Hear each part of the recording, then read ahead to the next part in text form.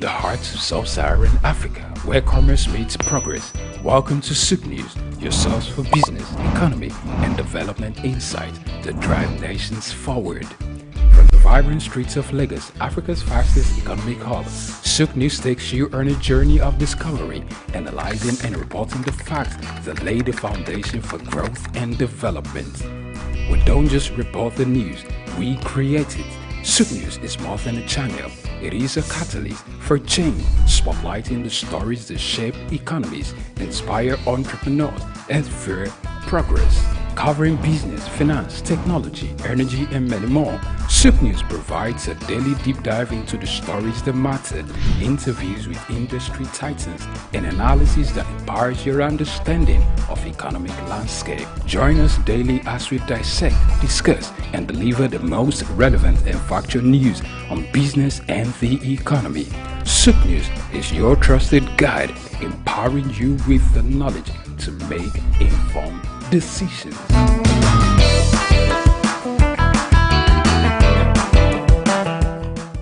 Stay ahead of the curve with the latest in news, development issues, global updates, market trends, and intriguing conversations from across the world. At SOUQ News Television, we'll bring you stories that matter right to your screen. Breaking news, be the first to know with our real-time update on local and update events. In-depth analysis, get the full picture with expert insights and comprehensive coverage. Exclusive interviews, hear directly from the people making the headlines. Tune in daily for blended news and stories that keep you connected to the pulse of the globe. Click, like, and follow us on all our social media platforms at SOUQ News TV for updates, live streams, and more. Hello Nigeria, hello Africa. Yeah, this is Sound Man. Keep watching SOUQ News. My name is Babalola from Excel LED. Keep watching SOUQ News. My name is Shepherd Michael Adewale Onofuye. I enjoy you all to always watch SOUQ News TV. Hi, I'm Tom Bogaballs, and please keep watching SOUQ News. Wale Seriki, SLG Lagos Island East. SOUQ News, keep out watching them and keep a lookout for them. They're up and coming, and we're proudly to be affiliated with them. You alone where they make me go crazy. This your love in the cool of my brain. You're my medicine, I need you all day. Yo, it's Blackface Nigeria and you're watching SOUQ News TV. Keep it locked on this dial, don't change it. You know what I say? Blackface Nigeria, love no bad.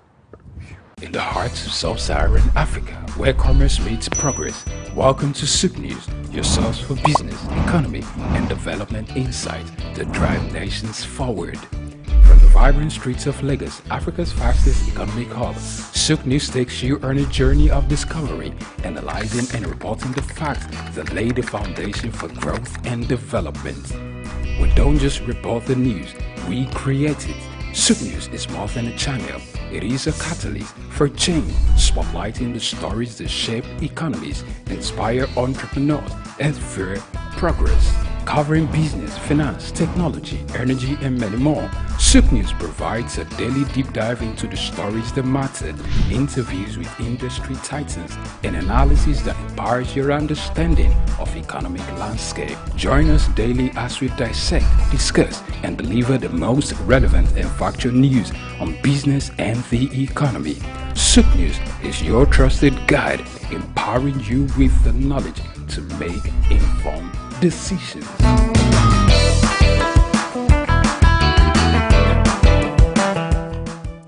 Many Nigerians are displaying talents in different corners that rub off on Nigerian positively. As we mark Nigeria's 64th.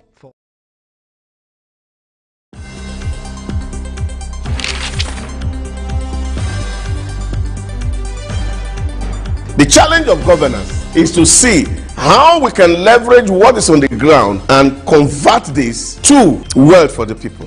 Russia, China are gaining entry into Africa, and it would appear that some Western countries are losing out. You're working as an expatriate worker, then you're paid in your currency. But then if you must spend those money, you need to convert those money to the local currency to spend. When we address this exchange rate volatility, we will see definitely cost of goods and services will come down. From a security point of view, we should employ the technology to ensure that we can track individuals and goods within the continent.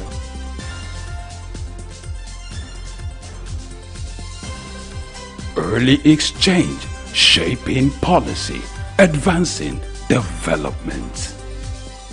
Again, the winner going home with 6.5 million naira. Capacity training abroad and solid infrastructure worth 20 million naira is congratulations at your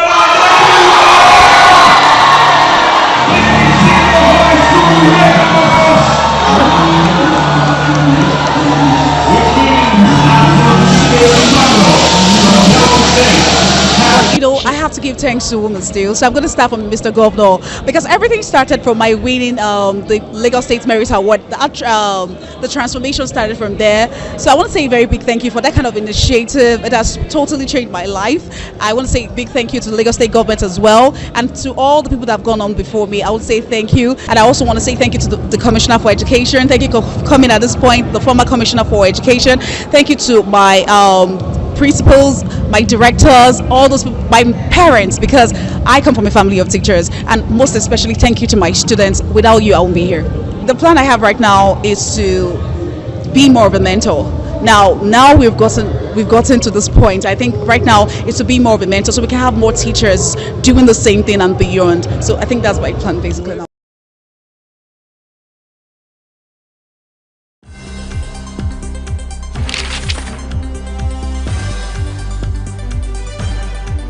The challenge of governance is to see how we can leverage what is on the ground and convert this to wealth for the people.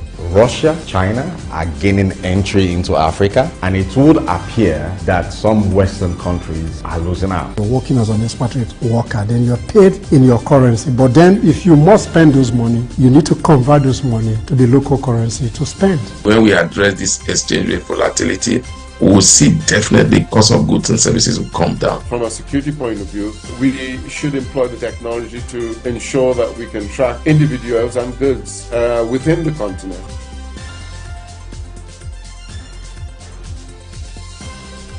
Early exchange, shaping policy, advancing development.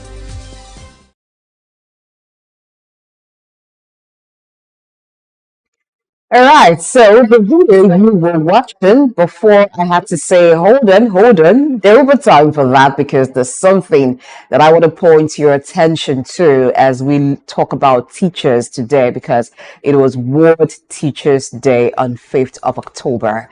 And so that video was the award ceremony where the teacher for the academic session 2023-2024 was awarded. You see how elated she was. First, she was so emotional. I think that's how teachers get when they see that eventually the effort that they put into shaping lives appreciated. First, I need to introduce to you my twin on the show, the one with whom we shape policies and advance developments together. Femi Ayodele is in the studio. If you ever thought that I was running solo on the show, well, I played a trick on you. Now, yeah, you get to meet Femi this morning. Good morning, Femi. Good morning. How are you today? I am great. How are you? Obvious you can never walk alone. No. And I'm wearing a color similar to that. Okay, yes. Femi, only you know what you're saying. I do not want to interpret what you mean by that. It's Monday. The fans of the people you're referring to. If you're going to wait for you outside the gate. That's another debate. Let's talk about teachers now. Yeah, it went well, quite productive. It's busy as well. Our job is 24 hours, and we just have to work offline, and that's what it has been. Yesterday was World Teachers Day, and we're extending that Saturday, actually, 5th of October. We're extending that conversation today to find a way to look at the roles of teachers when it comes to nation building. There's always this generosity that teachers have their reward or rewards in heaven.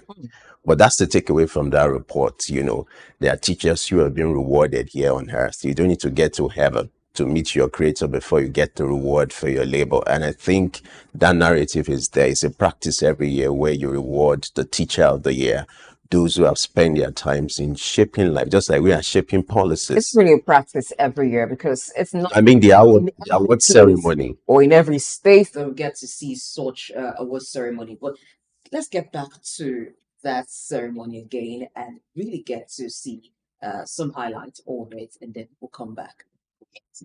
Today. Once again, the winner going home with 6.5 million naira, capacity training abroad and solid infrastructure worth 20 million naira is, congratulations,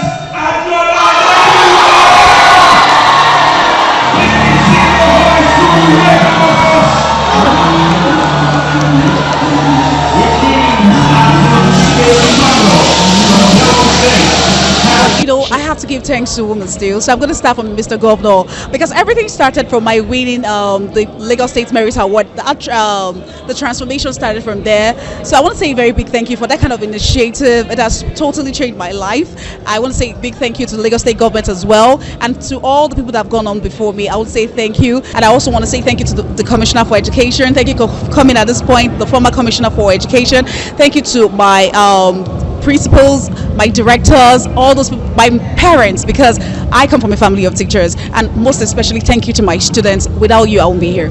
The plan I have right now is to be more of a mentor. Now we've gotten to this point. I think right now it's to be more of a mentor, so we can have more teachers doing the same thing and beyond. So I think that's my plan basically now.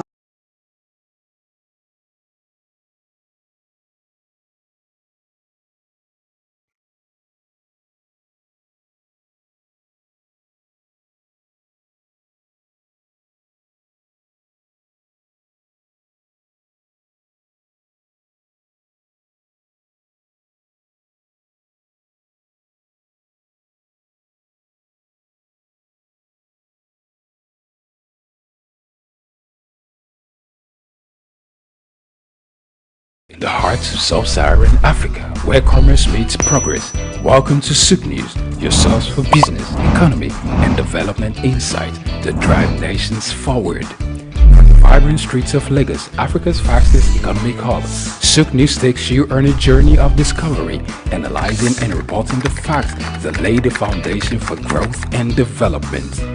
We don't just report the news, we create it. SOUQ News is more than a channel. It is a catalyst for change, spotlighting the stories that shape economies, inspire entrepreneurs, and fuel progress. Covering business, finance, technology, energy, and many more, SOUQ News provides a daily deep dive into the stories that matter, interviews with industry titans, and analysis that empowers your understanding of economic landscape. Join us daily as we dissect, discuss, and deliver the most relevant and factual news on business and the economy. SOUQ News is your trusted guide, empowering you with the knowledge to make informed decisions.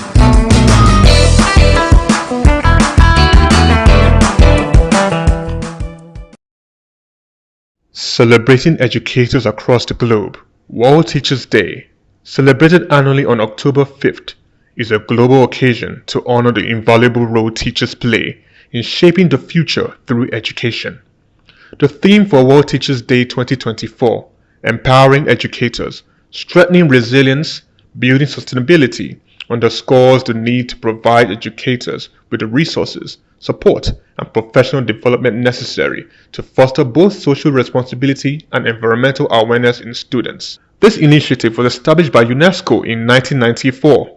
This day commemorates the signing of the 1966 International Labour Organization (ILO) and the United Nations Educational, Scientific and Cultural Organization (UNESCO) recommendation concerning the status of teachers, which sets international standards for teachers' rights, responsibilities, and working conditions, emphasizing the critical importance of educators in society. World Teachers Day recognizes the dedication and commitment of educators across the globe. Makes you feel special in some kind of way, that all your hard work is being appreciated. Yeah, I feel great I feel happy. At least the teachers can at least one day in a year rest and have sweet memories of how they have nurtured their children, see their children grow over the years. Teachers are not just knowledge transmitters. They mold the next generation of thinkers, leaders, and innovators. This day serves as a reminder of the challenges teachers face and the need for increased support in their profession. It speaks for itself. You don't have to be a teacher to know that teachers are not appreciated. I mean, if you ask most of the students behind me now, if they want to become a teacher, most definitely, all of them will tell you no. I mean, it just shows that teachers are not appreciated, not just in Nigeria, all over the world. That we are one of the most underpaid workers in the world. All the world, teachers are not always being celebrated properly, because looking at the Nigeria context, African context, and also the world context too, teachers normally complain that they are not always being respected properly or taken care of. Like I always say, and the government needs to get more textbooks. We have textbooks, but you know, it's a textbook we wear and tears. So we need replacement for the ones that are not available again, and we need more classrooms because we have the population is there. So they should bring more classrooms, more schools, and probably if there will be more like homegrown food, because we understand that due to our vicinity or our surrounding, some people, the parent couldn't offer them food, enough food. So, you know, without eating, these children, they can't concentrate on education, on learning. So government can assist. I know that the previous government did something like that, and we pray to the present government too, they should continue with that. They should provide full homegrown food for these children. It also highlights the essential role educators play in nurturing creativity, critical thinking, and the love for lifelong learning. The school and educators across the world celebrate this day with enthusiasm. Students and staff come together to acknowledge and appreciate their teachers' tireless work and commitment. Of course they should. They impact knowledge on we students, like the coming generation. Of course they should be celebrated because of all their hard work impacting knowledge on us. Enough for their knowledge or them impacting knowledge on us. We wanted to become doctors, farmers, engineers, pilots. It can never be. Because we need the knowledge from the teachers on us, so also can be able to become what we want to be, become. Because they help us to be a good person in the society. They help us to build our generation, and they help us to build our future. Like the president now, but it's not because of the help of teachers. That's why he become the president. That's why it's good to. That's why the teacher is said it's good to be celebrated. Without teachers, we cannot learn or read or write. They make us studies, and they have to be celebrated. Teachers help us grow into better people. They make our life better. They impact knowledge into our heads. Schools hold various events such as heartfelt speeches, students' performances, and personalized gifts to demonstrate their gratitude to their teachers. These celebrations highlight the impact teachers have on shaping young minds and fostering a culture of respect and admiration for the teaching profession. World Teachers Day 2024 is a significant occasion that not only celebrates the vital role of teachers, but also raises awareness of the challenges they face. With this year's theme focusing on resilience and sustainability, it is clear that empowering educators is crucial for building a better future, whether through local celebrations, global events, or individual acts of appreciation. World Teachers Day encourages us all to recognize and support the invaluable contributions of educators worldwide. Happy Teachers Day! We love you, our teachers!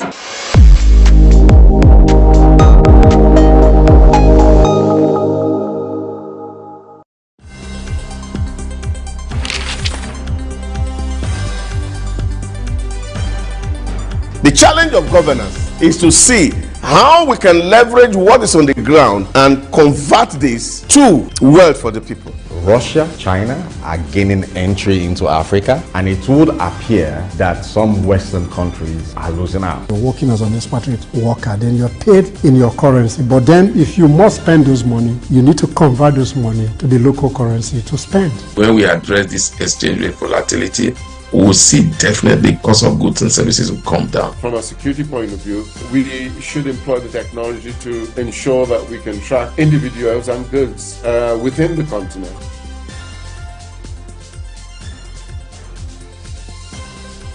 Early exchange, shaping policy, advancing development.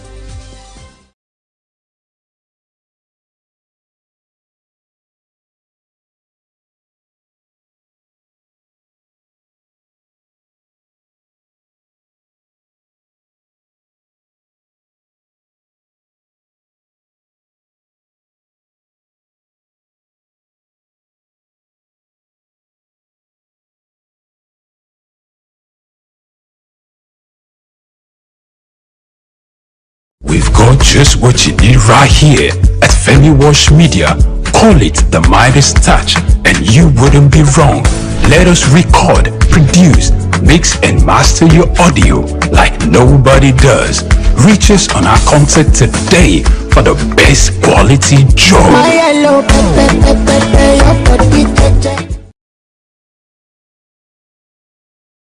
In the heart of sub-Saharan Africa, where commerce meets progress, welcome to SOUQ News, your source for business, economy, and development insight to drive nations forward. From the vibrant streets of Lagos, Africa's fastest economic hub, SOUQ News takes you on a journey of discovery, analyzing and reporting the facts that lay the foundation for growth and development. We don't just report the news, we create it. SOUQ News is more than a channel. It is a catalyst for change, spotlighting the stories that shape economies, inspire entrepreneurs, and fuel progress. Covering business, finance, technology, energy, and many more, SOUQ News provides a daily deep dive into the stories that matter, interviews with industry titans, and analysis that empowers your understanding of economic landscape. Join us daily as we dissect, discuss, and deliver the most relevant and factual news on business and the economy. SOUQ News is your trusted guide, empowering you with the knowledge to make informed decisions.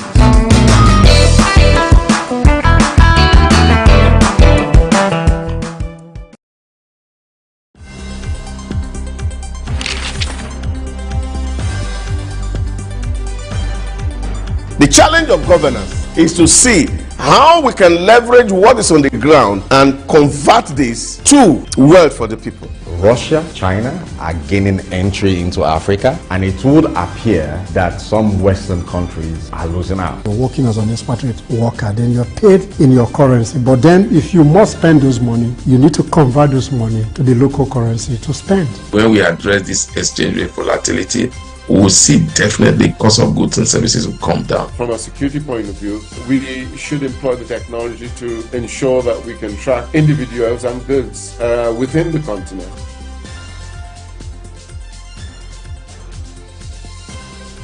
Early exchange, shaping policy, advancing development.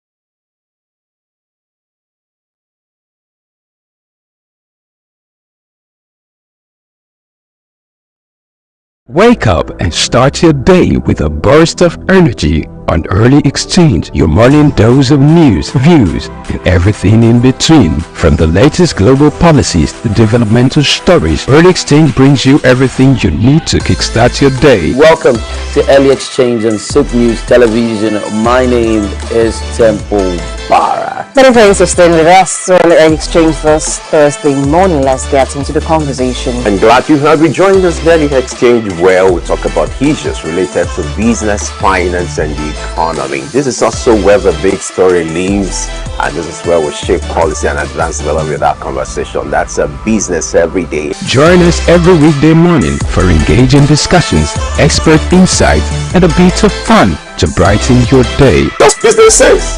That if I'm investing in your infrastructure and I'm helping you to invest in it, so I will get what is due to me, and the little I make from the station, if I fix it, I can charge you cost of fund. To a very large extent, the global not are the major polluters because they are the industrialized world.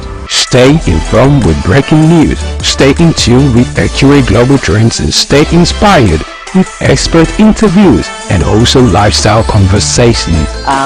A lot of people say they want to go to Haiti, want to go to Hawaii, we just want to get away. But what happened to the things that we have here? From the world map to the couch, Early Exchange covers it all. Get real-time news updates, insightful conversations, and the latest global issues, all while enjoying your morning coffee. Join us on Early Exchange every weekday morning from 8 a.m. to 10 a.m. Every morning is a new opportunity to connect, learn, and share. Don't miss Early Exchange here on SOUQ News Television. Tune in and make your mornings better, brighter, and more informed.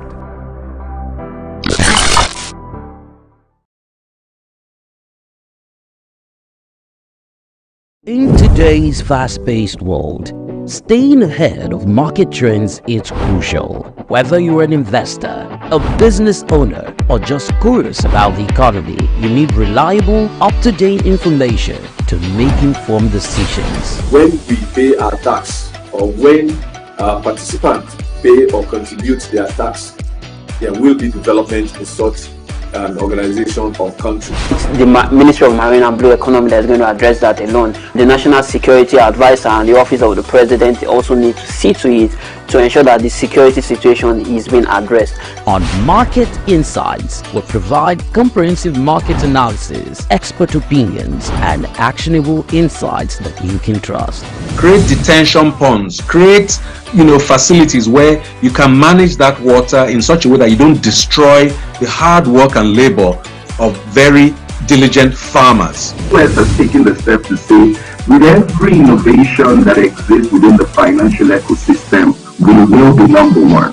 Security of all Nigerians, not only the farmers, are well ensured. The obvious reason why we are experiencing this scarcity is the fact that we are not able to produce tomatoes and other vegetable products throughout there. Our team of seasoned analysts and industry experts enrich the conversation, bringing you the latest updates and in-depth reports. With our real-time data, you'll never miss a bit. Urban farming is not a new thing in our society.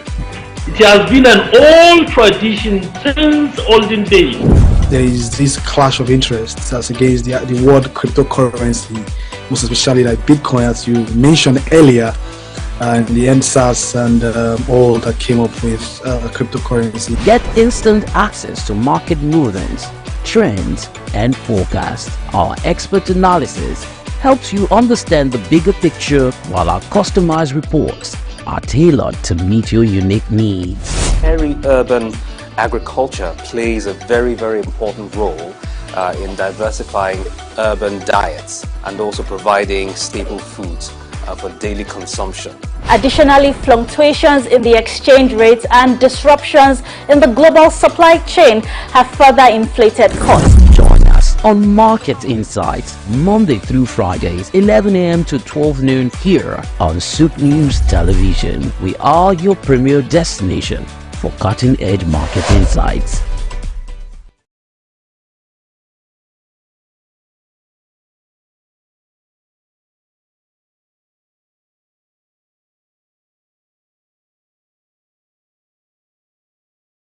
Tafawa Balewa Square, TBS.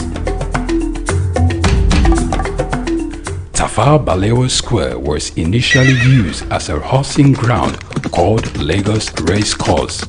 The edifice was constructed by General Yakubu Gowon in 1972 and named after Nigeria's first Prime Minister, Sir Tafawa Balewa. Tafawa Balewa Square is located at 45/57 Mase Bangboshe Street on Lagos Island, Lagos, and referred to as TBS. TBS is a 50,000-seater capacity venue and houses the Remembrance Arcade, the 26-story Independence House, which at a time was the country's tallest building. When Lagos served as the country's seat of government, the National Assembly Complex was within the TBS. Also in the square are the National Broadcasting Commission Office, the Nigerian Hydrological Services Agency Office, shopping centers, travel agencies, restaurants, car parking lots, and a bus terminal. Tafawa Balewa Square is adorned with beautiful statues of white horses and red eagles, symbols of strength and dignity. Our historic neighbors include the King's College and the Holy Cross Cathedral. Tafawa Balewa Square hosted some of the country's memorable events, such as the Independence Day in 1960, when Nigeria gained independence from Britain, the Armed Forces Remembrance Day, which is celebrated annually on January 15. The edifice is a national cultural asset. Tafawa Balewa Square, SOUQ Enlightenment. The Three Wise Men. Iconic sculptures and statues adorn major metropolitan cities of the world. In Lagos, Nigeria, the statue of three men designed to depict the state's cultural heritage and to usher in visitors and tourists into the ever-accommodating center of excellence is no doubt an astounding work of art. Originally built under the administration of Colonel Raji Rasaki, designed by Bodun Shodende in 1991 and standing over 12 feet high, referred to as Agba Meta or Aro Meta, the three sculptured chiefs were placed along the Lagos-Ibadan toll gate to welcome people coming into Lagos State. The statue called the Three Wise Men by many has become a major signature for the state. Three white-capped chiefs clad in white wrappers, knotted across their shoulders and with clenched right fists are shown in the artwork. The images fascinate and create impressions in the minds of visitors coming into the state, captivating the attention of visitors who look with keen interest, pondering on the messages which the posture of the engraved images signifies. The Three Wise Men has been relocated thrice from its original position at Ojodu Berger end of Lagos-Ibadan Expressway to Magodo area before its final relocation to its present site at Olowopopo Drive.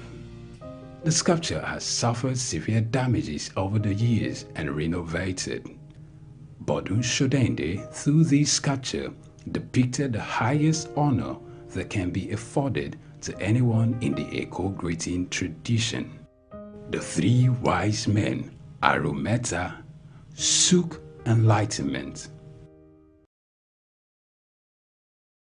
Wake up and start your day with a burst of energy on Early Exchange, your morning dose of news, views, and everything in between. From the latest global policies to developmental stories, Early Exchange brings you everything you need to kickstart your day. Welcome to Early Exchange on SOUQ News Television. My name is Temple Bara. Many thanks for staying with us on Early Exchange this Thursday morning. Let's get into the conversation. I'm glad you have rejoined us. Early Exchange, where we talk about issues related to business, finance, and the economy. This is also where the big story lives, and this is where we shape policy and advance development with our conversation. That's a business every day. Join us every weekday morning for engaging discussions, expert insight, and a bit of fun to brighten your day. That's business sense.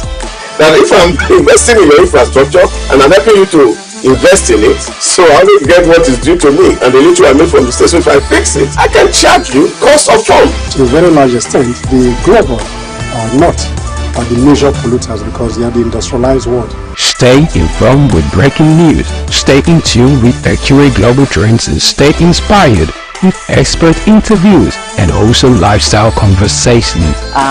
A lot of people will say they want to go to Haiti, want to go to Hawaii, we just want to get away. But what happened to the things that we have here? From the world map to the couch, Early Exchange covers it all. Get real-time news updates, insightful conversations, and the latest global issues, all while enjoying your morning coffee. Join us on Early Exchange every weekday morning from 8 a.m. to 10 a.m. Every morning is a new opportunity to connect, learn, and share. Don't miss Early Exchange here on SOUQ News Television. Tune in and make your mornings better, brighter, and more informed.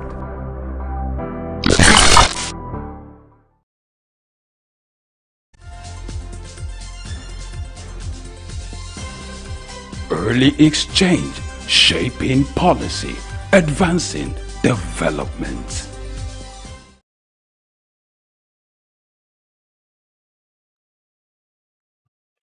Apologies for the interruption in the course of the conversation, but we'll get straight in now to the talk on World Teachers Day, and the theme for the year 2024 is valuing teacher voices, because it has become important to listen to the cries of teachers on their plight, and also to improve the welfare of teachers so they can effectively deliver on their duty. We're joined this morning by two wonderful educationists, and we have Olusukomi Okbeifa, who is a teacher, and we also have Dr. Peter Oguduru, who is an education researcher, leader of the international award-winning Nigerian teachers community. These two educationists are joining us virtually this morning as we talk about World Teachers Day 2024. Good morning. Yeah, good morning, Blessing. It's my pleasure to join you on the show. Okay, it's nice to have this wonderful gentleman with us as we look at education this morning. So Saturday was World Teachers Day, and the theme is valuing teacher voices. Taking an assessment of the working condition of teachers in Nigeria, the contributions of teachers to improving lives. What would you say has been it for teachers? Are we still in the era of the teacher's reward is in heaven? I'm going to start from Olusukomi, who is a teacher, to get his view on this. All right, thank you very much. Yes, I am Olusukomi, and it's my pleasure to be here again. And happy Teachers Day to me and my colleagues out there. Yes, starting with the question.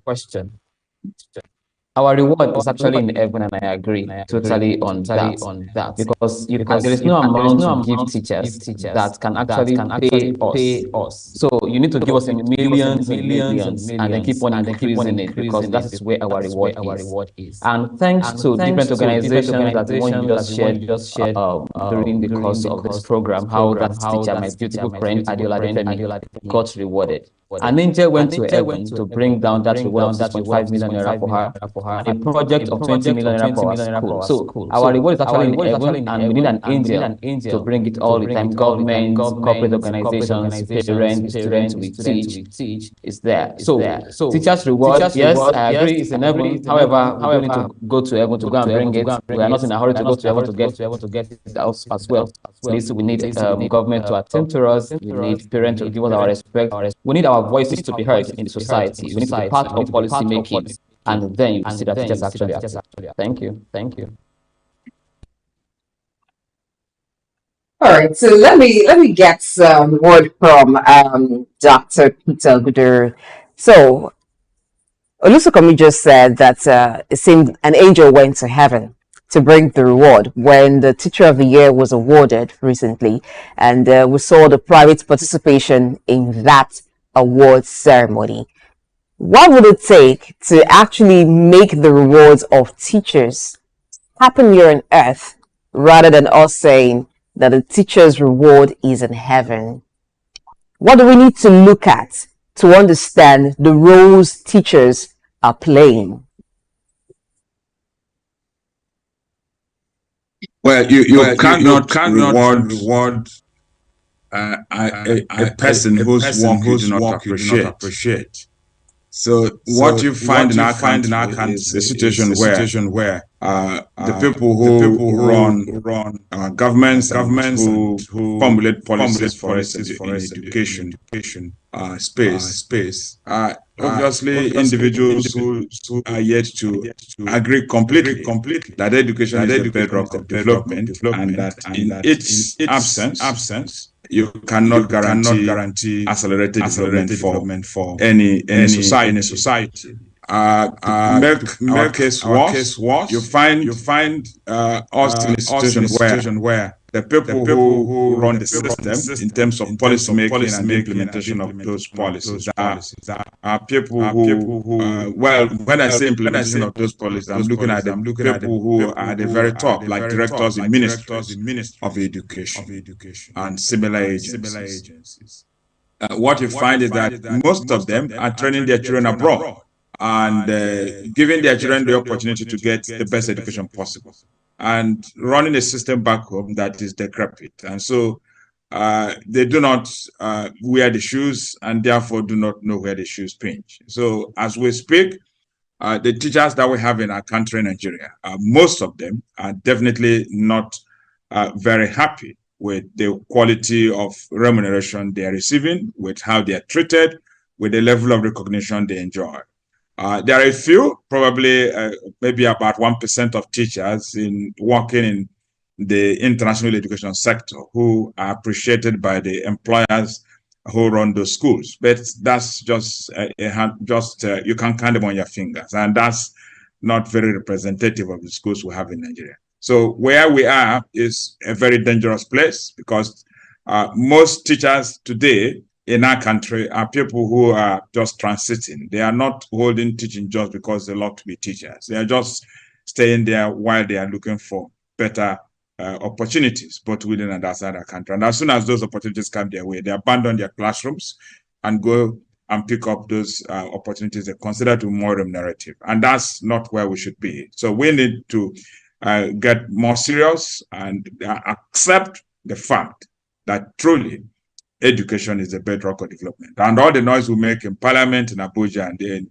other corridors of power, those are not the things that will move Nigeria forward. The way to move forward is to recognize that education is indispensable for opening the minds of people, especially young people, to recognize their roles in society and find the energies, the skills, the knowledge, their values to be able to contribute effectively to the development of their societies and to guarantee, harmony within society. For now, that is not where we are as a people.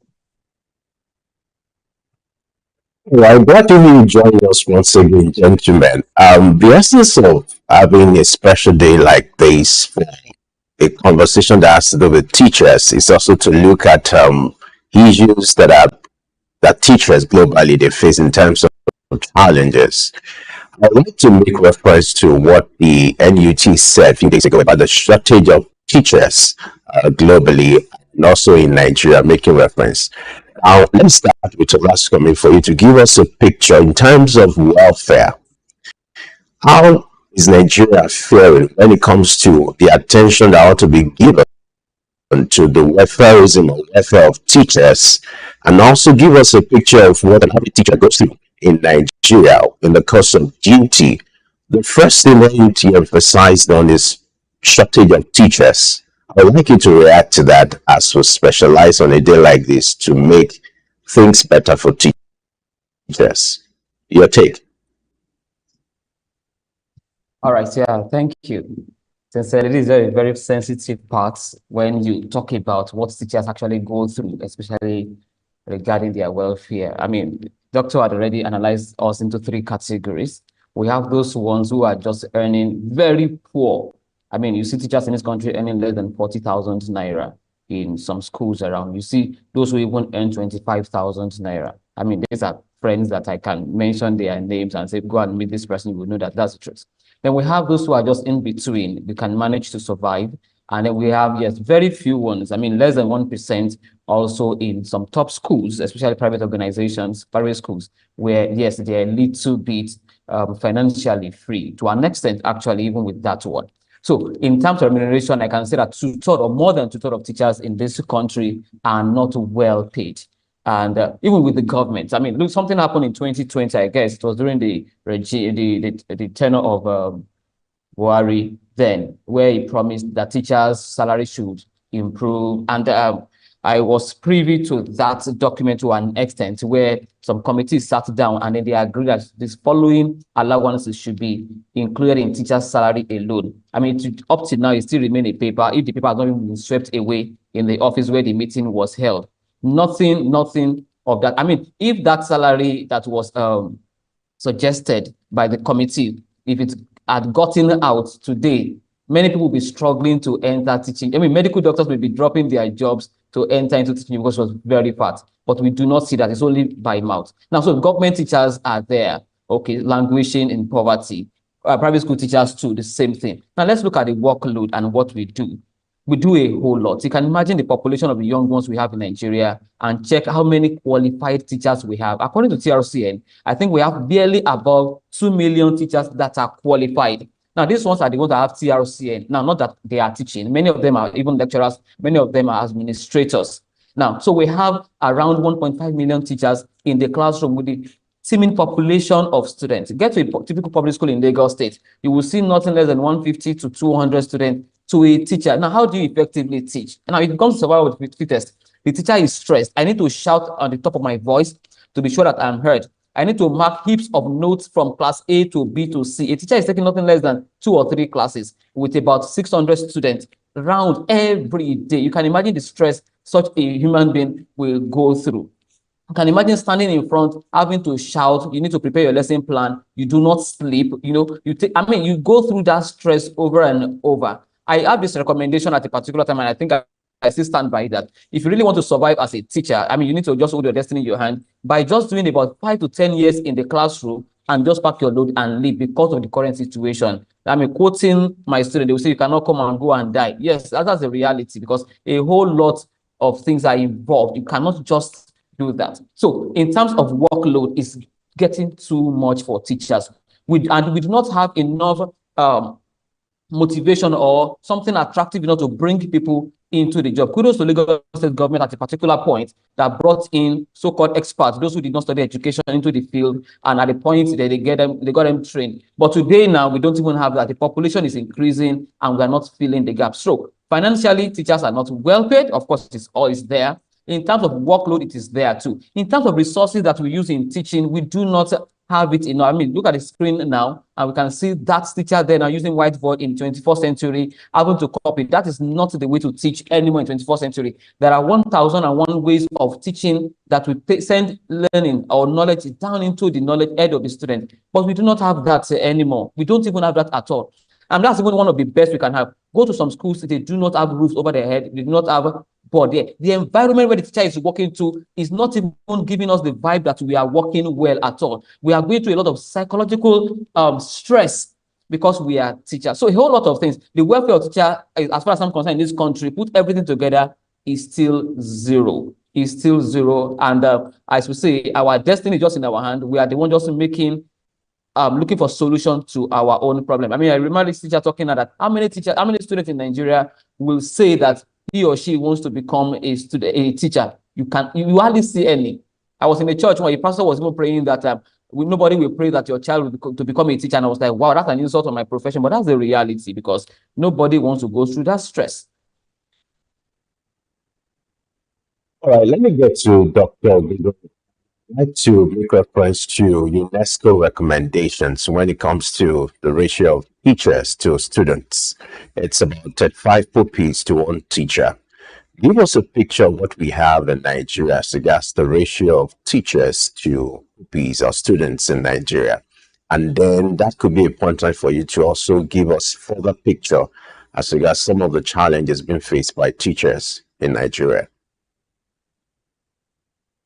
Well, if you paid attention to what SOUQ was telling you, you would have picked the information to the fact that especially in the public school system. Our classrooms are overcrowded, and this is across all levels, up to university level.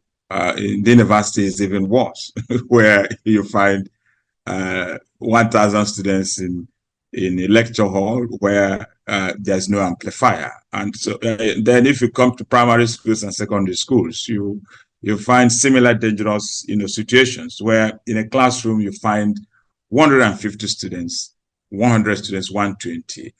But we have a very privileged class of children who are also in the school system. And that area we classify as international schools, where what we know to be the appropriate environment for young people to learn is in existence. So you find at primary school level, 12 children, at secondary school level, 25 children.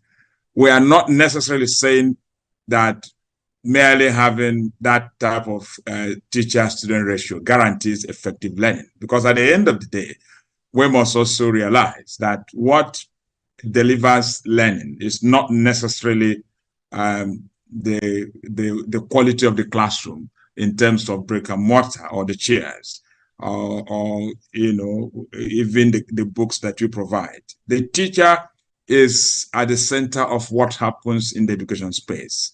So if you don't have qualified teachers, you are not going to get excellent results. But those teachers must be working in environments where it is possible for them to make effective contributions. So it's difficult for a teacher who is attending to 100 students to be able to help every one of them effectively on a daily basis, because how much time does the teacher have in a typical day, on a typical day? So he reports for work at 8 and he closes at 2 normally. And so you have about 6 hours for the teacher to do his work. And his 6 hours are available to 150 students. Divide 6 hours by 150, and you see that in terms of personalized attention, which is required in most of the subjects, especially in STEM subjects like physics, chemistry, and biology, the teacher is not able to do as much as he knows he should do, because the teacher-student ratio is very unrealistic. So that problem has remained, and it's going to get worse because we are not building more schools in line with our population growth rate. Nigeria is a country where about 6 million children arrive this country every year. And that's more than the population of the country called Norway, is more than the population of the country called Finland, is more than the population of the country called Iceland. It's so many countries in the world do not have populations that are up to the number of children we bring into our country via live births. So we are sitting in a very dangerous place. Our classrooms are overcrowded, and we haven't provided the technology required to actually make it very easy for the teacher to probably manage to cope in spite of that. Because yes, if that's the only way we can move forward, then you can use technology to mediate and get something that comes close to learning. But unfortunately for us, most of the public schools do not use amplifiers. So the teacher is shouting, and that makes the job very tiring. So the average teacher, I lead a teachers community of over 400,000 teachers, and you know that. That's the largest teachers community in the world. And our teachers every day are complaining that the job they do is very tiring, and many of them are looking for the slightest excuse to exit the classroom, because apart from the fact that they are not well paid, they are also being asked to do much more than they have the capacity to do. And I think that our governments across the country at all levels are not being realistic.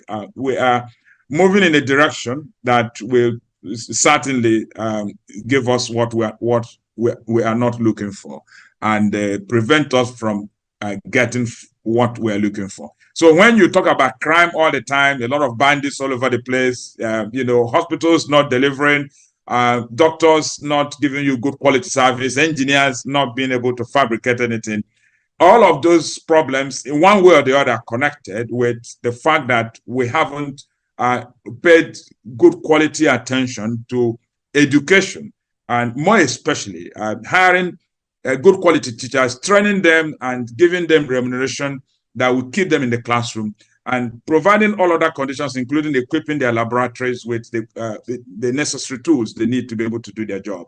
So everywhere the teacher turns, he is disrespected. Society doesn't respect him. As SOUQ mentioned, even in churches, pastors pray to their for their members to for them not to end up as teachers. And the best girls in town do not want to marry, do not want to have teachers as boyfriends, and would not want to marry them, certainly.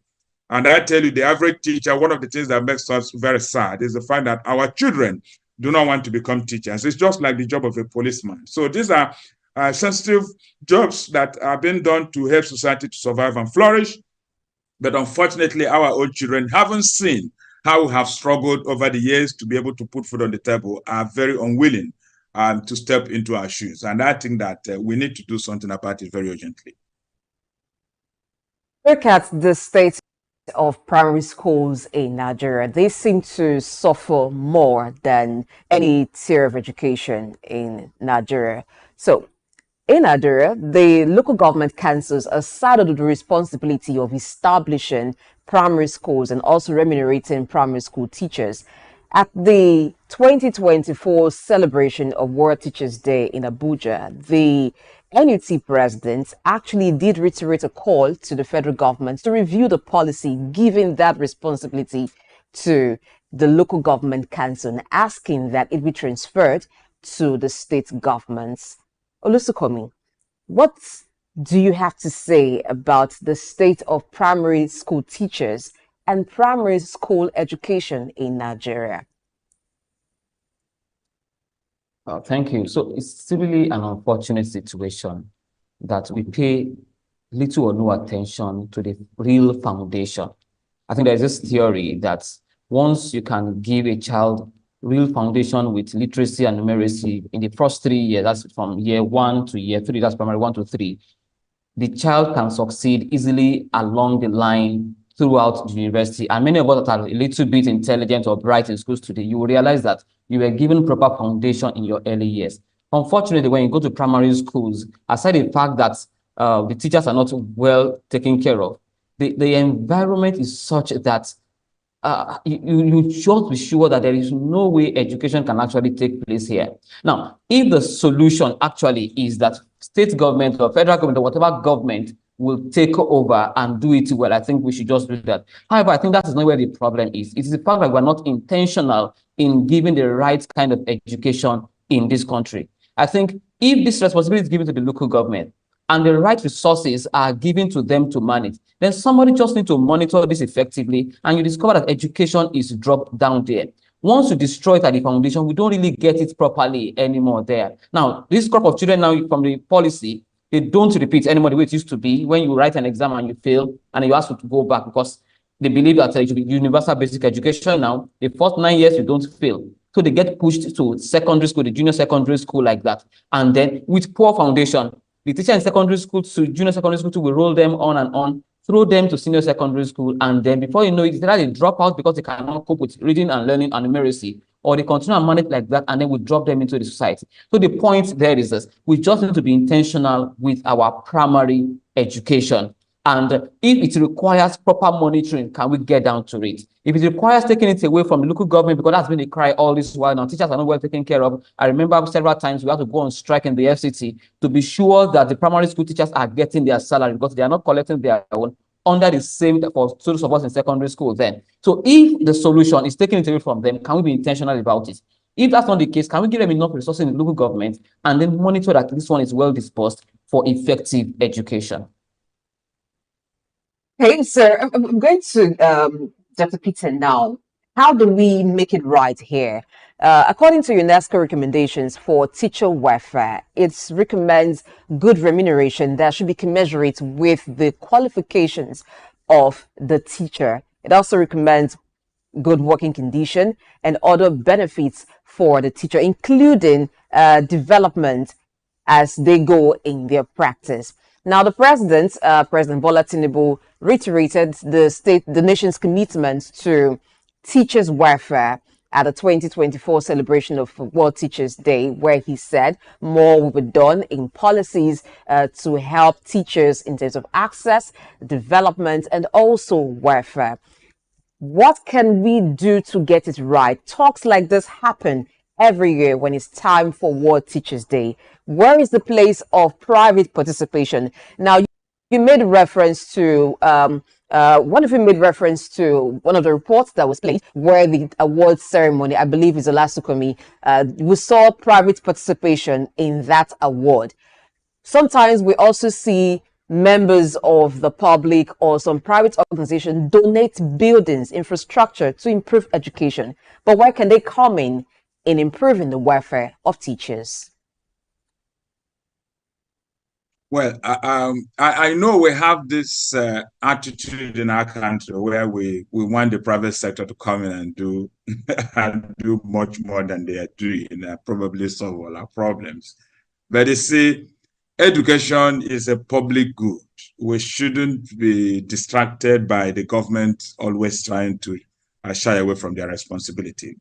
Countries around the world that have moved forward and have created fair, equitable, and just systems are generally societies, countries, nations that have left the funding of education, the supervision of education, the welfare of teachers in the hands of government. I do research in education globally. The next time I'm traveling, maybe I should take some of you along, and we go to Finland. I was in Finland, long ago on a sponsored research project by an American, organization. And what you find in Finland is that government is 100% responsible for education, because when they got to the early 1970s, they discovered that the way to guarantee sustainable development, which is more or less the theme of this year's, World Teachers Day, is to ensure that every citizen has access to good quality education, and that education should be available to everyone, no matter who your parents are. And in that society, what you find is that if you are the child of a minister of that country, and your father has probably a gardener, the child of that gardener studies in the same classroom with you, because their society has been configured in such a way that you don't travel to go to school. You study in the classroom nearest, in the school nearest to where you live.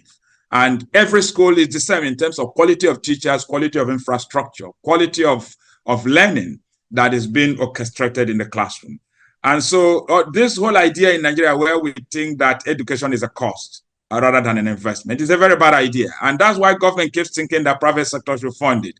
Private sector people are profit-oriented people. Even when they give you money, by way of sponsoring anything in education, they still strategize to ensure that they extract something out of it. Sometimes they want to use those platforms to sell the products that they manufacture. That's not what you want. The government should take responsibility for the provision of good quality education, because when you make it happen, you are not doing anyone other than yourself a favor. When you have highly educated people in society, when you have learning taking place at the rate it should take place, you are helping the government, because governance is easier when the citizenry are well educated, are people who can think for themselves. But I think that the reason why these people don't seem to care is probably because they are so selfish that they don't want us to have education to become so evenly distributed, that everybody has good access to it. That way, they and their families will continue to run the affairs of Nigeria and then keep all the money that belongs to all of us in their private pockets, which is very unfortunate for us. So, my sister, what I'm telling you is that let's stop encouraging the government, to keep trying to get the private sector to take over their responsibility. It's not going to work, because education is not a service that gives you immediate profit. Private sector people have been set up to run businesses that bring profit. And every year they have to explain to their investors what they have used their money to do. And the best language that investors understand is the language of profit. Education doesn't deliver in that fashion.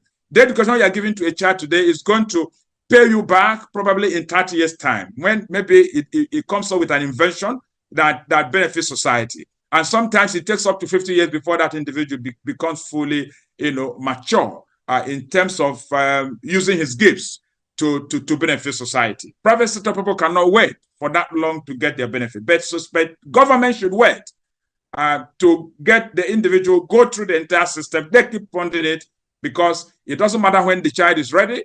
Whenever the child is ready, whatever he or she is able to contribute to society goes to the full advantage of every one of us. So that the model I would prefer is a model that makes Nigerian governments at all levels take their full responsibility for education, fund it, train teachers well, pay teachers well. Whatever the private sector does is just a jara, as we say it in Nigeria. It's just an addition. But private sector cannot take all responsibility of funding our education, and you sitting down there waiting for good quality education to be available to everyone. That is a very unrealistic expectation. Interesting. And now let me bring in SOUQ now. Let's talk about the recruitment process, because you can't talk about solution without revisiting the root of the problem. Now, you're aware that the crop of teachers you have now, there are people who didn't plan to be teachers. Maybe perhaps due to unemployment, they are taking up teaching profession, and it's turning that profession to like a second profession.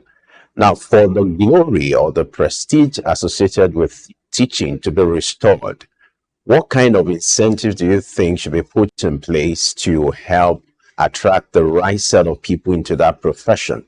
And then this trend of having people who have lost out in one profession coming to teaching profession to ward off the issue of unemployment. How do we checkmate that trend?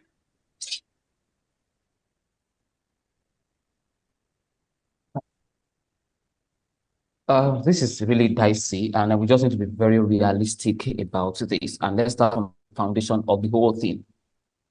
When you talk about recruitment actually starts from the process with which we get students into the faculty of education. These were people who wanted to study medicine, wanted to study engineering, law, and other courses. And because of their cutoff, they find themselves in education. Now, out of about, let's say, 1,000 students in the faculty of education, I can tell you that only 2% want to become teachers. Now, by the virtue of the fact that no job out there, some of these people find themselves in there. Then that's one category. Another category of people are those who actually study whatever they studied in school, and then they try to look for jobs everywhere, especially courses that will tell you that you can work anywhere. And the next thing is that, okay, I can be a teacher. That's it. Now, here is again in teaching, education, we have these gaps. We don't have enough teachers around, and that's the truth. And then we have people who are willing, either by choice or by chance or by force, who want to come in. Now, can we go through the process a little bit and look for how to encourage them and use the model Lagos State used sometimes around 2011, 2012, even though I do not really like it in the fullness, where they encouraged so-called experts anyway. That means those who studied other things. I mean, either you study mass communication to come and teach English language, you study real biology, like I call it a biology science, okay, to come and teach biology in school and other things. Now, when they got them into the system, before they even entered, they got them into a crash program of like maybe 1 year where they got them trained. And when they came in, they were asked to also go through postgraduate diploma in education. And let me tell you, go and check Lagos State education today, teaching today. If you see teachers winning awards today, Adiola, for instance, you saw there, came into the same scheme. We have people like Soji Megbon, we have people like Odusonya and the rest of them. All these are fantastic young guys that are doing fantastically well in Lagos State now. They came through that scheme. Now, although that scheme also edged some of us who studied education out because we couldn't get the job, we were thrown away that, okay, we were not given enough training as teachers. Now, if you can bring all this together, do it properly. Those who want to come into teaching, give them the right training. Those who are already there, give them the right training. And do not stop with training alone. Can we please up the salary a little bit, that is better, to make it very attractive enough that people are actually the one dropping their salary, dropping their CV? And can we have a policy to also peg teacher salary in private schools, that no matter what you are doing, if you are going into teaching business or education business, school business, your salary to your teacher at this particular level must not go beyond this. I mean, let's set a particular standard There's no way you will be a medical doctor and then you don't see because Setting you're the a medical doctor, standard you are so going into that teachers can have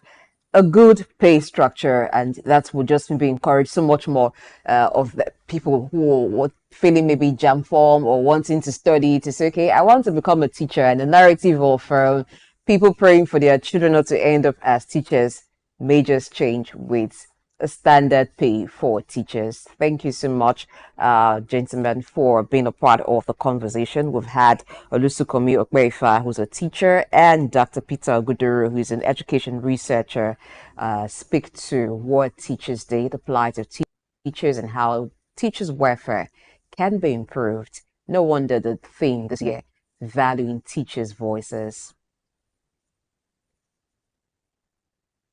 My pleasure of joining you this morning. To enjoy the rest of the day. Thank you. All right, we're due for a break right now. When we return, to be time for us to look at blockchain technology. What are the uses? Countries are now adopting blockchain technology for fiscal transparency. And one country in Africa that has done this is Guinea-Bissau. We'll talk more about that after the break.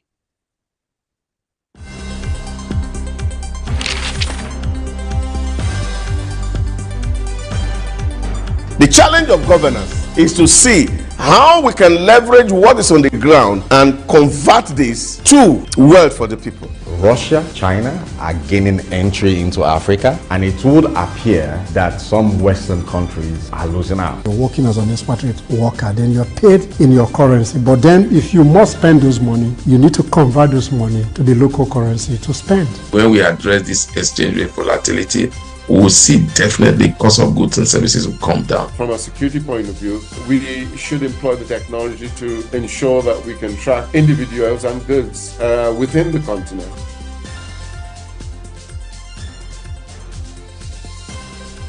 Early exchange, shaping policy, advancing development.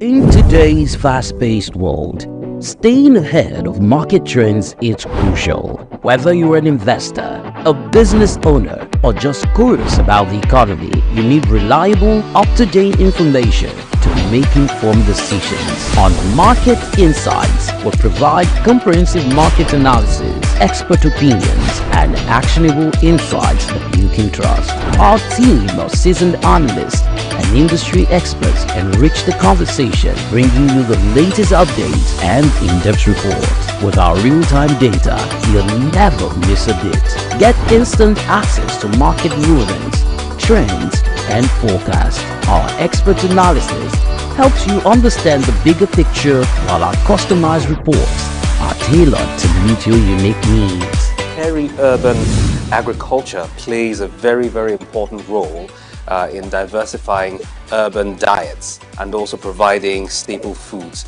for daily consumption. Additionally, fluctuations in the exchange rates and disruptions in the global supply chain have further inflated costs. Join us on Market Insights, Monday through Fridays, 11 a.m. to 12 noon here on SOUQ News Television. We are your premier destination for cutting-edge market insights.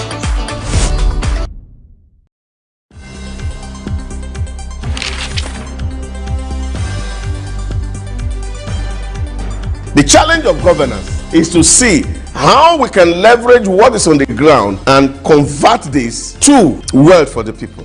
Russia, China are gaining entry into Africa, and it would appear that some Western countries are losing out. You're working as an expatriate worker, then you're paid in your currency. But then if you must spend those money, you need to convert those money to the local currency to spend. When we address this exchange rate volatility, we will see definitely cost of goods and services will come down. From a security point of view, we should employ the technology to ensure that we can track individuals and goods within the continent.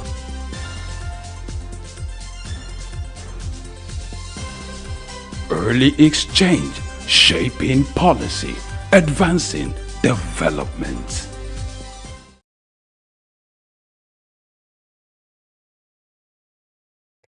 All right, now let's get into some technology matters that has to do with finance too. and that is the use of blockchain technology for fiscal functions or fiscal purposes. Now, I mentioned before we went in that break that some countries are beginning to use blockchain technology for fiscal transparency due to the nature of the technology itself. One country in Africa that has adopted that is Guinea-Bissau. Looking at blockchain technology, what it entails and what it can do in terms of financial management. We'll be having a blockchain expert speak to the issue this morning, and is joining us virtually. Andrew Obe is a blockchain expert. Andrew, good morning. Yeah, good morning. It's good to be here this morning. How are you doing? Well, I hope you are too. Yes, I'm doing awesome. I'm doing great. All right.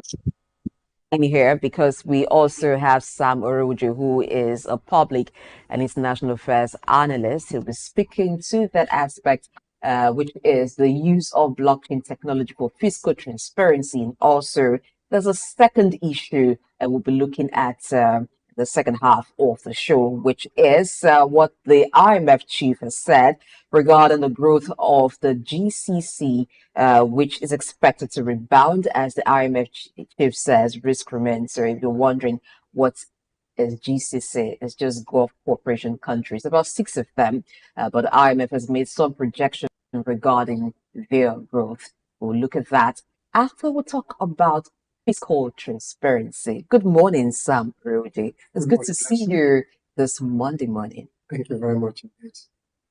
Good to be here. Oh, we're happy that you're here. All right, let's get to Andrew first. Blockchain technology. You know, when we hear that, sometimes it seems like something very complex. I believe it's complex, but I know you can just decipher the whole thing and make it as simple as possible. Exactly what is blockchain technology and what are the uses of blockchain? Okay, in layman terms, first of all, thank you also for having me here. Now, in layman terms, blockchain is simply a decentralized ledger, a decentralized way of storing data. You know, the traditional means of storing data is having the records of your data stored in a central server and probably backed up somewhere. Now, but blockchain decentralizes this record such that records can be stored across thousands and even millions of computers that are connected over a network. So blockchain is simply a record system that is decentralized. So I believe, for example, you guys have a database and probably centralized. Now, but with blockchain, you can decentralize such records. So any place where records have been stored, any form of record can be stored on the blockchain, records of supply chain, financial records, medical records, what have you. Any form of record can be stored on the blockchain. So the blockchain is simply a record system that is fully decentralized. And by being decentralized, it makes it transparent and immutable. All right, Andrew, glad to have you join us once again for this conversation. You are the tech expert here, so it's good you've provided that introduction and background to the conversation. But Guinea-Bissau is making history as one of the first West African countries to introduce these tailored towards maintaining fiscal transparency. I'd like you to shed light on why do you think this is not largely embraced the way it ought to, if we're recording a few African countries embracing this technology? And how can these be tailored towards achieving transparency in civil service, in issues related to wages, which is what this country has done in recent times? How can that be something that can be largely embraced as far as African nations are concerned? Okay, thank you for that question. First of all, we need to understand that this is an emerging technology, so adoption will grow over time. So it's not going to be rocket science because it's an emerging technology, but it's actually a commendable thing that Guinea-Bissau have done, right? Setting the pace for other African countries to follow. Now, blockchain, because of its unique way of storing data guarantees transparency and immutability, such that data that are stored on the blockchain cannot be tampered with. Now, we are going to see, because of the demand on governance for transparency and a more transparent government that people demand, we're going to see governments of several other nations begin to look in this direction. And that is what we have consistently encouraged. But, you know, because blockchain takes away some level of central power, it's not going to come very easy. It's not going to come very cheap. It's going to come as a result of a lot of public education on what this technology, the potential of this technology, because some people still associate blockchain with scam and blockchain with only cryptocurrencies. But blockchain is beyond that. Blockchain has application in various industries. Blockchain can be applied in supply chain. In fact, one of the very important areas that blockchain can be applied is in election records, right?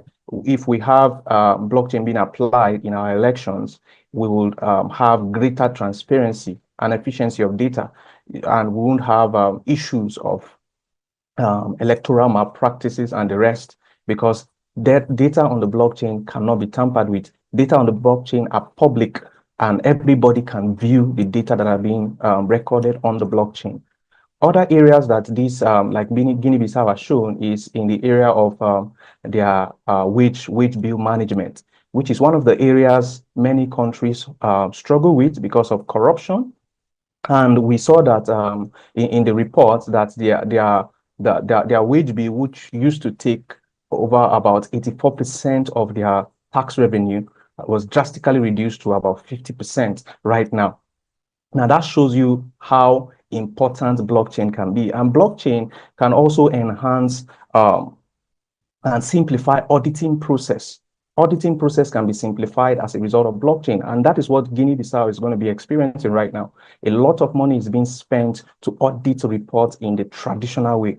But with blockchain, all these costs can be cut down. And imagine the over 34% that have been saved as a result of this application in Guinea-Bissau can now be plunged into other areas of their economy, in developing their education, their healthcare, and all other sectors that need fund. And I think this is a commendable step that the Guinea-Bissau government, in conjunction with IMF, has taken. And we hope to see it more in other countries. Thank you very much. All right, Sam Marujo, let's look at Guinea-Bissau's move to ensure fiscal transparency. So before the adoption of blockchain technology in Guinea-Bissau, now it was revealed that as of 2020, when the project was first designed, 84% of the state's tax revenue went toward paying public employees in Guinea-Bissau. Now that has dropped to 50% because Guinea-Bissau aims to use blockchain to actually do a lot of things, not just for tracing what is being spent, even for ghost workers and so many other aspects of governance. What do you think about what Guinea-Bissau is doing vis-a-vis the complaint of African countries in terms of prudent financial management? I think with the introduction of blockchain technology in terms of public administration in Guinea-Bissau, which began 2020, and if you look at the benchmark results that were just released from the IMF, who is an enabler of that project, it shows that there's a high level of transparency in the deployment of that technology, particularly in terms of the payroll, which has been able to save about 34% of what was used in terms of managing payrolls and wages within the system.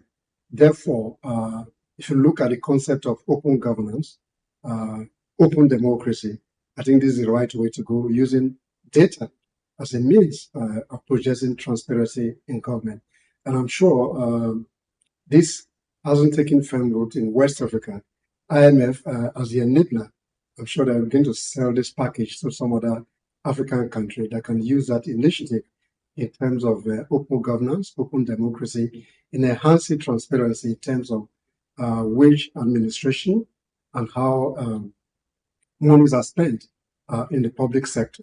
And I think it's welcoming, and I think it's a good initiative by the government of Guinea-Bissau in terms of fiscal responsibility, fiscal transparency, fiscal accountability, which on the long run will benefit the citizens, where money is saved from some other department where blockchain technology is used to see how you can control the management of wages, administration, and some other within the ecosystem of providing fiscal responsibility.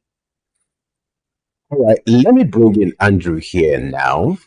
I'd like you to give us a proper understanding of what it involves when you need to put in place a system driven by blockchain technology, perhaps towards wages or whatever might be the motive, but give us a picture of how it works. And then, do you foresee any level of resistance if this is going to be adopted in other nations? In terms of infrastructure, what are some of the things that need to be put in place? How expensive or affordable it is when it comes to the adoption of a system driven by blockchain technology? Okay. One of the major resistance that nations will face, and I think even Guinea-Bissau has faced, is in the area of technical expertise, having people who can develop this technology, trustworthy people can develop this technology. Because if even though blockchain is secured, it's a secured way of storing data, if not done properly, right, we have seen that corruptions can also be done using blockchain technology. So, but one of the areas governments need to focus on is in the area of what? Technical expertise, getting the right people to get these things done. And I think the private sector is doing a whole lot. There are a lot of, speaking for example, like in Nigeria, and there are a whole lot of experts in Nigeria who understand this game and are able to use it to deploy it into several sectors of our economy. So one of the key areas is in the area of technical expertise. Another area would be in government acceptance. You know, there's always a resistance to change anytime something new is coming. And we're going to see a lot of government government officials resist these things. And that's because the older generation do not understand fully this technology. So because the older generation that are in government may not fully understand this technology, they may not accept or adopt it at first. Right, I was part of a team who wrote to the National Assembly, for example, in Nigeria, as to the application of blockchain in our election. But because of we don't have, we are not properly educated on what blockchain is, you see, there will be this resistance upon the first approach. So, but I believe that this is going to improve over time as blockchain education improves. Another thing would be in the education, blockchain education in mainstream. So we need to see blockchain education and blockchain awareness being carried out more so that people will be more aware of the importance and the value of blockchain technology. So I think these are just the key areas where we see some resistance right now. While you were speaking earlier, you mentioned that blockchain can be used negatively. What are the areas that blockchain can be used negatively? And do we need a sort of regulatory framework for blockchain to work in Nigeria? In Guinea-Bissau, we've seen the progress they've made with blockchain. In Nigeria, there's still a struggle transiting to e-governance. So what should be in place first before adopting blockchain for governance? Okay, you see, when it comes to, because blockchain records are immutable, so any record that you store on blockchain cannot be changed.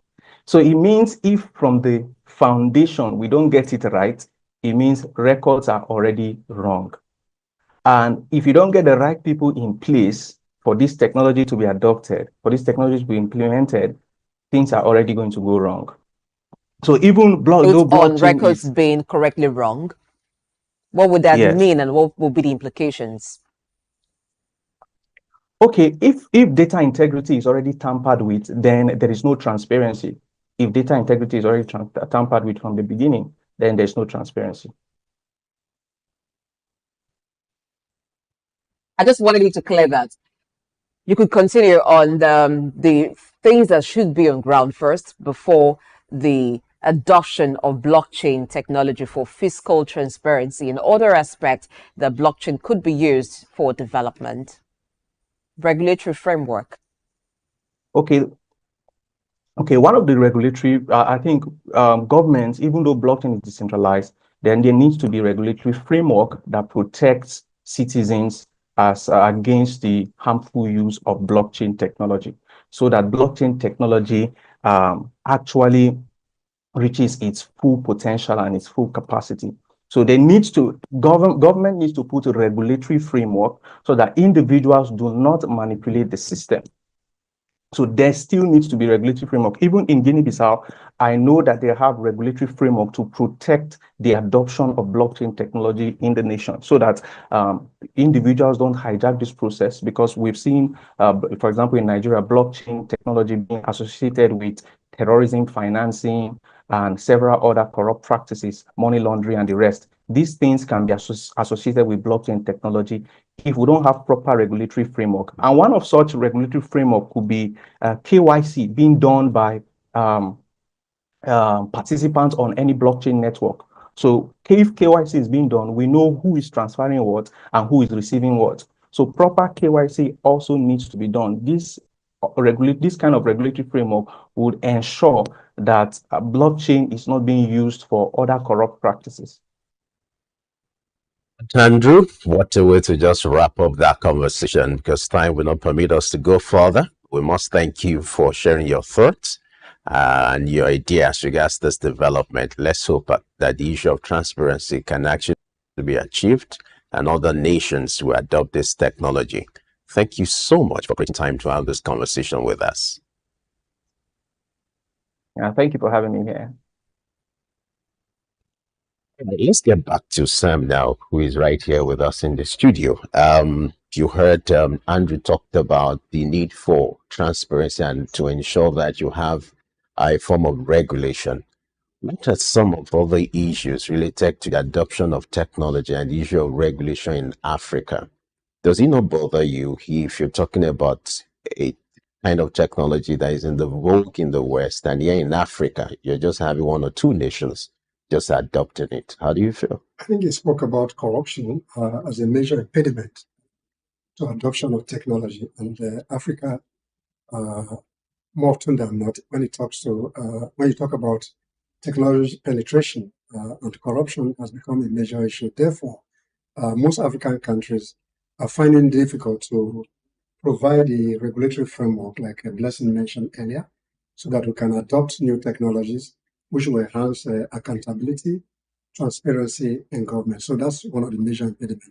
But the case of Guinea-Bissau, a small country on the west coast of Africa, taking that initiative, I'm sure within the ECOWAS sub-region, government and the IMF, they begin to encourage the adoption of this technology to enhance transparency, particularly in terms of wage-based payment. If you look at this from the perspective of Nigeria, with a large wage bill, particularly at the federal government level, if blockchain technology is deployed, the issues of illegal payouts to people due to corruption might be reduced drastically.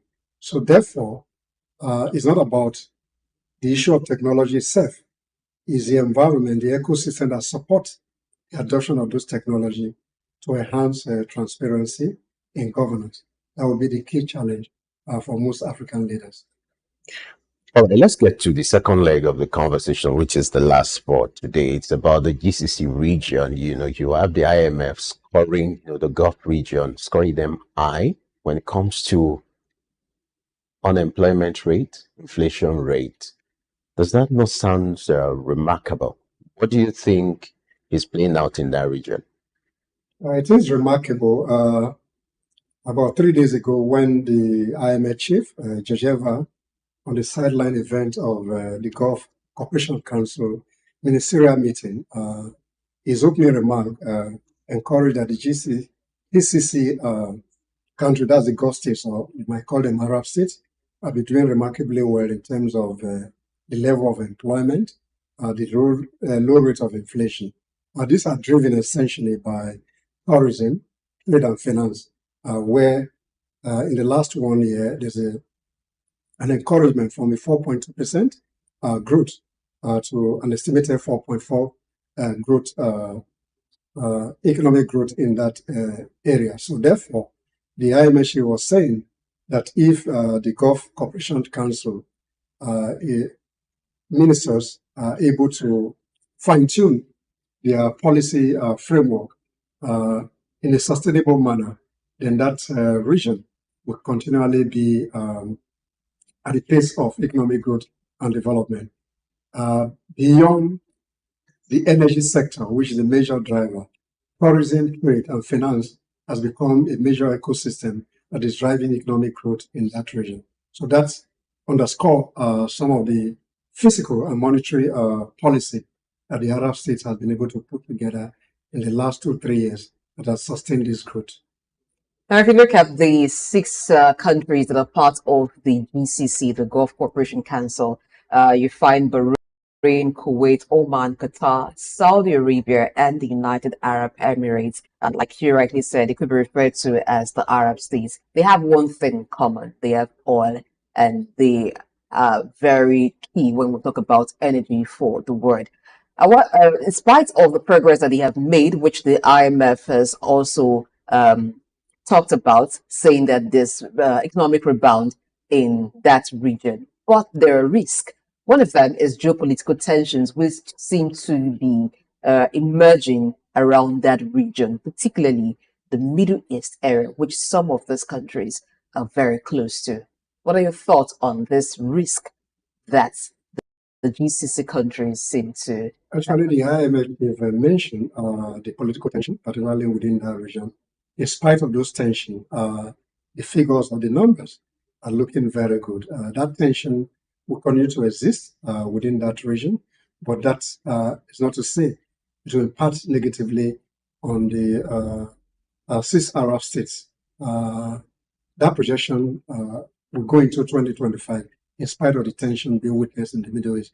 Therefore, that tension will not remarkably affect those growth potential that will lead to a rebound in the economic growth of that region. One thing that the GCC countries have been able to achieve is economic cooperation, the existence of a free trade zone in that area and a common market. Does this political tension have the capability of interfering with the economic cooperation that exists in that region? I don't think so personally, because if you look at the outlook that was projected by the IMF in that ministerial conference that just took place about 3 days ago, why the tension exists, it doesn't have a significant implication for the growth that has been foreseen in that region. But then, beyond the energy sector, there's a growing improvement in tourism, in trade and financial instruments that region has continued to leverage on in terms of the economic development. So, by and large, the tension in the Middle East is not likely to affect what goes on in the Gulf state. And those projections were actually done even in this ministerial conference that just ended about 3 to 4 days ago. Now, still talking about the potential risk, one of the risks identified by IMF has to do with the fluctuation in oil prices. In fact, I would love to quote IMF here. Fluctuations in oil prices and production could reduce financial buffers and have negative spillovers to the non-oil economy. So she talked about or make reference to the issue of the political tension and the potential risks to the economy of that region. Let's look at the fluctuations in oil prices, which may erode what you call the financial buffer some of these nations should have. That region is also known for oil production. Now, with this advisory from IMF, how do you think this region can manage this looming danger, the fluctuations in oil prices and the impact on their economy? I think essentially that has to do with the diplomacy and see how they can play in their broader nation states that are engulfed in political tension. But mind you, what IMF is saying here is essentially beyond the energy sector, which is the mainstay of those economies. But you're saying that with improvement in tourism, trade, and financial services, in spite of the shocks that are likely to come from the energy, in line with the political tension in that environment, once tourism, trade, and financial service is sustained, then the economy will grow by 4.4% in 2025. The growth rate from last year to 2024 has been sustained at 4.2. Therefore, in spite of these challenges, the outlook does not foresee any danger that these figures are likely to drop, while taking cognizance of those tensions. And I think the Gulf states we act as a buffer nation in terms of providing diplomatic imperative for some of the other Arab nations, particularly the Middle East, that is engulfed in a political tension. So they will have what you call the balancing act to be able to sustain their economy. So they won't want that tension to escalate to a point that will jeopardize its economic growth in that region.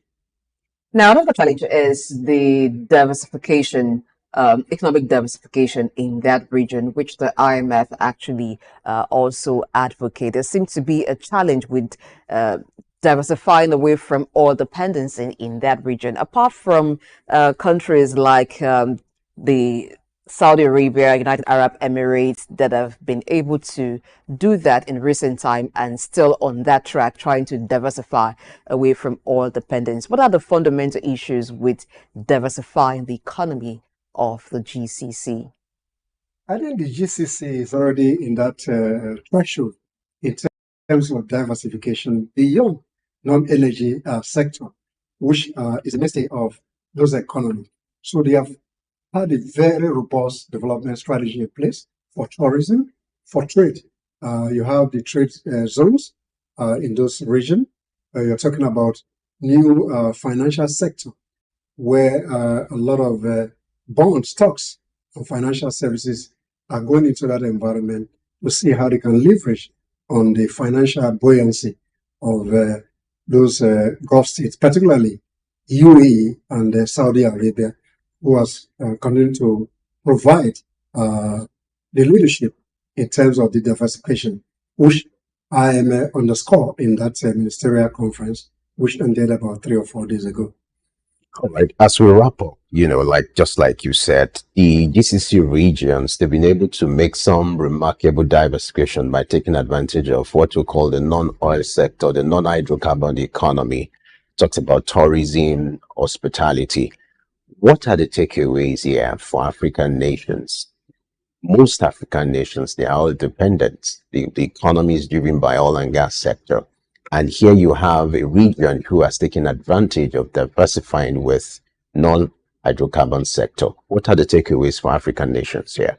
The takeaways simply means, one, beyond your mainstay, which is the primary product that will take outside for exploitation, it's good that we must look inward into some other sector, a non-oil sector, particularly tourism, which has enhanced the growth in the Gulf region.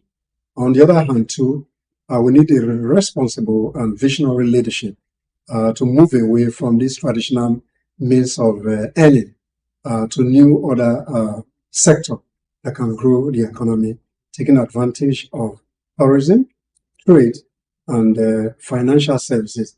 Then Africa as a continent must look inward to support themselves in this other sector so that we can grow the economy and enhance economic prosperity for citizens. Despite being in a zone or in an area that is volatile, so to speak, and prone to geopolitical tensions, these 6 states have been able to manage themselves out of it. What do you think has been part of the reason why they've been able to manage out of it? Is there any lesson for other countries or other regions to learn? I think essentially it's about visionary leadership, a committed leadership that take cognizance of the welfare of their citizens. I think that's essentially the major driver. So you look at some of the literature, particularly in UAE, visionary leadership has led to those growth. So if we take it home here, we need visionary leaders who can take the initiative. Then if you look at the 3C of leadership, we talk about competence, capacity, and perhaps compulsion or courage to grow those economies. We help our systems to move in the same direction like the Gulf states. All right, well said there. It's often said that everything rises and falls on leadership, which is what you've done to summarize what can be done in the African continent to replicate the kind of success that the GCC have recorded in terms of tourism and hospitality. Sam Oruji, I must have to thank you for sharing your thoughts on this story and for being here as always. Thank you. All right, that's the show today. We thank you so much for making our time to watch. You can do more by just sharing today's content and also leaving a message. What's your contribution? What's your take on the GCC? What's your take on even the adoption of blockchain for governance, for fiscal transparency? And what can be done to improve the welfare of teachers? These are the issues that have been discussed here today. We'll take it over now to you so that you can let us know what you think on them. I'm Blessing H. The show returns tomorrow, 8 a.m. West African time, and Market Insight is built for 11 a.m. here on SOUQ News TV. There are so many more that will come after Market Insight. All we ask is that you stay, and please, if you have a radio, I'm very sure if you do not, then of course you can maybe download an app through which you can listen to radio or maybe get one. You know, there's this transistor radio that some people carry along. And the reason you need this is so you can listen to the I 104.9, a place where business makes bits. See you tomorrow. It's still a special day and a special month to celebrate teachers. So one way or the other, I want you to do a recap of teachers who have helped in shaping your lives. This would be a good time to remember them. Perhaps you place a call to them, send them messages, for you're a product of the teachers who you've encountered in your life. So let's take this opportunity to celebrate them. Don't forget our previous conversation and the one we just had. You can do a catch up on all our social media platforms, on our YouTube page. Just search for SOUQ News TV. There you find all the conversations we've had today. Don't forget, LXTing will always return bigger and better tomorrow. I remain Femi Ayodele. Thanks for watching. We'll see you tomorrow.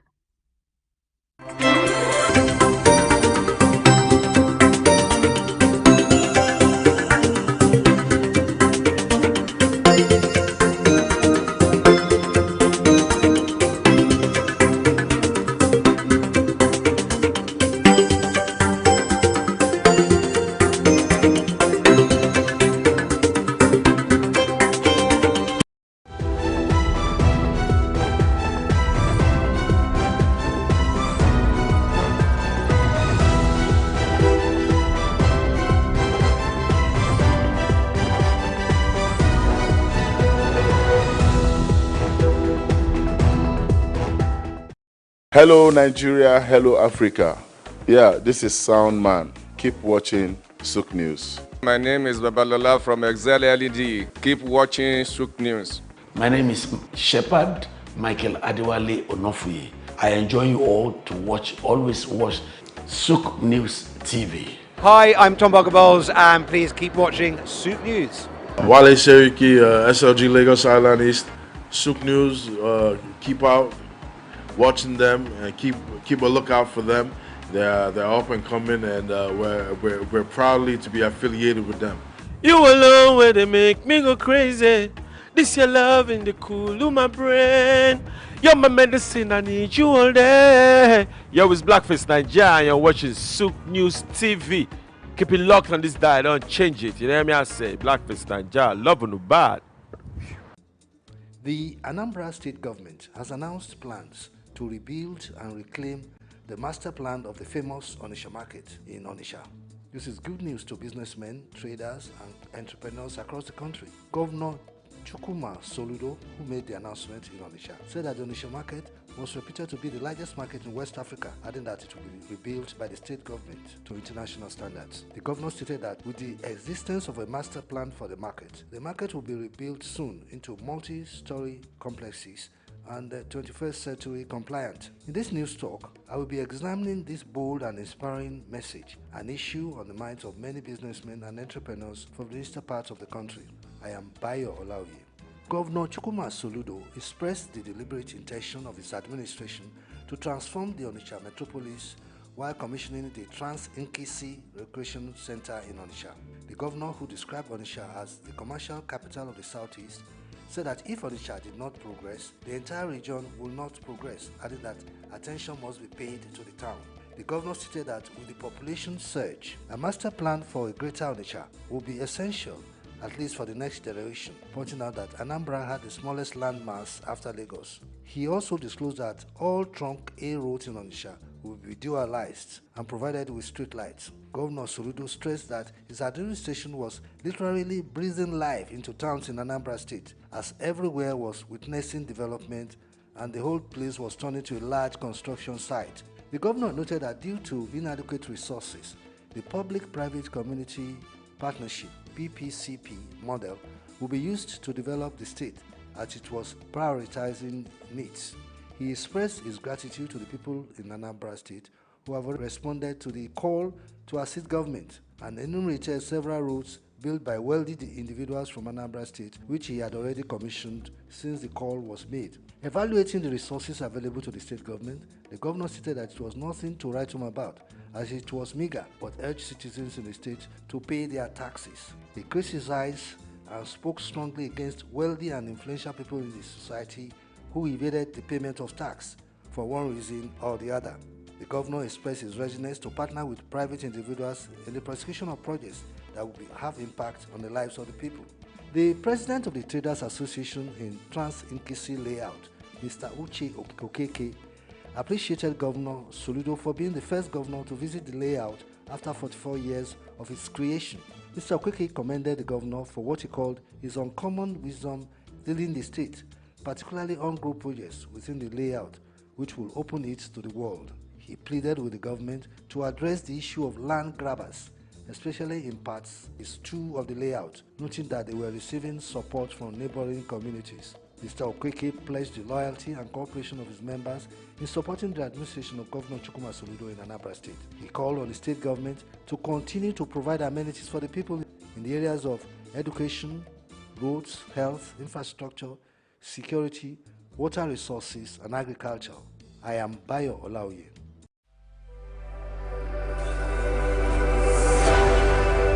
Stay ahead of the curve with the latest in news, development issues, global updates, market trends, and intriguing conversations from across the world. At SOUQ News Television, we'll bring you stories that matter right to your screen. Breaking news, be the first to know with our real-time update on local and update events. In-depth analysis, get the full picture with expert insights and comprehensive coverage. Exclusive interviews, hear directly from the people making the headlines. Tune in daily for a blend of news and stories that keep you connected to the pulse of the globe. Click, like, and follow us on all our social media platforms at SOUQ News TV for updates, live streams, and more. Tradition is a fundamental aspect of every native community. Observing it does not only remind people of who they are, it helps young people to learn and also aids in preserving ancestral history, moments and efforts that binds them together, enriching the vibrant identity their community now exudes. In India, Dhanteras is one of such tradition and integral culture of the Hindu community, a significant festival that marks the onset of the 5-day Diwali celebrations, Festival of Light, observed on the 13th lunar day of the Krishna Paksha, which is the dark fortnight in the Hindu month of Kartik. The festival is dedicated to welcoming wealth and prosperity, reflecting in its name. Dhanteras combines Dhan, meaning wealth, and Teras, representing the 13th day. This auspicious occasion is celebrated with great enthusiasm as households are thoroughly cleaned and decorated, symbolizing the removal of negativity and the invitation of fortune. People create intricate rangoli designs and light diyas to honor the goddess Lakshmi, the deity of wealth, and invite her blessings. Dhanteras has roots in the Hindu mythology, highlighting two divine manifestations from the legendary churning ocean, or Samudra Mantha. On this day, the goddess Lakshmi is believed to have emerged from the ocean, and devotees worship her for blessings of prosperity. Another divine figure, Dhanvantari, the physician of the gods and an incarnation of Vishnu, also appeared carrying the Amrita, underscoring the day's connection to health and wealth. Astrologers such as Vats note the festival's dual blessings traditionally associated with wealth. Dhanteras is also linked to health, with prayers to Dhanvantari promoting healing and well-being. The observance of Dhanteras, also known as Lakshmi Puja, includes varied customs across India. In Maharashtra, dried coriander seeds mixed with jaggery are offered to Lakshmi. Many light sky lamps and diyas to honor Yama, the god of death, for protection. Evening rituals involve singing bhajans and offering sweets to Lakshmi, while families purchase new items like gold, silver, and kitchenware to symbolize luck and prosperity for the coming year. Village communities extend blessings to their livelihoods, with farmers honoring cattle through rituals and treats. In South India, particularly Tamil Nadu, Brahmin families observe Dhanteras by preparing marundu, a traditional medicine that balances the body's tridosh, marking an Ayurvedic approach to health and longevity. In Gujarat, family gatherings feature festive meals like dabat and malpua, showcasing regional diversity. Each aspect of Dhanteras, from cleaning and renewal to offerings and health rituals, embodies the essence of welcoming auspiciousness. Each aspect of Dhanteras, from cleaning and renewal to offerings and health rituals, embodies the essence of welcoming auspiciousness, health, and prosperity for the year ahead. Grace Komolafe, SOUQ News Television.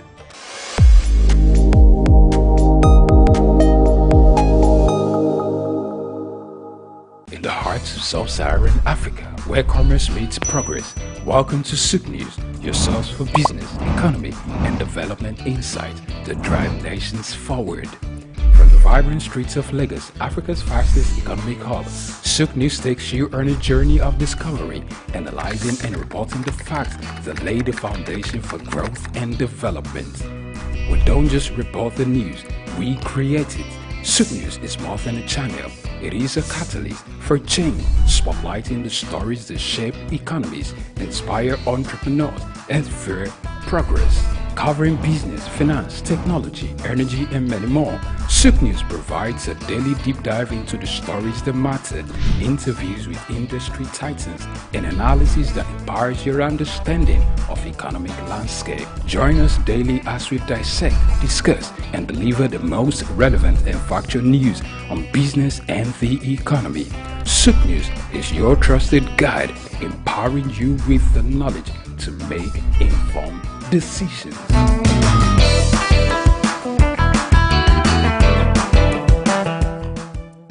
Broad Street. Broad Street, situated in Lagos Island, is steeped in Nigerian history. Once the biggest financial hub of the country, it housed the headquarters of major banks, linked the CBN, the stock exchange, and the loads of lender companies. Broad Street is a historically significant street. It has played a central role in the development of Lagos and history, an important commercial and administrative center for the British colonial authorities. It was also a home to some of the city's earliest modern buildings. Broad Street was a residential area in the pre-colonial era. With the British came the Methodist Boys High School in 1878 and the Broad Street Prison in 1882, renamed Freedom Park. The General Hospital, which was a British military hospital, was built in 1893, being the first general hospital in Nigeria. The old British Secretariat building, which is now the Federal Ministry of Justice, was built in 1906. Broad Street has seen a full turn into modern commercial office blocks, complexes, skyscrapers, and markets from the outer marina through Akpombo, early into the Adeniji-Adele Road.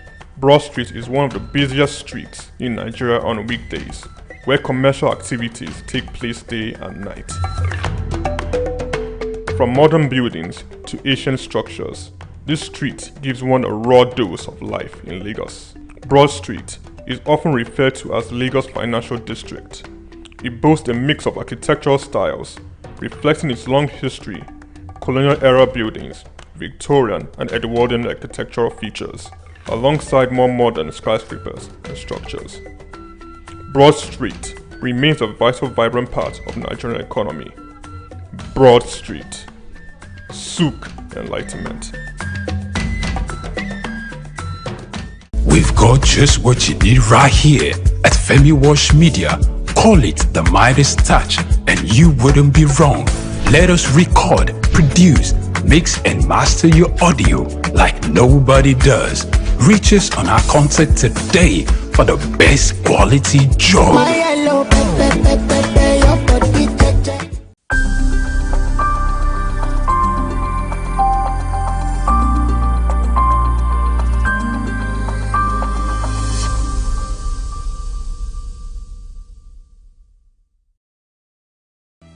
And hello there, and welcome to SOUQ Exclusive. My name is Lovina Emma. I am your host this afternoon, and I have a very distinguished guest joining us this afternoon, and his name is Mr. Jude Chiemeka. He is the Chief Executive Director of Nigerian Exchange Group. Thank you so much for joining us this afternoon, Mr. Jude. All right, thank you. I'm actually the CEO of NGX Limited. Limited. Okay, thank you for that. Okay, so thank you so much for joining us. And this is SOUQ Exclusive, and we're going to be discussing Mr. Jude's career, his background, and why he chose the financial industry to grow his career. So first of all, let's just start with getting to know you better, Mr. Jude. Now, getting to know more about you. Please, can you tell us about yourself? Okay, Jude Chiemeka. I'm from Delta State. I have background in science. Started out biological sciences, and I migrated from that to business, where the interest really lies. So I have a postgraduate diploma in economics from University of Lagos. My first degree actually was also BSc Sciences from University of Lagos, and I have a master's degree in international law and diplomacy, also from University of Lagos. But I've also done a lot of executive education courses across different geographies. New York Institute of Finance, University of Oxford, Lagos Business School, and more recently London Business School. And the whole idea is just to have a more holistic approach to emerging thoughts. As a thought leader, it's always important to be abreast of emerging patterns in terms of what is going on globally, to be able to domesticate some of those knowledge to promote more financial inclusion in our own markets. So that's me in a nutshell. Okay, that's a very remarkable educational background and everything about yourself. Okay, now to get to know more about you, when did you decide to go into Nigeria's financial industry? So in my second year in a university, way back, I watched a movie called Wall Street, and I was really intrigued by the movie. It was largely around investment in the financial market, stockbrokers engaging with investment bankers. I found the whole concept very intriguing. Obviously, as a young person trying to determine how to navigate your career, even at that early age, it was very beckoning. So I felt that is where I should actually pitch my tent. And I was fortunate enough to meet a lady called Mrs. Adeniro, who was the first, if I'm not mistaken, the first female chartered accountant president of Nigeria. And at the time, she had a stockbroking firm she was running called Dominion Trust, and I approached her because we were neighbors. And she was like, look, you need to finish school first because it's a very intense program. For you to become a stockbroker, you have to finish school. And so when I finished, I went to her and she accepted me. So that's how I started as an intern, more like out of school. And the interest was really capital markets. And in those days, to become a stockbroker, it's not like the way it is now. You had to be introduced by a stockbroking firm to the stock exchange, who will then consider your application and accept you to be trained, to be accepted into that exclusive club of city gentlemen, which largely at the time was a male-denominated club. But with time, that has been modernized. So people are doing Chartered Institute of Stockbrokers exams now, both sexes. But back in those days, it was purely a male affair. Females were not allowed to train as stockbrokers. And then I qualified in 1996 as a broker dealer, and the rest, they say, is history. Hey, yes, that's very true. But, considering the fact that you said you watched the movie Wall Street and that was what motivated your decision. I mean, most people watch movies and then they decide, oh, I want to be an actor or an actress. So I would say that's a very unique, and it also brings more light to your very unique personality. Okay, now so once you started off your career in that path, then did you face some challenges? Like, was it a decision your family readily accepted, or it was something you had to go about convincing them? So I come from a very broad-minded family, so there was really no objection when I made up my mind that that's what I wanted to do. We were really free to choose. What was important was you needed to be a graduate. That was almost like a standard requirement. You didn't have a voice until you had graduated from school. So when I decided to go into that area, it was largely a choice that I made with a lot of, obviously, family support and encouragement. But what is really key in my journey is that I've been fortunate to meet people that are well-versed just by divine orchestration. Because when I left Dominion Trust, I also worked with a firm called SOUQ Trust, which was a leading stockbroking firm at the time. And it was being managed by Mr. Gordon Obaseki, His Excellency Gordon Obaseki, who is now the governor of Edo State. And I worked with him for 11 years. And in the course of that sojourn there, I was exposed to a lot of international best practices. We did quite a lot of exotic things back in those days. We were the first institution to talk about global depository receipts, where we helped UBA through JP Morgan to create global depository receipts for international investors looking to invest in Nigeria, but because of compliance, we're not able to do that. By reason of that global depository receipts, they were able to invest in the global depository receipts, and underlying assets were shares of United Bank of Africa. Away from that, we did quite a bit in helping during the first round of banking consolidation. We did introduce that element to banks like Guarantee Trust Bank, Zenith Bank, who utilized that to raise capital after that consolidation.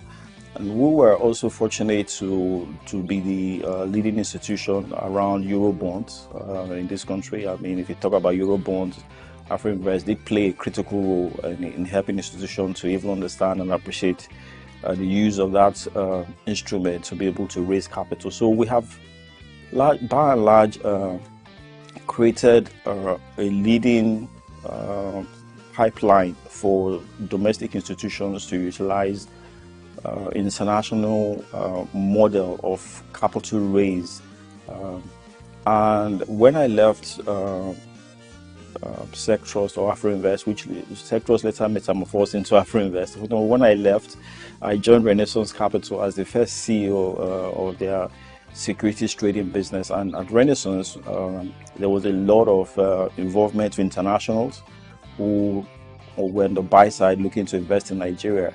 And so in 2008, 2009, there was a lot of influx of internationals into Nigeria. And the market at the time used to trade like $150 million to $200 million a day. Just to put it in perspective, today we're trading less than $10 million a day. But there was a lot of liquidity on the back of inflows of a lot of internationals. At the time, it was a 50-50 split between international investors in Nigeria and domestic investors in Nigeria. And then later, the whole thing, because of the FX challenge that we're facing now, we now have more domestic investors of Nigeria and less of international. And Renaissance did bring a lot of research to our market. There was a lot of coverage, very specialized individuals, talented, who were covering different sectors of economy. And that created a holistic approach to the Nigerian financial sector. So away from the banking, there were also opportunities in insurance companies who tried to raise capital at the time. And also there was a lot of extensive coverage for the traditional BCC, which is the banking, consumer goods, and then the cement. So the building material sector did get a lot of coverage as well. And it's not a surprise that today we have them as one of the most capitalized companies that are listed on the exchange. So away from Renaissance, I went to work for Chapel Hill. And I was responsible for Chapel Hill Dynam Securities at the time. We traded up and became a top 10. At the time I left, I think we were quite a market share of 4%. So we had done quite a lot, just curating on the back of the research, trying now to utilize that knowledge to gain domestic, because Chapel Hill is really entrenched domestically, to work the domestic market and gain more mileage from the domestic participation in our market. And that really opened up a lot of doors for the domestic investors.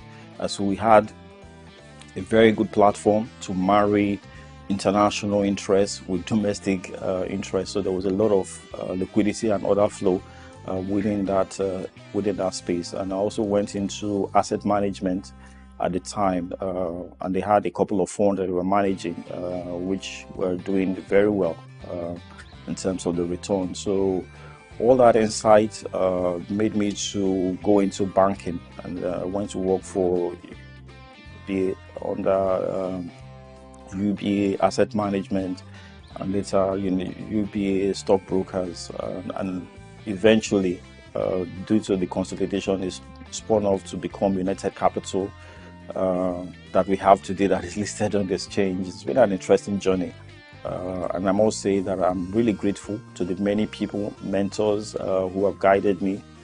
In terms of career, it's not something you do in isolation. You just have to pay attention to people who are doing what you are aspiring to do. It makes a lot of sense to have mentors who will guide your decision and also help navigate, because it's really important to learn from the mistakes of others instead of trying to make your own mistakes. Yes, that was well said. Thank you so much for that, Mr. Chiemeka. Now let's take a short break. When we return, we're going to discuss further with Mr. Chiemeka. Do join us after the break.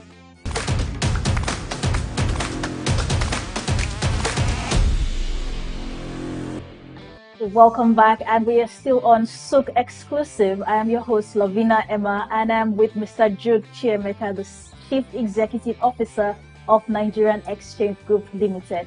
So it's been really great having these discussions with you and giving us an extensive look into your background, everything. Now, let's talk about the Nigerian stock market. It's undergone some changes in recent years, especially the technological input. But before we get right into that, let's talk about your entry into the stock market. Now, I would like to know what motivated you to get into the Nigerian stock market. And yes, so far, how's the journey been there?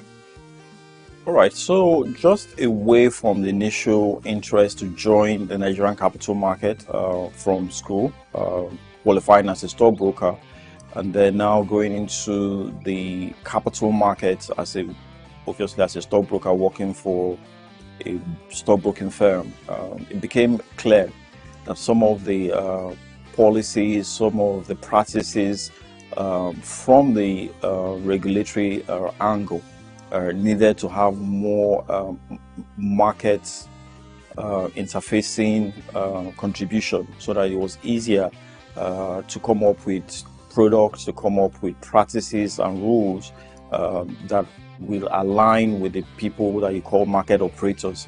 So in 2019, I made that decision that I would like to join the Nigerian Exchange, which was at the time, Nigerian SOUQ Exchange.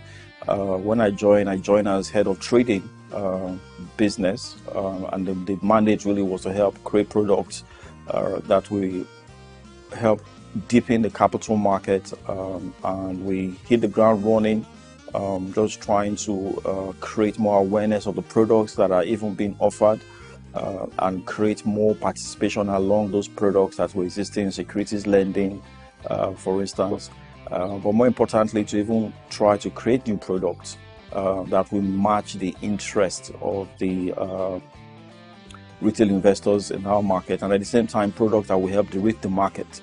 So we're talking about creation of derivatives, which today we have launched the NGX index futures, which helps to de-risk the market, and we're looking now to launch the single stock futures, which will help investors really to de-risk the volatility that they face when they buy or invest in the capital market. So away from the trading business, the stock exchange itself went through a process of demutualization, which transitioned the mutual entity of the exchange into now a shareholder-based business. So it's now a business that is owned by shareholders, who are largely the trading license holders. And that has opened up the exchange to be a more competitive environment, to be more internationally focused, and to be able to do a lot more in aligning the interest of the capital market and galvanizing all of that to help the government to raise capital, as well as corporates to be able to raise capital in a seamless manner, allowing investors access to these products seamlessly utilizing technology. So to year to date at the NGX, we've facilitated the raise of 5.7 trillion naira for governments, corporations who utilize our platform. And obviously, this banking consolidation brings to bear the very heart of the NGX, which is the technological backbone that the NGX provides that allows investors to trade seamlessly. Since I joined, we haven't had any down time or down day at exchange where the trading engine has not been working, because it works in a seamless manner because of all the many investments that the NGS have made in technology, thanks to the foresight of the previous CEO, Mr. Oscar Oyema, who really came to fine-tune the market and lay the foundation for the technological backbone that the market is enjoying today. Technology continues to be really the heart of the NGX strategy, and we believe that we can use it to create products and allow investors to trade and participate in our market in a seamless manner, both from the trading license holders themselves and the retail investors who utilize our market. So today, people can trade from the comfort of their homes. They don't have to go to the floor like they did in the past to trade. So all of that has been made possible because of this reliance on technology, which will continue to happen, because as you know, the NGX is also a part of the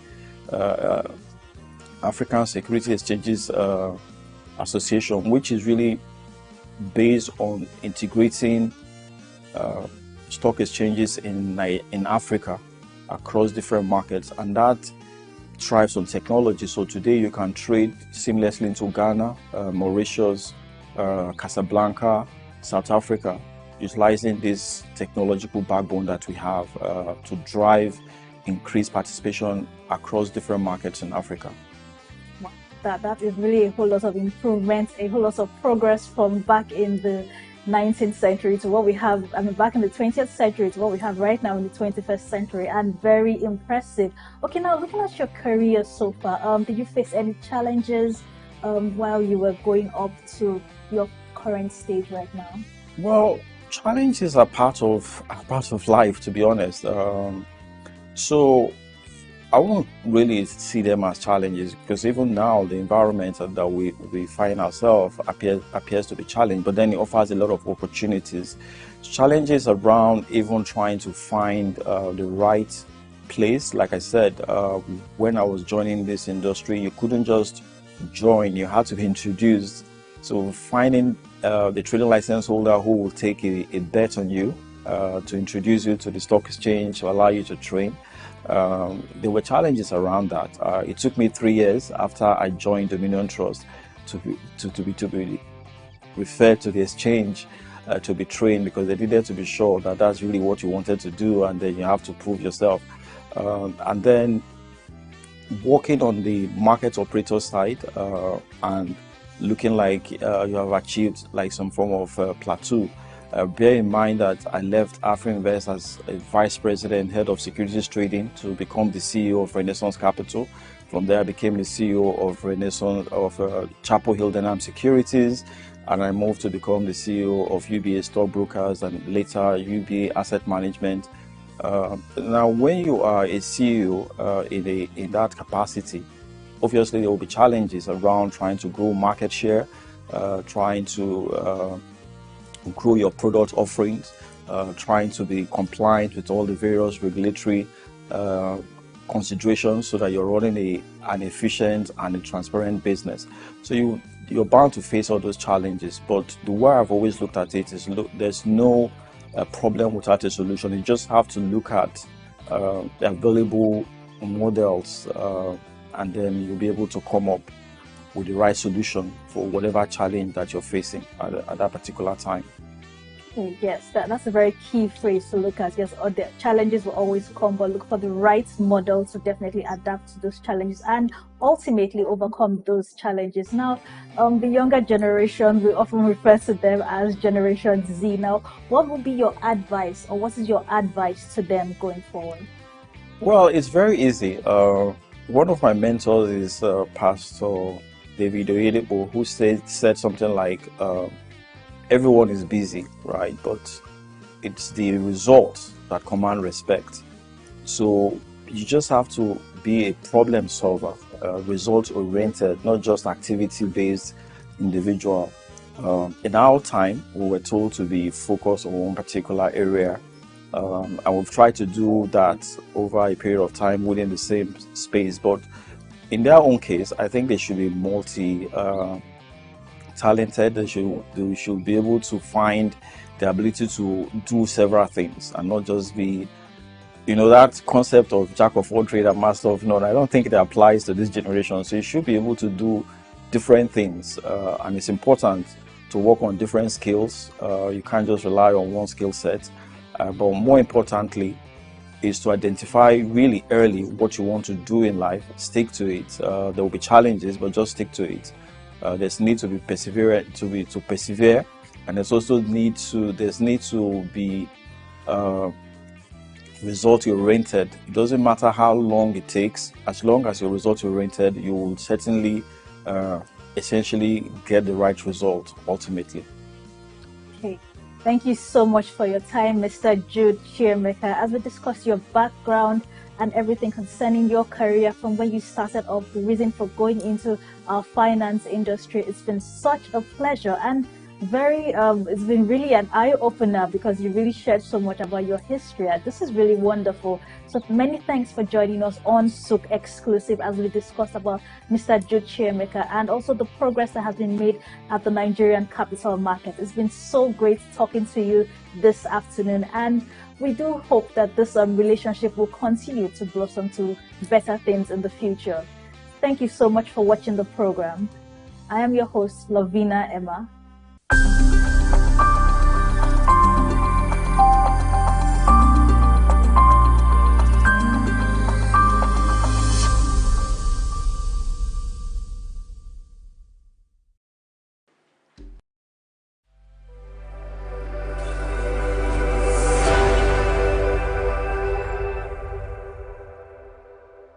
Afrobeats is a classic overnight success story, except it didn't happen overnight.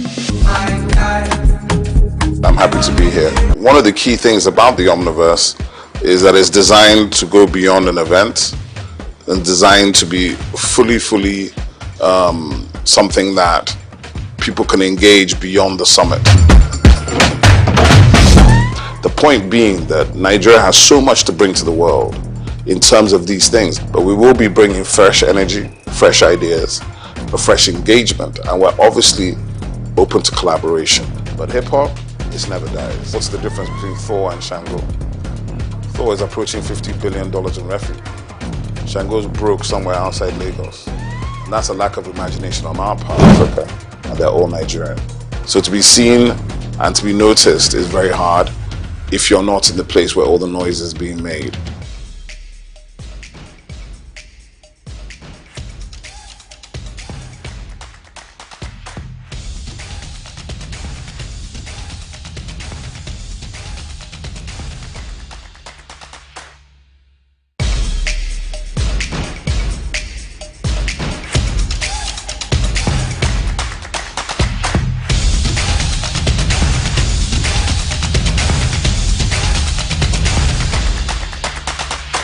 I'm not saying I'm going to give up on busking, but I'm not going to do busking forever.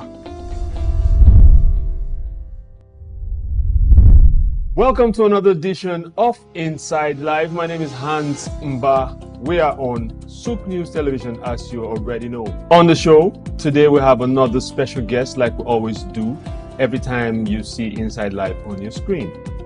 Now, this is a musician, like one of my friends likes to call it, I like to say. So he's a musician of a different kind. This is so he performs, or he hones his skills on a different kind of stage. I will not tell the story for him, but let him do it. He's none other than Komi Flame. Komi Flames is in the house, but I like to call him Daniel Ahanji. How are you doing, sir? Very well, sir. First and foremost, what you do is different. And I think I know where it's from, but I would like the people to also know where that came from. Tell us what you do. So my name is Komi Flame, and I do busking. Busking is an act of playing on the street to entertain people and also to make tip from it. All of this stress I've been under. Red on my cup running over,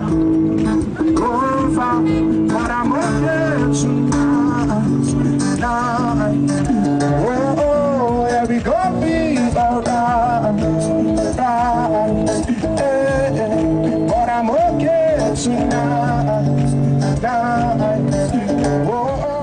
Okay, if you say it like that, it's a bit iffy. So, busking, break it down for us. What does the art of busking? Because from what we know about busking, from what I know about busking, it's you see it on movies when people travel on trips. Yeah. You see people on the streets. So it's either their hearts open on the floor, they're playing a keyboard, or they're playing drums, or they're actually just singing. You know. So explain your type of busking or busking. Busking? Yes. Please explain to us. So my type of busking is me singing and playing the guitar at the same time.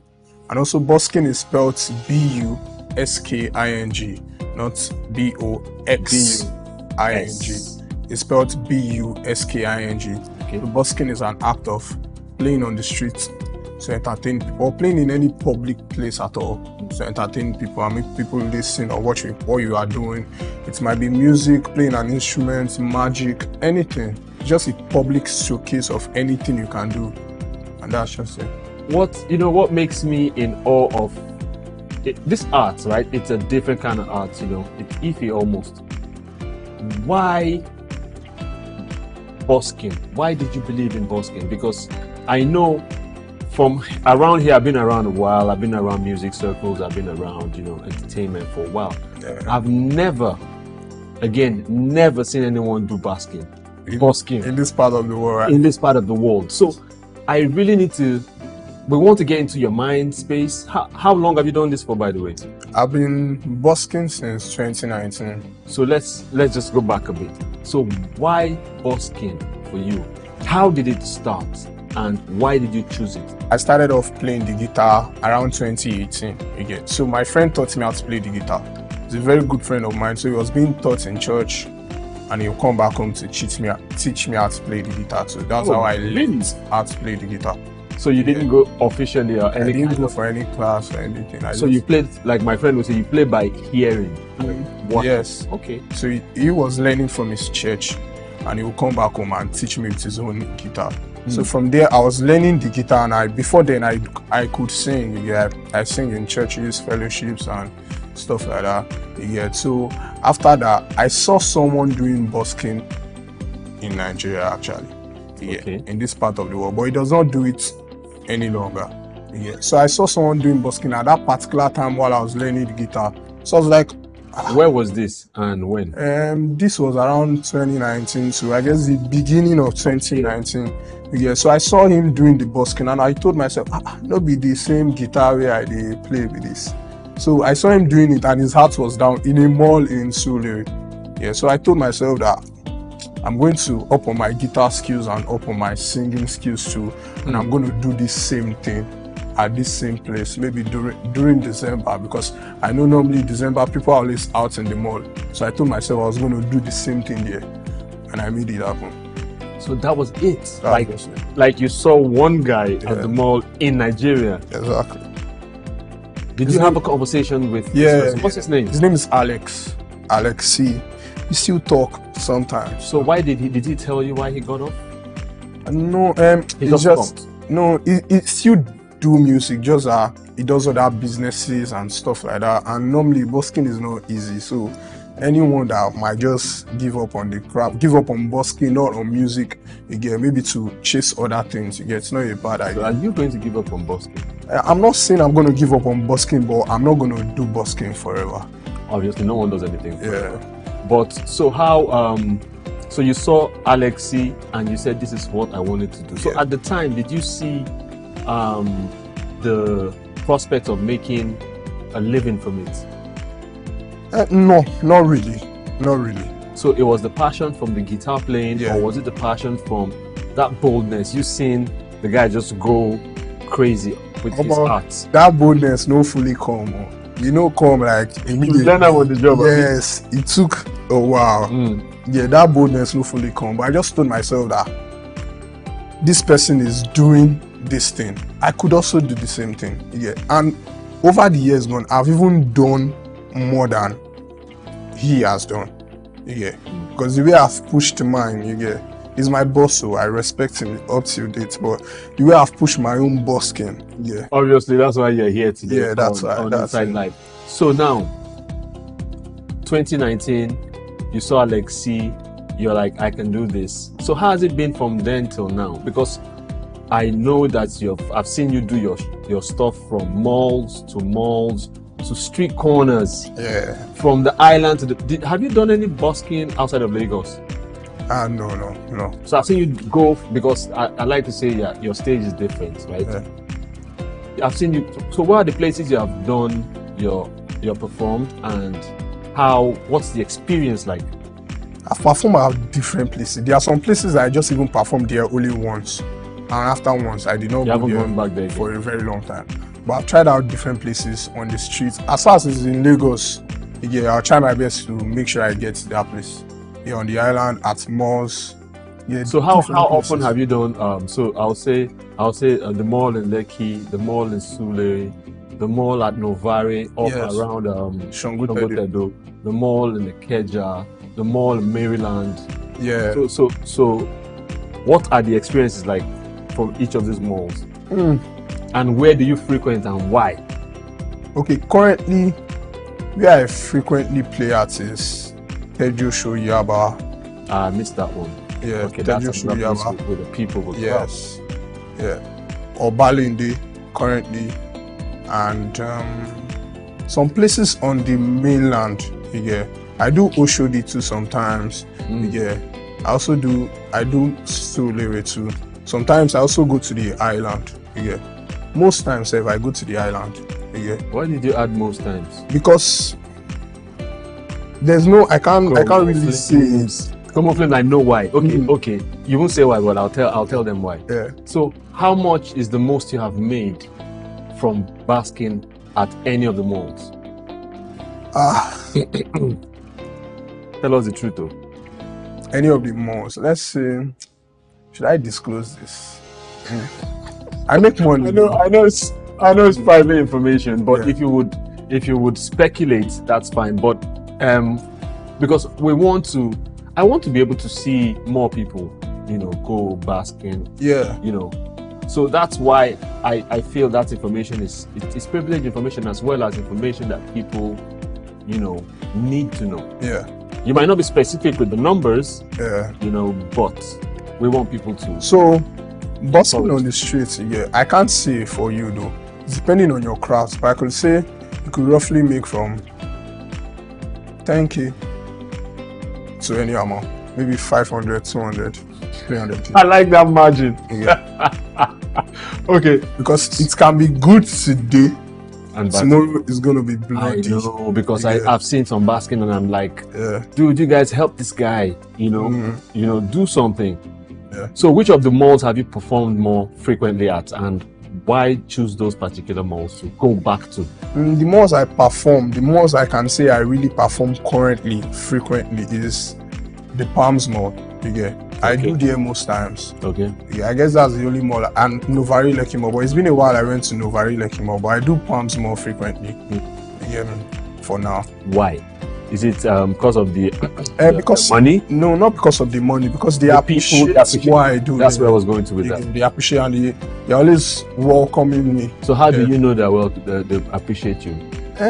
Because anytime I speak to them, because it's the money. Currently, they are staying away from the money. No, not because currently, for Palms Mall, most of their workers in the management, once they have their birthdays, I'm the one they do call for their birthday surprise. Oh, beautiful. So they welcome me to that point. Where we are now family. Anything that's happening, okay, we want you to come play for this person. I'm always the first person they call. So you play any other instrument? I play the keyboard, I play the drums, but any wind instrument? No. Because when you say come and play on for their birthdays, what came to mind is that whole sometimes they ask me to come with a saxophonist too. So I just so you just come and we do it together. Have you been to Ikeja Mall? Yeah, I've been to because they say arguably that's the biggest mall in Lagos. I've been to Ikeja Mall, but I don't play inside. Yeah. Okay, how do you mean? I play outside. At the parking lot? Not at the parking outside the compound? Outside the compound. How? There's no conducive place? Because I know there's a road in front. That road's on the side. That road's in front, the small gate. Yes, that's people can drive in from. No, that people walk in from. Facing the double lane. There's a slight that you just come in, then you go to the end and drive in. Yes. But how does that work? Why can't you play in the mall? I can't play in the mall because I've sent letters to them like twice, and I've been. Oh, you have to do that? Yes, I have to do that.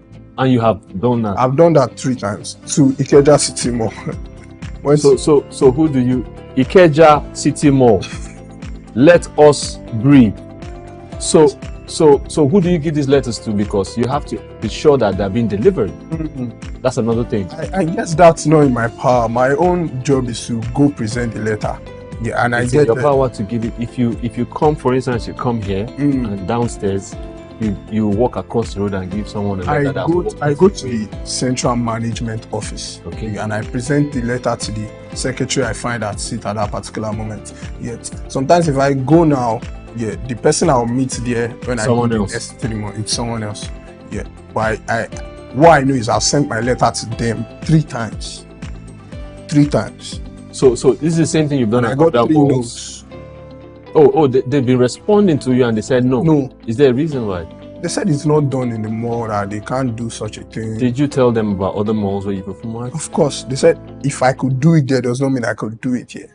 Ah, I see. Okay, I thought you didn't get any response. I was going to tell them that they should do something about that. Yeah. So, street corners. Yes, sir. Streets. You mentioned Oshodi. Where else have you? Street corners, Oshodi, Obali. Do you choose, like popular bus stops with human traffic, or do you just, as you're led, you just stop somewhere and you start to play? No. I don't. It's not as I'm led. I'm strategic about it. Right? Yeah. So, if you get to a place, just like Lagos is Lagos, right? Do you need to inform certain people that you are going to be performing? For instance, if you come to my neighborhood, Yeah. there are certain people you gotta see, Yeah. and say, Baba, we have come, what to do? No, if I notice that some guys around here, like the area boys and stuff like that, I don't really even speak to the area boys. I go to their boss. Yeah, and Obviously. I speak to them. Obviously. And I speak to him. As soon as almost time go, I don't speak. I just start doing my thing. I know they will come around. So when they come around, I'll say, who I want to know your boss. So as soon as I speak to your boss, yeah. It's an okay thing. Yeah. Awesome. You start doing your thing. So you said 2019. Yes, sir. So prior to 2019, you never held a guitar. No, I said I was learning the guitar around that year time. Yeah. I've been learning the guitar with my friend. Yeah, and there's a particular, when I even started learning, I did not have my own. So I was learning with his. So from time to time, I got a smaller guitar. Was it every day? Yeah.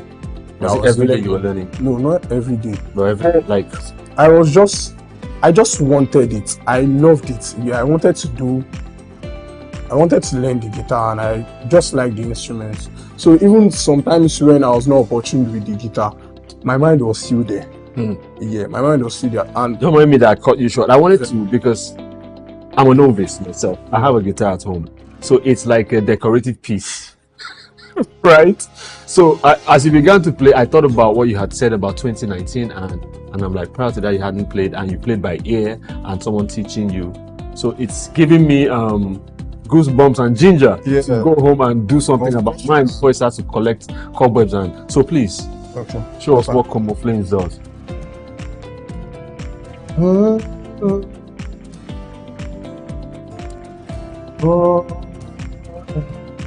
I be no fair to me.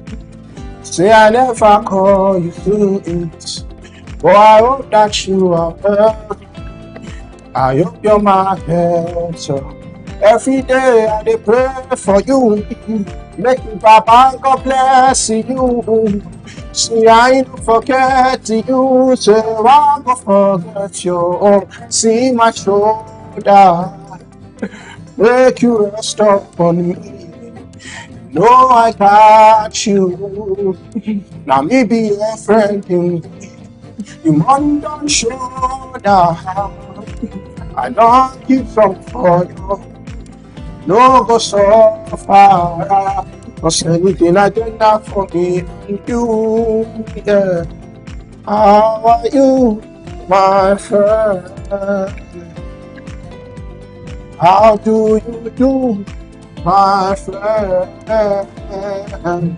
I know sometimes it be like say nobody send you down for another. I did for you, my friend. I wish I had a studio audience. I love it. And I have to play this instrument. I'm sorry. Because something stood out for me. You talked about you wanting to do it. Yeah. There's nothing beats passion. Nothing beats passion. I hope I am passionate enough to drive this and want to do it.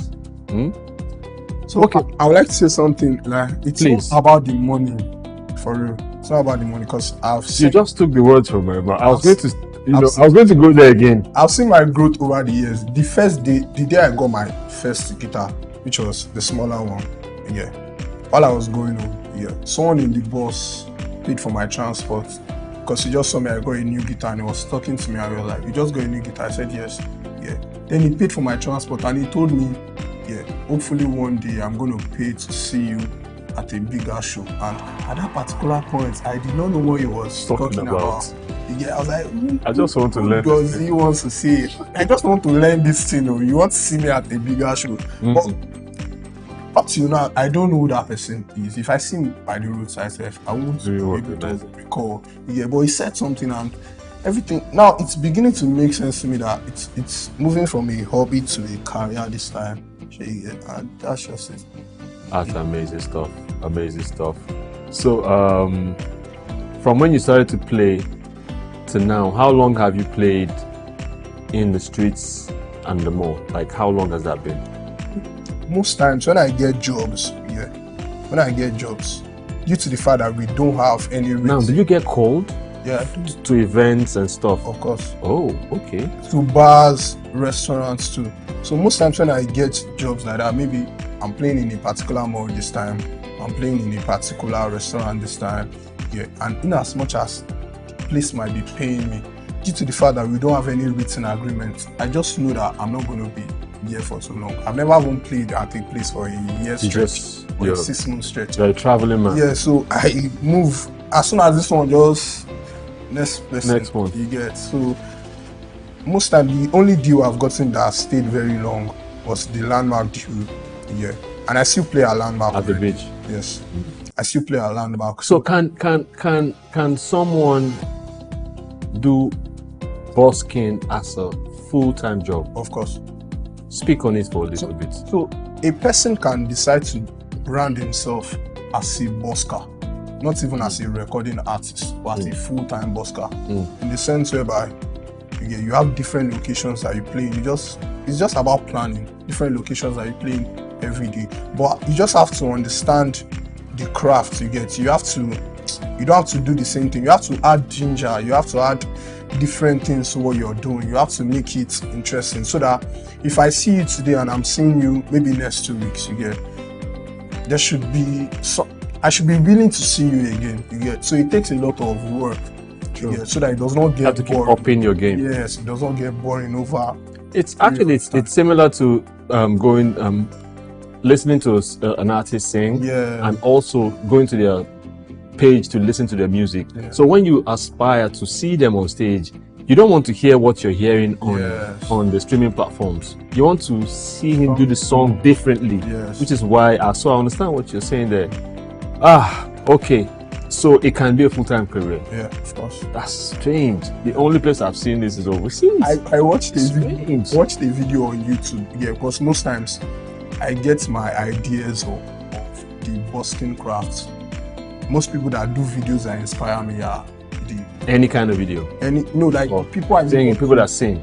That does busking abroad. Okay. They are the white people. Okay. So I saw a guy that made a video that he quit his banking job to come do busking on the street. That's why I felt it was strange when I so saw for him to do that means it could be a job. It's also his own job too. Doing it at different locations and different. But many times, I know people that I know creatives are crazy people. Yeah. Passionate people are crazy people. Yeah. Right. So many times when he says, "Okay, I'm leaving a bank job to go busk," right? He's not looking at the money. He's looking at the satisfaction, the fulfillment. Now, tell me about what that is for you. Okay, me, while playing on the street, most times while I'm playing too, while I'm performing, I must enjoy what I'm doing. So if my setup is not giving me what I want, I just have to make sure that I'm getting that sound that I want from my guitar or from my mic or something. So my setup and what I'm doing I must actually enjoy it. So if I'm enjoying it, what I'm doing at that particular moment, I don't even care what anybody is putting in my basket. I'm alright. But there is a basket. Yeah. Well, you see, what I pick from that is when you're enjoying it, it radiates. People can tap in. Yes. I've seen someone I was sharing earlier. I've seen someone that was, busking, and his heart was just there, eyes closed. He was just playing away, And this lady came. She looked at him. She got out her phone. She recorded for a while, and next thing, she obviously didn't have cash to give. Yeah. Next thing, she walks up. She walks up to him behind him and just gives him a hug. Gives him a tight hug and just walks away. And for someone like that, that's all the fulfillment for that day he's good. Exactly. He might as well just help that woman. Maybe it's a motivational song he was singing or a prayer both song. ways. True. He has just done something. Wow. Yeah. Call me Flames. Yes. Thank you for being on the show. Thanks. Hope to have you again. Thanks. Right? Keep doing what you're doing, because one of the things that we commend people on the show about, and I do personally as well, is when I see people that are bent on their passion, people that are driven, people that don't need motivation. Of course, we all need motivation. Many times it doesn't come from outside, it comes from within. Yeah. You know, sometimes you just wake up and you just don't want to do that thing. You don't want to do anything. But that little voice comes and tells you, look, dude, this is you. Yeah. And people are waiting to see you manifest, you know. So I must commend you. We love your music. Yes, by the way, you have your own music. Yeah, I write my songs. Yeah, I'm working on them, but currently. But you just write because busking will not give you time. No, busking. Of course, I don't do busking. What have you recorded? Yeah, I do. You have recorded. I do, but it's not out currently. Do you want to play us something you did? Of course. Let's hear something you did. Okay, this song is titled Miracle. You never tell me start to the fight. I no go lie, miracle fine. She fair, she slim, she not too tall. For real, she's what the high. 8 a.m. she go chat me good morning. And I don't dey feel something for her. She don't dey feel something for me. Nah, so many girls on my phone, but now you the boss man. Been through so much pain, please don't add to my sorrow. Yeah. Oh, baby, you're the one for me. Baby, you're my miracle. You're my miracle. I feel to swim on the ocean for you. I feel to climb on the mountain for you. I feel to catch a grenade bell for you. I feel to pile up a big for you. Oh baby, you're the one for me. Oh baby, you're my miracle.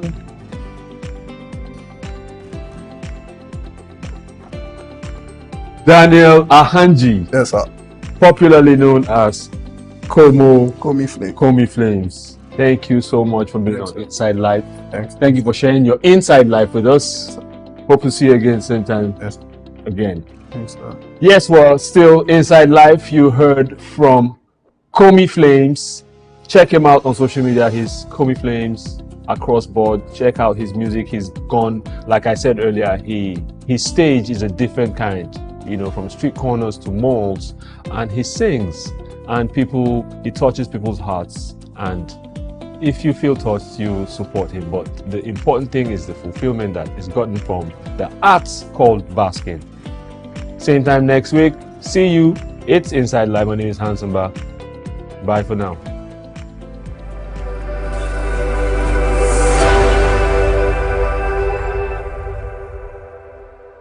Stay ahead of the curve with the latest in news, development issues, global updates, market trends, and intriguing conversations from across the world. At SOUQ News Television, we'll bring you stories that matter right to your screen. Breaking news. Be the first to know with our real-time update on local and update events. In-depth analysis. Get the full picture with expert insights and comprehensive coverage. Exclusive interviews. Hear directly from the people making the headlines. Tune in daily for a blend of news and stories that keep you connected to the pulse of the globe. Click, like, and follow us on all our social media platforms at SOUQ News TV for updates, live streams, and more.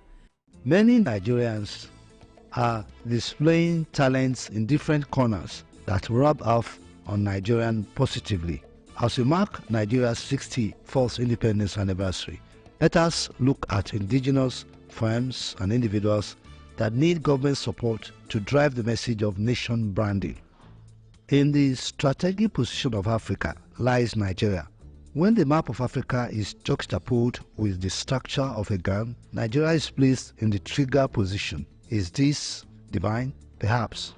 Again, Nigeria, with over 200 million people with about $400 billion gross domestic product GDP, has enormous resources and talents, much of which are yet to be tapped. In today's news talk, as we celebrated our independence anniversary, we thank God for His mercies. I am Bayo Olaoye. Indeed, many amazing Nigerians within the country are in the diaspora, and several local firms are pushing the frontiers, flagging Nigeria's flag in spite of socio-economic and economic challenges. Those who have elevated their skills are undeniably rewriting the poorly told narrative of the country through their talents, investments, and innovations. Nigerians are really displaying their talents in various fields, from sports to music, literature, fintech, fashion, startups, agriculture, entertainment, and industries. These individuals and industries have impacted the nation as they have become ambassadors of the Nigerian spirit, embodying resilience, creativity, and a drive to succeed against all odds. Today, we celebrate them. For instance, in sports, many individuals like Kanu Wako, J.J. Okocha, Daniel Omakochi, Victor Osimhen, Chioma Ajunwa, Blessing Okagboe, Mary Iyale Omagbemi, Asisat Oshuala, Tobi Amusa, Emmanuel Amunike, and many more are flying the Nigerian flag high. They have become inspiration to Nigerian youth with their immense contributions to Nigeria's sporting landscape. Many youths want to be like the achievers, but they are constrained by infrastructure for training, funding, exposure, and mentorship. In recent years, Nigeria has emerged as a key player in Africa's booming tech scene, which Lagos often described as the Silicon Valley of Africa. Startups like Flutterwave, Paystack, and Andela have not only garnered international attention, but have also provided a platform for young developers, engineers, and entrepreneurs to showcase their skills. Yet, for every success story, there are countless others whose ideas never see the light of day due to lack of funding or access to global markets. The entertainment industry, which emerged without much government support, is another successful story that government needs to leverage to enhance Nigerian brand. The Nollywood industry, said to be worth $10 billion, and which is promoting the Nigerian culture and image, can grow further with government assistance. Like the fashion industry, local companies favorably competing with multinationals with the array of products.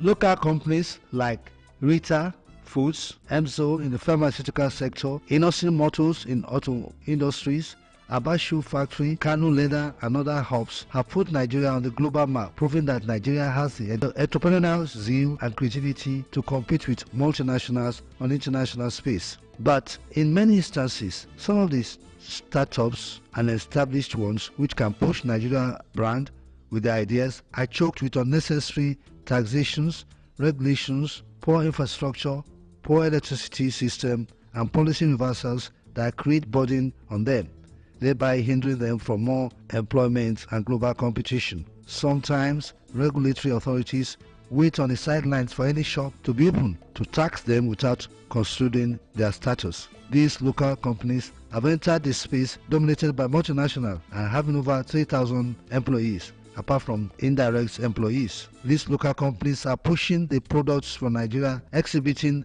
our Nigerianness. It is interesting how Right Foods, a local firm, is favorably competing with multinationals with its array of products. With the importance of the private sector in unlocking the full potentials of Nigerian economy, generate employment, feed Nigerians, and calm tensions of agitations and insecurity, the players in the private sector need support in promoting Nigerian innovations and Nigerianness instead of stifling them. Government can support the private sector, especially the startups, with tax rebates. The Nigerian brand should be robust, rugged, attractive, and reputable. I am Bayo Olawi.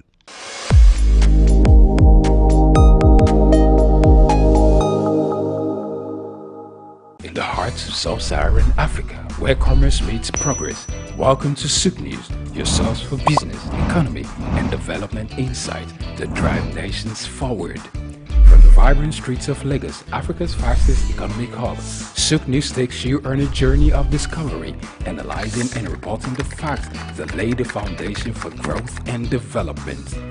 We don't just report the news, we create it. SOUQ News is more than a channel. It is a catalyst for change, spotlighting the stories that shape economies, inspire entrepreneurs, and fuel progress.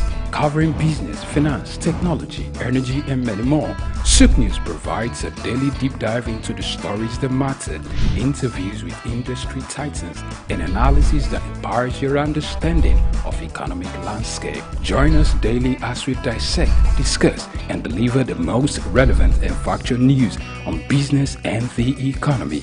SOUQ News is your trusted guide empowering you with the knowledge to make informed decisions.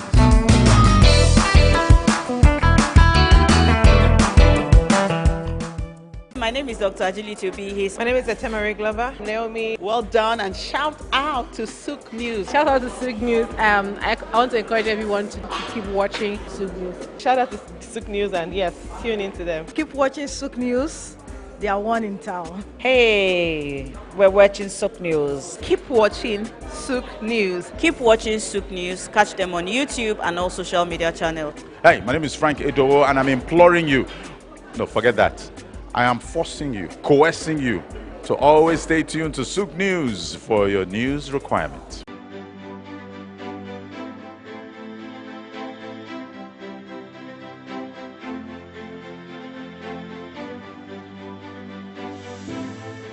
Creativity is an instinctive and powerful form of expression, especially for children, who often pour out their imagination onto paper in spontaneous and inhibited ways, whether intentional or free-form.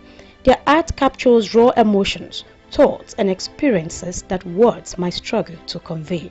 This sense of unfiltered expression was central to the recent Hope Blooms Art of Bravery exhibition at the TCA Gallery in Victoria Island, Lagos. In partnership with the Children Living with Cancer Foundation, the exhibition showcased a collection of artworks that reflected the bravery, resilience, creativity, and inner worlds of children living with cancer, most of which emerged from art therapy workshops at Lagos University Teaching Hospital, LUT, where children were encouraged as they explore themes of hope, survival, and friendship. The compositions, spontaneous expressions, doodles, sketches, and vibrant experiments all allowed these young artists to let their feelings flow onto the canvas.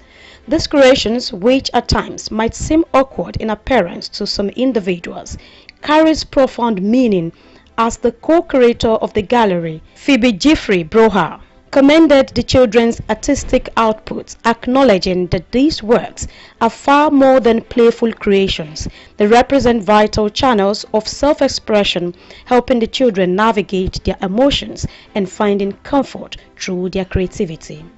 The pieces for this particular exhibition were created during the workshops. As I mentioned before, we really wanted to focus on the joy that a lot of the children like to create and express. So this particular piece, for example, I believe was made by 3 children all at once. We very often see that the kids love to collaborate on pieces together. So something that is quite important to us is to track which child made which piece, how old they are, capturing the intent and the story behind the piece as well. And this piece in particular really stuck out to us, so this is the central piece for the exhibition. The Cancer Foundation has been around for 20 years now. The founder is Dr. Neka Nuobi, and they're very multifaceted, so their focus is on childhood cancer research. There's not a lot of research out there specifically about childhood cancer. Their second thing is supporting the families. So parents and siblings go through a number of things when a child has cancer. First of all, there's very intensive treatment such as chemotherapy.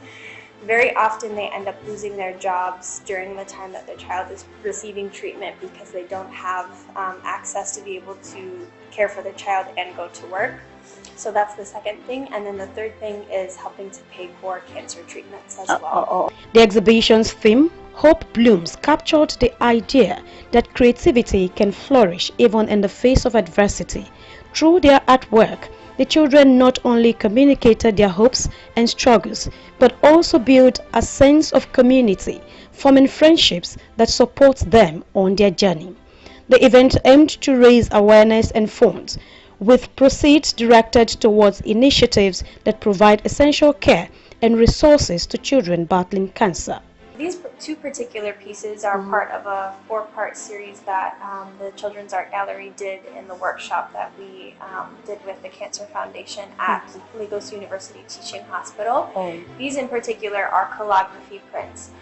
Something that we really tried to focus on when we're doing the workshops is educating with intent. So instead of just saying, oh, this is how you paint, we're looking at, okay, what do kids need that kind of builds their educational blocks. And we also look at cultural ties as well. So maybe teaching about traditional crafts that aren't typically covered in schooling. So now with the calligraphy prints, the method directly kind of ties into the method of how you would make batik fabrics or dire fabrics, for example. So calligraphy prints are blocks that you take and then you tie various things around them like strings or different 3D elements, and then you actually stamp the paper or the fabric.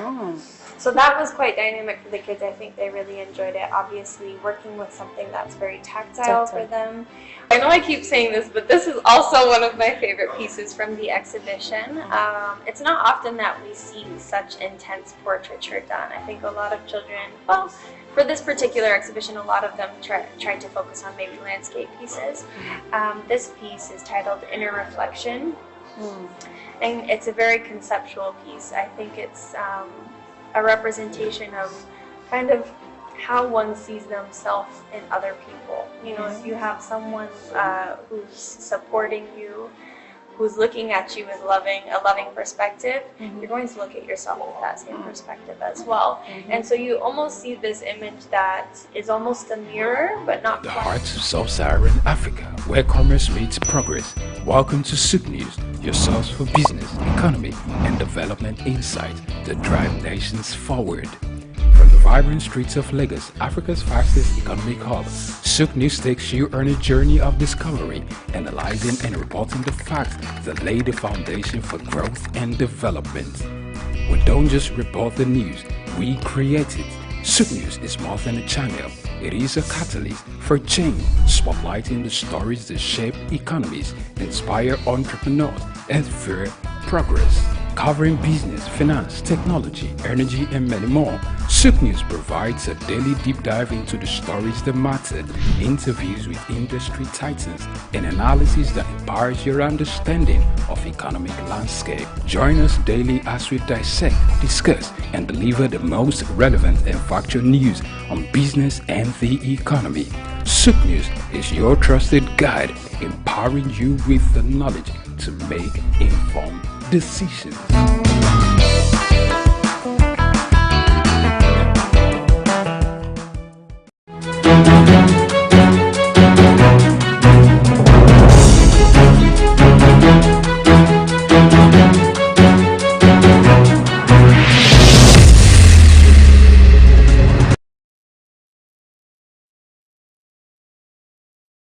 Welcome back. It's still Market Insight this Monday morning, the 7th of October 2022. Many thanks again for joining us. We're talking about the rising cost of healthy diets this morning and assessing the impact. Eating healthy these days has become a struggle for very many Nigerians, especially those who have subsistent means of income. Being able to feed is one problem. Now, feeding but not eating healthy or but not feeding healthy has its own implications. The gap, as it were, keeps growing. Now, the national average cost of healthy diets in Nigeria has increased by 46.2% in 8 months. In the year 2024, higher than headline inflation and food inflation, according to a report by the NBS, that is the National Bureau of Statistics, and the Global Alliance for Improved Nutrition. It revealed that the national average cost of a healthy diet increased to 1,255 naira per adult per day in August, from 858 naira, earlier reported in January, and 786 naira reported in December last year. Now, the question is what the implications are for the average struggling Nigerian citizen. That's perhaps what you're asking now. Well, we'll discuss that and more on the program this morning. So we're being joined by an economics lecturer at the University of Lagos, as well as a research fellow. He is also a research fellow, at the Institute of Nigeria-China Development Studies, the University of Lagos. Dr. Ajiwon Oluseyi joins us this morning on the program. Dr. Oluseyi, thank you for joining us. Thank you for having me this morning. You hear me loud and clear?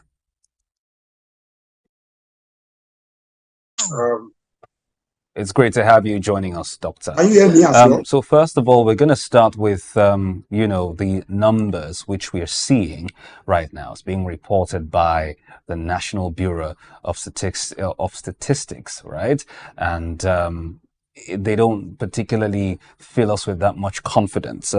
According to them, the average cost of healthy diet has gone up to 1,255 naira per adult, from 858 that he was much earlier in the year. As a matter of fact, in Lagos particularly, you need to have over 1,600 naira to be able to feed properly. When I say properly, to have a healthy diet.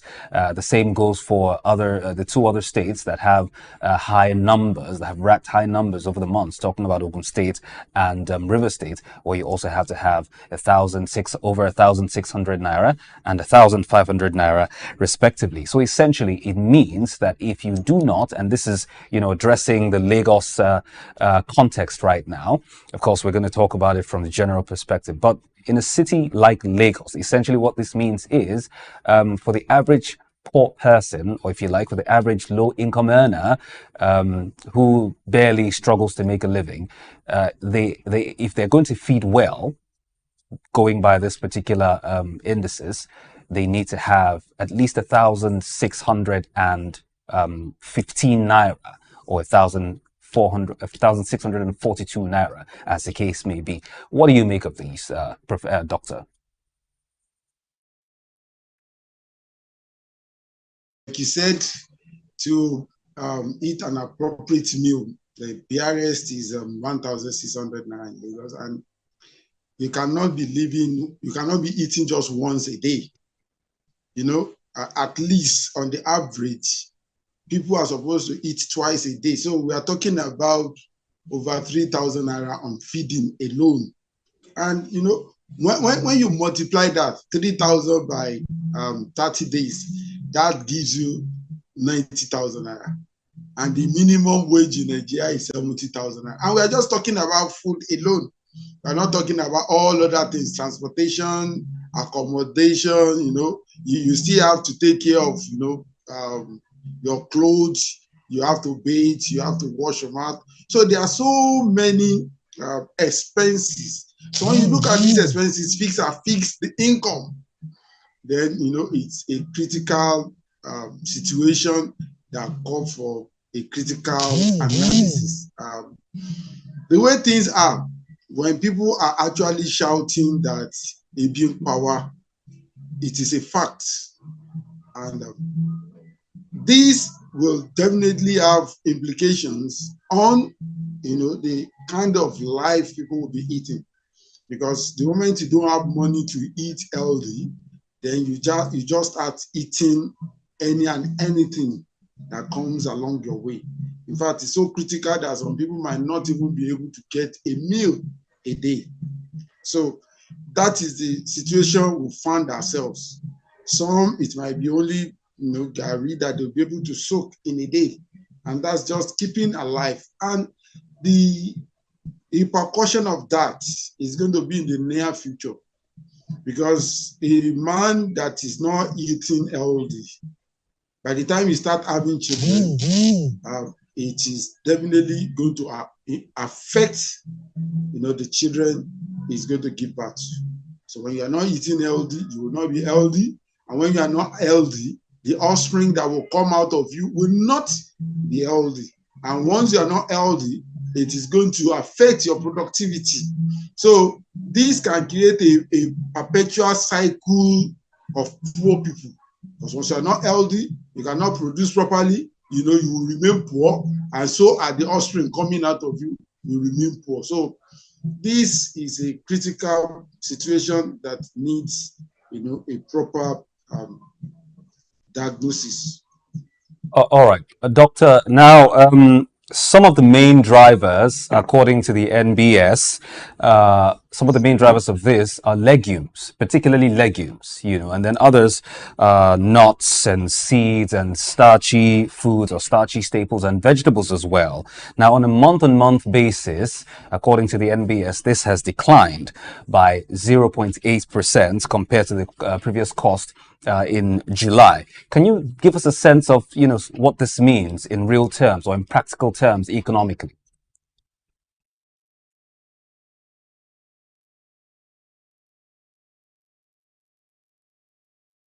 And when you look at what is happening in the country, you understand what that means.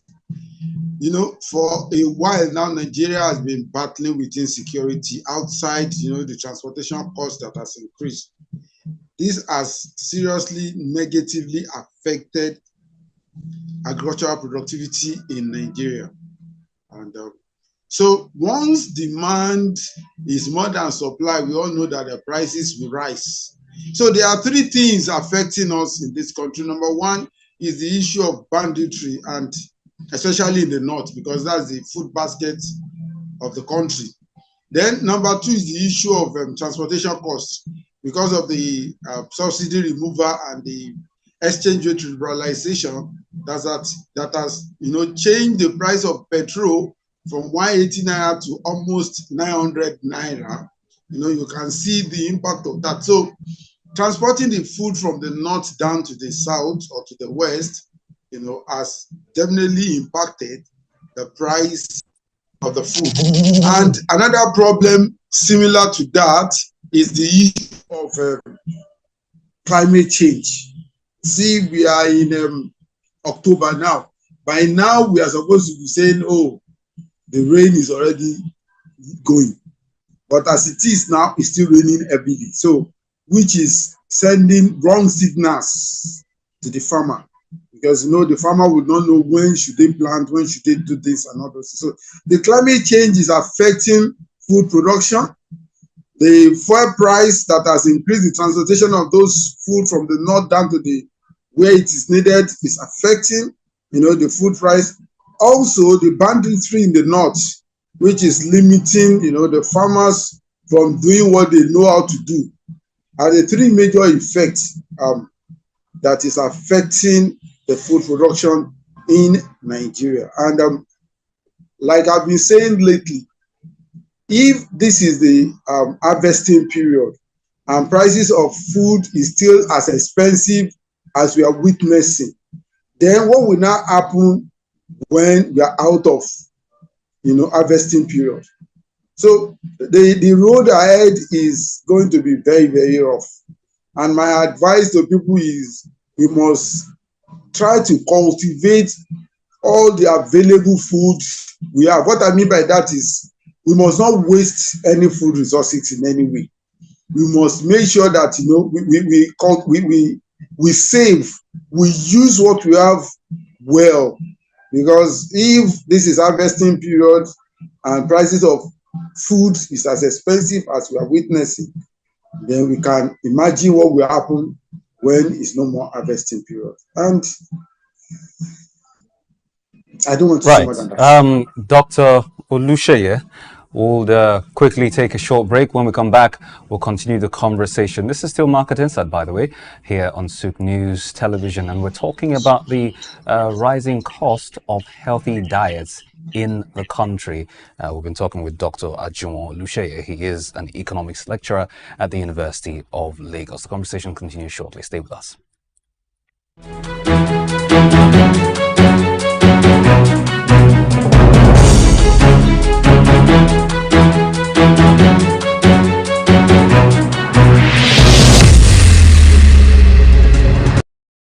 In today's fast-paced world, staying ahead of market trends is crucial. Whether you're an investor, a business owner, or just curious about the economy, you need reliable, up-to-date information to make informed decisions. On Market Insights, we'll provide comprehensive market analysis, expert opinions, and actionable insights that you Banking Trust. Our team of seasoned analysts and industry experts enrich the conversation, bringing you the latest updates and in-depth reports. With our real-time data, you'll never miss a bit. Get instant access to market rulings, trends, and forecasts. Our expert analysis helps you understand the bigger picture, while our customized reports are tailored to meet your unique needs. Peri-urban agriculture plays a very, very important role in diversifying urban diets and also providing staple foods for daily consumption. Additionally, fluctuations in the exchange rates and disruptions in the global supply chain have further inflated costs. Join us on Market Insights, Monday through Fridays, 11 a.m. to 12 noon here on SOUQ News Television. We are your premier destination for cutting-edge market insights.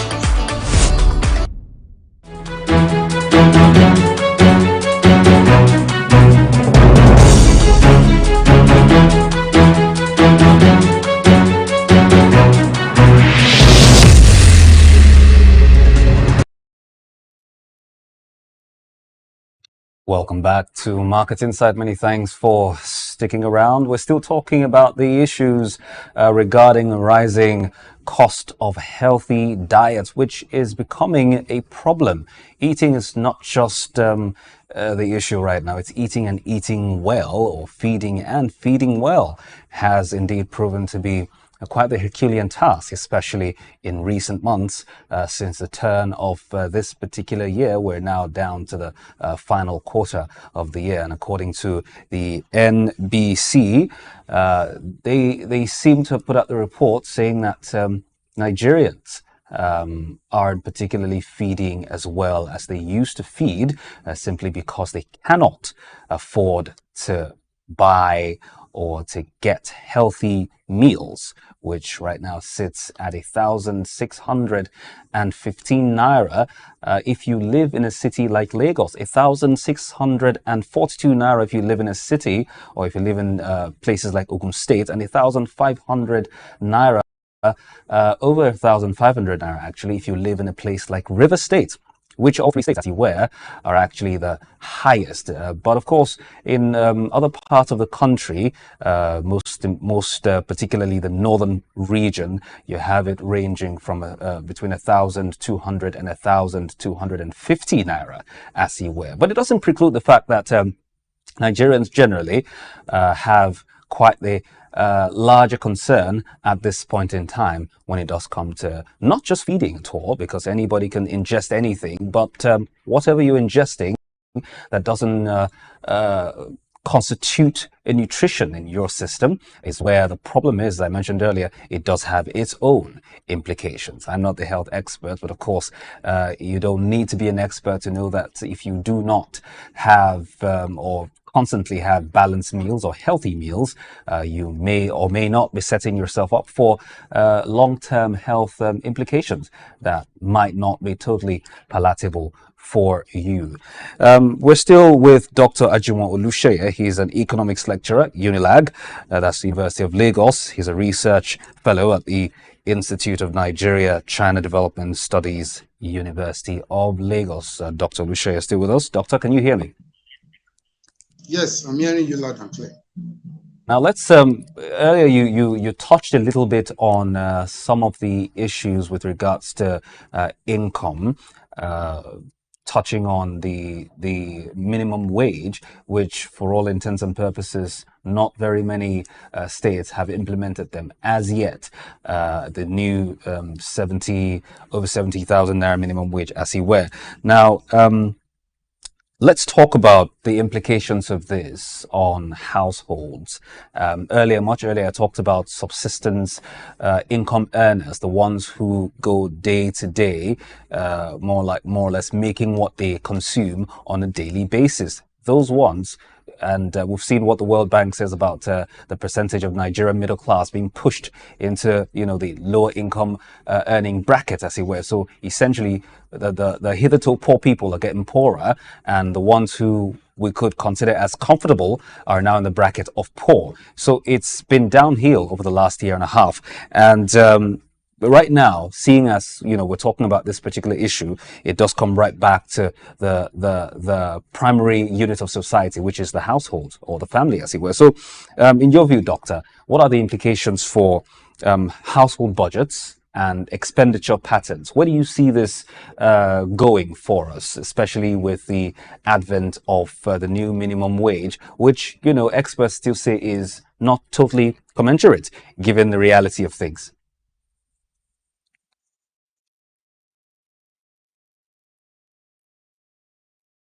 With the reality on ground in Nigeria, there is no way anybody can successfully live on the minimum wage as it is with the prices of things in the market.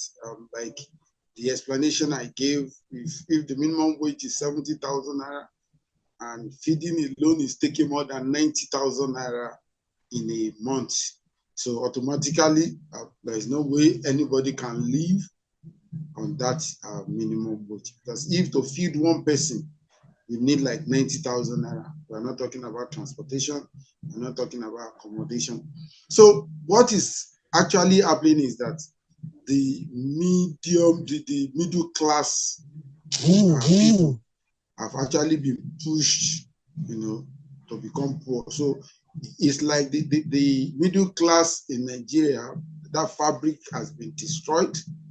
And if the middle class are now poor, what will now happen with the lower class? The poor people, that means they are now far, far poorer.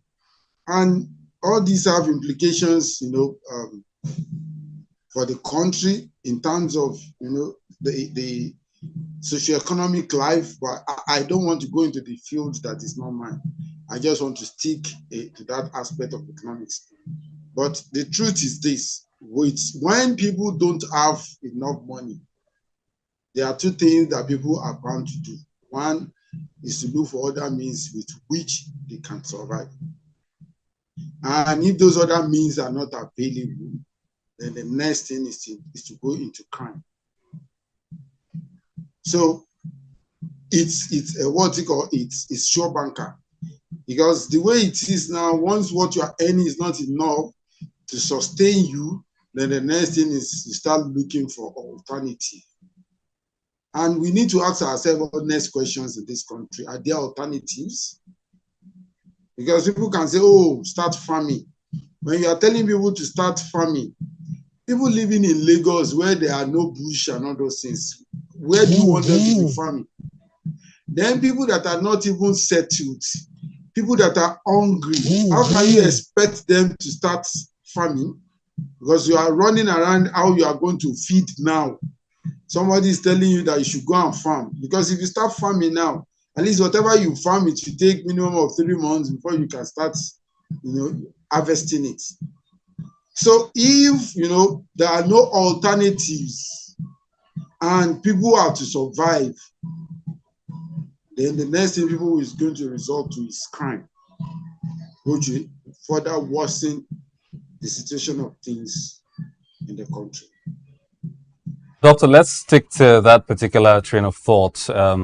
Still talking about income, as you were. It's shrinking more or less almost on a daily basis. And some experts that is, have attributed what's going on right now to some of the government's fiscal policies over the last year and a half or thereabout, saying that at the core of it all, its delivery has been faulty, and it wasn't supposed to be to start with, or it wasn't necessary to start with. While some others have said that, listen, these policies are great, however, it's the failure of execution that has been the problem so far, and it's plunged Nigeria to where they find themselves, Nigerians rather, to where they find themselves.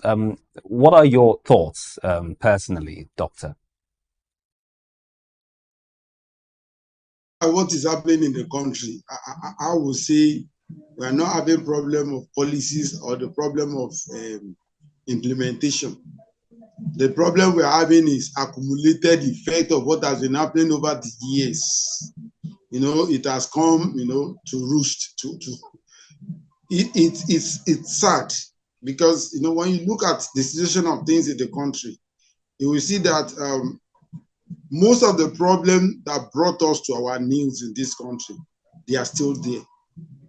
So it's not about, because honestly, when I look at the economic policies of this current government, I'm in support of it. I'm in total support of it. But there are some things that we are looking at that is giving us concerns. And those are the real issues. Because if we look back, when people in government were embezzling money and just spending money anyhow, nobody was talking then as much as we are supposed to talk, because it's not affecting us. Now it is not affecting us. Everybody is now talking. So we don't need to wait until we are seeing the effect of what is happening before we start talking. We should start talking once we see what government is doing that is not appropriate. We are not supposed to wait. Look at us as a country.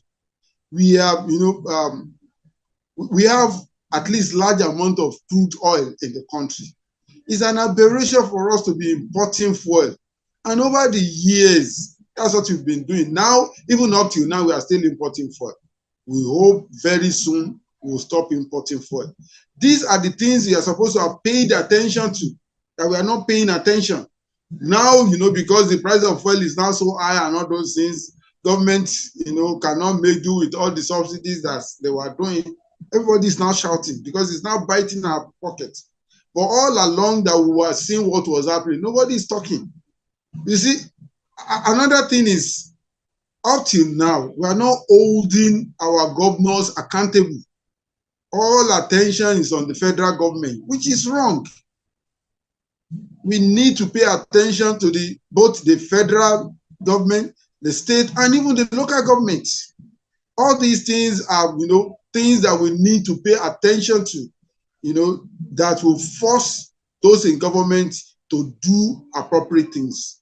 For instance, look at the current situation and see the country is very, very broke now. But when you see the way people in government are spending, it's as if all is well, when we can see that all is not well. So these are the situations that we need to be shouting. How can you be telling us to tighten our belt when those in government are loosening their belt? Those are the issues we need to pay attention to. The situation in the country is critical. Everybody needs to understand that. We need to tighten our belt. But it's not only the masses that needs to tighten their belt. Those in government too need to tighten their belt. Because you can't say, oh, tighten your belt while you are loosening your belt. It doesn't work that way. And that's why there's a disconnect between the masses and the people in government. Because they can't find them trustworthy. What they are doing is not telling us, it's not showing good representation of the situation of things in the country. It's as if you are just deceiving us and robbing us, to cater for your own this, your own large life. We can continue to be, punishing, suffering while you are living well. All right. Doctor, you are spot on when you talk about Nigerians focusing more on the federal government as opposed to making an all-encompassing, accusation, so to speak, whenever they want to make such accusations as to who's responsible for what they're going through. And true to that, the item that's agricultural development is on the concurrent list. So therefore, the state government as well have a role to play. But we're going to get to that in a little bit. Let's also talk about the flip side of the fiscal policy, talking about the monetary policy. In your view, do you think the CBN's recent actions, when I say recent, I'm talking about perhaps in the last year or two, you think their actions have contributed to where we are right now? Now, just very recently, about 2 weeks ago, we saw another raised MPR.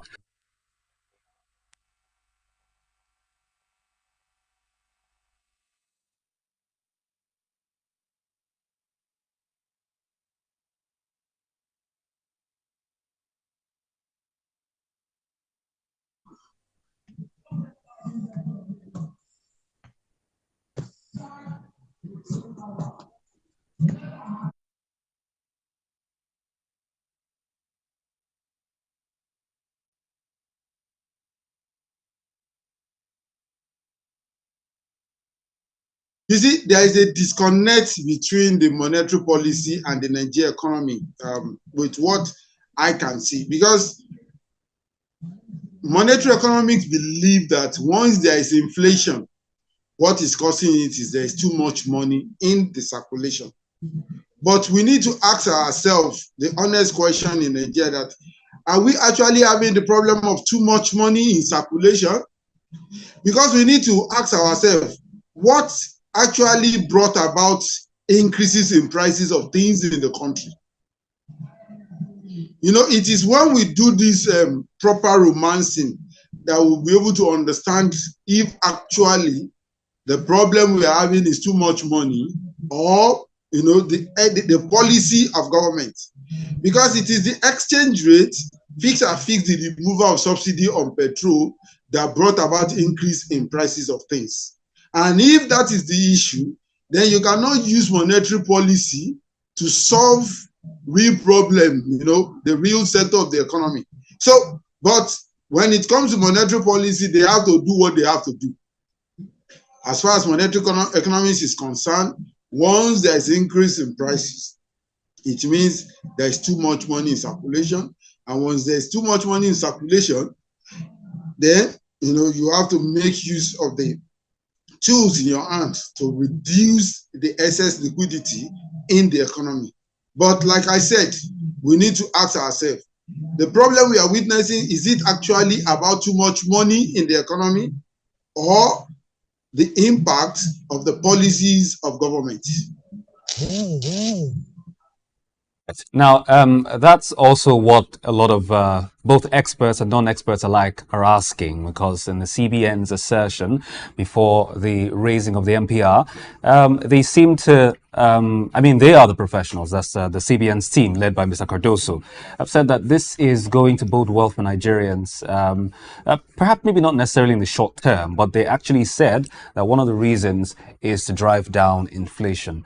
Looking at what has happened globally, particularly in the likes of the USA and other parts of Europe, Nigerians, and well, not just Nigerian experts, globally as well, there was some expectation that we will see a dropping, or a dovish stance, but instead the CBN chose to go the other route. So are you saying now that what the CBN has done is directly linked to what we're seeing right now, and they shouldn't have in the first place? Is that what you are asserting, Doctor?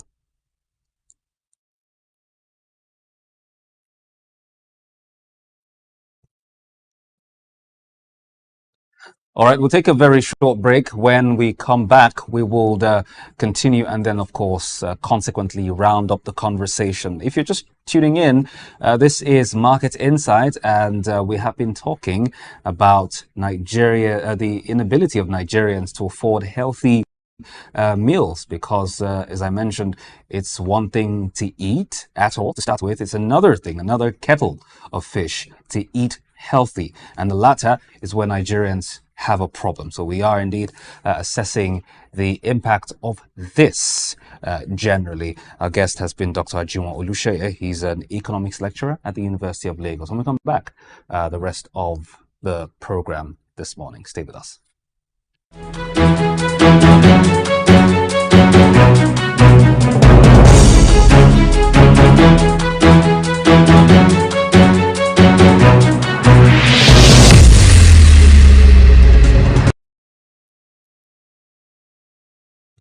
Welcome back to Market Insights. Going back to the conversation, Dr. Olusheye is still with us. Doctor, can you hear me now? Me too. Yes, I can hear you, Doctor, loud and clear. I was just following up on what you mentioned earlier about the CBN's decisions and they doing what they feel is best. But, to reiterate, they had said, that's Mr. Cardoso and his team, that their action was essentially geared towards driving down inflation, as you weigh inflationary pressures, if you like. But looking at it from a wider lens, what happened in the USA with the Fed cut and, how it affected other parts of the world, particularly in Europe, the expectation over there and even down here was that the CBN was going to toe the route of the US Fed, but instead we saw the converse. So following your assertion and what the CBN's team, led by the governor, has said, would you say that they should have done it the other way around as opposed to how they did it some 2 weeks ago? I will not want to give a yes or no answer to that question, because you see, the CBN might have some informations at their disposal that I don't have.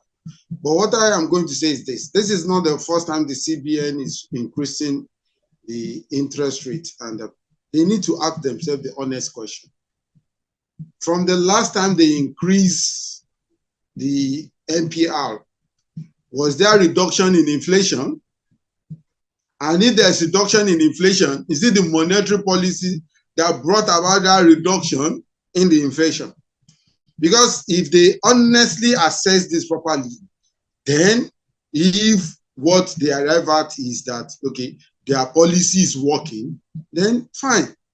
But if not, then they need to start asking themselves that the route they are going, is it the appropriate route? Because you see, industries needs credits, and the rate at which they are getting that credit will determine their investments. So if you are increasing the interest rate, is it actually in the overall interest, or in the interest of some people? Because the only advantage I can see is that people that can bring cash into the country will be able to have, higher returns on their money. But those that are actually manufacturing, interested in the real sector, will it favor them? So we need to ask ourselves, which one is better? Is it the real sector or those that are bringing in liquidity? I'm not saying that liquidity is not important, because if there's no liquidity, it will affect the real sector. But we need to romance this properly to look at the direction with which we are taking. Because overall, we must say, okay, we need more liquidity now. But if we get that liquidity and the real sector has been, and the life of the real sector has been squeezed out, then of what benefit is the liquidity? What will the liquidity do? So these are the things that the CBN needs to give an honest answer to. It's not just about, because to me in Nigeria, I believe, the monetary policy is about 10%. The banking sector is just controlling about the 10% of the liquidity in the country. The remaining 90% is outside the bank. So if that is the case, of what impact will the interest rate and all those things have on the real economy? So these are the real issues that the central bank needs to actually analyze properly to channel the way forward for them. All right, now let's move away from there to something slightly tangential. Subsequently, we're going to talk about how to deal with all of these, but let's go on a tangent a little bit. I think about a month or two, the FCCPC, that's the Federal Consumer Protection Commission, as you were, there were reports that they wanted to clamp down on the market, especially on extortionist pricing and, price gouging, basically. Which got many talking, even though they later refuted that particular report. But however, the conversation continued anyway as to whether or not price control is what was needed to help Nigerians in the aspect of affordability. What are your thoughts on this, Dr. Oluseyi?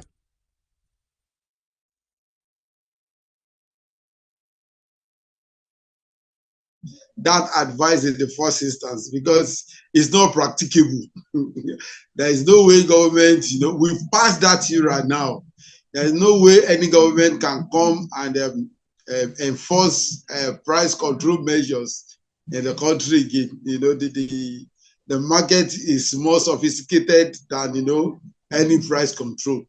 Once any government tries that, it will just drive all the commodities into the black market, and at the end of the day, the price is even far worse than the way it is. So instead of going the route of price ceiling or whatever, price control, the best thing is government should be looking at the supply side. How can we increase supply? Because definitely once the supply increases, it will reduce the price. But thinking about price control, I no more in the 70s, so I don't know who brought that idea, but it cannot work. We pass that era in the world. It can't work. Right. We'll just, Okay, at then. the end of Thank the you whole, very much, Doctor, for that one. It takes my mind back to when former President Muhammadu Buhari came in the 80s, his first coming, that is, like we like to call it, where he tried to do that. And then the enforcement essentially saw, what's it called, saw horsewhip wielding soldiers trying to, carry out that particular order, as he were. Well, it didn't turn out well, that particular policy. But away from that, let's talk about addressing this one head on as we, come to a close, as we pull the curtains on the show this morning. Earlier, you talked about holding the government, the state governments to account, and I corroborated that by mentioning some of the items on the exclusive and concurrent list. In this case, we have state governments controlling agricultural development issues, as you were. So what do we need to do at that level, talking about the subnational, to address these issues head on, so that in our own little way, Nigerians can be able to afford certain things, especially in the context of the conversation this morning, healthy diets. That's one. Two, with shrinking income, as you were, also still talking about the subnational level, and then perhaps you can stretch it to the national level. How can they be addressed? How can it be addressed? How do we make sure that one and the other meet each other halfway and give Nigerians a better standard of living? Actually, when you see what's happening in Nigeria, every state has their own Ministry of Agriculture, and they have this. I can't remember. This body called OSADEP, like the OSADEP Osun State Agricultural Development, whatever. So the government think that solely the issue of the state government think that solely the duty of agriculture should be handled by this unit, the state agricultural development program or whatever. But the situation in the country now is critical. So the state governments need to be physically present, not just through that unit. They should collaborate with that unit and ensure that more is being done on the forefront of agriculture, because we cannot continue, the way we were and expect different results. To expect different results, then we must do some things differently. And when you look at the issue of food scarcity, you see, that is where the state government needs to come in and do more than what they are doing currently now. Because it's not just about providing fertilizers, tractors, and things like that. They need, to actually go down to the farmers to understand what is happening and see how they can come in more than what they are doing now. We've said that there is the issue with insecurity, there is the increase in the price of fuel, there is the weather, what's it called? So government needs to look at all this and see what they can do. For instance, our weather forecast, they should be able to be passing those informations across to farmer timely, to let them know that this is the situation of things. If you need to plant, this is the appropriate time to plant, this is the appropriate time to do this and that. They need to push out those informations the more. Let it get to the hand of the farmers. Then the fertilizers, the tractors, are they ensuring that those things are getting to the farmers early enough and enough of what they need, and at what price? All these things are what government needs to start looking at, because the way the world is going now, the states, there's nothing stopping the state from actually going into farming themselves. That, okay, it is this local government that owns this farm here, is this state government that owns this farm here. So because we need to do more to actually increase the supply of food in this country. If we don't do that, if we are looking at, okay, these are the policies, or this is the way government should operate. The situation here now is critical, and when the situation is critical, it requires critical solution. So this is not, using the usual method. We have to make sure that we think out of the bucket of the box to do the appropriate thing to lift Nigeria out of where we are now. Because you see, what we are seeing now in the near future, the consequences of not eating well will start manifesting on the country in terms of sickness, spending more, on the hospital bills, people not being able to be other productive as much as they want to. Then at the end of the day, is that what we want? So these are the real issues that, the state government, the local government, and at the national level need, to start asking themselves, what needs to be done? What have we done? What else can we do? Because that is the real questions we need to be asking ourselves. What have we done? What else can we do to move, to actually reduce the food supply problem in the country? Thank you very much, Dr. Oluseye, for joining us on the program this morning. We do appreciate your time. Dr. Ajun Oluseye is an economics lecturer at the University of Lagos, a research fellow at the Institute of Nigeria-China Development Studies, also UNILAG. Many thanks again, Doctor, for joining us this morning on Market Insight.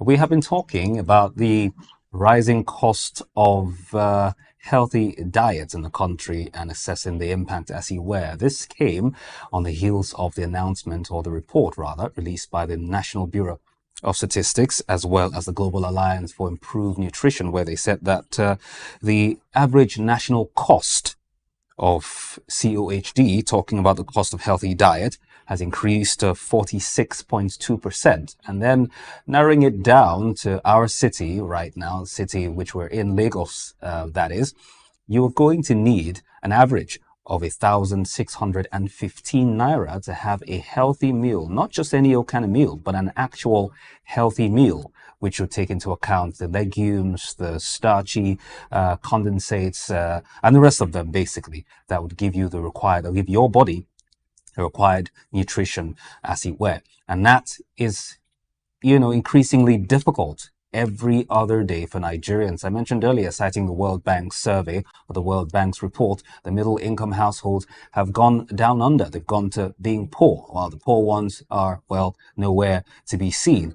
Income is shrinking on a daily basis, but the government, as we know them to be working on it today, are doing as much as they can to see that the situation stabilizes, the situation is much better, and Nigerians can have a better lease of life. Both the fiscal policies by the federal government as well as the monetary policies as well. Now, we've heard our guest talking about fixing the supply side of things, of the supply sector, and also, talking about the subnational governments being available, being present, assessing the situation rather than folding their arms and expecting all the intervention to be carried out by the national government, or the government at the center, as it were.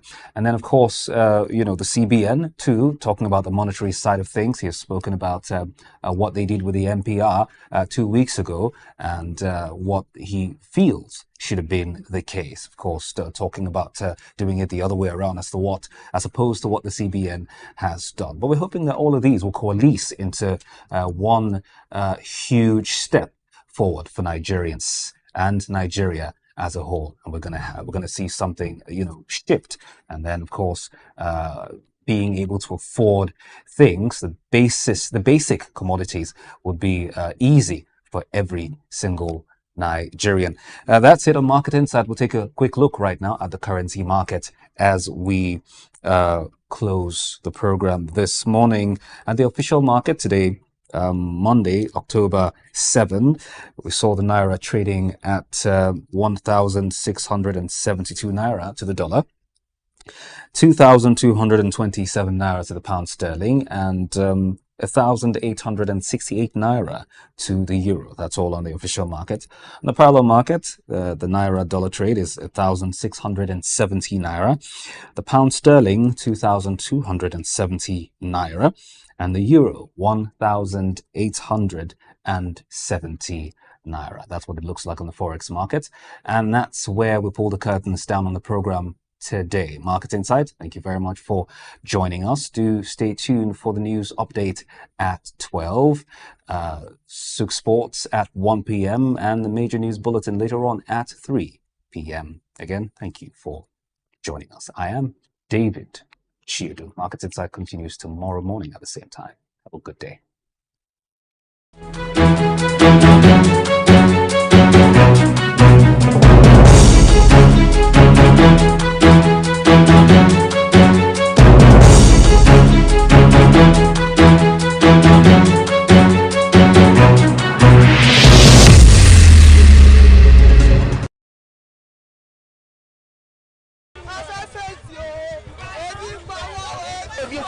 We are not playing because Ebin Power, Ebin Power. Why? Because money. Everything is cost. Everything is cost. But still vote now on a protest, not to be killing somebody. Why? A country is not merely defined by its borders or its natural resources. It is a collective entity shaped by its people, their well-being, and the strength of its economic foundation. The comfort of the citizens is a key indicator of a nation's prosperity, deeply tied to their purchasing power, the ability of individuals to buy goods and services with their income. When the economy thrives, purchasing power grows, allowing people to access the essentials of life such as food, healthcare and education, fostering stability and development. Equally, when economic instability rises, purchasing power shrinks, leading to hardship and discontent. In recent years, Nigeria has faced significant economic challenges that have deeply affected the well-being of its citizens. Inflation, currency devaluation, and scarcity of foreign exchange have created a hostile environment for both businesses and households. Inflation has soared to over 26% in 2023, largely driven by policies like the removal of fuel subsidies and the decision to float the naira.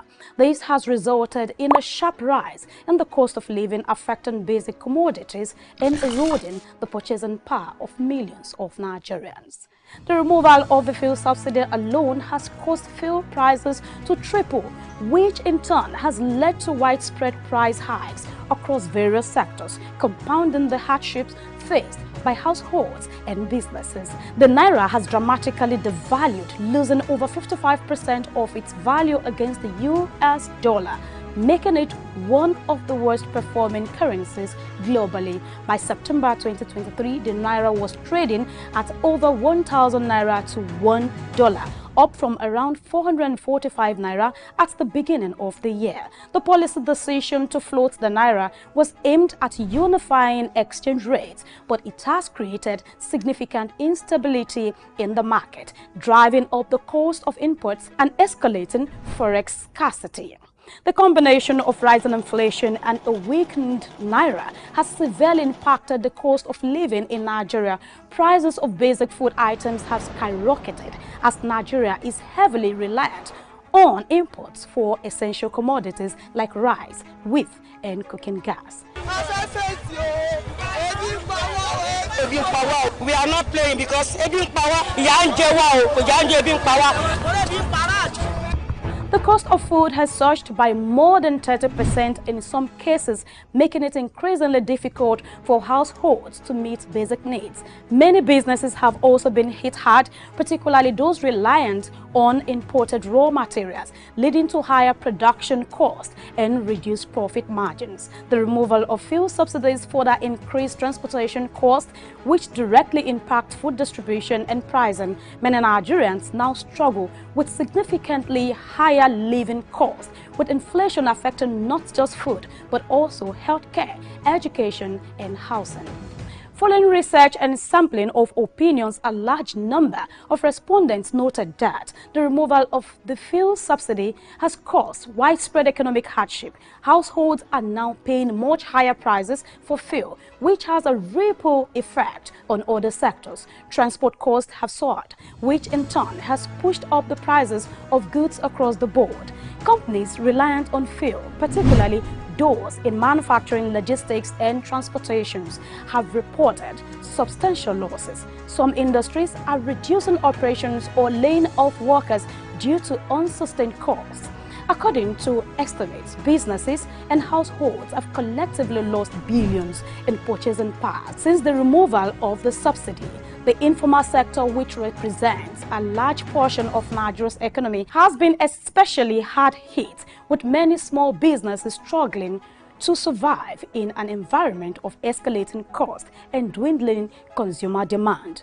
The removal of the subsidy, coupled with the devaluation of the naira, has caused a significant contraction in the economic activity. According to analysts, Nigeria's GDP growth has slowed down as the cost of doing business have risen sharply and consumer spending has dropped. Many companies have been forced to scale back operations, and the risk of stagflation, a combination of stagnating growth and rising inflation, looms large as foreign investors become increasingly cautious due to currency risks and unstable policies. Foreign direct investment (FDI) in Nigeria have also seen a decline. Public reactions to these economic challenges have been overwhelmingly negative, as they seize every opportunity to express their frustration with the government's handling of the economic situation, particularly the rapid implementation of the subsidy removal without adequate social safety nets. Many feel that the government's policies have disproportionately affected the poor, with little relief in sight. Protests and strikes have been organized by labor unions and other concerned Nigerians, calling for government intervention to ease the burden on citizens. This Nigeria, hungry they wire people. President Tinubu, they can help us Nigeria, help us our brother. Mr. President is not fair. Attend to us. You cannot go to school. Why? Because money. Everything is cost. Everything is cost. But still live work now on a protest. Must be killing somebody. Why? The whole thing that is causing hardship in Nigeria should be reduced, most especially the fuel price. The common man in society cannot feed themselves 3 square meals. The root cause of these challenges include Nigeria's over-reliance on oil exports, which makes the economy vulnerable to fluctuations in global oil prices. Policy shifts like the fuel subsidy removal were aimed at long-term economic reform, but the immediate effects have been painful. Forest scarcity is driven by declining oil revenues and the inability to attract significant foreign investment. This is the current reality, and Nigerians are looking forward to better days when the nation will fully recover and citizens will smile freely again. Grace Komalafe, SOUQ News Television.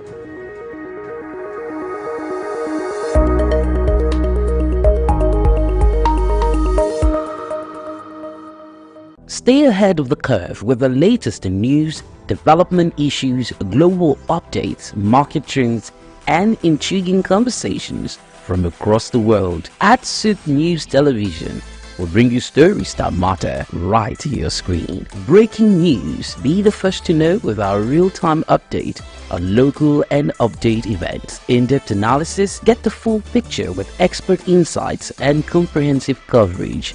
Exclusive interviews. Hear directly from the people making the headlines. Tune in daily for blended news and stories that keep you connected to the pulse of the globe. Click, like, and follow us on all our social media platforms at SOUQ News TV for updates, live streams, and more. Amid economic challenges and a rising inflation in Nigeria, residents of Lagos State have been made to smile after being gifted foodstuff for the celebration of the 2024 World Food Day.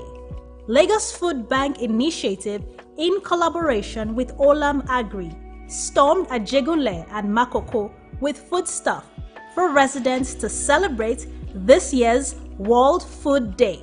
October 16 has been separated for the celebration of World Food Day. This celebration is not different. The theme is Right to Food for a Better Life and a Better Future.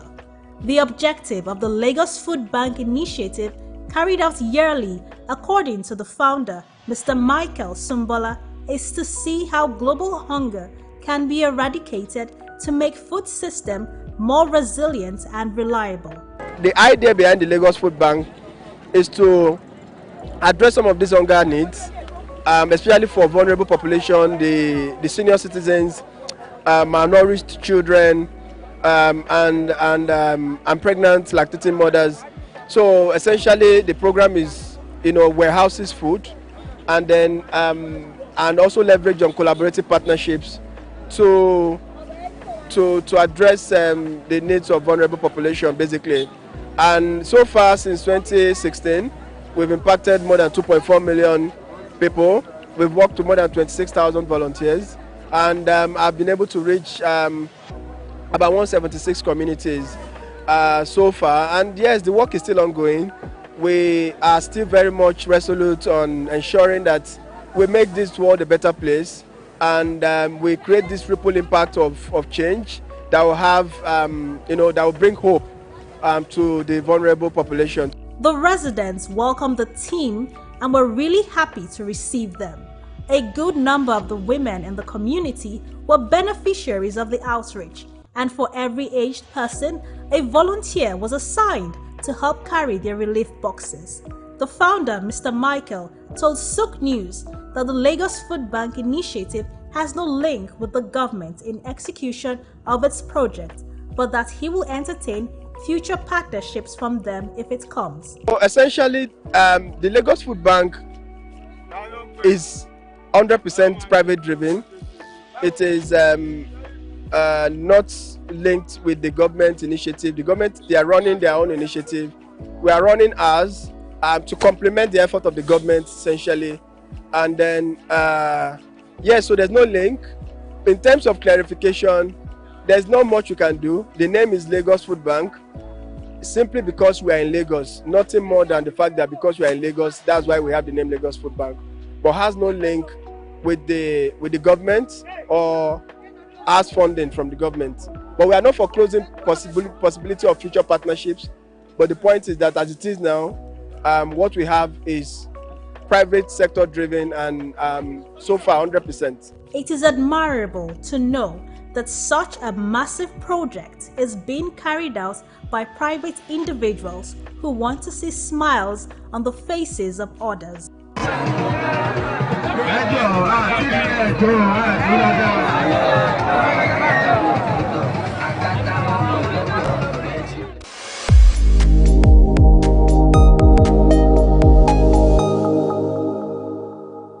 We've got just what you need right here at Femi Wash Media.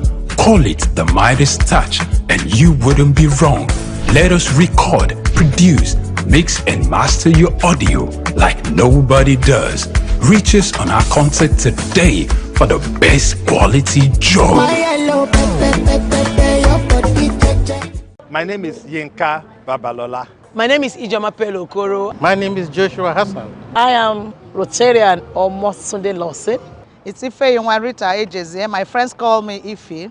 My name is Rotarian Lola Dare. I'm inviting you to keep watching SOUQ News. It's the right station to tune to.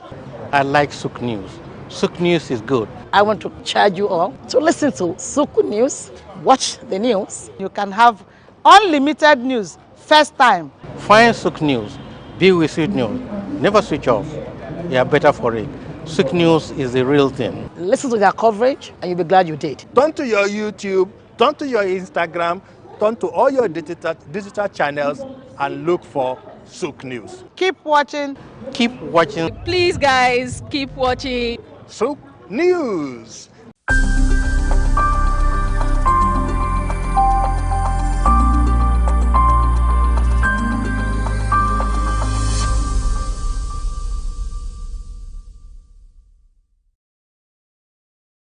Well, you already know my name is Steve Omojafo, and my middle name is Bamidele.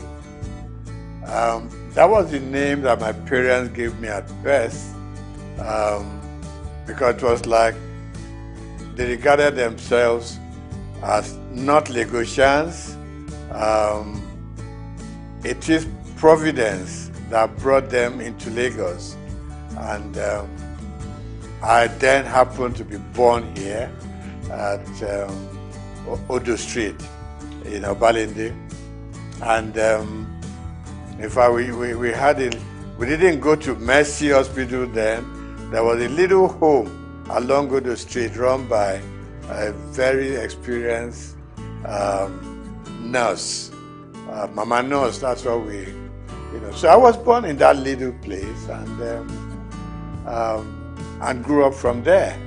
Like I said, my middle name is Bamidilim. My parents probably said, well, we have had it here, but this is not home. As at that time, you will go home with us. No problem.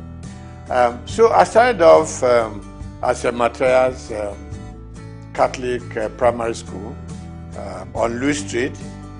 And I was in St. Matthias from 1953 till 1960, when we finished with our primary school leaving certificate. Then from there, an extra year at Holy Cross School. We needed that extra, they call it prep class. Prepare yourself to go to the secondary school. And from Holy Cross, for 1 year, I moved on to St. Gregory's College, Lagos. Now, growing up in Lagos was one of the best things that happened to us then. Life was good, life was easy, life was safe, life was like everything that a young man could aspire to. We went to school with scholars bus, which was virtually provided for free. When scholars bus was not available, it was fun walking from Obalende, firstly to St. Matthias, and then from there to St. Gregory's College. Life was good, life was safe. You could go out any time of the day. You could play from house to house. Parents knew each other very well, and so, in fact, when you were late somewhere on your street or in your neighborhood, you could sleep there because they would send a message to your home that Dele is here, so don't bother. The next morning you wake up, have your bath, have breakfast, return to your home. There was this community life that we all lived. Parents could discipline children of their friends. Okay? Not like these days, you dare not touch any other child. The parents will come and do a battle with you. That I didn't send my child to you to be flogged or to be beaten. So it was a very beautiful life. So went to St. Matthias, went to St. Gregory's College, and then from there to University of Lagos. We were brothers keepers. School was fun. Teachers were all there just to teach you. There was no messing around. There weren't any bad habits that people could be developing along the line, So that was my life growing up. So we were all walking through Balinde to Lafiaji, to Campus Square, to Tokumbo, Okekpopo, So we were children of the neighborhood. We were children of the area. So I'm never ashamed to say I'm an area boy in Lafiaji. Today it has become a taboo, but then we were proud of our origin. We were proud of our place of birth, and we were proud growing up in the neighborhood. So today, still believe me, I get up on some Fridays, I just go to Lafiaji I stay with the guys. Okay, not all of us were fortunate enough to go through the system. Okay, so those who, in quote, were left behind, we still, a lot of the time, we still talk to them. We still relate to them when there are problems that we could fix. You know, we help out.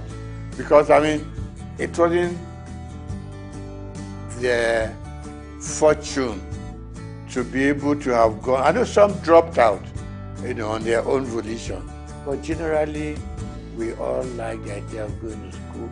Some couldn't make it. But we still relate to them. We are still friends. So I'm not surprised I leave Holy Cross Cathedral and I just hear people call me my names. And I know these people are those who knew me when we were growing up.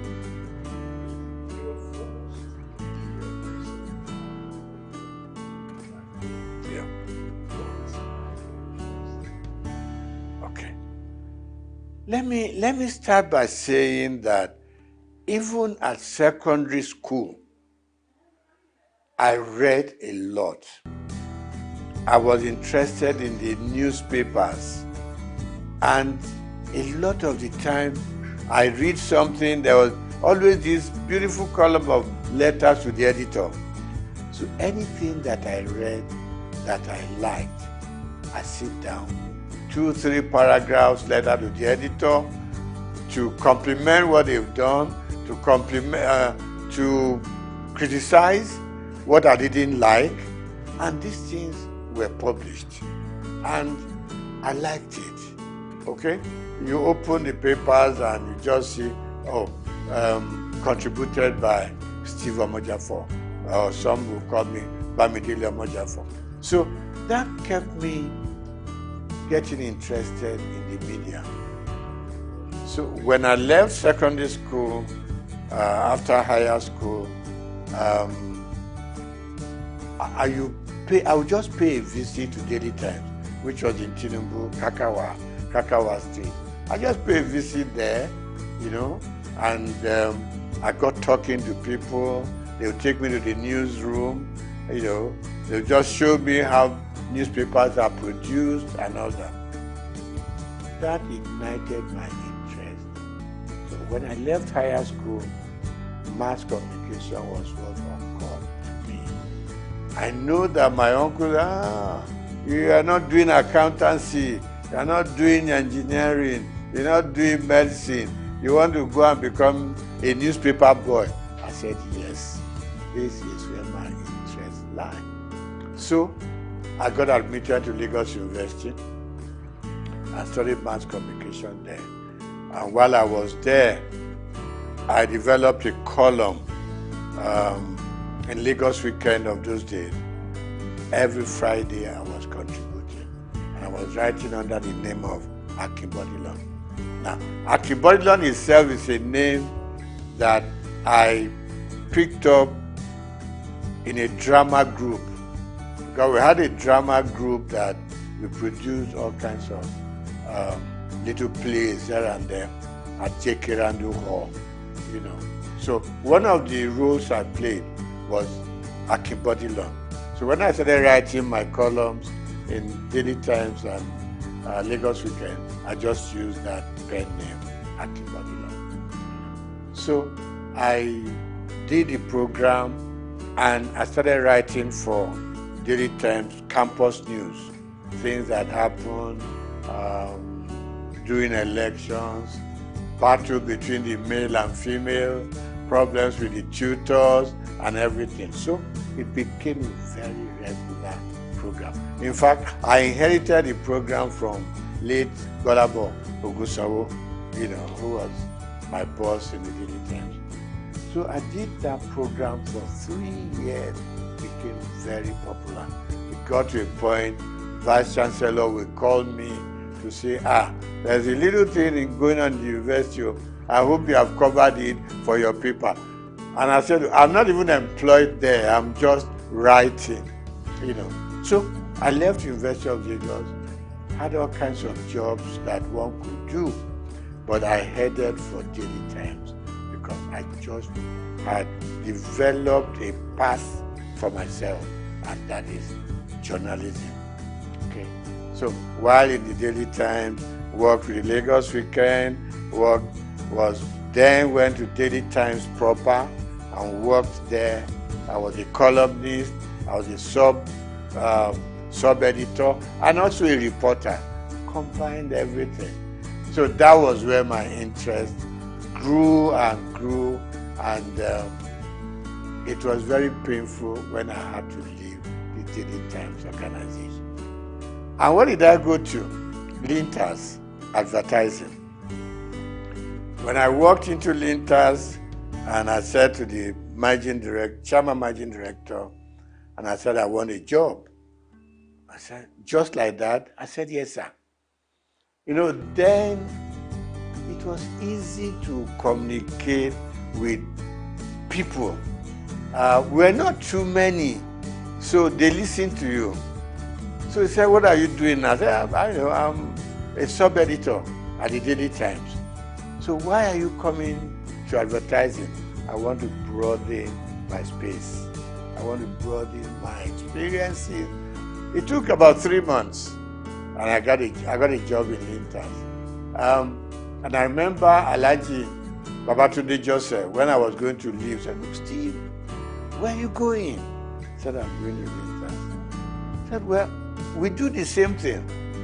They package programs commercially. Here we do our papers and we go sell, you know. So I said, okay, sir, let me just go gather some experience at Linters. And Linters and Daily Times were just 5 minutes walk from each other. And I said, sir, if the editor needs me for anything, trust me, I will spend my time and money, do write-ups for Daily Times. So I was like working in advertising and still writing for the Daily Times. You know. So that was my life. From Linters, we set up our own company known as Roosevelt Advertising Limited. And Roosevelt, was formed by 3 partners, you know, two friends of mine. 3 of us were at Lagos University at the same mass comm department. So we came out, and I left Daily Times to set up Roosevelt. One of my partners left Cadbury to join us, and Akiodusi left AdMark, another advertising company. So 3 of us came together and we set up Roosevelt. We call ourselves second generation agencies, because before then we were the Ogilvy, the Linters, Grant Advertising, and so on. So we set up a small shop in Surrey, and it grew beyond our own imagination. From Roosevelt, we set up a second line agency called McCann, STB McCann. Got affiliated to a company in America, McCann Erickson. So that was how it all went on. Now, I didn't do banking, and I didn't work as a banker. The interesting story is that one day, while still at Roosevelt, STB McCann then, I got a phone call from somebody I've never met before. And I picked up the call. He said, my name is ABC, blah, blah, blah. And he said, the managing director of Zenith Bank wants to talk to me. So I said, look, there's no problem. I know I'm not owing any bank and all that. He said, no. He just wants to talk to you. So I picked up, he picked up the line and said, my name is this. And I said, my name is this. He said, can we meet? So I said, she, no problem. He said, no. So we agreed to meet. And it got to be that he wanted to appoint a couple of directors for the bank before they went public. And what I said to him was, I'm not a banker. I didn't study finance or economics. He said, no. What I want from you is your name and your integrity. Nothing beyond that. That was the beginning of the story. So I got onto the board, and I learned a lot. You know, I'm somebody who doesn't get to a place and I want to show them what I know or what I don't know. You could make a fool of yourself sometimes. So for me, like the first 6 months or 1 year, was just go to the meeting, listen to them, know where they are coming from, know what the focus is, and know what the expectations are. So I picked it up from there. Gradually, I got into the system. Of course, naturally, buy some books on banking, finance, just read, you know, so at least you know how the banks operate. I've always been a customer of the banks. It's very small scale. And all I did was follow the banking trend. You know, there weren't too many banks in Nigeria at that point in time, but I followed through. And that was it. I got onto the board. And somewhere along the line, there was the policy of the central bank. The managing director had to step aside, so to say. The chairman had overspent some time regulated by the CBN. And they approached me and said, you are going to become, at the board, you're going to become the chairman of the board. I said, me? And they said, yes. I've met a lot of people here, so why me? Anyway, to cut the short story long, I was eventually made the chairman of Zenith Bank. And I was there, I was chairman for 4 years. And then CBN rules changed again. The MD came back, and I was very happy to hand over the bank to him. And I said I was going to leave when he came back. He said no. Statutorily, as he had 2 more years on the board, that no, you got to stay and live out your time. And then, so I did. And after 12 years, I eventually bowed out from the bank and returned full time to my own job, which I've been known for, and that is the media world. Okay, so I get invited for interviews, for programs here and there. Like you said, it's always a good thing. You have something you have learned over the years, you want to impact it on the younger ones, who are coming. I mean, my first son, for instance, went through the media scene, now in advertising, and I go on encouraging them. I retired from active day-to-day operations about almost 15 years ago.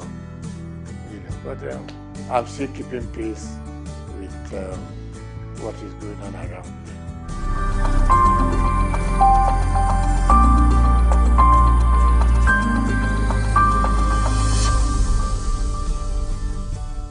Yeah, I mean, the society itself is very dynamic. There's been a lot of changes over time. I mean, I look back to during my own time in the newspaper world, and I can count just about 4 or 5 newspapers then. Okay, Morning Post, Daily Times, The Express, and a couple of others. So we knew each other. We knew the practice, we exchanged news information, we exchanged, I mean, if you had a news that was breaking, you want to call up colleagues from other papers, we all go there as a team, right? Because stories will be written from different angles, no matter what you do, So, newspaper was great. And it was so good. In the morning, your byline was there, and people were trying to reach you, about the quality. Quality was good. Quality was good. And there wasn't too much of freelancing in those days, the newspaper world. So you were either fully employed or you didn't belong. Same thing for radio. I mean, for instance, television I didn't do much about. While in journalism and in newspaper world, I was writing for radio. Okay, interesting stories. I had there was a name to this program, the Oddities, Odd World. So we were picking up things that were odd. People that didn't imagine what they were. It's not something that was very common. So we went on doing that. So newspapers were growing, radio was growing, television was growing, and out-of-home media was also growing. And talk about the dynamism of the system. Suddenly, people were now going out of buying a newspaper every day to sit down and hold it in front of you, trying to read from beginning, from cover to cover. Other forms of communication came on. With the advent of mobile phones, things began to change. In our own time, it was the phone you put on the desk and you were dialing it, a lot of the time you could never get across, okay? Suddenly, mobile phone came onto the scene. And news coverage was transformed completely from what it used to be, okay? So now, people on their phone could reach out, you could touch Germany, touch America, touch all parts of Europe, just sitting down in your office to gather information, gather news, what is new, And then, of course, we now had more television stations, no longer NTA alone, okay? Now, with the new stations, things were just expanding. Things were broadening up, and news gathering became something new altogether, and everybody was heading for a new phenomenon altogether. So today, you don't have to be a big guy to be able to tell your stories. Little children tell their stories, females tell their stories, So really we have moved from the days of waiting to read your newspaper to gather your news. Now, with your phone on your palm, you could do wonders all over. But of course, standard also, in some areas, standard will improve. In some areas, standards will go down. Because the multiplicity of media sources create problems. The kind of quality control we used to have in those days was disappearing. And people can build up stories without even being there to know if it is factual or not. So of course, the turmoil that we are going through in the media space now is better imagined. But I still believe that for those who have structures like the one you are building up now, will enable people to know that you've got to check, you've got to cross-check, okay? We have laws that control what we say, what you do, what you publish. Of course, they are not as rigid as they should be, So, in terms of content these days, you have to ensure that you check your facts before you can believe, what they are saying or make any sense out of them. So really it has become all commerce affair. And this is not going to be the end. The explosion is going to continue. Maybe in a few years to come, we're going to have a stronger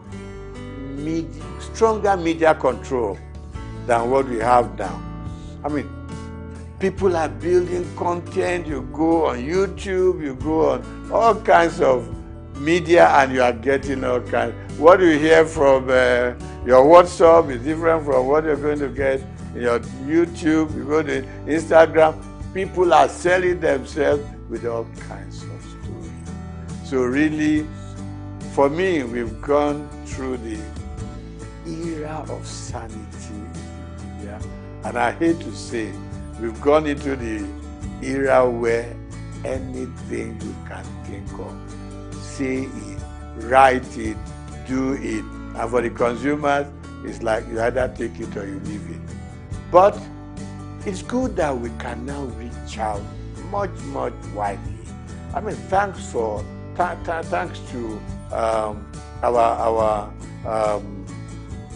mobile news. I mean, we talk to people in any village in Nigeria, and suddenly one thing that didn't grab us so early was you open up your Google map, and you don't have to stop people on the street anymore.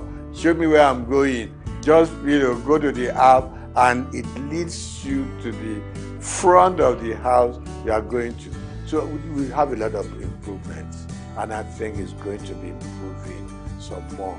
All we just need to watch is to ensure that we remain truthful and we remain factual, so that we don't mislead people on the street, particularly people in the rural areas.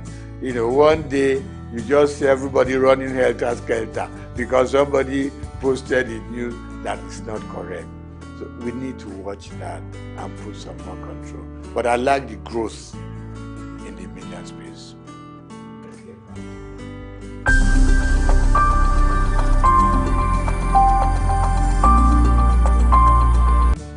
When I got into the banking sector, I saw myself more as a customer than a board member.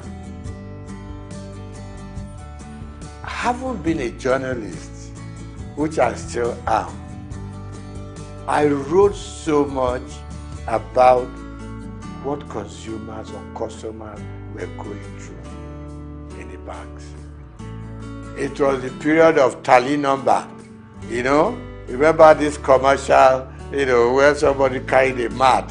I said, what are you carrying a mat in the bank? I want to lay down here because I know before I get my money, I will have slept once or twice and woken up, So I was very consumer oriented.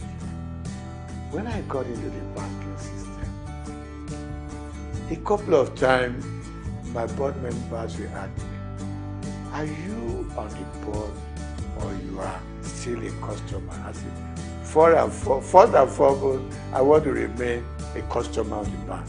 Who will come into the bank and get properly served?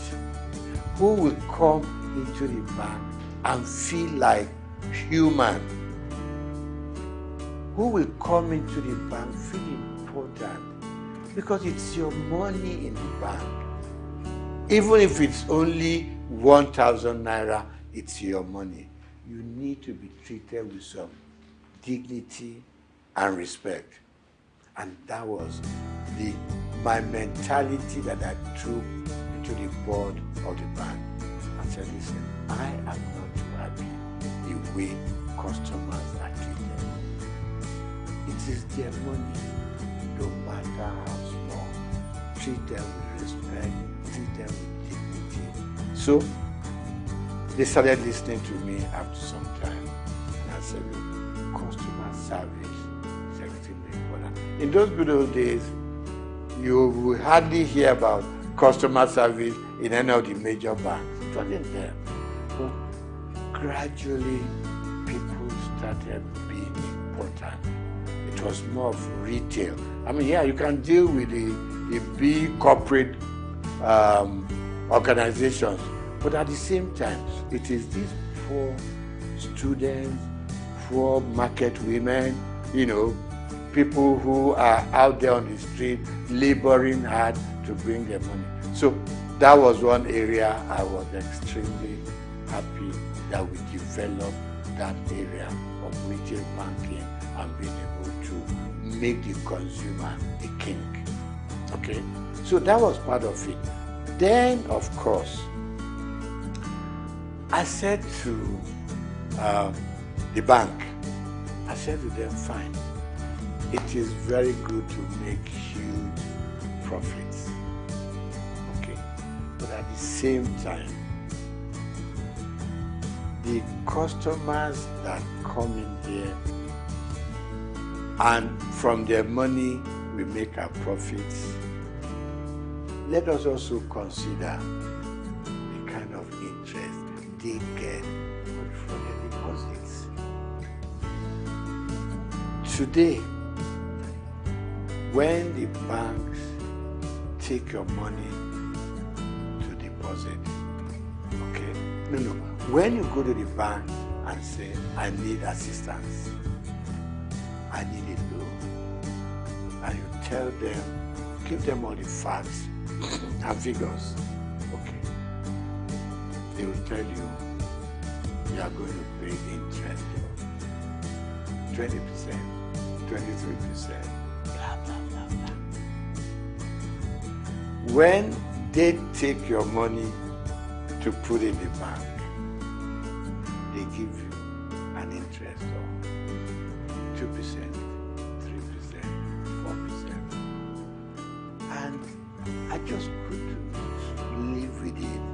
I mean, if you are giving me a loan, you're charging me so much. When I put my money there, it's also a loan to you. Why will you give me with 2 or 3%? And I thought the system wasn't quite right.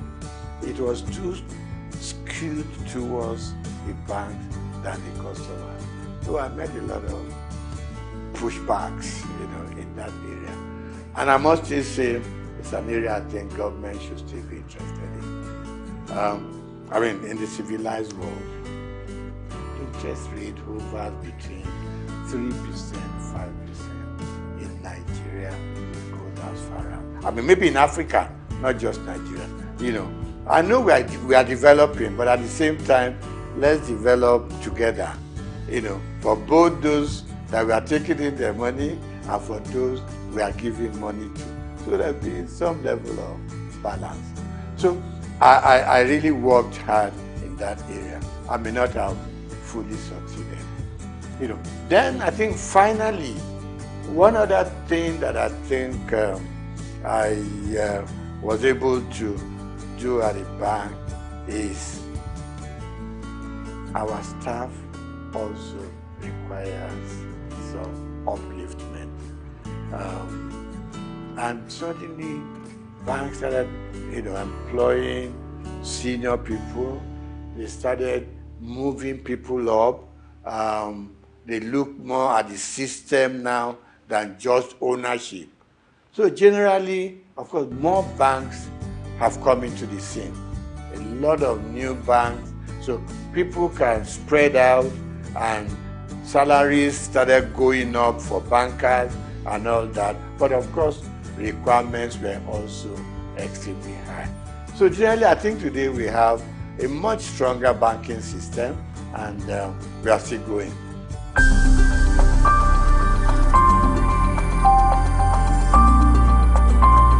Now, the bank for a long time have been let loose to do whatever they want to do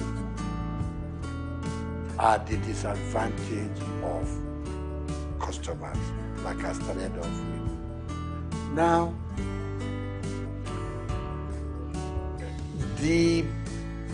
our leaders, and when I say leaders, let me point on just our presidents. The system was such that our presidents could do anything they like with the banks. It was almost an extension of the State House. You just pick up your bell and you ring and the governor of Central Bank will come shaking it, because you had the power bring him in and fire him. So he had to respect everything that the president wants. And it's wrong. This time around, I can say, even in some parts of Africa, you couldn't run the central bank the way we run it here. All the CBN governors wanted to do, please the president, and you are free to do whatever you want to do. And it's wrong. It's wrong. I mean, take even Britain here. Have you ever heard this kind of relationship between the Prime Minister of England and the CBN? No. Everybody has his mandate. In places, in climes like that, the president doesn't call up the central bank governor. Go and do this. Go and do that. Exchange rate should be done. Change your policy to be done. I mean, that's part of the problem we've had in this country. So the last government and their CBN just ran this country to their whims and caprices. You leave your monetary policy. In fact, you were running both monetary and fiscal at the same time. You took the Minister for Finance, for instance, and you have no dealings with him or her. You ran their own programs for them. And you did things that they should do, but they couldn't query you because the president, had your back. So a lot of things went wrong. And the result is now here for all of us to see. So what, I mean, look at the changing of our redesign, what they call redesigning of the currency.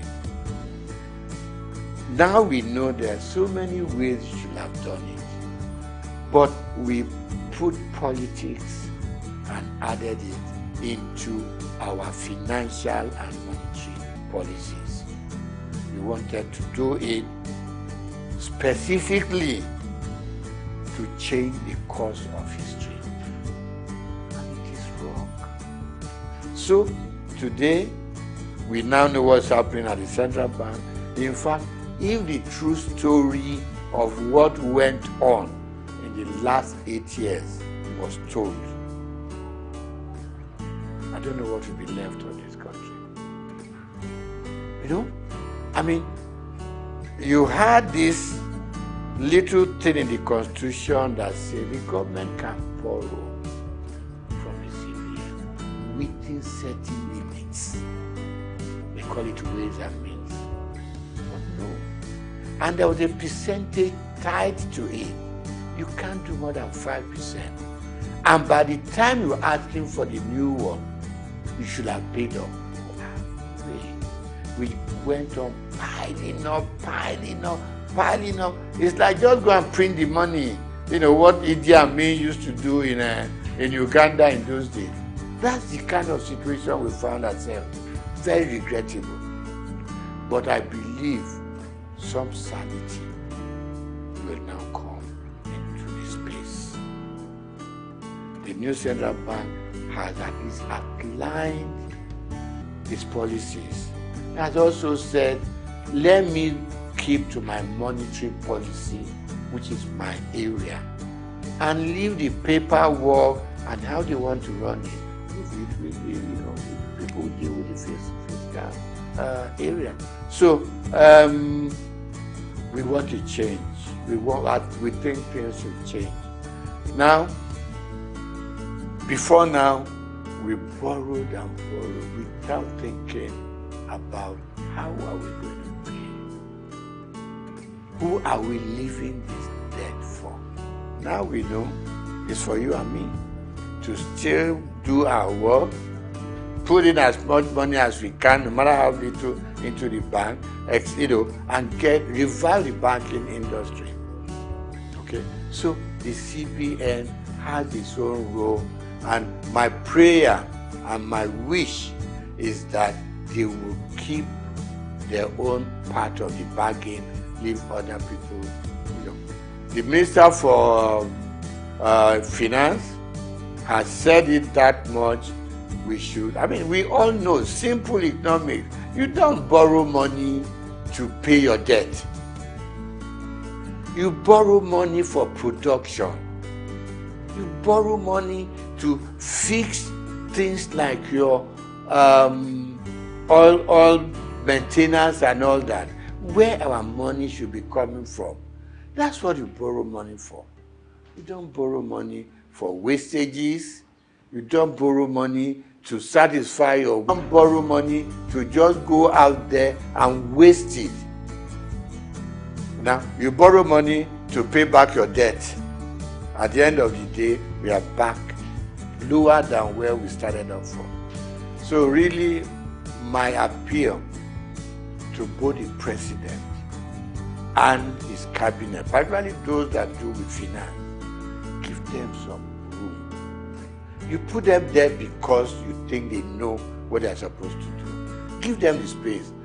If it goes breathing down their neck, at some point, it will just be, President said so, President said, even things that the President did not say, President said so, and it's got to be done.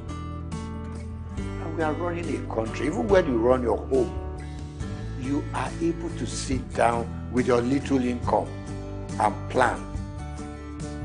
Every day we are being told, if you earn this much, use this little bit, keep the rest in the bank, because you never know about tomorrow. So that's where we found ourselves, and I believe that if everything goes right, we should see massive changes from what it was, the last 8 years. We need drastic changes in the system.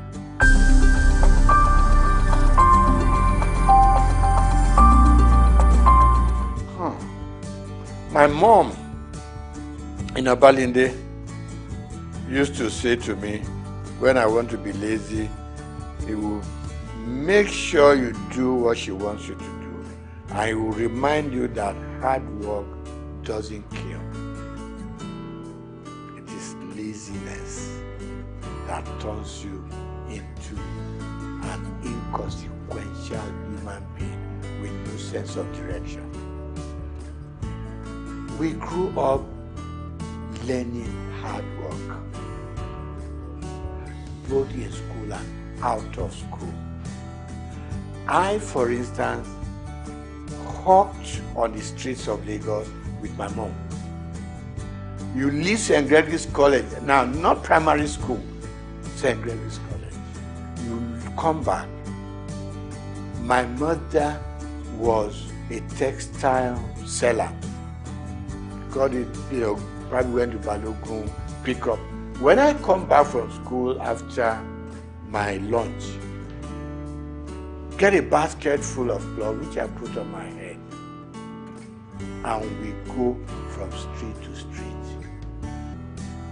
My mother is carrying her tape rule and another measurement stick, and we'll go round Obalende, Igoshere, Bamboshe, Oshoji, and we were selling. From there, she graduated to owning a shop in Balogun. When I leave school, I was her accountant, so to say, bookkeeper. All the things they sold, I make, keep the records and everything. I helped her take the money to the bank.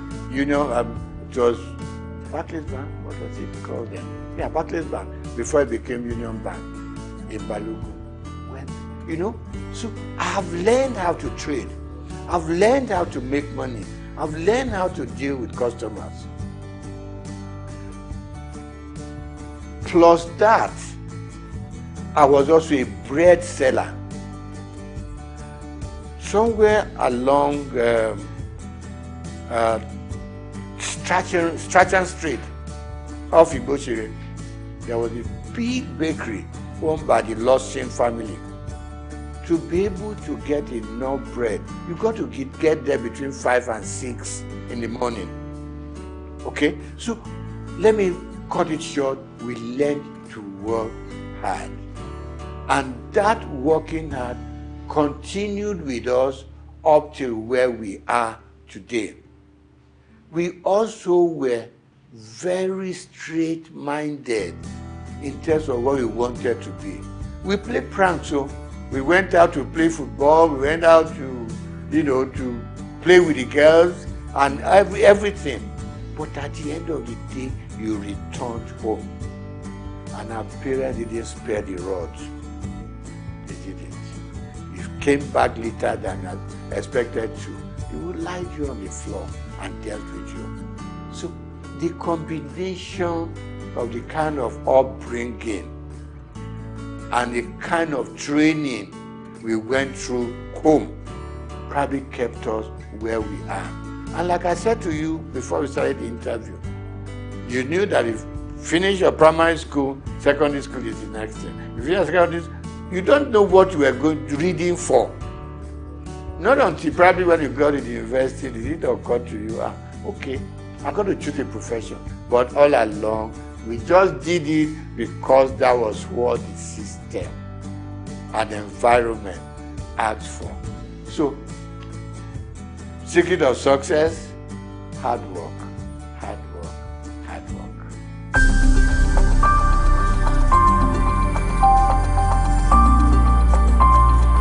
No. I had a father who was very finicky about appearance.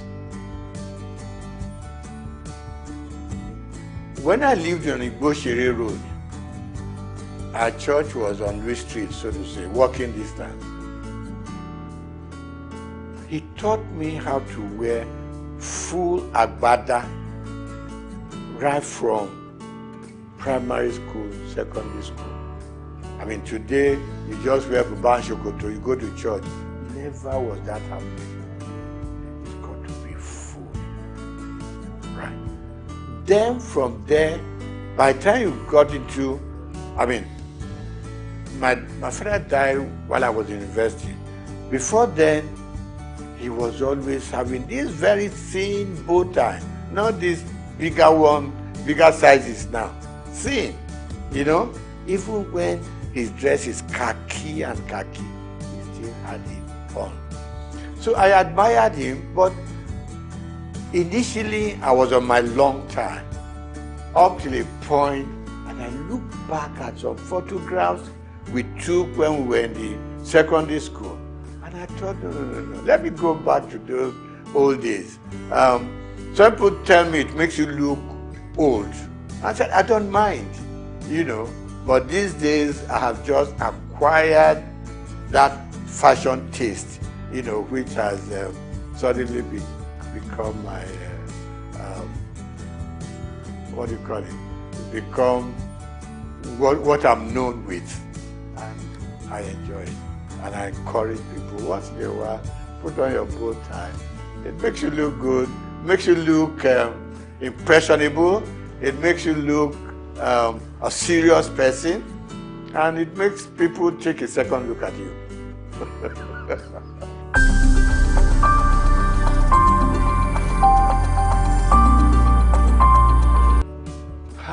I think number one, parents started sparing the rod.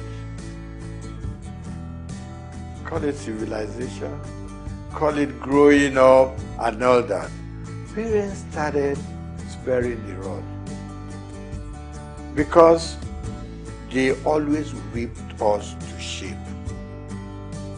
You knew what was expected of you, and you did it. Because if you didn't do it, your punishment is waiting for you. But as we grew up, you probably will ask me today, do I use the rod for my children, for instance? And the answer is no. And why it is no is that these days the children look up to you. They are more exposed than what we were. More exposed. They know what daddy does. If you show them a bad example, they will repeat that bad example. If they know that when daddy wakes up in the morning, before he goes anywhere, he needs time to say his prayers. They too unconsciously will copy you. If they know that when dad goes out, he comes back certain time. He doesn't come in at 1 a.m., 2 a.m. Subconsciously, they too will know there's something that this old man sees that doesn't make him go out all night. So they copy from us. But then, like people say, I don't know how correct it is, that these days people are so busy looking for money. They're all over the place. They abandon the home to nannies and housemates and all that. And the children a lot of the time are on their own. But people like you and I, for instance, probably had housemates in the house. You see, but the work that the housemaid does, we were also made to do it. Right? Washing our plates. Staying in the kitchen to see how things are prepared. They took us through it, even if you didn't have to do it yourself. And that's why you and I are what we are today. But for the modern young families, most so if there's some money to back it up, no, the children don't touch a lot of housework in the homes. They can go out by the time they land. They can wear, I mean, you see some little young girls and what they wear. In fact, even to the church, you want to ask yourself, where did their parents go to see what the children are wearing? Primarily the female. Even the guys wearing what they, things they don't use the belt, the trouser would just be somewhere on their hips and all that. Yeah, I mean, we want them to express themselves, but within control. So, wrapping up on that, I'm going to say, yes, we grew up under stronger control. Today's parents are so much in love with their children. They don't want to make them unhappy. You don't want to, pick up a stick and hit them. But I don't quarrel with that. But please be there for them when they need you. And don't be scared to talk to your parents. To talk to your children. No. We should never be scared to talk to them. Because they're not going to take us over. They are our children. So what you don't want them to do, communication, extremely important. Talk to them. Let them, because peer pressure is extremely strong out there. They're mixing with so many guys from much even richer homes who have more to spoil their children with. Now you are a moderate family, your moderate children have to mix and relate and go out with guys with stronger economic background. There is, there is some disconnect there. Let's bring our children closer. Let's talk to them. A lot of parents don't talk to their children, and it's not right. Because the more you talk to them, the more they have that empathy for you. They know you care for them. They know, because you have been moderately successful, for instance, they too want to be successful like you are, And all you are saying to them, follow my footsteps and you may not go wrong. And don't make wealth, money, the thing that should govern your homes. No, don't spoil the children. Give them adequately what we all need to survive, and they will survive. In those days, while all you needed to take to school was 1 shilling. Okay, you still see children from rich homes who came with £1 and stuff like that. But let's be contented. Let's teach the children to be contented with what we have. Families are growing, society is expanding, and we can reach out to any part of the world. Now, we need to bring them closer to the home. At least up till the time that they are leaving you to go and start up there. But as long as they're still within your influence, it's very important that children and their families come much, much stronger together.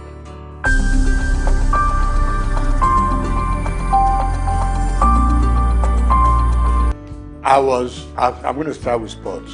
I was an avid squash player. Okay, back in school, a bit of football, a bit of tennis, and all that. But when I started growing up seriously, I loved squash. And I played squash until I was over 50. Okay, and the doctor said, slow down on squash. So today, I do my swimming. Okay, I still do my swimming 2-3 times a week. Okay, and then of course I walk. There's this thing that keeps on saying, if all you can do is walk for 30-40 minutes a day. Okay, and then of course I'm an avid fan of football up to today. I wish we could develop a local league so that I could slow down on my European Premier League sessions. So I love football and I love lawn tennis up to now. Now, favorite color, subdued. Okay. Hot colors frighten me. Okay. And if you have to do it, just make it minimal. When I pick my dress, for instance, you got to know you want the kind of shirt you want to wear to match the color of the tie you want to use, to match the color of your suit, so it doesn't run riot. So it's extremely important. And I say to my friends, just Google it. What color matches this and what color matches that? So you don't become like a Christmas tree on the road. That was the third one, food. I grew up enjoying my eba and amala. Growing up from Obalinde, okay? So I do my eba, I do my amala. Rice occasionally. But then these days, from age 70 upwards, the doctors are screaming, watch what you eat, what the quantity you eat. So my wife draws up a weekly timetable. Monday is this, Tuesday is that, Wednesday is that, and she manages to mix up a slightly heavy one and a slightly lighter one, so that you have a good mix. With age, you cut down on a lot of things. Cut down on your booze, cut down on your champagne, you cut down on your wine, you cut down on your salt. In fact, it's like they're punishing us. But then they say that is the way to go, to be able to at least live longer and enjoy more of life.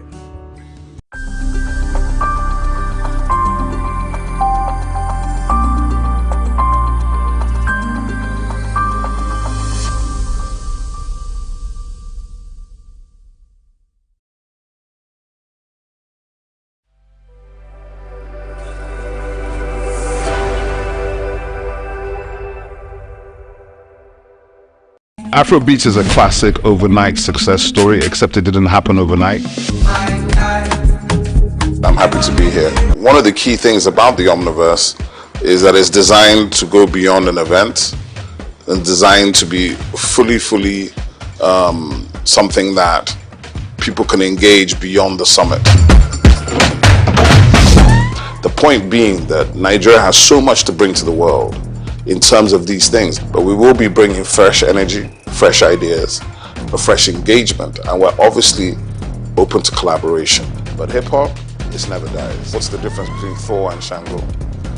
Thor is approaching $50 billion in revenue. Shango's broke somewhere outside Lagos. And that's a lack of imagination on our part of Africa, and they're all Nigerian.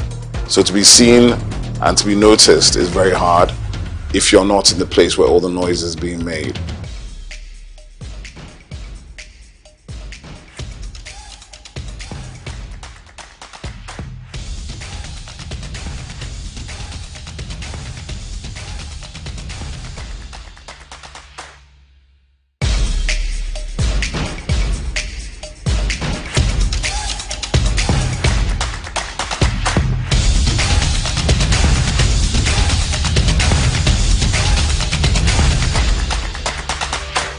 I want to unleash that creativity. I want to unleash, those things that we see every day that we find amazing now. That's what's driven me personally. That's what's driven me at Trace.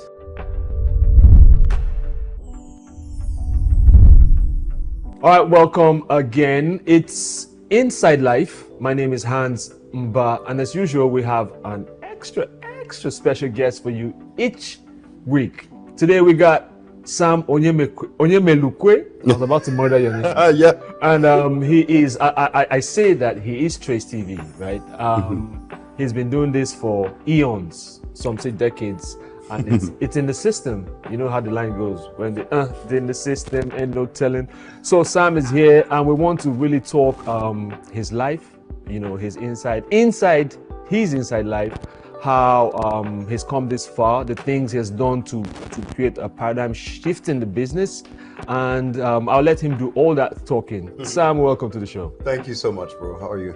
I'm well. Good to see you. It's been a while. It's been a really long time. Yeah. So talk to us about Trace. For those that don't know, let us know just a brief introduction about you. Sure. Well, so for those of your viewers who don't even know Trace, I'll tell you. You want to start from there? Yeah. I like it. Well, so we're lucky to be what I would say is one of the most influential and popular music and entertainment platforms on the continent. When I started with Trace, yes, like you said, eons ago, so more than more than a decade. Oh yes. And when I started in the entertainment industry, more than 2 decades ago here in Nigeria, we've been able to navigate and keep us one of the strong platforms. We started with 1 or 2 TV channels. Now we have over 30, and we're all across Africa and in most of the diaspora too. So what gave birth to this? Because looking at your history, Trace, it seemed like Trace just jumped out of nowhere and just started to, do things. And because we have the amount of young people, youth here, and many, especially in recent times, are being navigated towards the entertainment, towards the creative. Naturally, yeah. Back in my day, you told your daddy you wanted to make music. What are you talking about? That's even the list, But now parents are enrolling their children. They're pushing their kids. They're buying them a whole studio setup, birthdays, guitars and stuff. So what influenced y'all just jumping out and making this happen?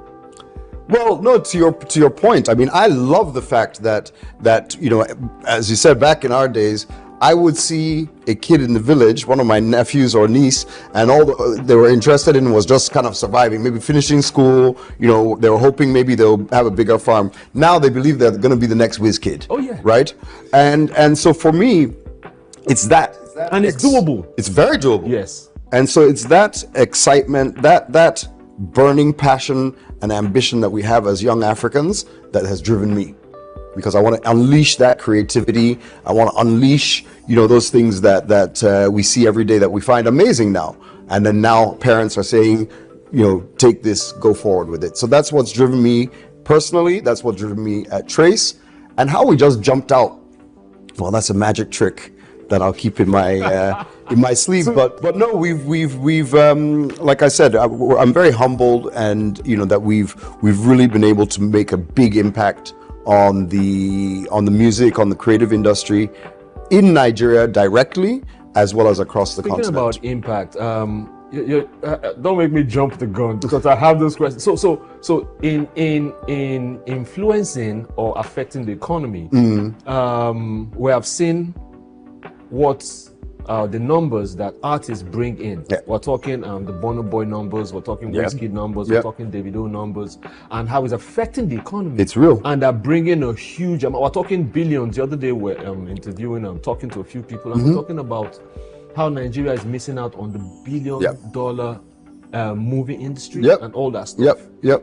So based on that, what do you think our stake is in that whole? I'm not even going as far as Hollywood now.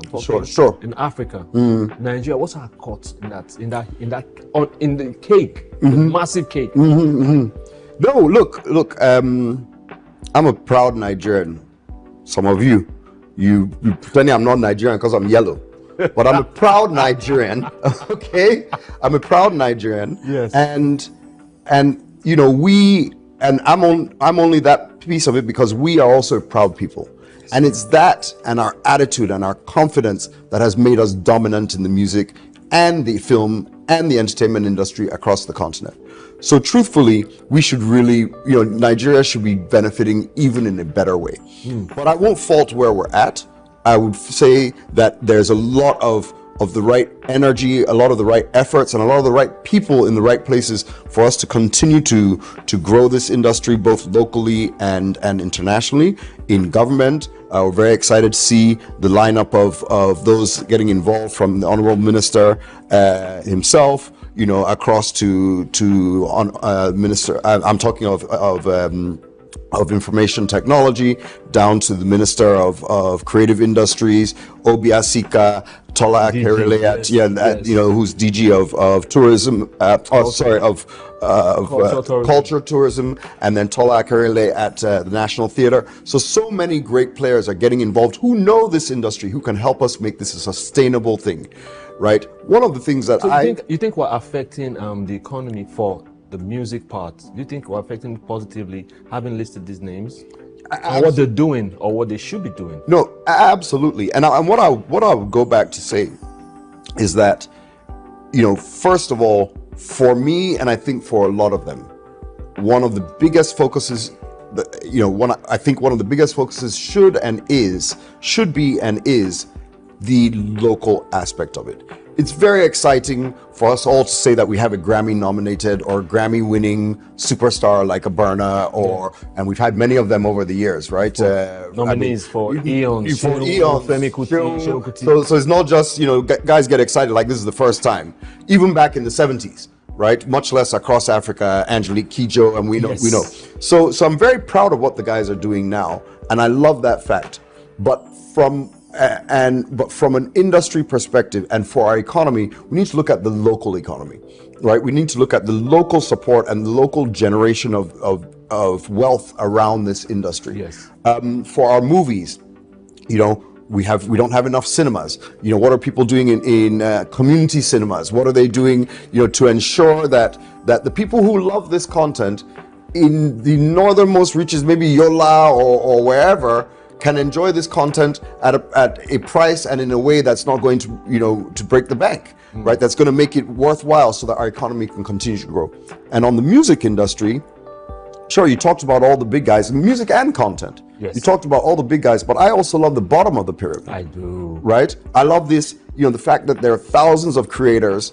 I just watched your show, and you had the young man who's a busker. Yes. What's his name again? Komi Flames. Komi Flames. Yes. Come on, you have a busker on the streets of Lagos. You have thousands of guys making content, and and this also represents a huge shift and to the dynamic of what's happening in the economy, as well as the economics of it. So you have Burna Boy and whoever at the top, generating literally hundreds of millions of dollars in activity.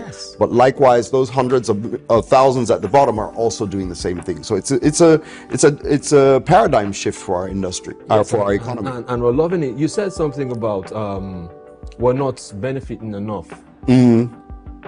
Shed more light on that. Yeah, no, definitely. Look, one of the basic things is the protection of intellectual property. Yes. Right? On a very show like this, in the mall, I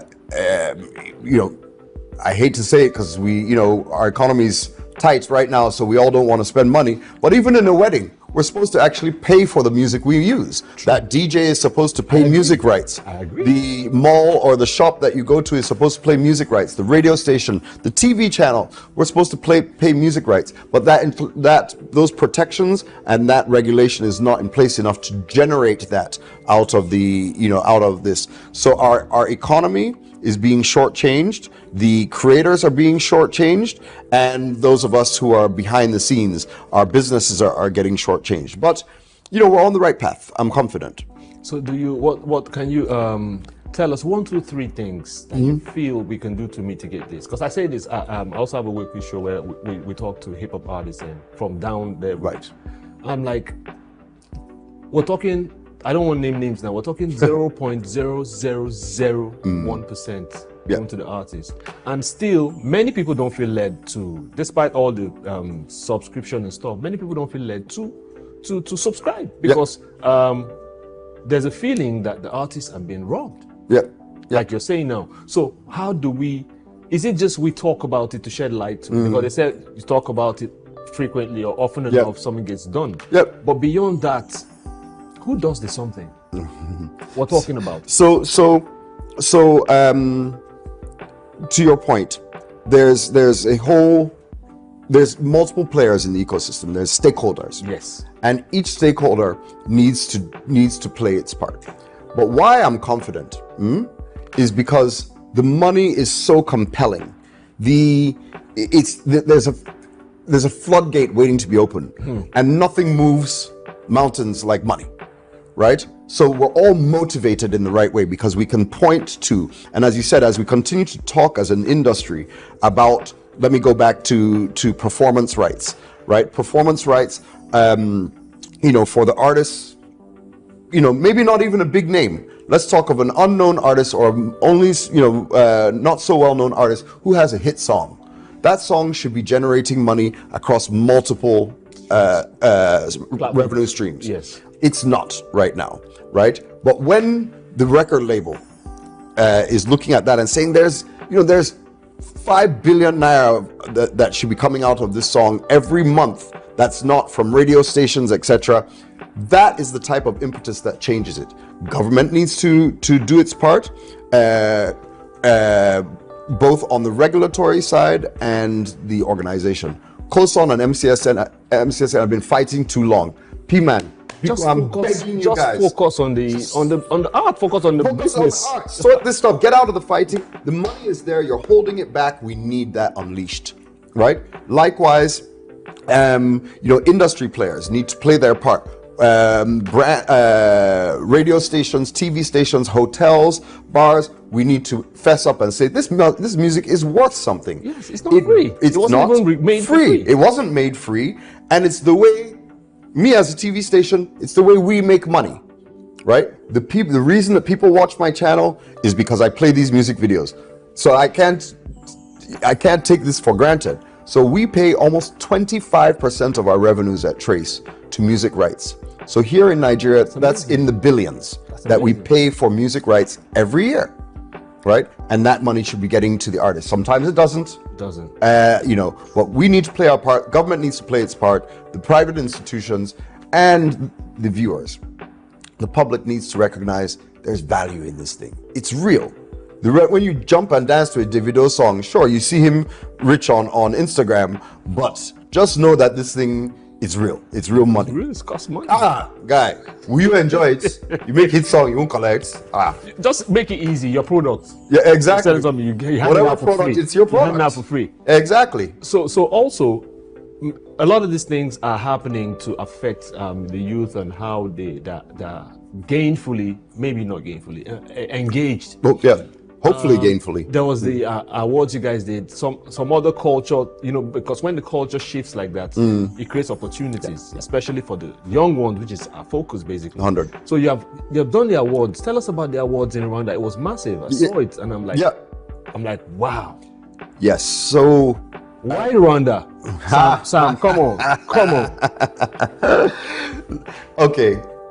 First of all, let's tee up the awards. For those that don't know about the awards, we did our first ever Trace Awards and Festival last year, almost a year ago, and we were excited because it actually did the impact that we wanted. So we truly took the entire music industry and we claimed the space as the top awards on the continent in one fell swoop. Really? One fell swoop. I mean, we had over 80 artists there from all over the continent, right? Of course, we had our big boys, the Niger boys. We had David there, Davido there, Rema there, Yemi Alade was there, Mr. Easy, Feels, the list goes on. And we dominated, my people. We dominated. Nigeria does that easy. Yeah, but we also had Diamond Platinums from East Africa. East Africa. We had, the name's gonna escape me. I'm an old guy, please forgive me if I can't remember everything. But we had South Africa represented. We had North Africa represented. And we had over 500 million views of that show, really? Right? We were covered in the Hollywood Reporter, we were covered in Variety, we were covered in Music Business Worldwide, and we're covered in Pulse. You know why that's so important is because it creates opportunities.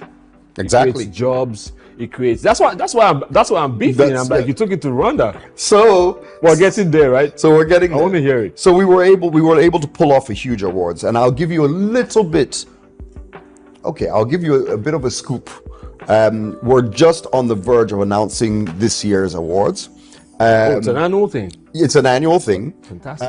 We are actually. Hope is going to be here. I can't make you happy today on that one. I can't make you happy on that one. I prefer to be straight. It's not gonna work. Oh, come on. So the next one, we actually really wanted to do the awards at the beginning of the year. So the second edition, 2024s, will actually be held in February. 2025. February 2025. It will cover the entire of the 2024 year.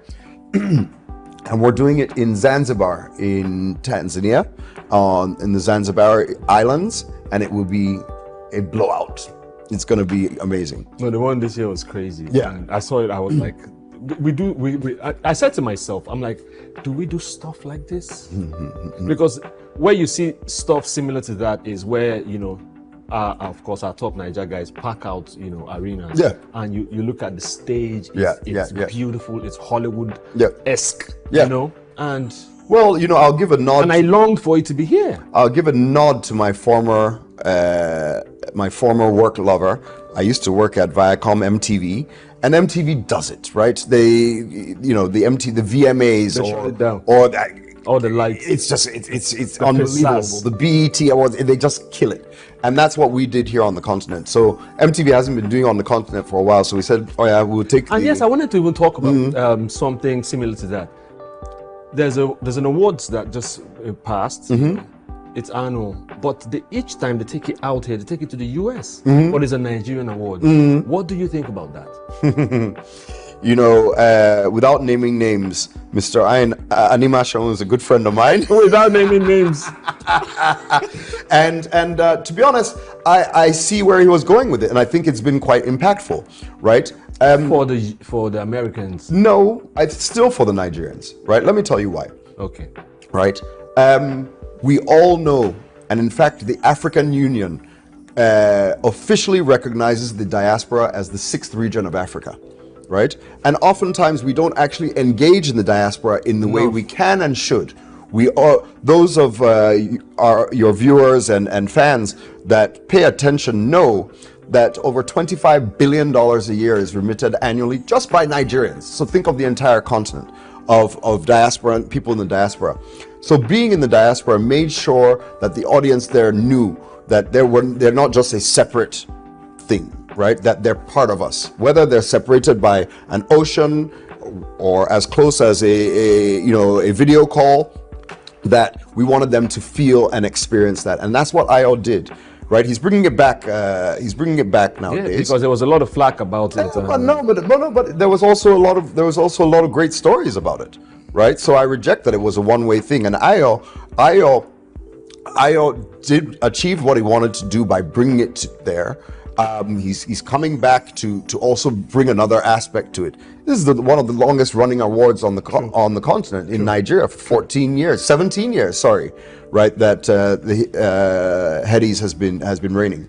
So all respect. So the great thing is, for me, it's the impact on the economy that's does crucial. It for me, especially for the young ones, because it's seemingly not easy, and there seems to be no way out. But the creative industry, acting, music, producing, all that stuff has helped open those doors for them. No, look, so for the Trace Awards, right? And to be honest, I would really love to do it here in Nigeria, right? We've been starting some discussions with Lagos State, the national government, because you need government support, especially for the big scale creative industry on the continent. Government must be a part of it. And not just our awards. We just talked about it from all the other aspects of this, right? So the creative industry needs government, right? And I'm hopeful that we can see our way to doing it here. We have some issues to sort out from our tourism aspect, travel, safety, etc. But so we're definitely open to bringing it here. But the awards that we did, the night itself, as in the cost of the night itself, was about 5 billion naira. For the setup, the event, the travel, everything that happened around that night. And during that week, and even more, about a 2 to 3 week period, we generated over $30 million of economic activity. That included... Which is why it hurt me each time I said... That we didn't do the awards here, right? That we were doing it in Rwanda and we're bringing it to Tanzania. We had over 2,000 people fly and stay a week, because we extended. It wasn't just one night. There was this festival, there was a summit. This year we'll do a more music summit. So you had over 2,000 people traveling, at an average of $1,000 for flight and hotel, even more, really $1,500. There you've already got, $3 million of benefit. And then, clubbing, shopping, food, etc. And we employed over 2,500 people directly and indirectly during that week, both from the technical team, the setup, carpenters, set dressers, film people, lawyers, etc. The artist managers, etc. My heart is breaking as you're going on. So that's how you. Rwanda has eaten all that. So let me. We're getting digitized quickly. Across board. We're talking AI. AI is being integrated to everything. Even on WhatsApp, they're asking you, okay, what? So digitally, especially coming in, how you guys came in. How has that helped, and how does it continue to help? Or is there a roof? Is there a cap to digitally making these things happen in an open way? I don't know that I would say there's a cap, but technology and human innovation always sees that we find another way to do things differently, whether it's expanding and growing it, or sometimes a funny way that it just goes off to the side and you're surprised, etc. So I don't think there's an end point in sight for the innovations, the changes, and of what technology brings to our industry, and how we as consumers enjoy it, interact with it, and contribute to it. I think it's going to continue to be, a really dynamic thing. So for Trace, we've embraced digital, the digital ecosystem in a huge way. from starting off from straight TV channels. We have an e-learning platform that has over half a million active subscribers on the continent. We've just morphed that into Trace Plus. Trace Plus is our a streaming app that's really going to be focused on delivering the content in the way people want it. We're still on TV channels. We're still on TV screens as we are doing today. But we're all That's where watching. everything is going to. We're all watching here. True. More as much as anything. So, we're of course embracing that. But furthermore, as an organization, let me give a small shout out again to, I love to encourage our government people, to the Honorable Minister of Information and Technology, His Excellency Bosun Tijani, for his foresight and ambitions around AI.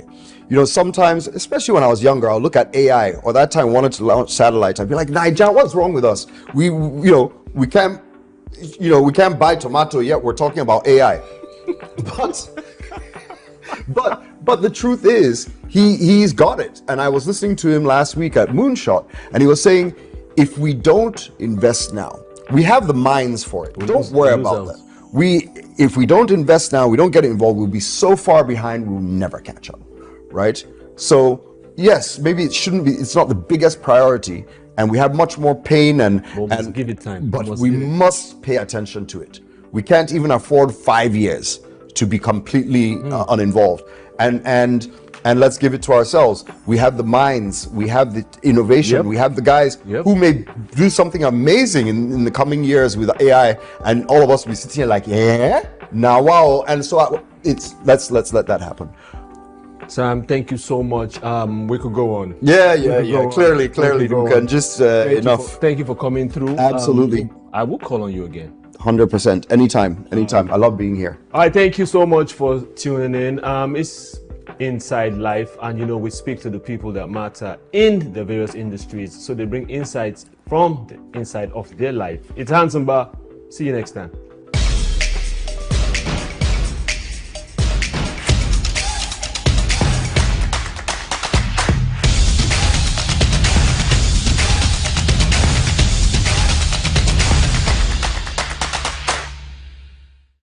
Hello Nigeria, hello Africa. Yeah, this is Sound Man. Keep watching SOUQ News. My name is Babalola from Excel LED. Keep watching SOUQ News. My name is Shepherd Michael Adewale Onofuye. I enjoy you all to always watch SOUQ News TV. Hi, I'm Tom Buggaballs, and please keep watching SOUQ News. Wale Seriki, SLG Lagos Island East, SOUQ News.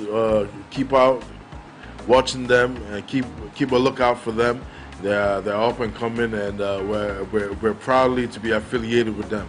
You alone where they make me go crazy. This your love in the cool of my brain. You're my medicine, I need you all day. Yo, it's Blackface Nigeria, and you're watching SOUQ News TV. Keep it locked on this dial, don't change it. You know what I say? Blackface Nigeria, love no bad. Over the past 20 years, the band has been a prominent figure in the African music scene and has been credited with helping to bring Afrobeat to the mainstream of global music. Now 43 years old, the band's latest album, released in August 16, 2024 to mark its 20th anniversary in the music industry, is a testament to his enduring legacy as a trailblazer in the Nigerian African music industry. Having dominated the scene in the early 2000s and 2010s, the band's smooth vocals now convey the tale of a gentleman entering middle age, yet still asserting his status as one of the entertainers who revolutionized Afrobeats. The new 13-song album featured carefully selected artists like Awilo, Akon, Wyclef Jean, and Youssou N'Dour, all pioneers of Afrobeats, reinforce this narrative. In today's News Talk, we are celebrating the evolution of the band as a Nigerian singer and entertainer, tracing his antecedents from Zaria in Nigeria to a global audience of fans. My name is Bayo Olaoye. Oladapo Daniel Oyebanjo, professionally named D'banj, was born on January 9, 1980 in Zaria, Nigeria. He studied at the Nigerian Military School and then went on to pursue a degree in mechanical engineering at the University of Lagos. After graduating with honors, He worked as an engineer for a few years before going to the United Kingdom to pursue music full-time. In 2004, D'banj officially began his music career under Blackbone Music, which was under the imprint of 419 Squad that was founded by JJC Skills, a veteran Nigerian hip-hop and music business mogul. Between 2004 and 2006, D'banj and another up-and-coming music talent, Don Jazzy, were managed by Ayo Shonaya under the R70 imprint. His first 3 music videos, which included Mobolowo, Tongolo and Tongolo Me Remix, were produced and directed by the R70 crew. Later that year, he signed a record and partnership deal with Don Jazzy to create the famous Mo Hits label, which launched him officially into the Nigerian music scene. His first single, Tongolo, was released in 2005 and was an instant hit in Nigeria. Since then, he has gone on to release numerous albums like Rundown 2006 and Entertainer 2008, and singles such as Why Me, Oliver Twist, Fall in Love, Emergency, Mr. Endowed, Igwe, Something for Something, and many more hits that has created a nostalgic era of the 2000s and early 2010s. In 2010, D'banj began collaborating with American artists like Snoop Dogg, and in 2011 signed a deal with Kanye West's GOOD Music label. That same year, D'banj scored a major hit with his single Oliver Twist, which topped a number of African charts and fared well in the United Kingdom and Europe as well. The Coco concert, which took place at HMV Apollo Hammersmith in London on the 29th of August 2011, was a highlight of D'banj's career. The event was hosted by comedian Eddie Caddy and featured stellar performances from the Mo Hits All-Stars, Don Jazzy, D'banj, Wande Cole, Dr. Seed, The Prince, and K-Switch, alongside top music talent Tiwa Savage, KAS, Dot Star, and the surprise guest Kanye West. The event was capped off by West removing his chain and wearing it on D'banj. To music enthusiasts in that area, that was a huge deal, as Kanye West was one of the biggest artists in the world then. Kanye West's performance at the Coco concert signaled the start of a new era of collaboration with international artists from all over the world. Today, Nigerian acts are celebrated all over the world with international creative collaborations and business partnerships and distribution deals. In 2012, the partnership between D'banj and Don Jazzy ended as the pair split up. According to reports, the decision to part ways was agreed upon by the two former creative partners. The once thriving music duo, D'banj and Jazzy, faced increasing tensions within their Mo Hits Records partnership. Disagreements over business structure, alleged D'banj's dominance, and financial disparity, among others, contributed to the strain. The growing rift, coupled with D'banj's perceived absence during the crisis, ultimately led to the collapse of their successful partnership. D'banj, after dissolving his partnership with Don Jazzy, began working on a compilation album which will eventually come out with his new venture, DB Records, with the album The King's Men. D'banj teamed up with Akon on 2 songs in 2015 called Feeling, The Niaga, and Frosh. These songs were part of his EP called An Epic Journey, which he released on a series of music videos. D'banj music was becoming more like an urban hip-hop at the time. He released another album called King Don't Come in 2017. In 2024, D'banj marked his 20th year with the release of the entertainer The Squirrel, and still keeps a good relationship with Don Jazzy.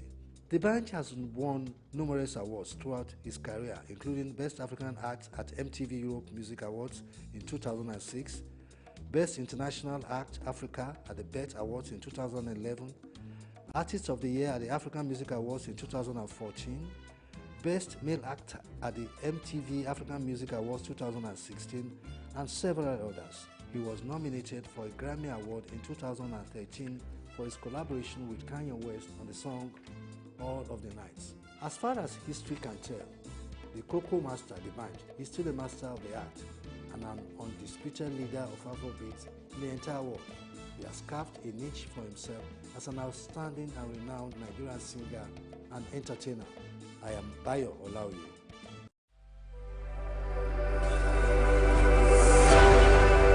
In the heart of sub-Saharan Africa, where commerce meets progress, welcome to SOUQ News, your source for business, economy, and development insight that drive nations forward.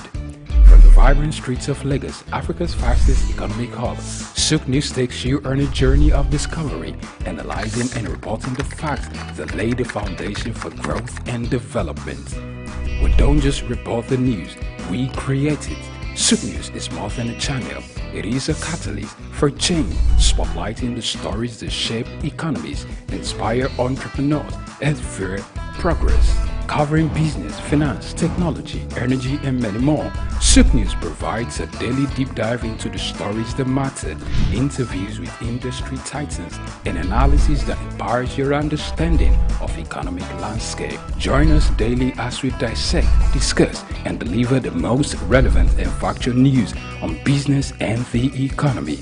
SOUQ News is your trusted guide, empowering you with the knowledge to make informed decisions.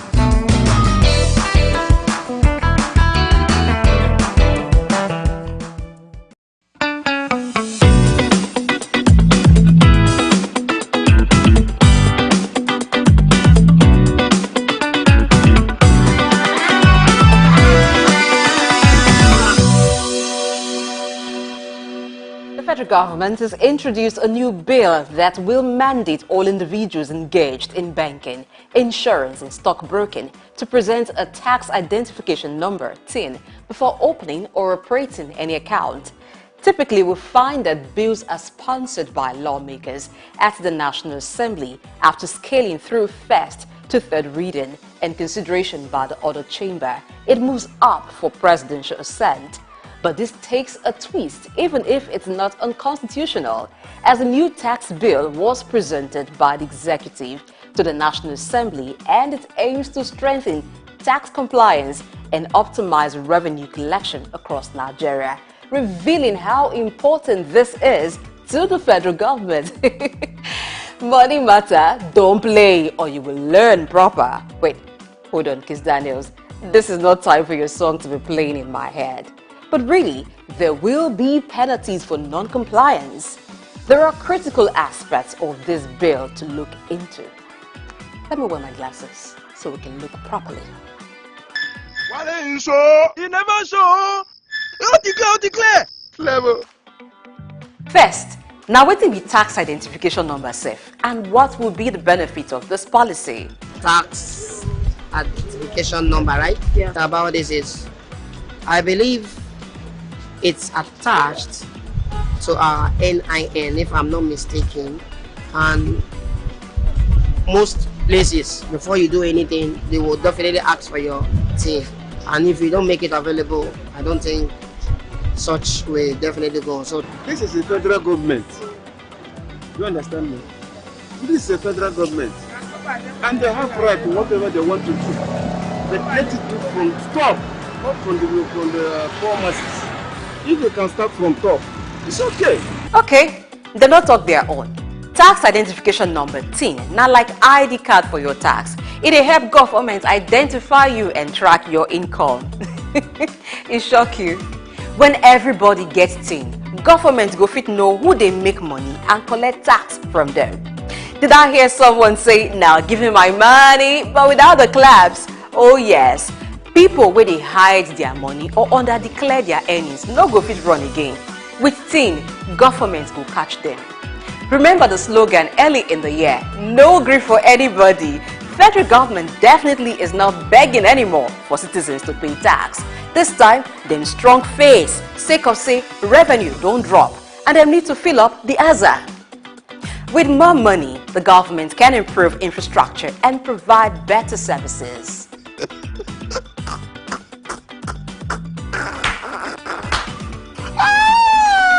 Oh, come on, stop that. Don't tell me you've got trust issues. But really, it's not rich for Nigerians to get trust issues with government. For many years, we've been assured by governments of different administrations that if we, the citizens, pay tax, There will be good schools, roads, hospitals, water, etc. What is the reality?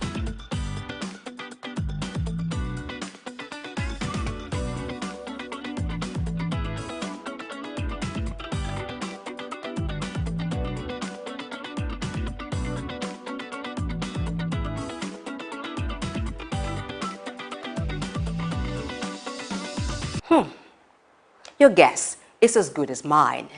Now, according to the new tax bill, if a taxable individual fails to register for taxes, they will face a penalty of 50,000 naira for the first month of non-compliance and 25,000 naira for each additional month thereafter. Plenty questions though about this bill. Number one, who is a taxable individual? Wetin be taxable income? Now, how the tax authority go take identify all the urgent 2K plus dash money where our brothers and sisters they give us from abroad, so that they are not added to money deductible as tax? It seems some tax education is needed at this point. There needs to be a clear distinction between what is taxable and what is not. And this will be a big question that people will now start answering when this issue about TIN comes in. Because you have to explain everything that comes to your account. And it also means that you have to be narration of transactions in your account has to be very clear, so that it's quite identify what is taxable and not. And the tax authorities should not just assume and say everybody is in the same category. Because when you now take everything that comes in and you say, as long as it's inflow into your account, it is taxable, it is wrong. Tax is a contract between government and citizens. The people pay and government provide the needed amenities. If there will be penalties for taxable individuals who do not comply with the requirement, now wetin go happen to any government official wey pinch money Nigerians they pay as tax? If government don't hold face tight for tax matter, shey we the taxpayers not suppose yarn at this time say we're not smiling, even as the bill is being considered at the National Assembly. Federal, state and local government must show themselves more accountable. This now my 2 cents on top the new tax bill. Was yours? Drop a comment.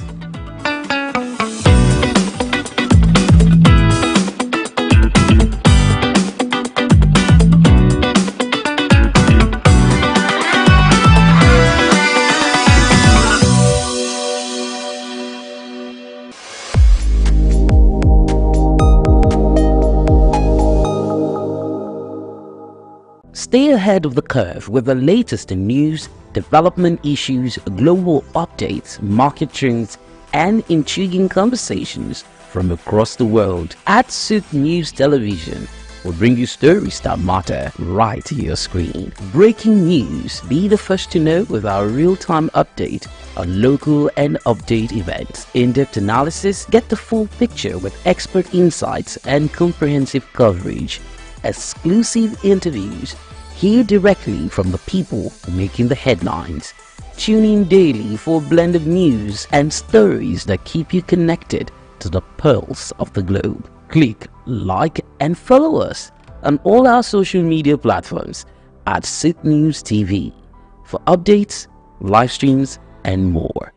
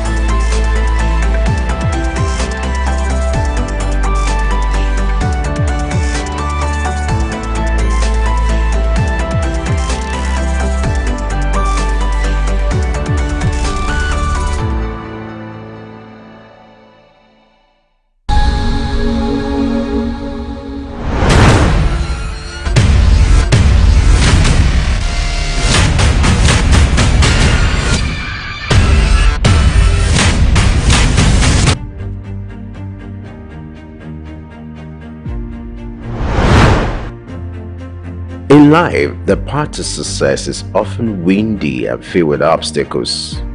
However, it's only those who exhibit courage to continue that are reckoned with. If there's one man who is armed with the sheer courage of a lion, the unusual foresight to spot clear opportunities, Michael Adenuga makes the perfect reference. The name Mike Adenuga is synonymous with entrepreneurial excellence and tenacity. A self-made billionaire hailing from the heart of Africa, Adenuga's story is one that is laced with the threads of perseverance and ambition. Today, I really feel excited.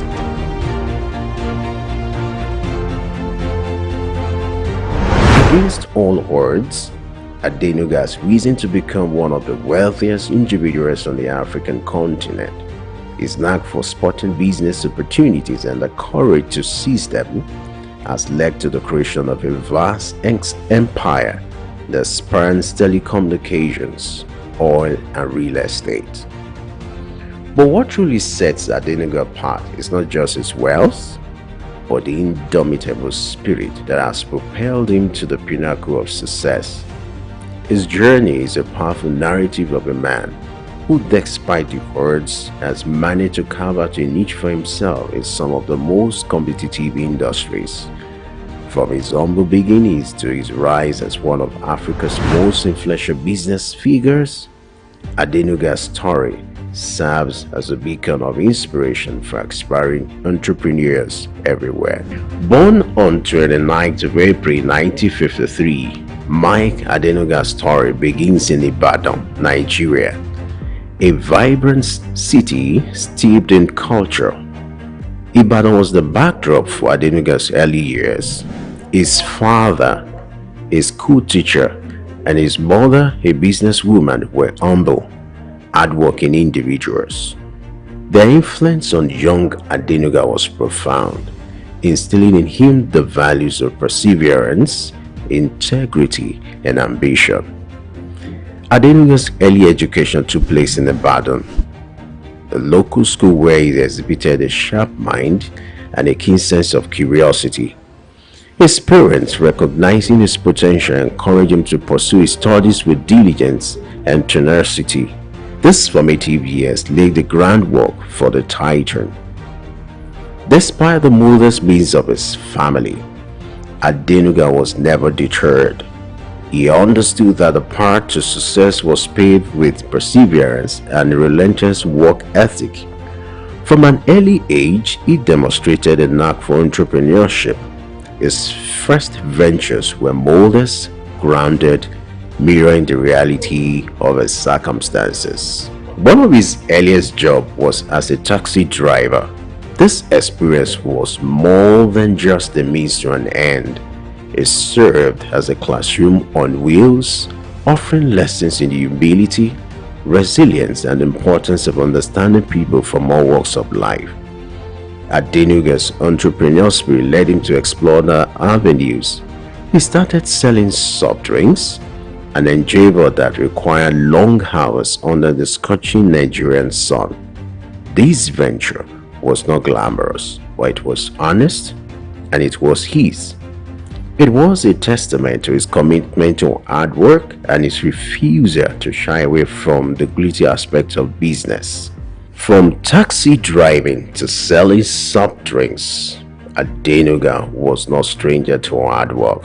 This commitment to labor, this willingness to roll up his sleeves and get his hands dirty, laid the foundation for the empire he would later build. His story is a powerful testament to the fact that success is not an accident. It is the result of hard work, sacrifice, and most of all, love of what you're doing or learning to do. His journey began with an education in the United States where he studied business administration.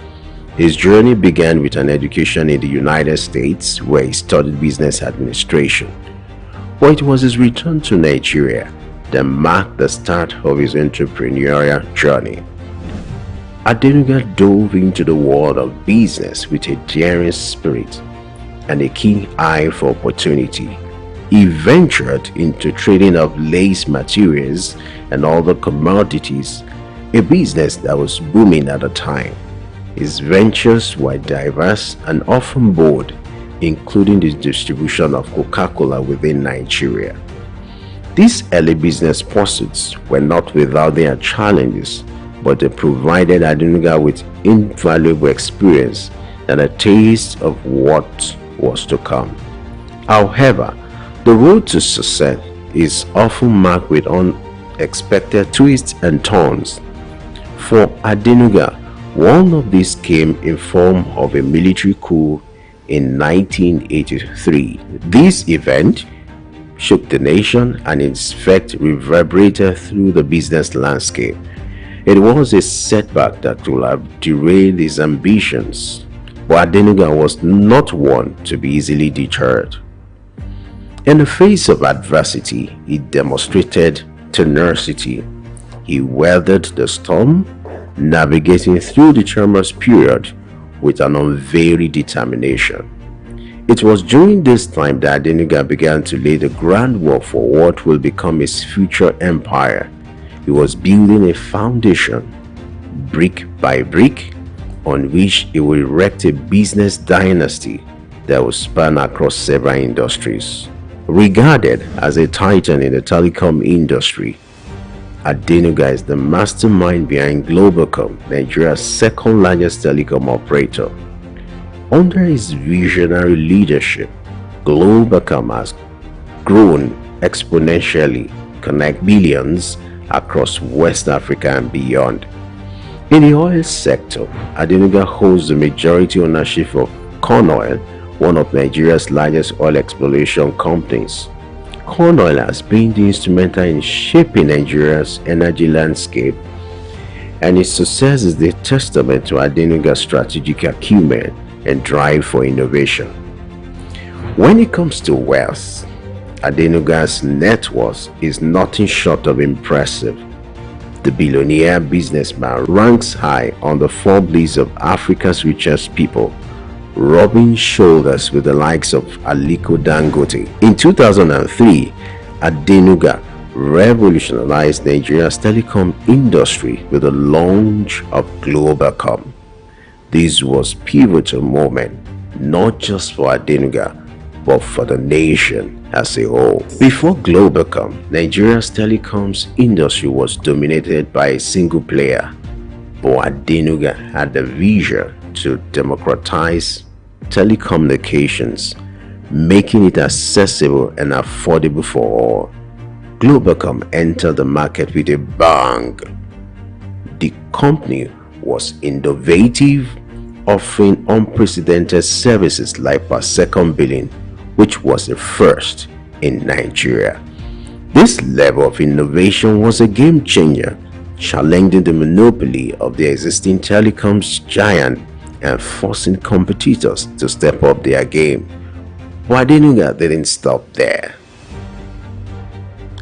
He knew that to truly disrupt the industry, Globacom had to grow rapidly. The company embarked on massive network expansion projects, erecting thousands of kilometers of fiber optic cables across Nigeria and beyond. In less than a decade, Globacom has grown from a new entrant to a major player in the telecoms industry. Its services reached millions of Nigerians, even in the most remote corners of the country. Adenuga's entrepreneurial spirit didn't stop at telecoms. In fact, his business acumen was put to the test in a whole new arena where he took over Corn Oil, Nigeria's first indigenous oil company. Under Adenuga's leadership, Corn Oil expanded beyond its initial operations, becoming a front-runner in the Nigerian petroleum industries. It now boasts a strong presence not only in exploration and production but also in downstream operation, such as the marketing of refined petroleum products. Yet, Adenuga's ventures didn't stop here. With a keen eye for lucrative opportunities, he delved into the world of real estate, immersing a portfolio of properties that spanned the globe, from commercial buildings in Nigeria's bustling city centers to luxury residences in some of the world's most sought-after locations. Adenuga's property investments are as diverse as they are extensive. Banking too has felt the Adenuga's touch. He has been instrumental in shaping the industry, contributing to its growth and stability. His influence and investment has helped foster a banking sector that is robust, reliable, and ready to serve the needs of Nigeria's growing economy. But Adenuga's impact extends beyond the world of business. His philanthropic endeavors are a testament to his belief in giving back to the community. Well, that's a special man to me. A very special person. That is a man that made my path, my ways very smooth. That's a God-sent person to me. Dr. Mike Adenuga Jr. is somebody that I will continue to thank, to appreciate, and to continue to pray God to help him, to give him long life and good health. Well, decades of our relationship, way back in the 80s, Rafi Ladipo was a nobody, but through the help of Dr. Mike Adenuga Jr. and God's grace and blessing, I am what I am today. I owe it all to God, and indeed, Dr. Mike Adenuga, my second God. I'm close. I know him. He's a man that loves to assist his friends. Even if he's hungry, he will come back and call his friend. This is the way it is done. So for me, my knowing Dr. Adenuga Jr. has been a blessing. Through the Mike Adenuga's Foundation, he has donated millions to causes closest to his heart, including education, health, and social welfare. He has funded scholarships, built schools, and supported hospitals, underscoring his commitment to improving lives and empowering future generations. In essence, Adenuga's business journey is not just about creating wealth, but also about creating value. Several years back, the Nigerian League had no sponsor. And it took me less than 1 hour to get Dr. Mike Adenuga Jr. understand that he needed to help our football to grow. I just called the then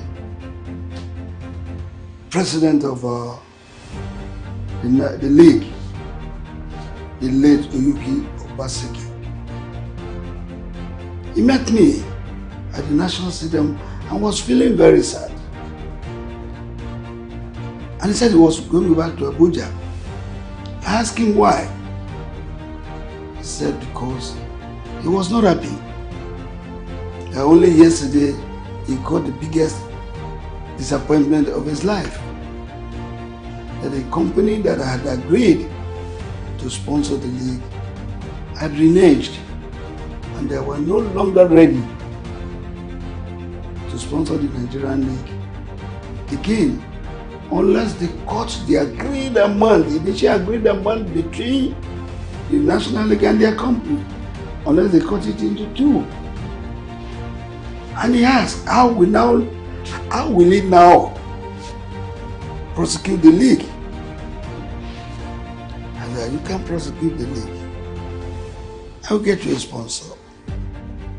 Are you ready to go with Glow? said he knows nobody in Glo. I said, I am Glo.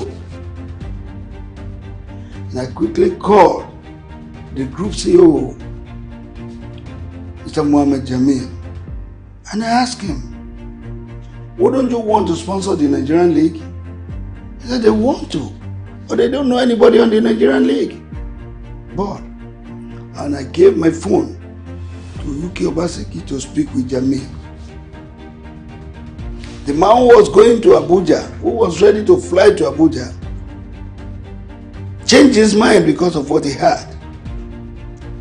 The Glo was ready to sponsor the league. And pay much more than the initial agreed amount he had with the other sponsor. That agreement took just 24 hours. And Dr. Mike Adenuga paid a sum of 610 million naira to sponsor the league. And of course, every year, there is always an increase of 10%. Recorded. So, that was how the Nigerian League got sponsorship through Globacom. And to all of us as Nigerians, we need to thank Dr. Mike Adenuga. His diversification and expansion strategies have not only multiplied his fortunes, but have also contributed significantly to Nigeria's economic development, job creation, and societal welfare. In the world of business, especially at the grand scale that Mike Adenuga operates, it is not uncommon to come face to face with challenges. His path to becoming a billionaire was not always smooth. He had his fair share of obstacles, some of which were marred by controversy. On such instance was the legal issues he faced in the early years of his telecoms venture, Globacom. There were disputes over licensing and allegations of non-compliance with industry regulations. The Nigerian government was not always his ally. At one point, he found himself in a standoff with regulatory bodies. But what makes Adenuga's story remarkable is not just the controversy he faced, but the resilience in the face of adversity. He didn't allow these obstacles to deter him. Instead, he used them as stepping stones, turning the negative into a positive. His legal troubles were not just an obstacle, they were a test of his character.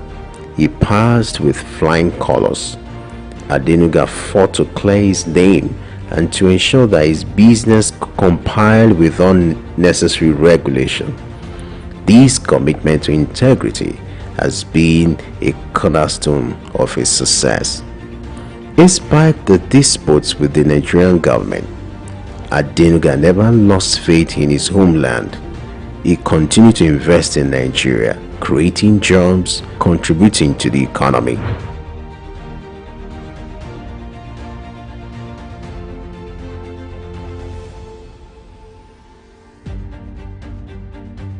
Indeed, the path to success is never easy. It is filled with trials and tribulations. But as Adenuga's story shows, it is not the challenges that defines us, but how we respond to them. Through it all, Adenuga has remained steadfast. His success, a testament to his resilience. Mike Adenuga's story is one of determination, ambition, and unparalleled success. As we delve into the legacy he has built, we uncover a narrative of resilience and visionary leadership that has left an indelible mark not only in Nigeria but across the continent and the world. His journey from taxi driver to billionaire magnate continues to inspire a generation of entrepreneurs who dare to dream and strive for success against all odds. Adenuga's contribution to the Nigerian economy are monumental. His businesses, from telecoms to oil and gas, have created thousands of jobs, fueled economic growth, and contributed significantly to the country's GDP. His generous efforts too have transformed lives and communities, further cementing his legacy as a leader who not only builds businesses but also uplifts society. The respect for Adenuga is universal. From world leaders to business leaders, many acknowledged and admire his entrepreneurial acumen, his relentless drive, and his unwavering commitment to excellence. His name is synonymous with success, and his story is a testament to the power of vision, hard work, and tenacity. Mike Adenuga's story is a testament to the power of ambition. His journey from the humble beginning of taxi driving and petty trading paints a vivid picture of what tenacity can bring. He treaded the paths of uncertainty and risk, but his unyielding spirit guided him through the challenges. His ascent to the pinnacle of success, becoming one of Africa's wealthiest individuals, is an inspiration. Adenuga likes singing one song. It's a miracle walking God. It's a miracle walking God. He's the Alpha and Omega. It's a miracle walking God. He loves it.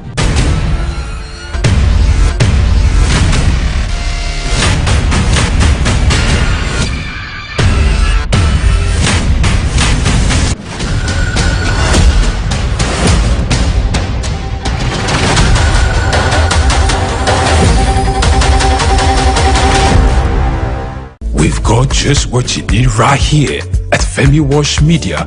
Call it the Midas touch and you wouldn't be wrong. Let us record, produce, mix and master your audio like nobody does. Reach us on our contact today for the best quality job.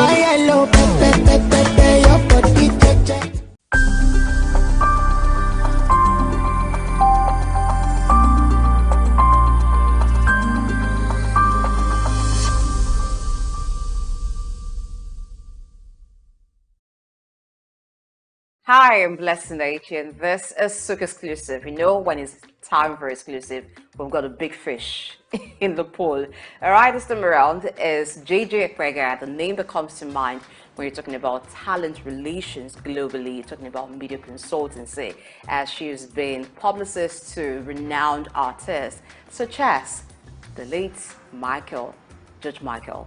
All right, I hate to say late, but because his music feels so much alive whenever you listen to it, because they're classics. When you talk about Judge Michael, those songs is done, never fade. But let's meet JJ Ekwega. Good morning, welcome to the show. Good morning, nice to see you today.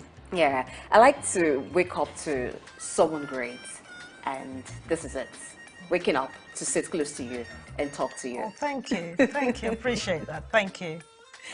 All right, now for someone like you who's been around the high and mighty when it comes to the entertainment industry all along, it must have been a journey and it must have been very interesting.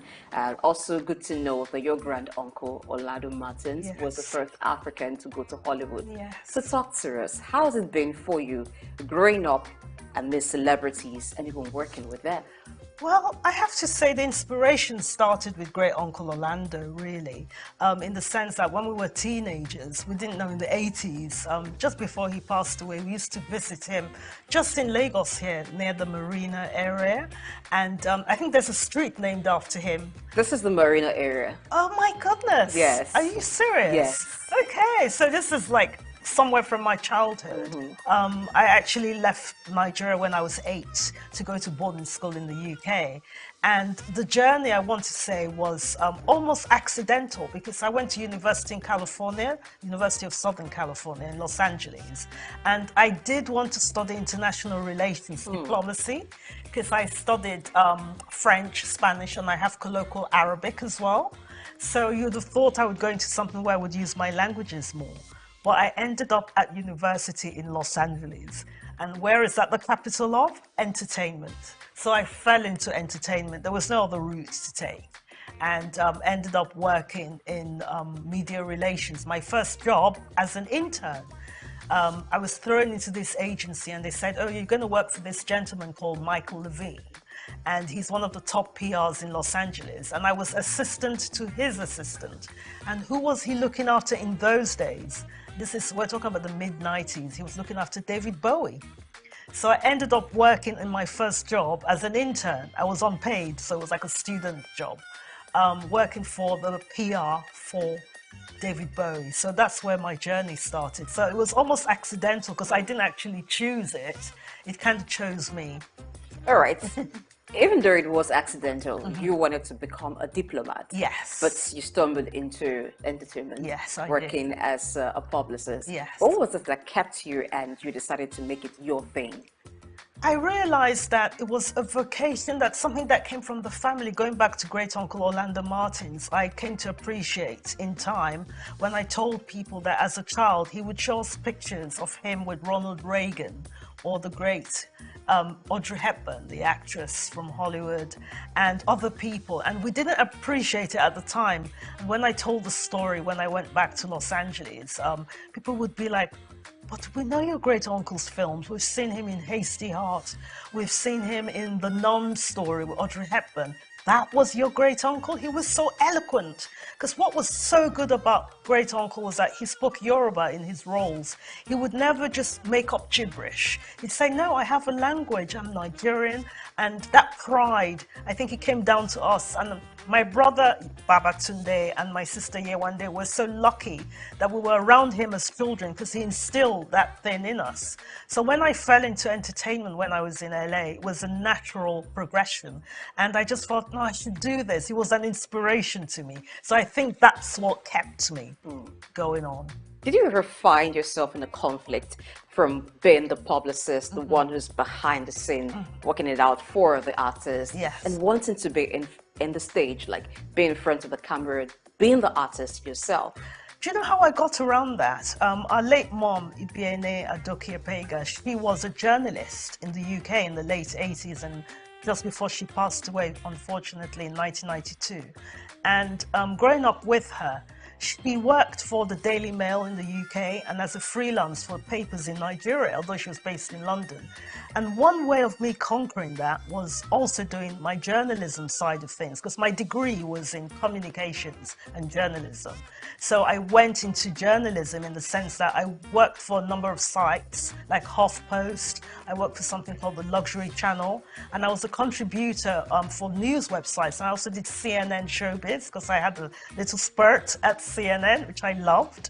And that was a way of connecting with the entertainment side of things, interviewing people, going to events, writing up stories about movies, about special events, covering the Oscars, the BAFTAs in London. So that was a way for me to go around it, if that makes sense. It does make sense. And I see that you've got experience all around from media to entertainment. Yes. Now, when you first met the big artist, in fact, when you were asked to relate with someone like David Bowie, how did it feel for you for the first time?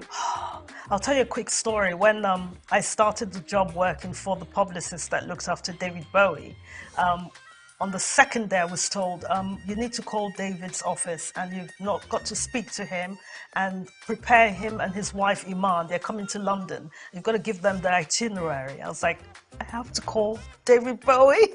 I can imagine that. I was trembling, but I just had to hold everything in and say, okay, he's a human being. Okay, let me just get on with it. And that kind of helped in the sense that they trusted me to do it. But then I had to hold myself together, and sometimes you just go with it. You just go with it. So share me your experience working with Judge Michael. I'm eager to know how it must have been working with him, watching him, on TV. I find him fascinating, unpredictable. But working with a man like that, how was it? Oh, it was amazing. I'll tell you, I first met him when in 1990. Well, I say first met him, worked for him. I spent a day with him. When I worked at MTV Europe in the mid-90s, he was doing, this was 1996, he was doing the MTV Awards in London. And during the MTV Awards, everyone's assigned to a different artist. So back in those days, it would have been people like Robbie Williams, I'm a UK artist. George Michael was there. You had the Foo Fighters. You had Janet Jackson. You had different artists. But that day, I was assigned to George Michael, and they said, from 9 o'clock in the morning till 9 o'clock at night, you've got to be with him, you've got to get him food, look after him. So you have to imagine that I had to go and meet his car at the stadium when he arrived. It was at the Alexander Palace, actually. I had to meet his car, introduce myself, say, I'm going to be looking after you today. And they call it a talent escort. Okay. I'm going to be your talent escort. And it was just him that came alone. So can you imagine, with my idol who I'd loved as a teenager, yes, meeting at the car and having to like just be with him all day. I met his parents, which was an honor because his mother passed away the year after. And he was just such a personable person.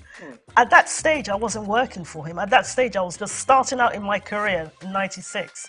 Starting out in my career, one of my second jobs actually at MTV Europe in London, and looking after George Michael.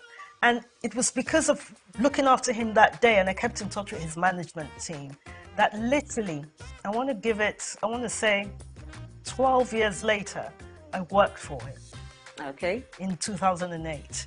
So for me, it was like a journey, and it shows you what a kind person he was, because he remembered. He said, oh, you were that young girl who was all nervous, and you looked after him, and I just loved your company. Come and work in my office. It's because of him I can say a lot that I'm here today, because he gave me so many opportunities. I met so many people with him. One of the people that was looked after in his office was Donatella Versace. So I did a lot of PR for Versace, dressing all these talents for the Oscars, for the Met Ball, for the BAFTAs, you know, for all the concerts, things like that. So through him, a lot was achieved in my career. Wow, good to know. Now, before we talk about you working with the Academy Awards and what it was like in that aspect of your career, when George Michael passed, how was it? How did you take the news? On that night, it's odd because I was actually just reading a book or something, and my daughter turned to me and said, I was reading something and said, oh, look on the iPad, it just flashed up, George Michael has passed.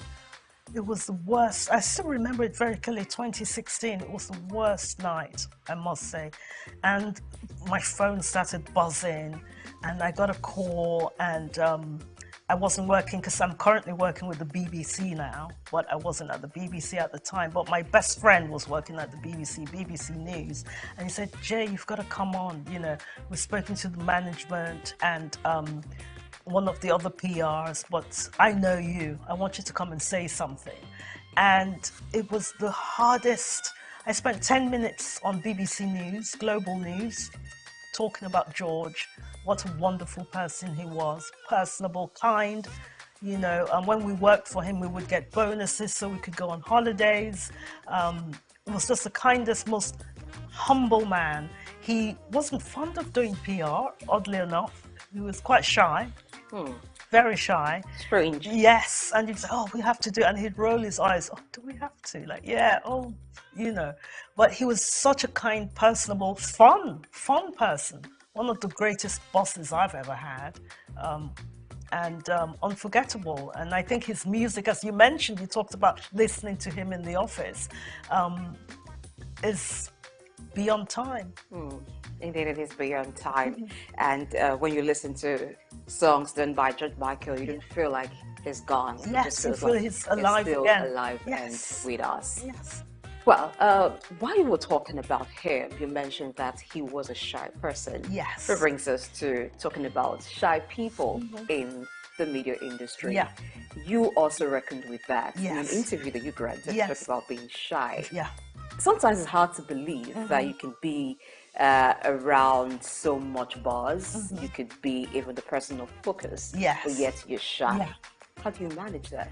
I think sometimes it's just taking a step back and sort of saying, okay, this is a little beyond me. I mentioned went to some Oscar parties just a month ago. We were in Los Angeles, and we went to this charity event, which we thought would be a friend of mine invited me and said, oh, come to this, it's called the Green Charity. I thought, oh, it sounds simple enough, but it was at a very nice hotel.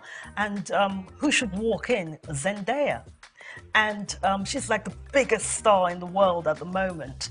And she said, "Oh, hello, what are you here for?" And I said, "Oh, I'm just visiting from London." And talking to people like that, you kind of realize that we're all human at the end of the day, but we're all giving our gifts in different ways. Like you're here today, you're a wonderful interviewer. Thank you very much. You know, lovely surroundings and everything. So I think everyone has something to give, no matter how high, no matter how the journey is going. I think we're all humans, and the way she, you know, took the time to say, "Oh, hello," and "Oh, what are you doing here? Where are you from?" You know, and I thought that was really nice, and we just connected as human beings. So little things like that help, that you overcome whatever the personality is. Let's get to the Academy Awards now. I'm eager to know. Now, being in that space, it's a very influential space. It is. It gives you so much power to do a lot. I guess that there are not many Black persons in that space. So working in that space and doing your bit, how has it helped you? And how do you think it has also helped other artists of African descent in the entertainment industry? What have you learned that they should learn? I think we've come a long way. It's getting better. We're not there yet, but it's improving in the sense that there are people now able to make films. Just recently, actually, just this time, a cousin of ours through our mother's related to his father, Miss San Harriman. His father was the late Hope Harriman, who's well known in Nigeria. And he was a business partner of my father's, Ben Epega, Harriman, Epega and Co. They were land property developers, well known in Lagos. Miss San had a film at the Oscars, a short film that was nominated with the actor David Oyelowo in the lead. And when you have our work being honored like that, he was a nominee. He didn't win this time, but the fact that he was at the Oscars shows you that we're being recognized, not only as working behind the scenes like myself as a publicist. No, there are not many of me, because I'll tell you a very quick thing. I've been at events in the past with George Michael and his entourage, and I was the publicist there, and somebody came to me and said, "Could you go and find the publicist?" And I had to say, "I am the publicist." And they had to apologize. Why was it hard for them to detect who the publicist was? Is it that you're this person who likes to be in your space? Is it you're called out? At that time, I was there doing my work and being respectful, but I was the only person that looked like me. Oh, are you talking about color now? Yes. Okay. Yes. Because especially even now in the sphere of publicists, I would say 3% of us are of ethnic minority in the UK, on par, you know, on that level where we've grown, and the level working with very A-list talent and things like that. There are not so many of us. It's getting better, but we still have a struggle. I've still had issues lately in my life, in this role that I've been in, but I refuse to step back when I've started a journey moving forward. You seem to be very comfortable in the UK or working in the UK. Yes. Most part of your career has been in the UK. Yes, most of it. What's it about the UK that makes you comfortable? If you were in America, would it be any different? I have worked briefly in the US and lived there as a student as well. And basically, and my ex-partner is from the US, Los Angeles. But essentially, the UK, because I went at 8, because I think I went as a young child, I went to boarding school there, so I really cultivated the culture there. And when you grow up somewhere, it becomes more familiar, if that makes sense. More like home. Like home. But again, it's a similarity with Nigeria. We all speak English, and this was a colony in its time. But there's that similarity with Nigeria and England in the sense that we're not far. Like, look at the time now. We're both on the same time zones at the moment. There's just that closeness to home. And I think that's why I became more settled there and became like a second home to me. All right, let's talk about your first home, Nigeria. Yes. So you're in Nigeria right now. Yes. This is your home. No one should ask you, why are you here? But I want to ask, what's up this time that you're here? This time is very special. Well, essentially, again, we go back to George Michael, because I am here for the GT Food and Drink Festival. And basically, the person that I came with, we all came yesterday with Dylan Alora, who's an artist who's actually in the UK at the moment, but over in Lagos. And we came over with Tom Parker Bowles, who's the son of Queen Camilla. And we all flew over last night. And George Michael gets involved with this again because I met him because he was a friend of George Michael and someone that we organized tickets for back in 2008. So we thank George Michael. Because of George Michael, Tom is here. And so we're here for the food festival for a few days to enjoy, you know, see what it's all about. I haven't been to any of these festivals. I think it'll be fascinating. And they have other people attending like Aldo Zilli, Jean-Christophe Novelli, and some US chefs as well. And yeah, very much looking forward to it. So that's brought me here for 5 days to enjoy Lagos. And I'm always happy to come home. So it's a food festival. I'm going to tell you a bit about it because I was at the last year's edition. It was a while. Events talking about having. So you've been? Oh, yes, I haven't been. But I'll leave you to have your experience. Okay. But let's talk a bit about Thomas Parker Bowles. So, being a food critic, yes, that's not very common. Now, how do you become a food critic? It seems like you've got to be a chef first, or you've got to have great love for food to be able to criticize the cooking of different people. Now that looks like a career that is not quite common, and working with someone like that, from where you're coming from, working with those in music, it's different. It's still in the realm of, in England, it's very popular actually. It's a very popular thing to be a food critic. There are quite a few that I can name, in the sense of, you don't have to be a chef per se. It's more like you're an editorial person. It's like you review films, review music, review films, and you review restaurants. So, for example, we took him to, there's a restaurant called Enish in London, Nigerian restaurants, and they have them in Dubai as well. Very popular outside Nigeria. And the people, critics have often said, you know, we've written about food, Italian food, Spanish food, why not Nigerian food? And what I've really admired about him is that because he's written books, he writes recipes and he works with chefs, and that's what food critics do. And it's a very popular thing to do in the UK right now. A lot of people are food critics, you know, writing for the Times. You either write for a magazine or you write for the Bazaar magazine, Vogue, GQ magazine, Esquire. So the role of food critic is really, really something that's done worldwide. But I know maybe here, maybe in Nigeria, it's not so common, but it's very lucrative. Yes, it's very lucrative.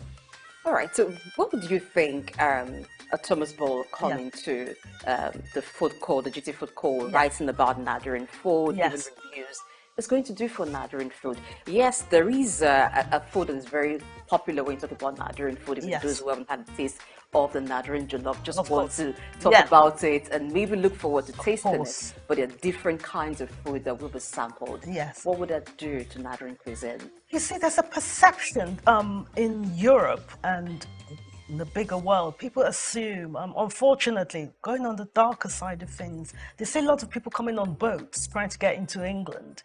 They feel like we don't have anything back here. We don't have the development here. You know, some of the buildings, the aspirational things of it. People are business-minded.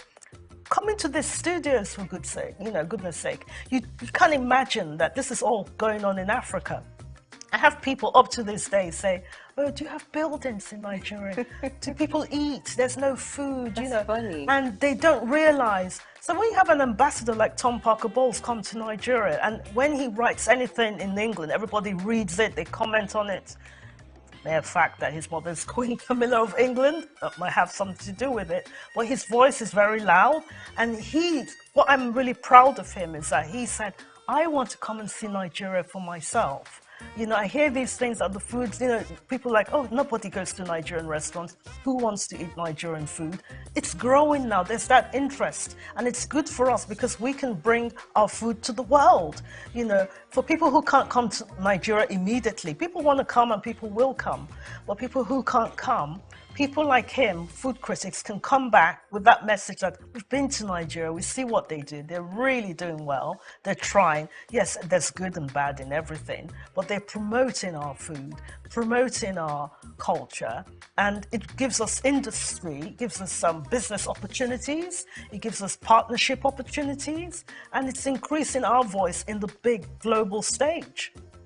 I'd like to get back to your first love, which is being publicist for entertainers. Yes. Now, in Nigeria, we have A-list artists that are known worldwide. Yes. They have managers. Yeah. Some of them also have publicists. Yes. Looking at the way they're managed and the way the publicists run, is there a thing or two you think they need to know and understand when working with artists? How could it also help their career? I think to realize sometimes it's not overnight and it shouldn't be so gimmicky. A lot of the time people want Instagram followers and let's do this crazy thing or let's do that crazy. You want it to last, you want longevity. So it might be that, you know, we all love Burna Boy or whoever the big star is. But what I like with people like, I want to give someone an example like Skepta. Do you know Skepta? I do. He is wonderful because he's done things like with Channel 4 in the UK where he's done content with young people to try and bring them, you know, let's take them away from the knife culture or any crime and trying to inspire younger people to do business, to do different things with their lives. So I think what the PRs can do is like use them as like an influence, as a force to say, come into this, you can do your career here. It doesn't always have to be in entertainment. You can be a lawyer, you can be a lawyer for an actor, you can be a lawyer for a singer, you can be a lawyer for whatever. Or you can do different jobs, but just to aspire to do better. And I think that's what PRs can do a bit more of and use the talent, that platform they have, those 22 million followers on Instagram, use it as a platform to inspire young people to come up. And good enough, you are inspiring a lot of young people watching SOUQ Thank you. News TV because this is what it's about. Yes. Changing the narrative, inspiring people to be Definitely. better. As a wrap up, what's next for you after the GT call? Oh my goodness. There's a lot because like I said, my main role at the moment is working with the BBC. So working on different shows. I've just done something called The History of Disco. And I was thrilled to see it on the flight over on British Airways. Do you dance? Yes. Oh, okay. I won a Michael Jackson dancing competition Really? as a teenager. Yes, I'd like I to did. see that. I want to do it here. But yes, so there's a lot in the pipeline. Lots of new programs that we're doing with the BBC, and they're trying to make people more cultural and diversity aware. And I want to be part of that journey with the BBC because it has been in the States where people that look like me feel that we're not taken, you know, in the sense that we're not taking the direction that we want to go all the time, but they're trying to readdress that and make things better for everyone. So yeah, my future, I'm, you know, hoping to, you know, get involved with things like diversity causes and work with teams and everything and work with new talent and new TV shows. Okay. You know, so it's very exciting time and get Nigeria involved as well, you know, and do a bit more writing for BBC Culture and write about Nigeria and Africa. Well, you've got SOUQ News TV with you. Yes. You want to do things and we want to thank you for being here Thank today. you so much for having me. Oh yes, I like that you had this energy from start to finish. Thank it you. means that you're very passionate about what you do. And grateful. And you really want to change the narrative for people of color and make the world a better place, like Michael Jackson sang about. Yeah, I know. God bless his mind. So. And God bless the soul too of George Michael. Amen. Amen to that. Thank you. Thank you. It's a wrap on SOUQ Exclusive. We've been talking with, I like to add the to him. I hope the GD would not be angry. The JJ Ekwega, because this woman is awesome. Trust me. It's never been a dull moment talking with her. Thank you so much for having me. I've thoroughly enjoyed it. Thank you. Until the next, I'm Blessing AG. Thank you for watching.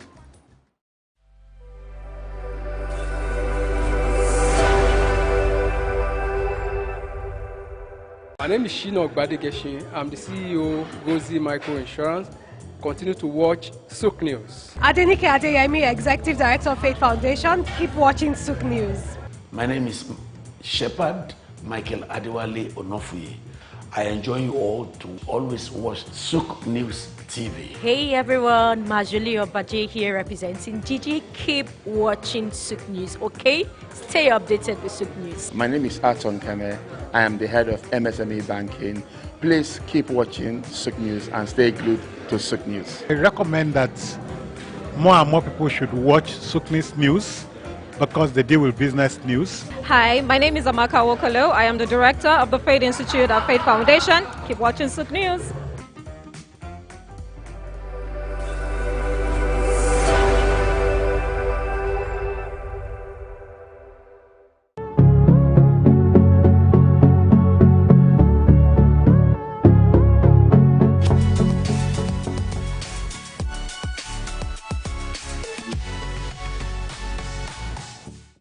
Okay, as you know, my name is Babatunde Jala Ipega. I shortened it. That was part of my journey to Baba Jala Ipega. I was born here in Lagos, just a stone throw away from here in actually Lagos Hospital here. And I was expelled from school. I went to Corona Ikoyi at the age of 6. My teacher, who I found to be quite unjust at the time, made us all stand, and I remember this, even though it's like almost 45 years ago. But I remember standing outside Corona School in the heat with all the students in my class because one boy had done something and no one owned up. So I found that quite unjust that all of us had to suffer. So I picked up a stone and I threw that stone at my headmistress's glass and it broke her window. She told my parents, and my parents weren't very happy, of course, but they realized that I wasn't meant to be in school like that here. So the teacher actually asked me to leave, and my parents took me to England. They said, take this child to England. We can't control this child here. He's a wild fellow. So as soon as I got to England, I went to Tunbridge Wells in Kent. I went to school there, and it was the most cold experience I've ever had in my life. I was 6.5 going to 7, and I went to boarding school at that age. And I think that woke me up in life straight away, that even in comfort, you still have steel. And by that I mean that everyone would think, oh, you are lucky, you went to England at 6, 7. Well, I was very young. I was put in a dormitory with children from England, from Japan, from Saudi Arabia. We were all very young. There was a lot of crying in the dormitory, 12 boys, 6 on each side. And the room was very cold. I remember the cold. But one other thing I got to learn was rugby. And through my life, rugby and learning to deal with my condition and environment has instilled a strength in me. And as we know in Nigeria, you have a lot of things that happen that are out of your control, but you have to find a way to evolve and adapt. And I think from the age of 6, 7, I was very lucky to have that. I went to the oldest school in the world called King's Canterbury, started by St. Augustine in 598 AD. This was the secondary school I went to. And my life seemed pretty, what they say, gold-leafed at the time. Everyone's like, you enjoy, you're in Nigeria, you're in London. I learned to speak Spanish. Unfortunately, I lost my Yoruba, but I'm trying to get that back. I learned to speak Spanish and French. But at the age of 17, my father had a stroke. And he was working too hard, obviously. And sadly, my mom and dad had split up by that time. So my whole life that seemed so rosy stopped because my father's business partners, all of them somehow took the business and it went away. And from that going away, we were left destitute. My dad was in a coma for 3 months, and my mother, who wasn't working, because my sisters and I have 2 lovely older sisters, Yewande and Gigi, we were still in school. So much so that my last year's school fees were not paid. But one of my uncles kindly paid for my school fees, and my mother had to go to work. She started her own business. She too was a journalist, Mrs. Ibiene Epega, but she started a chauffeur driving company and started using cars to drive people with her staff. So from that age where I thought a university was going to be given, I was left floating in the abyss because we didn't have financials. So for 1 year I had to work in a post office in London, and it was quite an eye-opener for me, but it didn't stop me from adapting. And again, adaptation helped me grow. So from being in a very wealthy family as a young man, coming to the age of 17 to become an adolescent, a grown-up, I realized that nothing is given. My father sadly was in a stroke, and when he had that stroke, he became semi-paralyzed. For another 30 years, he was semi-paralyzed. But my mother died quite soon after that time in a car crash on the road to Warri, because my Okrika side and Warri side is where my mom was from, even though my father was Ijebu. So my mother died at the age of, when I was 21, which was 20 actually, when I was starting university. And my father was semi-paralyzed. So I became the father of the family, even though my sisters were older and far more intelligent than me. But being the man, I had to take control of a lot of things. And I think that's what really gave me the tenacity to understand that I really need to be someone who doesn't just walk in one field. I need to spread my risk. From my university, I did mathematical economics and Spanish. I was able to go to University, Queen Mary College, London University. And from there I finished, as I said, I worked again. So I worked before I went to uni, and then I worked afterwards. And for me, life is about collaboration, communication, and tenacity. And I think those were my first 21 years.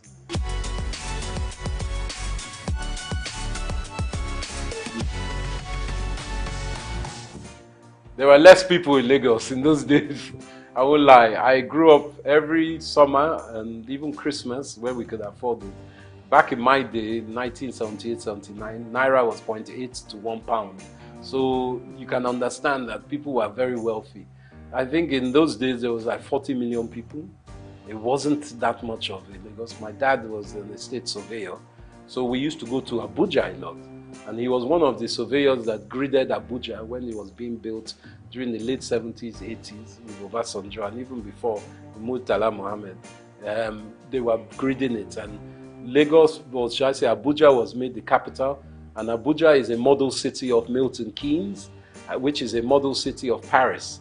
Just like Brasilia in Brazil was changed from Rio de Janeiro as a capital. So for me, coming back to Lagos was a joy.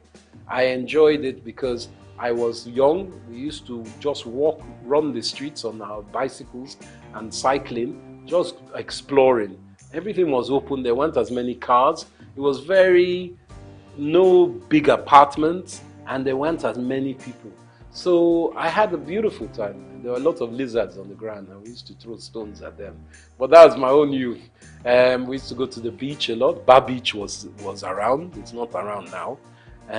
Sadly, my dad used to take me to Bar Beach to see the capital punishment killings of armed robbers, and even Dimka, who was one of the leaders of the coup d'etat against Murtala Mohammed. We saw him shot there. Saturdays was a big day, and NTA used to have a channel. I think they still have their studio there. So one of our aunties, Ms. Julie Coker, was there. So we saw a different side of Nigeria. We would go to Ibadan, we'll go to Ijebu, we'll go to Benin, we'll go to Port Harcourt by road. In those days, you could travel, and along the way, we go to Akure, you pick up mangoes, you pick up coconuts, my dad will pick up palm wine, all these things on the road that I don't know if you get it now because security is an issue. So for me, it was a romantic time.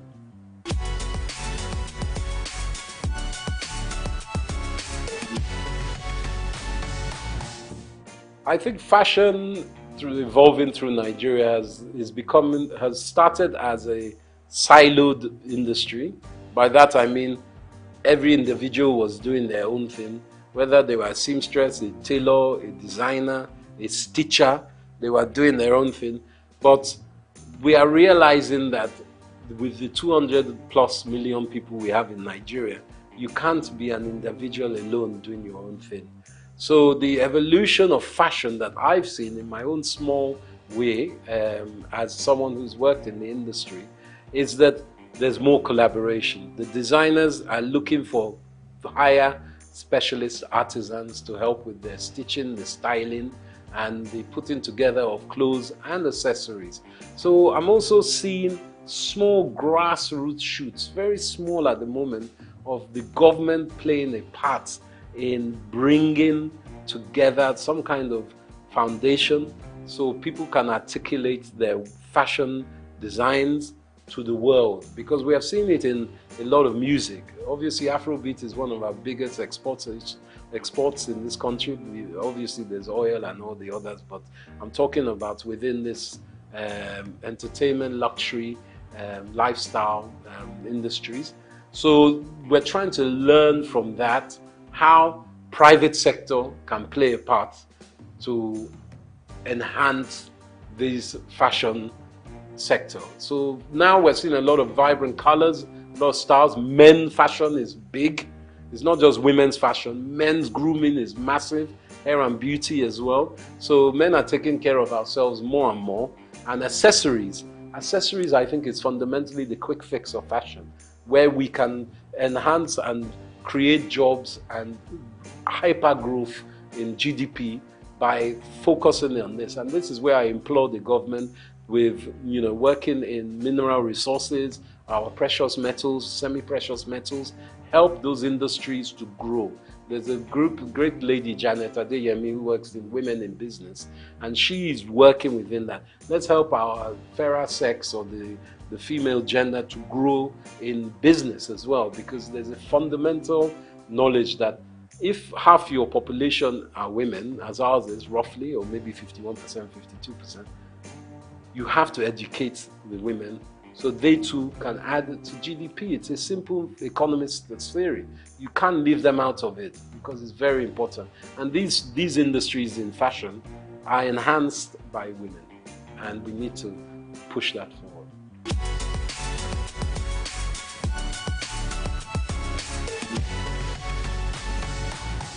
I think the banking system needs to be augmented, and I'm saying this from the government's perspective. The ease of doing business in Nigeria, as an investor myself, a foreign investor as well as being an indigent in Nigeria, the problem is not getting your money to Nigeria, it's getting your money out of Nigeria. Not that you want to suck all the money out of the country, but what can help is the floating exchange rates, the flow and liquidity of money that can come in and out of the country. A lot of investors are worried about how they get their money out of Nigeria. So I think our banking system, going back to the central bank, which they're working on, needs to be much more fluid. So people feel they can invest and take money out. But also, we need to articulate what is on offer. We need to start some kind of documentation of who is available to have investment with, where they can be found, because it's because we are quite an opaque economy, meaning that people can't see the end of where they're putting their money. Once we do that basis and open up the lights within which kind of businesses are available to be invested in, I think a lot of investors, domestic and international, will be more willing to put money to it.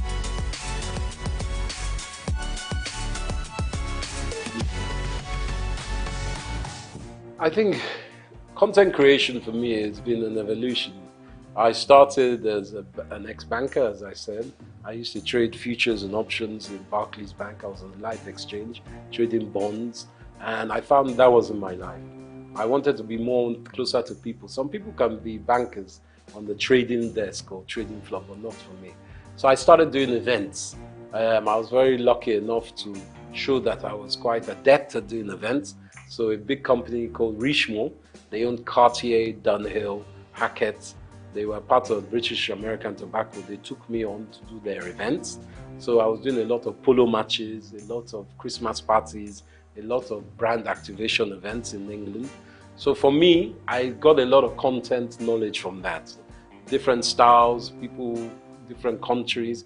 But in the last 10 years, I felt that helping companies like LinkedIn, Google, all kinds of big banks in Europe and America was not my remit. My business, EMC3, was going very strongly in America.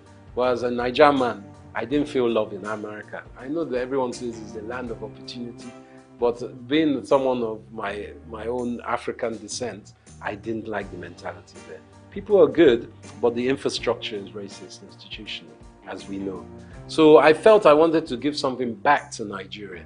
And with all the 20 years of, at that time, about 17 years of knowledge I gained from doing some of the best Grand Prix parties in the world, Formula One, around Monza, Silverstone, Abu Dhabi, I was doing a lot of events. I thought, let me take this back to Nigeria. I didn't have to come back to Nigeria. I wanted to. And I know with all our grievances with Nigeria, if you ask many Africans about Nigeria, they'll say, they look up to us. You guys, you have Chinua Achebe, you have Wole Soyinka, you have Fela Kuti. What's your problem? You have Chimamanda Adichie. What's your problem?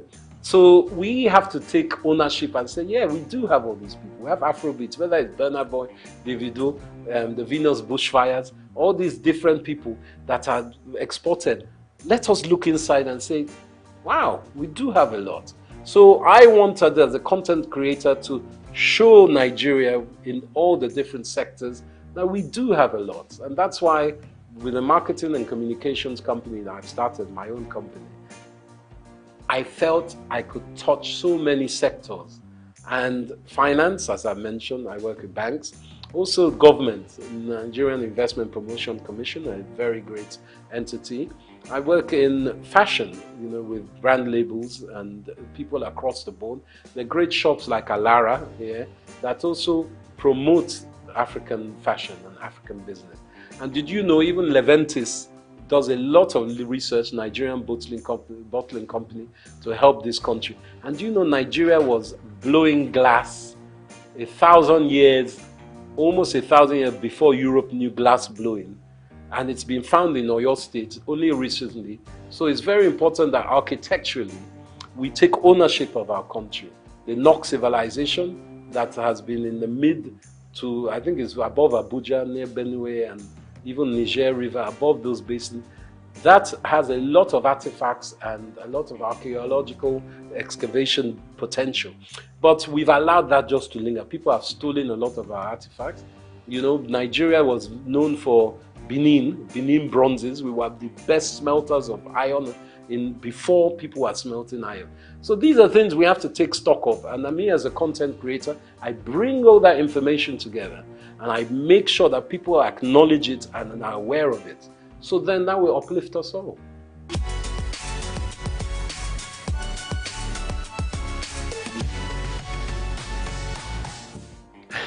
Now, this is a political question. But I believe with our background of the last 20, 30 years, we've had, sadly, leaders who have been militarily inclined, let's just call it that. And as we know, military people, they don't like educated people. Because educated people will ask questions. So we have had what we call a dismemberment of education in Nigeria for the last 35 years. And that has played an endemic part in retarding the gross domestic productivity of our country, because our youths and even people up to my age and older have not had the infrastructure, middle class education that is needed for a country to grow. You look at the Industrial Revolution in the 19th century in Europe, especially in Britain, and you look how they were expanded by merchants and artisans and specific skilled workers. Apprenticeships were big, education was huge. There was what they call a noblesse obligée, a nobility obligation, that people who are rich give back to institutions, not to church, to institutions that will help education. And that is where I think we've had a disconnect. Education was lacking. So for me, the way that we can help, it takes time. This new government is in. They are trying to implement the 8-point agenda, which is a good agenda. But everyone's looking for results now. Nigeria has been in a very bad state. There's global downturn. Obviously, cost of living is so high as it has been for a while. Nigeria is exacerbated, but in Europe, cost of living is high. There are some stupid wars going on around the world that has meant oil prices have skyrocketed. And with the rocketing of oil, everything goes up price-wise. So Nigeria needs to reevaluate education and apprenticeship. I believe even in fashion industry especially, apprenticeship is very important. Whether it's weaving, designing, marketing, online, whatever it is, factories, you need apprenticeship. And that's the quick fix of education. But education is fundamental to everything. Education of men and women, or girls and boys, both. Let's be honest, we need both sides of our genders to work together.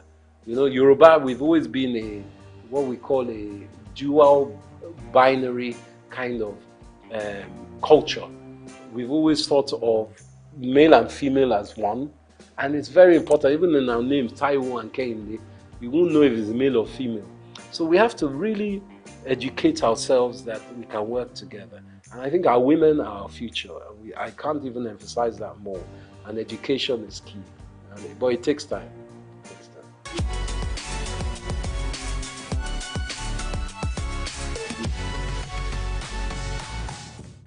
I think Japa syndrome is very real.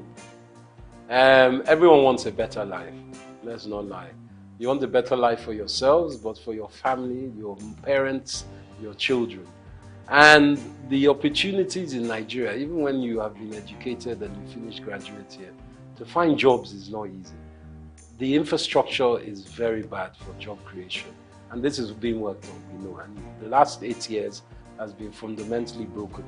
But we know this new government is changing that. But specifically, Japa in Canada, they need our brains. You go across the world and you ask any nation, especially America, who are the best educated, the best,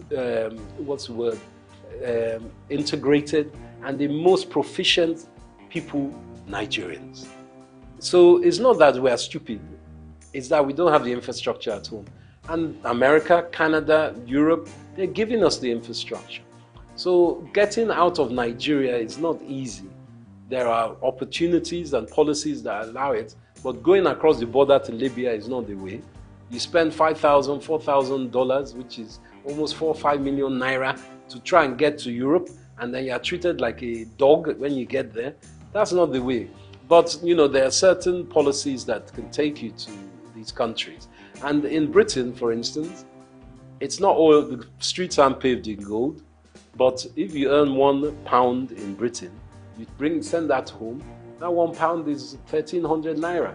So, and the minimum wage is £14 an hour now in Britain. So you can do the maths of that. So someone who is earning £14 an hour, if they work 10 hours in a day, they've earned over £100, which is 100,000 naira. So the maths, of course, is what makes people want to go there, because even if you are working there, obviously you're paying British rates, so your rent, your cost of utilities, your food and drink, your transport comes into play. It's not cheap there. But the money you send, even if you're only sending £100 a month back to your mom, that's 100,000 naira. So, or 130,000 naira in today's rate. So you can do the maths. That's why people are going. And the security in these countries is, and the education, to be quite frank, is better. But it doesn't mean they are better. We have to build a house, you must thatch the roof from within, so your roof doesn't cave in. And I think that's very important. Not that people shouldn't go home. I mean, go out of the country, but they should always come home as they can. Because we need, you see the Pakistanis doing it, you see the Indians doing it, you see the Arabs, they go home and they build their own countries. It's not good to just japa and live. You have to come home as well.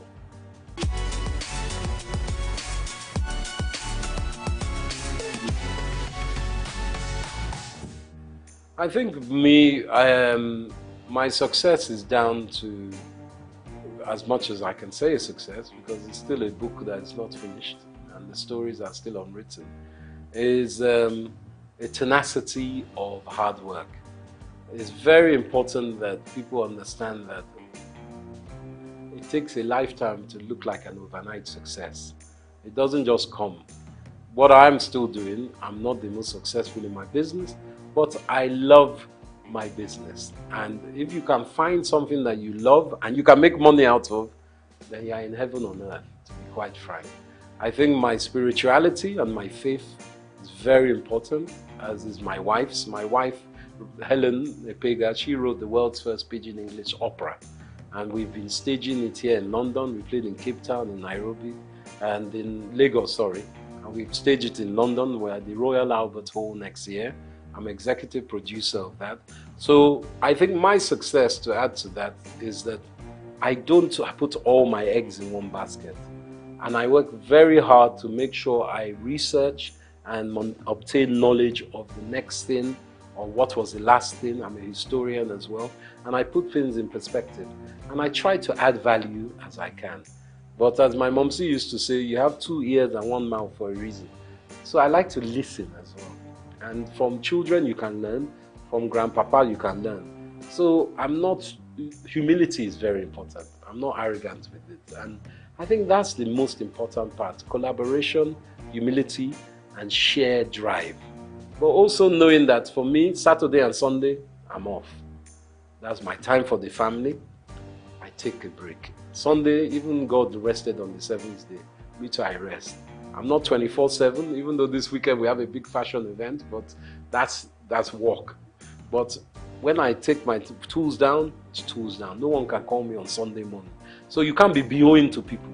Never let anyone own you like that. That's what I say. Someone calling you on Sunday morning, obviously in journalism, in film, it's a different from projects. I'm not saying every time, but just be aware of yourself and your mental health. That's the most important.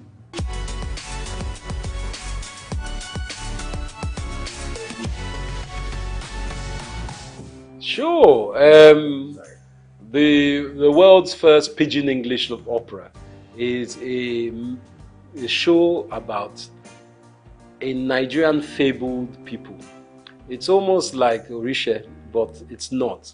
There are people who are Mami Waters as well as they are spiritual people. They are the guardians of the galaxy, to use an expression. There is God, the all-faithful God, and the all-knowing God, omniscient, omnipotent. But below that, there are all these almost demigods that look after, let's say, this sector of the universe. And these people are singers. They sing opera. But they sing it with pidgin English. And you know, pidgin is a language that is known by most Nigerians, but it's a language that people shun and say, it's a bad language. But they speak pidgin in Hawaii. They speak pidgin in China. They speak pidgin, Old English Cockney is pidgin.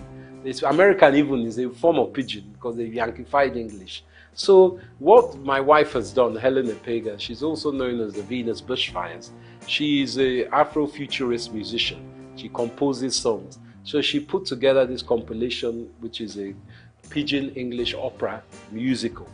And it's a show that lasts for about 45 minutes or an hour and a half. It depends if you're doing the short version or long version. So we have tenors, we have sopranos, we have violinists, we have kura player, and my wife plays something called the hang, which is like 2 tortoise shell steel drums that sound like a harp. And she plays that and she sings. She's the main protagonist in this. And it's a drama about all these people that have come, the Meneme people, who are meant to look after the planet, but they lose their voice. So Earth is, because God is angry with them, the Earth, and says these people are rubbish.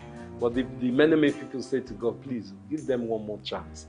They're not that bad. I know they're fighting, there's lots of wars, but give them another chance.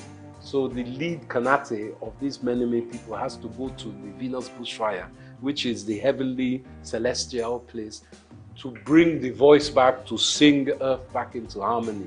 So it's a drama, and it kind of plays on our old cultural awareness in Africa and heritage of Nigeria of there are other beings. And you must have faith in your ancestors as well as in the God and the deities. As we know in Yoruba, I think there are 7 deities, and these are very important cultural awareness that we try to give to children as well.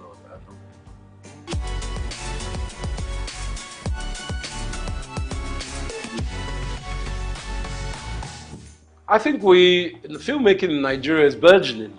The African Film Festival, International Film Festival is on now, which is a great show. I helped incept in 2010, many years ago. We had it in Port Harcourt. It was Governor Rotimi Amici that started that campaign, but it's going on very strongly now. Nollywood, as we call it, is being noticed by the international market, whether it's Netflix or Hollywood. I would like to tell you something actually, which is, I haven't divulged this for many years. My great uncle whose name is Paolando Martins, God rest his soul, was one of the first African actors in Hollywood. He acted in the 30s with people like Ronald Reagan, Katharine Hepburn, and Bob Hope. And he always played a part as an African prince or chief. He was never like denigrated or made into a lower African slave or anything. And I think that instilled something in my mind with this film industry. I think it's very important that Nigeria as it is, we have some great actors like Wale Ojo and Ramsey Noah. They are playing part in producing their own shows. And it's very important, like in America, you obviously have people like Mel Gibson, Robert De Niro, who have produced their own films as well, that Nigerians are not just actors or technicians, they are also producers and directors. It's very important that we have that link within our industry. And we make friends and we forge relationships, not just with Hollywood, there's Bollywood, the Indian industry, and there's also Chinawood, because China's film industry is massive. Technically, I think that just as big as Hollywood. So we must look to ourselves in Africa as well. There's some great film makers from Zimbabwe, South Africa, Ghana, and I think collaboration I always use collaboration because I would not be here without collaboration. Obviously, my wife, you collaborate with your spouse, but also my businesses. I have very good English business partner, Israeli business partner. I've started a new business. I collaborate with all kinds of industries and different sectors. So for film industry, I think it's important that we push our heritage forward because people want to know about Nigeria. In Africa, they love Nollywood stories, and that's a fact. And we can expand by using distribution. Distribution is key. Netflix, all the Hollywood film houses, negotiate with them. Even if you don't get the best price for this show, make sure you check your contract, make sure you get it for your next film. So I think that's important, distribution.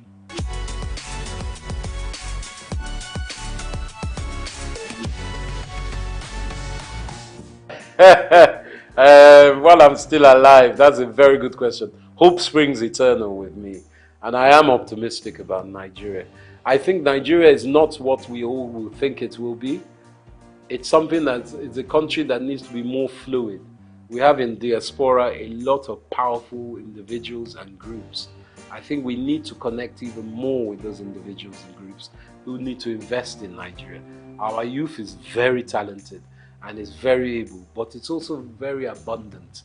So we need to find a way to link up education, apprenticeship to these youth to give them something that is productive to work in.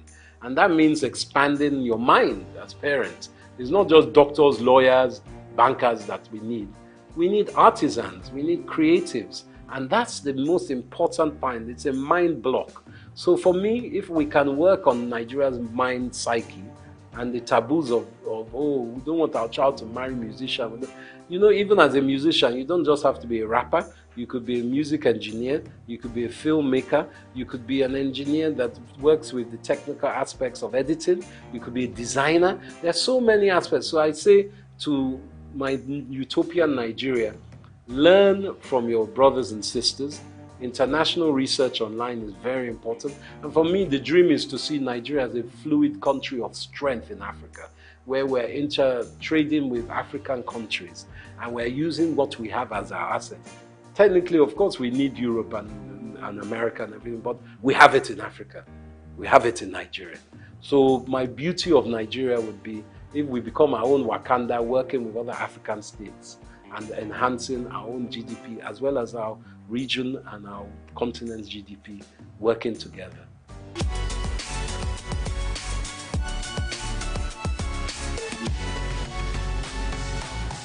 Gosh, my favorite, what's the first one? Food. As you can see, I like my food. I like a mixture actually. I like amala. I like yams. I swallow very well. Whether it's with ogbono soup, that's very good. But also, from my mother's riverside, there's one okra, seafood okra that my mom used to make. And I still strive to find that. I go and find that whenever I go away. In London, you have some nice Nigerian restaurants, and in Lagos, of course, as across Nigeria. But nothing like home cooking. When my wife makes me a nice, I suppose she makes a egusi for me, eba, and that's my staple. My best music, I love Afrobeats, of course, but predominantly I'm a Fela man. Ebenezer Obey. I like the old styles. And I also like Zaire music. There's high life that comes across Africa. But to be a lie to say I don't like Jimi Hendrix. I like Jimi Hendrix. He's a guitarist, a Native American, African American guitarist. I love his kind of music. So those are my mainstays. And Gorillaz and De La Soul are still very great music of mine. Those are my Spotify at the moment. What was the other question? I like wrestling. They used to call it Gidigbo back in the day, Yoruba wrestling. I used to love that. I haven't seen that much lately, but I like Nigerian wrestling. Obviously, we play good football. We're great footballers as well, globally. But you said Nigerian sports. Polo. Nigeria, I like Nigerian polo as well.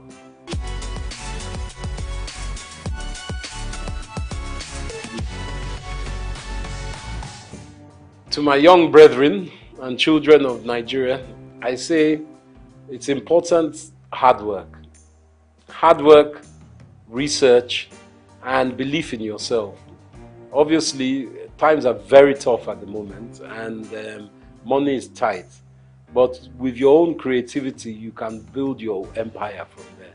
I always believe that from one's mind, you can make worlds, and you shouldn't give up. Obviously, if you're not very great at one thing, you find what you are great at. But always be honest with yourself and treat others how you want to be treated. And remember, collaboration is the key or the little sister of success. And always have a smile. Very important. That's what I say.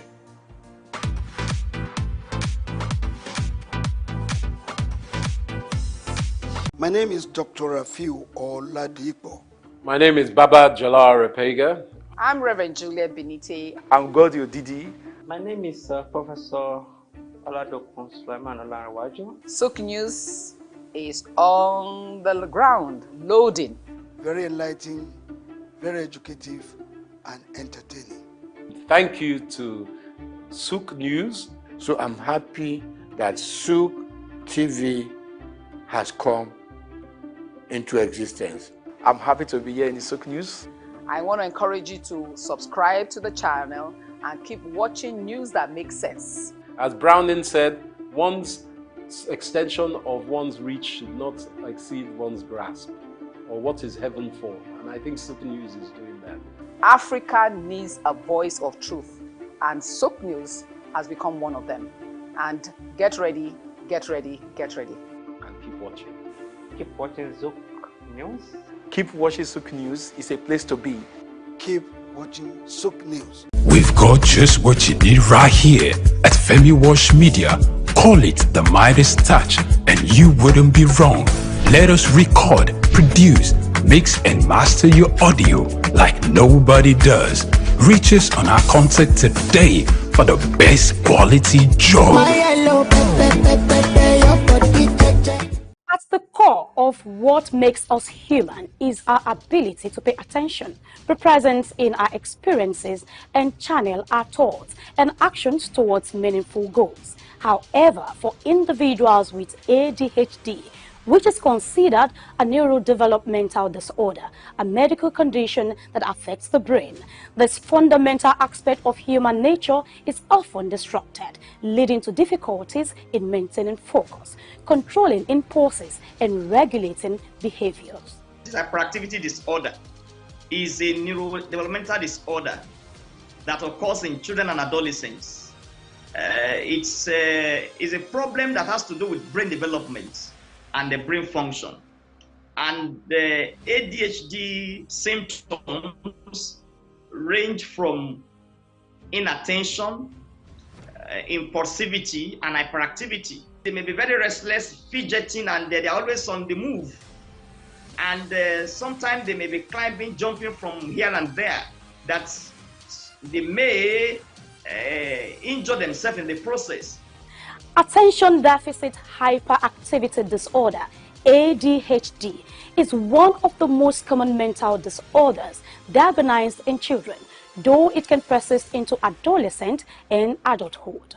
The history dates back to 1798, when a Scottish doctor, Sir Alexander Crichton, observed that some individuals were easily distracted and unable to focus on their activities as others could. He noted that these symptoms often began early in life, which is consistent with what we now recognize as ADHD. The disorder typically manifests between the ages of 3 and 6, with symptoms such as difficulty in focusing, excessive movement inappropriate to the setting, and impulsive actions occurring without forethought.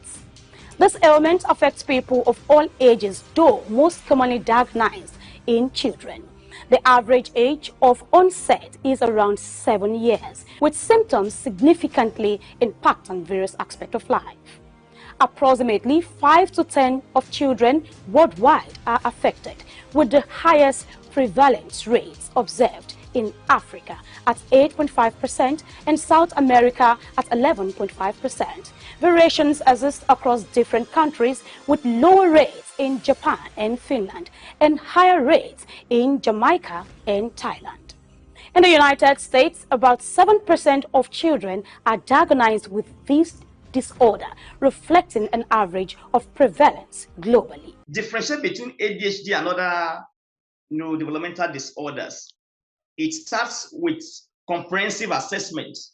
And when I talk about assessment, I mean assessment by child psychiatrists, assessment by child psychologists, and other professionals in the mental health team. And of course, there are some basic symptoms that are very clear and obvious. The clinical presentation, when you see a child that is hyperactive, that is impulsive, that is inattentive, that itself can give you a clue that that child may be having ADHD symptoms. And again, you also take further history. You may need to take, if there's a family history of ADHD in the setting, because if there is a family history of ADHD, the child may come out with ADHD in the nearest future. Individuals affected faces challenges that extend into academic performance, work or personal relationships, and social domains. Some of the signs include constant fidgeting, impulsiveness, and difficulty completing tasks, alongside emotional struggles such as mood swings, low self-esteem, and frustration. The diagnosis is made following a comprehensive assessment, and you also do some basic psychological investigations, and of course, by combining the report from the child psychiatrist and the child psychologist, you'll be very comfortable to make a diagnosis. And of course, I must say that there are some childhood disorders that may mimic ADHD, like learning disability, like autism spectrum disorders. But the symptoms of ADHD are so very, very obvious that when you see a child that is hyperactive and oftentimes restless, oftentimes impulsive and unable to follow instructions, that should give you a high index of suspicion that that child may be struggling with attention deficit hyperactivity disorder. While it's not a physical ailment like a broken bone, it is a real condition that is frequently accompanied by other conditions such as major depressive disorder, anxiety, substance abuse, learning disabilities, conduct disorder, and oppositional defense disorder, which complicates the management and treatment of the disorder. Treatment for ADHD typically involves a combination of medical, therapy, and behavioral interventions. Stimulants are also the most commonly used, with 70 to 80% of children experiencing symptoms relief. Cognitive behavioral therapy, anger management, and family therapy are key in managing symptoms, along with educational interventions that enhance coping strategies and organizational skills. While these treatments help manage ADHD, they do not cure it, highlighting the need for ongoing support and personalized care. Attention Deficit Hyperactivity Disorder, ADHD, is a complex condition with far-reaching effects on behavior, cognition, and emotional well-being. Continued research and effective treatments are vital in helping those affected lead fulfilling lives and contribute meaningfully to their society. Grace Komolafe, SOUQ News TV.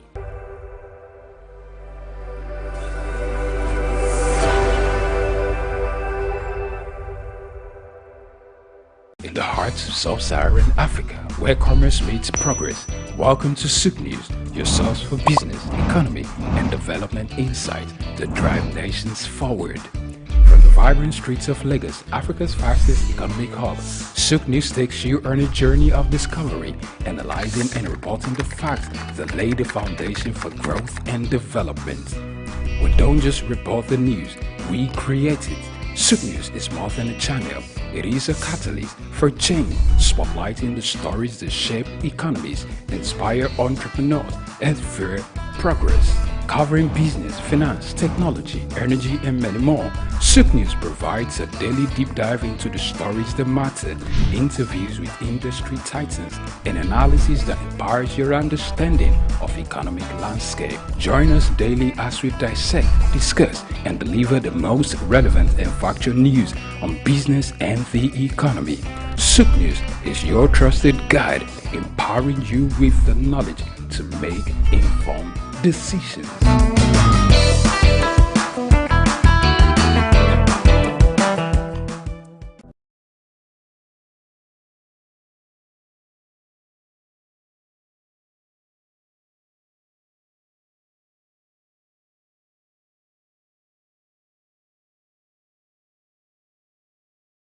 Afrobeats is a classic overnight success story, except it didn't happen overnight.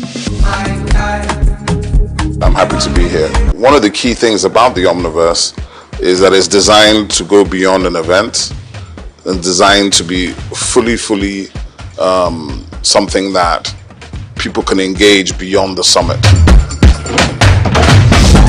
The point being that Nigeria has so much to bring to the world in terms of these things, but we will be bringing fresh energy, fresh ideas, a fresh engagement, and we're obviously open to collaboration. But hip-hop, it never dies. What's the difference between Thor and Shango? Thor is approaching $50 billion in revenue. Shango's broke somewhere outside Lagos. And that's a lack of imagination on our part of Africa, and they're all Nigerian. So to be seen and to be noticed is very hard if you're not in the place where all the noise is being made.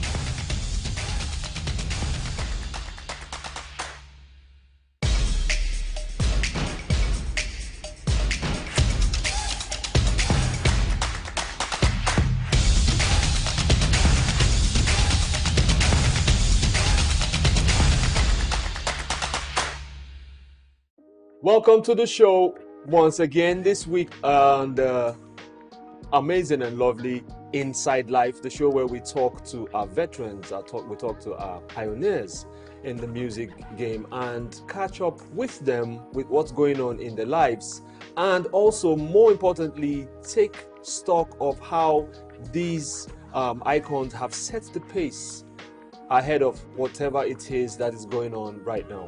We'll get into that conversation, but before we do, we'll have an extra special guest in the house. When we return, we'll be introducing you to them. Stay here, it's Inside Life, don't go nowhere.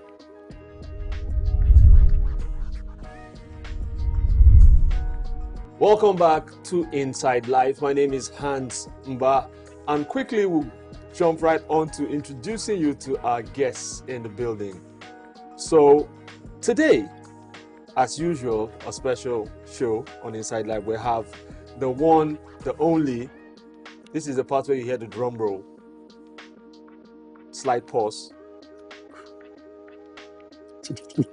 Black Reverends and the building. AKA Ayangba Boys. Yes, Black Reverends, it took us forever to get these men into the studio, and so you can tell how important and how special today is.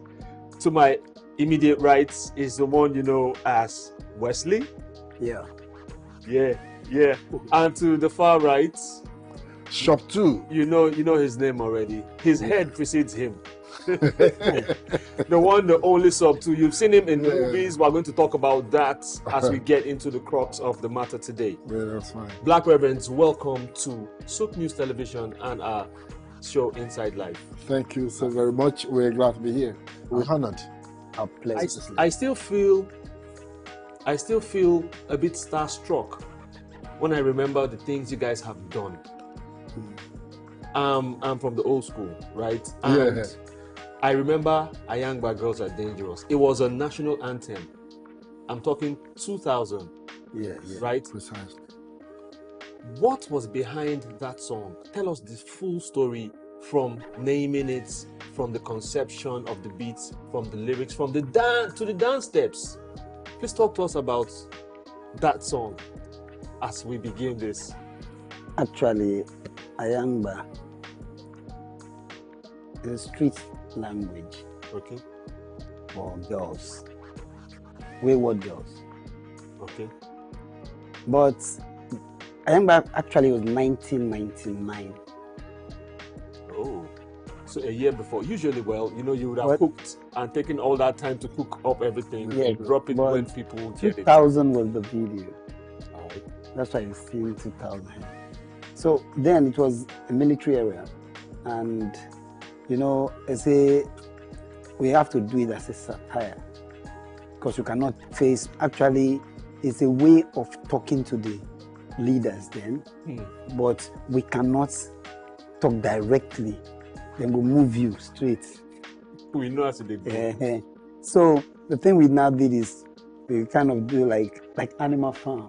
We satirized it by calling Ikebe gone. Ayangba are the leaders. They are dangerous. They use Ikebe, collect your money by force. The gun. And nothing you could do because they're dangerous.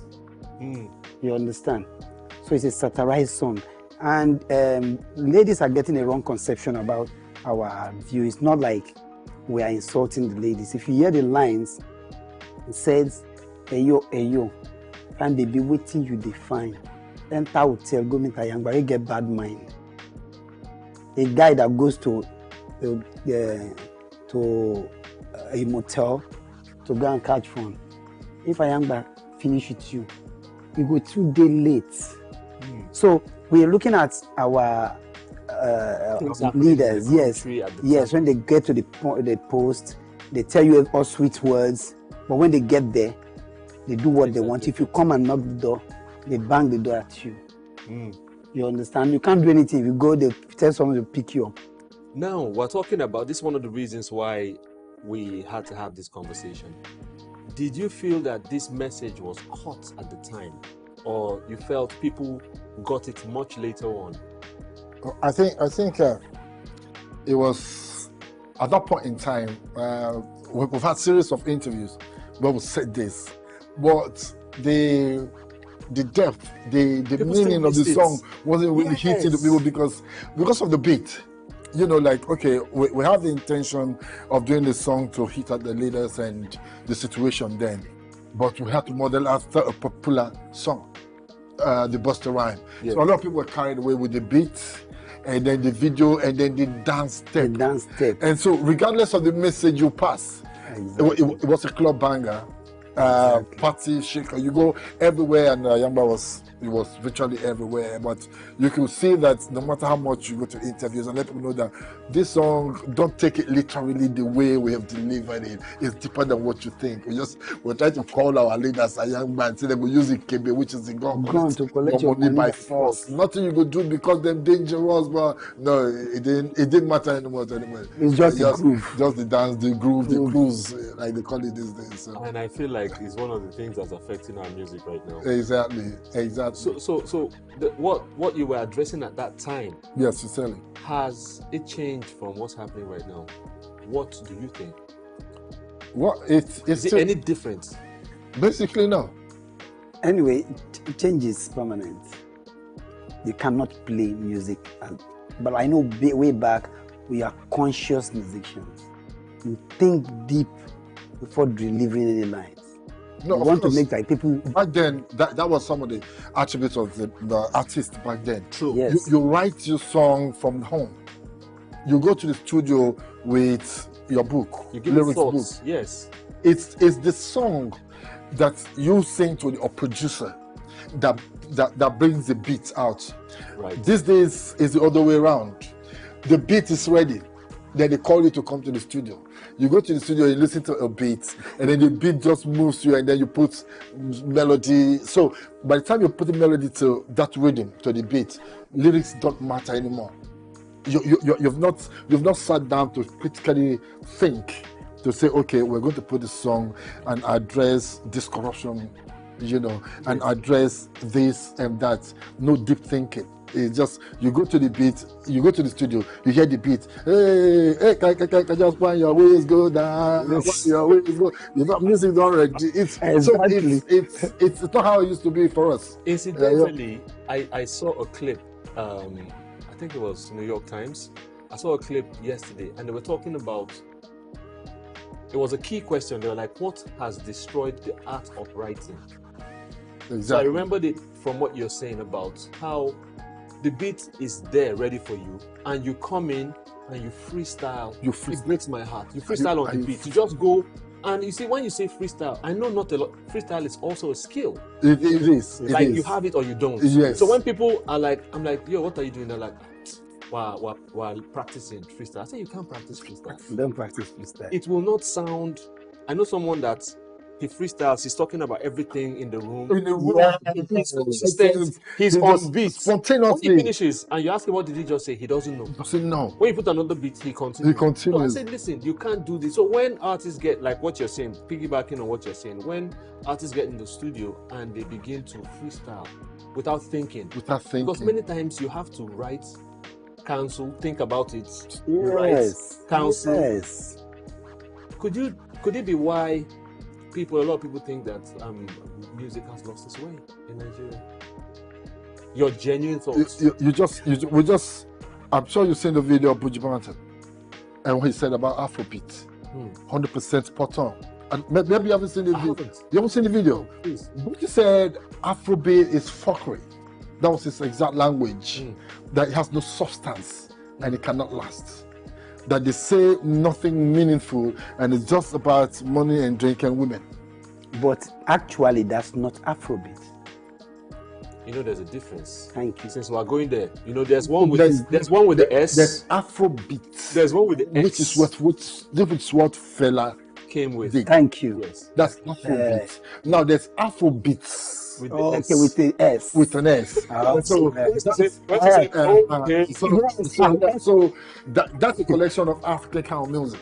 It's called Afrobeat, like Afro rhythm, which is what none of these Afrobeats musicians, as a matter of fact, sing Afrobeats. No, of course. They just no. Let's get some straight. Like I said, changes from yes kinds of entities. Yes. You know, so completely different. Let's not a lot of people even know because people act like they don't, but they actually do. Let's go to what happened to you guys what happened in 2007 when I fight. People like say when a woman went on this band. You went into movies, so too you went into movies, and Wesley, you got serious with your record label and your studio. What happened? Nothing. You can't say you can't say you cannot say. Nothing really. You can't say you cannot say. No, nothing really serious. Just at a point in time, the record. Let's say this was even start from the record label. You know, where you see like they're not really serious about pushing and taking the artists to the studio and investing more and trying to promote them. And when the record label itself don't come relax. You said you look at the whole thing and say, bro, yes, we did a hit song. It was everywhere, but commercially, how has it paid us? We say, man, make I delve into something else. You know, so like rightly said, I went to movies and tried to see maybe, all entertainment. But you see, you guys have it. Because as you went into, after Yangba did what it did, you went into movies, Silver Spoon, yeah? Silver Spoon. We were both in Silver Spoon. And you guys, Silver Spoon hits. Wait, sorry. We went into movie. That's why I can't picture it. We are movie actors before music. Really? Yes. Our first movie is called Kata Kata. Before 99? 1996. Directed by Don Pedro Baseki. Yeah. We are DBN with Regina Askia, a lot of stars. Really? We what's his name? Mekwen. That's the. I think he's Actors Guild president, vice president now or something. So we've been actors all our life before the music. In fact, movie money gave us liberty to pay studio for Ayangba. Wow. So how long was this before Ayangba? 96, 4 years, in 3-4 years, we now did Ayangba. That's amazing. That's great. I'm just finding. So if he's doing movie, it's what he knows how to do. Right. If I'm doing movie, I used to personally do comedy for DBN television. When me, very young, Don Pedro Basque, well, Ukotokri, then Israel. There's one Israel, presenter way back, Israel. Yes, I used to produce movies for. I used to produce a movie guest, Night Shift. Okay. It was big back then. It was big. Then there's a comedy before the movie. I'm the comedian Molue. Baba Molue, like 90 years old man. Really? With Okpotokri, with Baba Columbia. So what are you guys doing with that skill now? What are you doing with that? These are things that dwell in our. We definitely were working on something. Content creating, skits, and even trying to produce our own, set of movies and all. And we're doing new songs as well. Yeah, of course. No, obviously, I know that is happening. You guys, new song. Stay working all the time. But let's also want to know how you felt, how it was at that time when you guys were like, what's the word now? Your names were in people's mouths at the time. You had a song that was national anthem everywhere. You had Ayangba blowing up. How did it feel? Did you anticipate it was going to happen, or it was by chance? Because I know at the time there wasn't a lot of payola going on like it is right now, and there wasn't a lot of where you would stream. Of course, streaming was not there. Where you would do streaming farms, you pay to have your song played multiple times. But I could pick some of those songs back then that blew like organically. Yes. So was it planned? Was it something you guys did separately, differently? All right. I'm sorry. There is this thing that actually happened. Okay. Way back, I think we have the new live beat. Yes. Going on. Then we just did Ayangba. We like upcoming artists who want to go. We just want to showcase. Just perform. We want people to see us. Yes. We went to one of our godfather, Grandmaster Lee, principal of the old school. He took us. He liked the song. He listened. We go and give him. He said, "Wow, I like this song. Okay, I'll take you guys to an anniversary someday." I said, "Okay." We went there. Upcoming artists. There's Majek Fajek. There's Orisuliki. There's at that time Femi Kuti. There's all of them were there. Everybody were there. They had name. We were there like you were new. We just sat there. We came with my grandmaster. He was on the high table where we were sitting at the audience.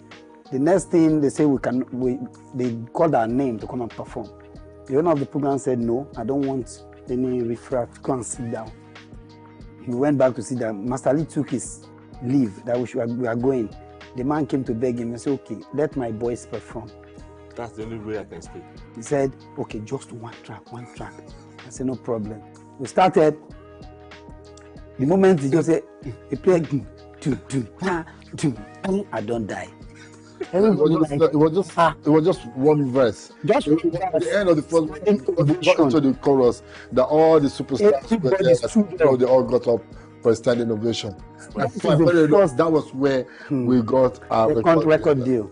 That was the first time I realized it can snap you up over 1,000 pictures. Like everybody flash like 5 minutes. Everybody like, please interview. I came first. I came to you. I'm like because you said, how like, did you get? How did you feel? You know, like wow, the happiest day of my life. You know, can't forget. There were plenty of moments, you know, like that. I remember I was just a fresher in the University of Lagos, and then it was when we went on break that we dropped the song, you know. So I was just a one guy, you know. So I just came back for the second semester, and the video was out, and I was just walking around my faculty, just I don't do one video. It's out there. I didn't know what's happening. The next thing was Mayanga! And the whole faculty went, what? You know, the shock, the reception, the way you see everybody in your faculty running after you, say, wow, I saw your video. It's mind-blowing anyway. So what happened with you guys? What happened to changing your name to Disrespectful to G's? What's that? We never had that name. So what happened? It was just publicity stunts. Publicity stunts. That want to do stunts. Why you did it already? What is it? It sounds like what somebody I know called DJ Rough Lemon. It sounds like what he would do. It's a mischievous. He's a mischievous guy. He's a mischievous guy. It's this like that he does. I suspect him. It's this like that he does. So tell us about some of the features you have had. How was it? Did they reach out to you, or you went for them? Like the Lil Kesh remix of Ayangba. I was feeling like you would have gone for a more, you know, feature. Then also the song with Sound Sultan. How did it come about? Your features, basically. We've been because it didn't sound like you guys needed features. We've been quite yes. Well, Ayangba, sorry you come up. Ayangba has this problem, attribute of killing anything that comes around it. The name our name is Black Reverends. If you ask anybody, most people like Ayangba boys. That's what did I say? Anything that come around, we did a song with Alariwo, Check Yourself, criticizing the leaders of Ayangba. The name kills it. We did one take Buru Sounds of Time classic video. The name Ayangba brings it down. Shouldn't they be taking it up? Exactly. Yeah. That's exactly what it Ayangba has one kind of strong vibes, and that's something you guys should work on. You should work find a way for it to work for you. We've worked on it. You know, the name Ayangba in that song, so huge, so strong. We did a collab with Two-Face. Yes, we did Two-Face. Yeah, we did a collab with Two-Face. And while we're in the studio, we tried to cook up a beat. We did a song. Two-Face said, do you know, this new song we go sing now, who will still put Ayangba against her. Then everything Ayangba from when to when this one will drop. And Two-Face still went. We write this song. This is serious. With this is serious. Ayangba against her before he now went to the chorus. Before he now got to the chorus. It's so powerful, it's so strong, and it's been there all the years. And no matter what you do, no matter where we go, people will still call you Ayangba boys. Say no, now at this point, I think Black Rebel should be in the lips of people right now. But no, it's the Ayangba boys. I am so pained that we have to come to an end of this edition of the show. Just promise me. Just that. Promise you will come back when we call on you for another part. Surely. Awesome.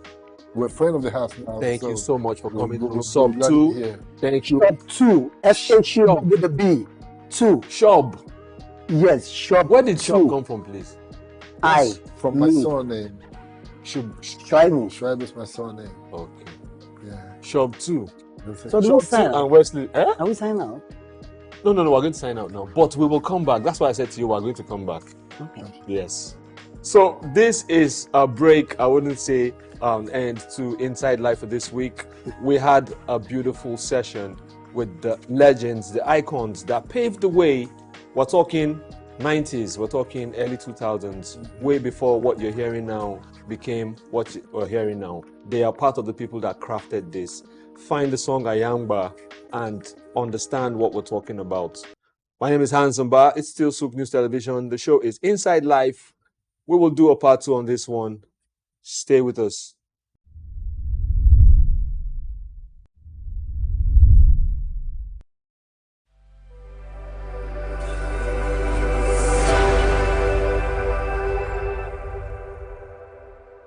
My name is Dr. Agility Obi. My name is Etemere Glover. Naomi, well done, and shout out to SOUQ News. Shout out to SOUQ News. I want to encourage everyone to keep watching SOUQ News. Shout out to SOUQ News, and yes, tune into them. Keep watching SOUQ News. They are one in town. Hey, we're watching SOUQ News. Keep watching SOUQ News. Keep watching SOUQ News. Catch them on YouTube and all social media channels. Hey, my name is Frank Edowo, and I'm imploring you. No, forget that. I am forcing you, coercing you to always stay tuned to SOUQ News for your news requirements.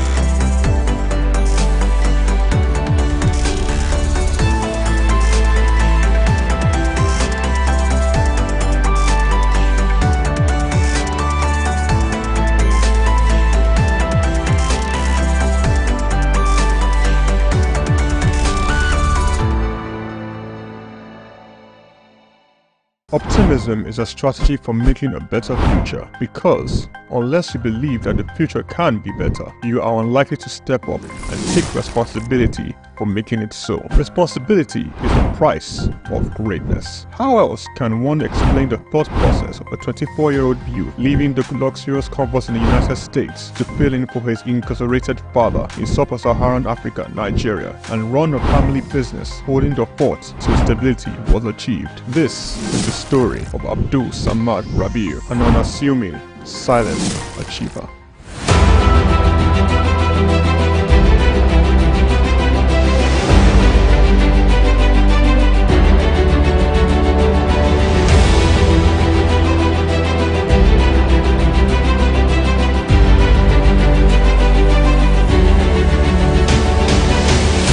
Abdul Samad Rabiu attended Capital University, Columbus, Ohio, and returned to Nigeria to oversee the family business when his father, Ishaku Rabiu, was detained by the administration of General Muhammadu Buhari for allegedly not paying the rice report duties.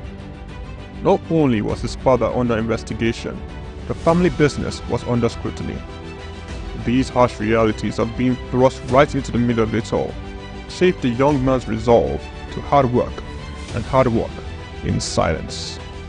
Abdul Samad Rabiu is the son of one of Nigeria's foremost industrialists, late Khalifa Ishaku Rabiu, founder of Ishaku Rabiu and Sons Group, a family-operated holding company with a history of investment in manufacturing, insurance, banking, and real estate. In the 1970s, the group invested in manufacturing, with its first investment being the Kano Suits and Packaging Cases Company, a factory producing suitcases and handbags.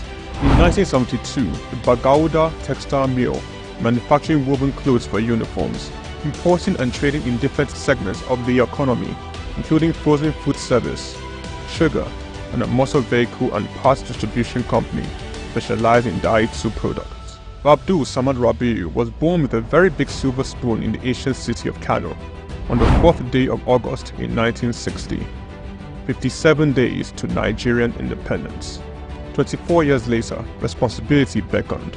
He was in the family business till 1988. Abdul Samad Rabiu, following in the steps of the family business to establish BUA Bois International Limited in 1988. Solely for commodity trading, Bois International Limited imported rice, edible oil, flour, iron, and steel. The much-needed wins to his sale came in 1990. The government, owners of the Dettol Steel Company, got into a contract with Bois to supply its raw materials in exchange for finished products. This was the young company's much-needed windfall. Bois expanded further into steel, producing pellets, importing iron ore, and constructing multiple rolling mills in Nigeria. Nigerian Oil Mills Limited, the largest edible oil processing company in Nigeria, was sadly bought by BUA in 2005. BUA started 2 flour milling plants in Lagos and in Kano. By 2008, BUA had broken an 8-year monopoly in the Nigerian sugar industry by commissioning the second largest sugar refinery in sub-Saharan Africa.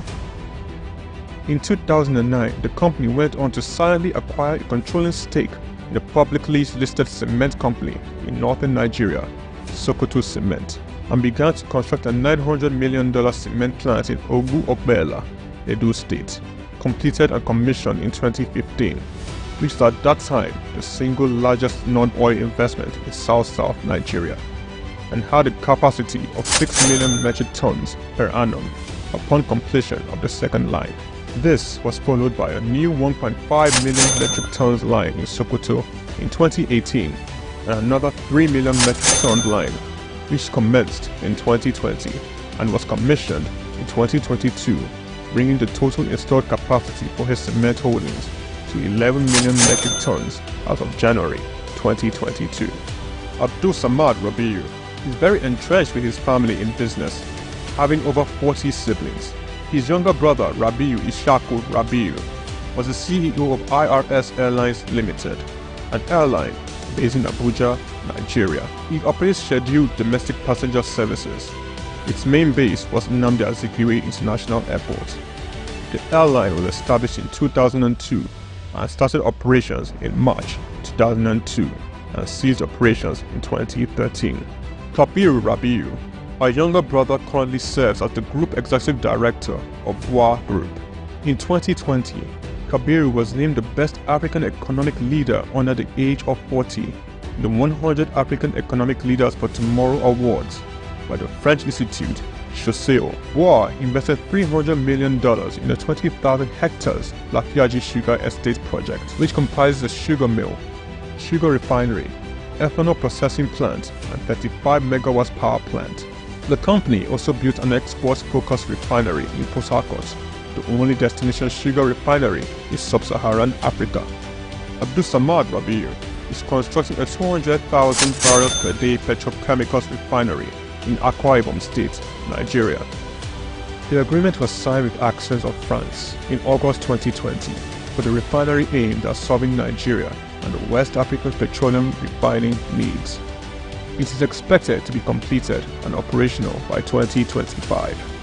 The privately owned Ogbela Cement Company was in January 2020 merged with the publicly listed Cement Company of Northern Nigeria, where Abdul Samad Rabiu already held a controlling stake in the $3.3 billion transaction, and BUA Cement PLC was born. Abdul Samad consolidated all his food businesses in sugar, edible oils, rice, flour, and pasta milling into a new company, BUA Foods PLC. In December 2021, it was listed on the Nigerian exchange. BUA Foods emerged as a consumer goods leader in market capitalization, experiencing a phenomenal 206% year-to-date appreciation. Share prices soared from 65 naira per share in December 2022 to the current value of 379.9 naira per share as of 24th March 2024. In terms of fundamentals, BUA Foods exhibited robust financials with a 54% increase in profits to 105.6 billion naira in the first 9 months of 2023. Revenue witnessed an impressive 80.95% year-on-year growth, reaching 524.428 billion naira, and return on average equity stood at 43.42%. Despite challenges, Rabiu strategically increased his direct shares in BUA Cement by 56.37%, totaling 96.12% ownership.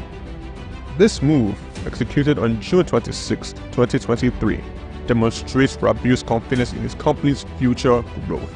BUA Foods PLC and BUA Cement PLC companies are among the top 10 most valuable publicly listed companies in sub-Saharan Africa. From a relatively small company in 1988, BUA Group has grown to a world-class conglomerate contributing significantly to the country's GDP while providing employment opportunities for tens of thousands of Nigerians. Abdul Samad Rabiu's philanthropy is silently second to none. He founded the Abdul Samad Africa Initiative, ASR Africa, and an African-focused fund for social development and renewal which seeks to support Nigeria and other African countries in the area of health, education, and social development. In October 2022, Abdul Samad Rabiu, through ASR Africa, donated $500,000 to the United States Agency for International Development partner on tuberculosis control, HIV, and gender-based violence prevention efforts in Nigeria. Development of a 7.5 billion naira 200-bed specialist hospital in Kano State during the global COVID-19 pandemic. Abdul Samad Rabiu championed Nigeria's donation to this COVID-19 intervention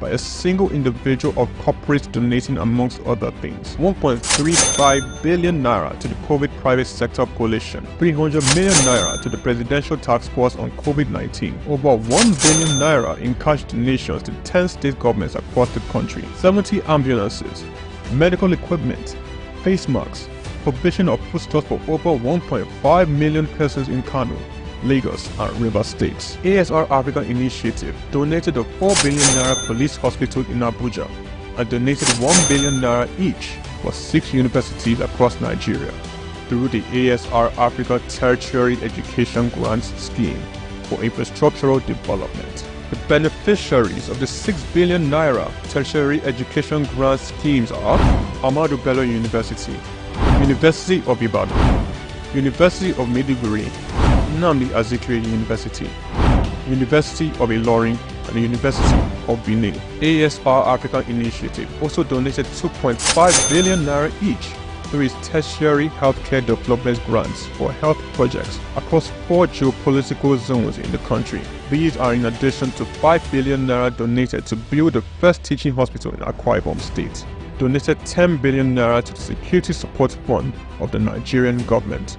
Abdul Samad Rabiu was awarded the 2022 CEO of the Year at the African CSR Awards, 2016 African Industrialist of the Year Awards by the All African Business Leader Awards, the 2022 Sun Man of the Year Awards, 2020 Vanguard Business Person of the Year, and the New Telegraph Philanthropist of the Year 2021, a recipient of several honorary doctorate degrees from various universities, including the University of Benin, Nasarawa State University, Sokoto State University, and Crescent University. Abdul Samad Rabiu is a fellow of the Institute of Directors, and he currently holds the prestigious Nigerian National Honors, Commander of the Order of the Federal Republic, CFR, Commander of the Order of Niger, CON, as well as the highest civilian national honor in Niger Republic. Abdul Samad Rabiu is married with children. His children are Mustafa Khadija Kuki Rabiu, Ishaku Khalifa Rabiu, Junad Rabiu. On the 22nd of January 2024, Forbes estimated Rabiu's wealth at $5.9 billion, putting him as the 6th wealthiest man in Africa and 508th in the Global Billionaires Club. The family man, the silent achiever, the giver, Abdul Samad Rabiu.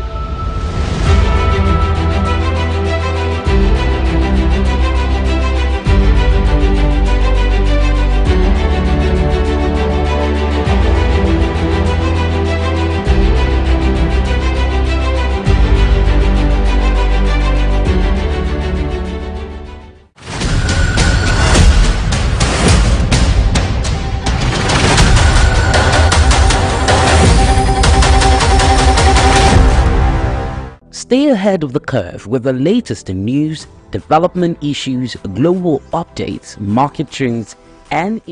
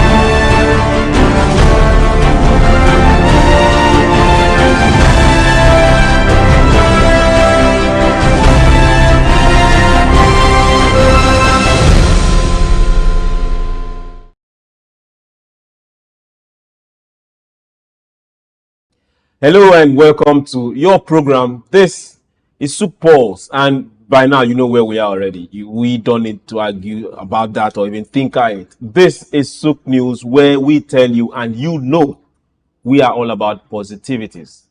So get here, get informed, get detoxed, and get the solution to start that business. Get that information you need to ginger up and tell yourself we can get it done. Now on SOUQ Pulse, for those that are not aware, this happens to be the last day of September. We are heading into the last 3 months of 2024. So congratulations, you made it. Congratulations once again, because you have work before you. So every of that goal you set at the beginning of the year, you still have 3 months to achieve it. So don't fret. Don't give up. You've got strength. You've got life in you. So, hey, get out there and let's achieve it. And while we are trying our best to achieve it, we will talk. We will not keep quiet, because this is SOUQ Pulse. So get around. Call your friends, your neighbors. It's time to talk. Today, we are heading somewhere that affects every single one of us. Information that a lot of people might not be aware of. We'll try to find out if we are actually committing a crime. It's possible. But before we get there, hope you know, because it's enshrined right now, it's all about productivity. That's what we do on SOUQ Pulse. So we want to get productive. And so we matter. You matter. We've got a very short break. When we return, I'll get to introduce the main topic and my guest. So don't get scared. My name is SOUQ, John Rogers SOUQ. SOUQ Pulse will be right here. Don't go anywhere.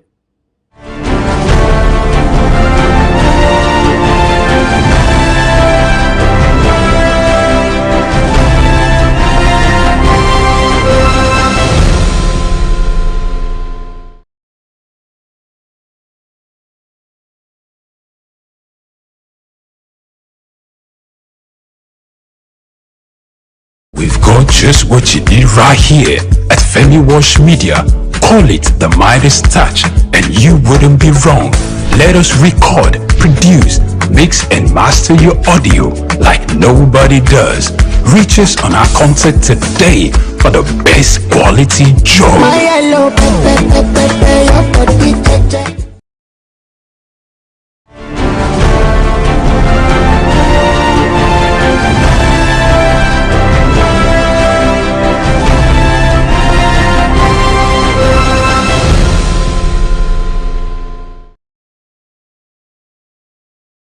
Welcome back. This is SOUQ Pulse, and today we are going to the health sector. Yes. Now, aside the health sector, we are looking at insurance. So, health insurance, basic health insurance for a nation, for a people to be productive. Then they have to be healthy. And there's one thing you know for sure, that if you know at the back of your mind that there is a backing, so I get there, I work. If I fall sick, I know where to get to. I don't need the cash in my pocket, because something somewhere has been put aside and I can get attended to. It doesn't matter how small or how big. They know that yes, a people and a nation will thrive. Now, let me break it further. For those that are not aware, let me talk to Nigerians right now. Sometime in May 19th, 2022, the National Health Insurance Authority bill was signed into law. I had to close my eye because I think at the point of time I even forgot about it completely. Now, if this bill was signed into law, let me tell you what it says. It's mandatory for every Nigerian and legal residents in Nigeria to have health insurance. Now, I'm going to find out if we have all been living a crime. So don't go anywhere. Just stay there. To do justice to this particular topic is no other but a public analyst of repute. Someone that has gone ahead not just to train Nigerians but to train Africans, and he is good at it. Your Excellencies, distinguished ladies and gentlemen, join me as I welcome to SOUQ Pulse for the last day of September, Mr. Sam Oruboje. You're welcome, sir. Good afternoon, Chucks. Thank you very much. So let's start this way. There are over 200 million Nigerians. We've had that 200 million for a very long time. Now, with over 80% of this population active, working, engaged, or they can't get active, they can't get working, they can't get engaged. So whether you have a job or you don't have a job, whether you're farming or you're not farming. Now, let's ask ourselves, are they aware that there is this bill that has been signed 2 years and some months ago? Well, the health insurance policy document was signed into law sometime in May 2022, which is a framework, a policy framework that cater for the insurance scheme of Nigerian citizens. So within that framework, it's advisable that public sector organizations and private sector organizations. Sorry, are you saying it's advisable? Yes, because the policy framework is there, but if you look at the number of enrollees into that scheme as we speak, it's a far cry from the expectation of that policy framework that was put in place in 2022 to cater for the insurance health needs of Nigerians. So in that regard, that's why I said it's advisable that most public sector organizations and private sector organizations were supposed to enroll into this insurance scheme with a minimum threshold of certain amount of money that you pay. Once you pay that, that means you have a health insurance cover where you can access a Medicare, and you have organizations that are registered called the HMOs, which means health maintenance organizations, who are service provider, who are the middleman, if you like, between the insurance provider and the enrollee, who has insurance cover from various private sector hospital and public sector facilities. Okay. Now, you've looked at it from the side of those that are gainfully employed, those within organizations, those within agencies. But now the bill states that it is mandatory for all citizens, in capital letter, all citizens and legal residents. This is where I was looking at it. The productivity of any nation is well hinged on how healthy that nation is, health-wise, body-wise. Now, if somebody says, okay, good, we want Nigerians to be healthy and get to work, did they really tinker up this particular bill, or is the bill coming too early? Now, before we get to that particular question, who exactly is going to pay if they say all citizens, all legal residents? Who pays? No, once you say mandatory, that is by law, every citizen that reside within the geographical area called Nigeria was, by implication, was supposed to be an enrollee, a subscriber to the health insurance scheme. So it behoves on companies, public sector organization, to enroll the workforce first and foremost for those who are working. But even the percentage of those within the purview of those who are gainfully employed, the number of people that are enrollee, those that are gainfully employed, yes, in that scheme is equally a far cry to what the Act stipulates. So the point I'm making is that even where you have organizations that are by law supposed to subscribe to those health insurance schemes, how many companies are doing it? That's on the one hand. Can we go back to this bill itself? Was it well thought out? The bill is well thought out. The idea is that for every Nigerian citizen, once you have a minimum at the point where it was finally reviewed in 2022, with 500 naira to 1,000 naira, you're supposed to have an insurance scheme that can take care of that individual. Therefore, 500 naira or 1,000 naira? No, between 500 and 1,000. Maybe when that basic. Yeah, minimum threshold. Minimum threshold. When it was reviewed in 2022, I think the minimum threshold was 1,000 naira. So once minimum threshold of 1,000 naira. Yes. Once you have 1,000 naira given to an HMO, health maintenance organization, therefore you have access to basic Medicare from any hospital of your choice, depending on the service provider, which hospitals fall within their purview. So within that 1,000 naira, and you can get basic Medicare. basic Medicare. I like when you use the word basic, yes. I will now bring back that basic to the citizens. Surgeries and some other things like dental, like eye care, ears and other Medicare that are slightly elitist, higher, not necessarily elitist, higher than the level of the money that you have paid in terms of subscription to an HMO to provide that health insurance scheme. Okay, now let's go back to this population figure again. Over 200. Now let's break it down. What is killing Africans the most? It's not war, it's not hunger, it's not HIV, it's not cancer, it's malaria. A drug that you can't get for less than 500, 600, 1,000 naira.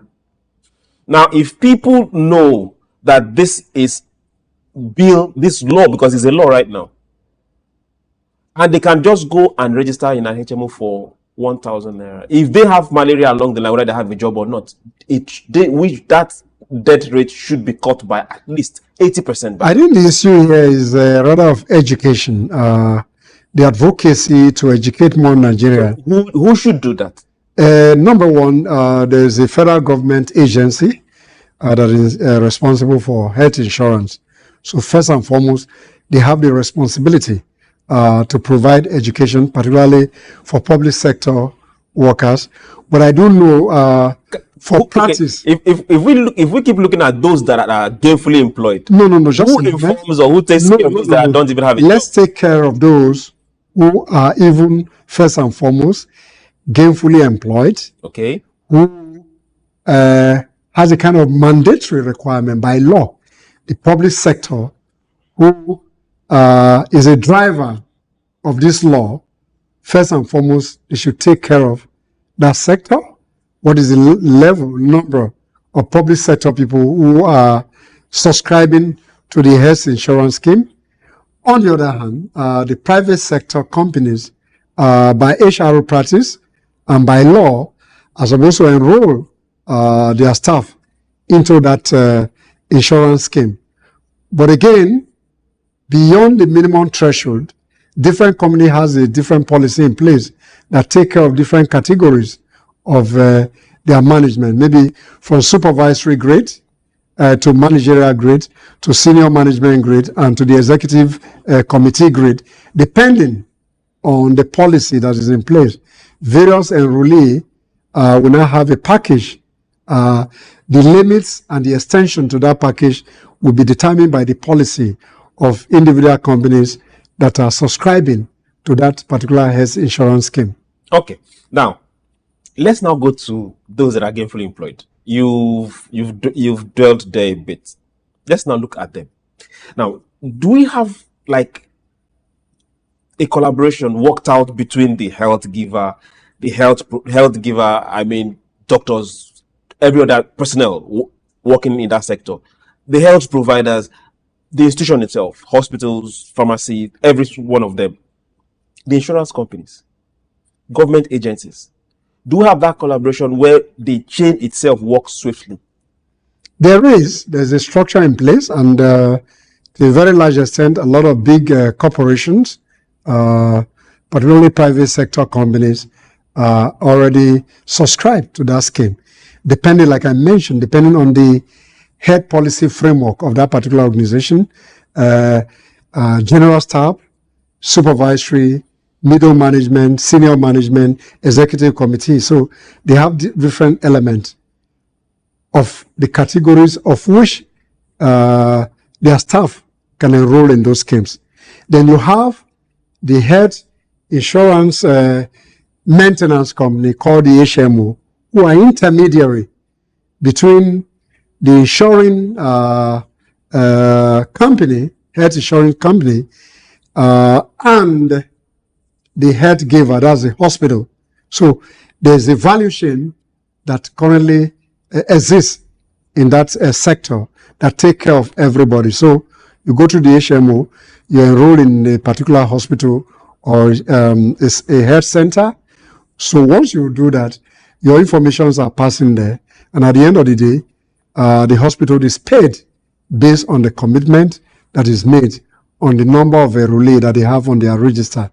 On the other hand, too, even the public sector has some limitation in terms of what you can assess in terms of healthcare. So if you have certain ailment, the scheme doesn't cover certain age. Even as a private enrollee, based on what you pay for. Yes. In addition to that, the scheme itself, there are certain elements that what you pay cannot cover. Therefore, you need to do a premium scheme to be able to cover surgery, some other ailments that are not usually covered in terms of the drug regime. But just like in normal insurance, the same principles apply for the health insurance scheme. So if you have an enrollee from a particular company, maybe 200, maybe only 3 people will access that facility in a year. So just like normal business of insurance that you don't profit from, just bring you to a place of comfort. Same principles apply in the health insurance scheme. Therefore, maybe you have an enrollee of 200, like I mentioned earlier, in a company, maybe 5 to 10 people may access that facility depending on the categories of your subscription that your HMO provider gives to the hospital, who is your caregiver. Okay, let's look at this. Let's look at this now. The health insurance. Why are people not logging into it? Why do Nigerians, let me be specific, why are they not aware to this extent? Or why are they just looking at it and standing aloof? Are they seeing it as an elitist kind of scheme, or are they just seeing that, okay, we don't subscribe to this? If we are sick, we'll go take care of ourselves?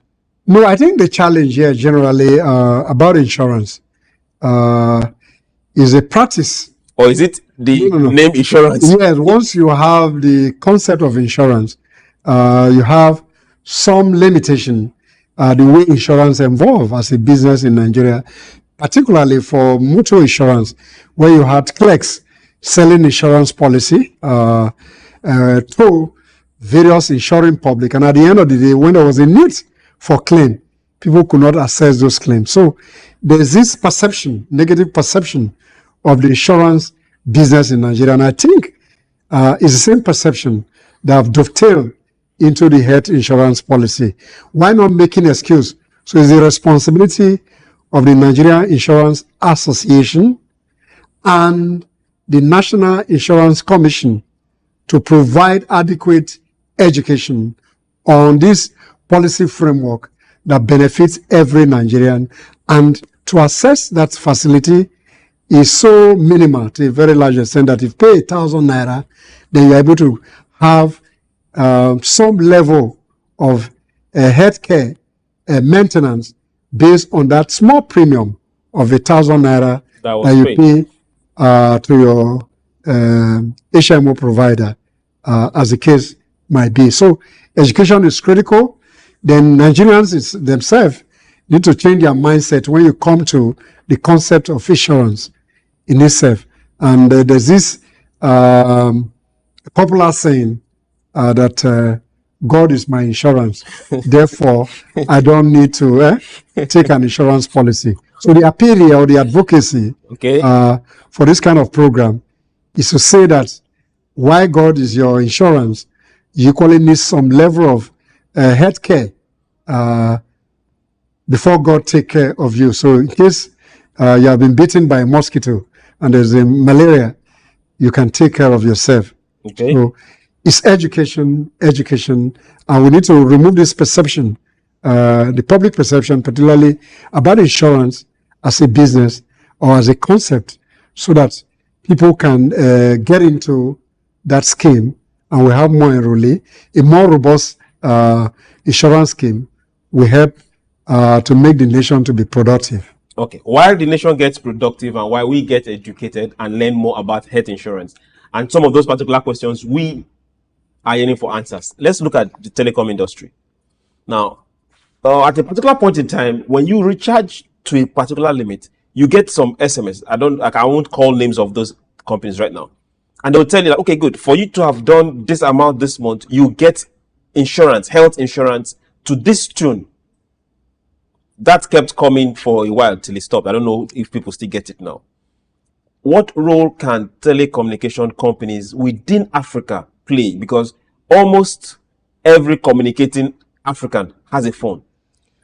So simply put, what those agencies that are responsible for the promotion of health insurance should do is to collaborate or partner with telecommunication companies in terms of providing information to the public, highlighting the importance of health insurance, the benefits of those schemes, whether you're in the private or public sector.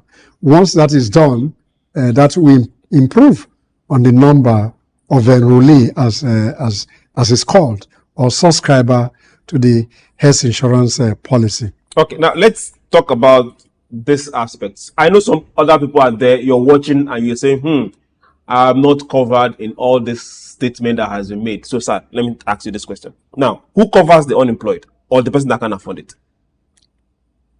Oh, some countries, particularly, let me mention a country. So the countries who are not going to give me an invoice for mentioning, like Rwanda, for example, which is a case in point.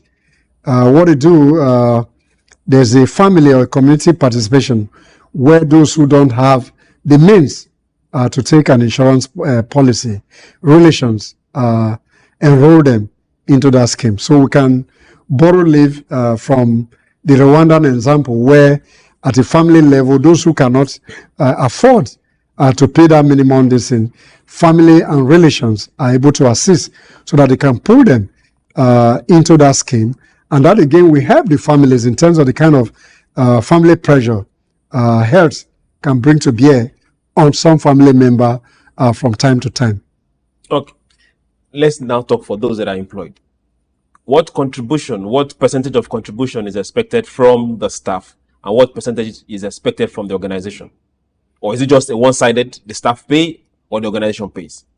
I'm not too sure, because there are a few changes in that policy framework, so I don't want to make an assumption whether an aspect is covered by the employee and the employer.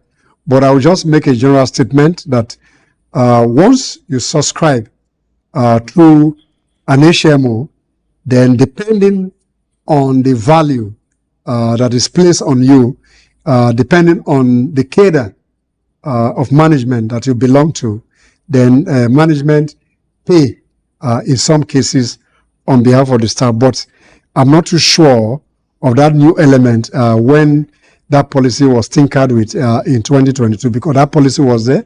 It was just improved upon in 2022 when it was now made mandatory. So I cannot speak specifically so that I don't misinform the public. But what I know is that if you belong to an organization, some people pay certain amount to be able to enter into that service delivery. So the percentage for now, I don't know, but you make a payment for that. So different categories, and I'm sure sometimes companies absorb some part of the payment. Some is deducted from your payroll at the end of the day. But when you look at the amount that you pay vis-a-vis the insurance cover that you get to secure your health, I think is just a fraction in terms of what is contributed. So like I mentioned, that company must take it upon themselves to enroll their employees, even where some money may be taken from those employees, just to guarantee their health, to enhance their productivity in the workplace, and above all, national productivity. Okay, above all, national productivity. Now we've done the first round. Like, this is the good, jolly good fellow first round. So you have no excuse. We will get to where we'll get to ask questions if we are actually breaking the law. That's when we'll come back from the second round. But hey, mind you, it's going to get more interesting. Don't go anywhere. This is SOUQ Pulse. We'll go on a very short break. SOUQ Pulse will be right back.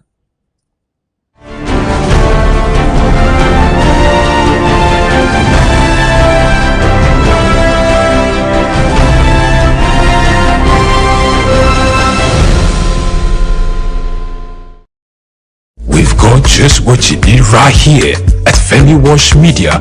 Call it the Midas touch and you wouldn't be wrong. Let us record, produce, mix and master your audio like nobody does. Reach us on our contact today for the best quality job.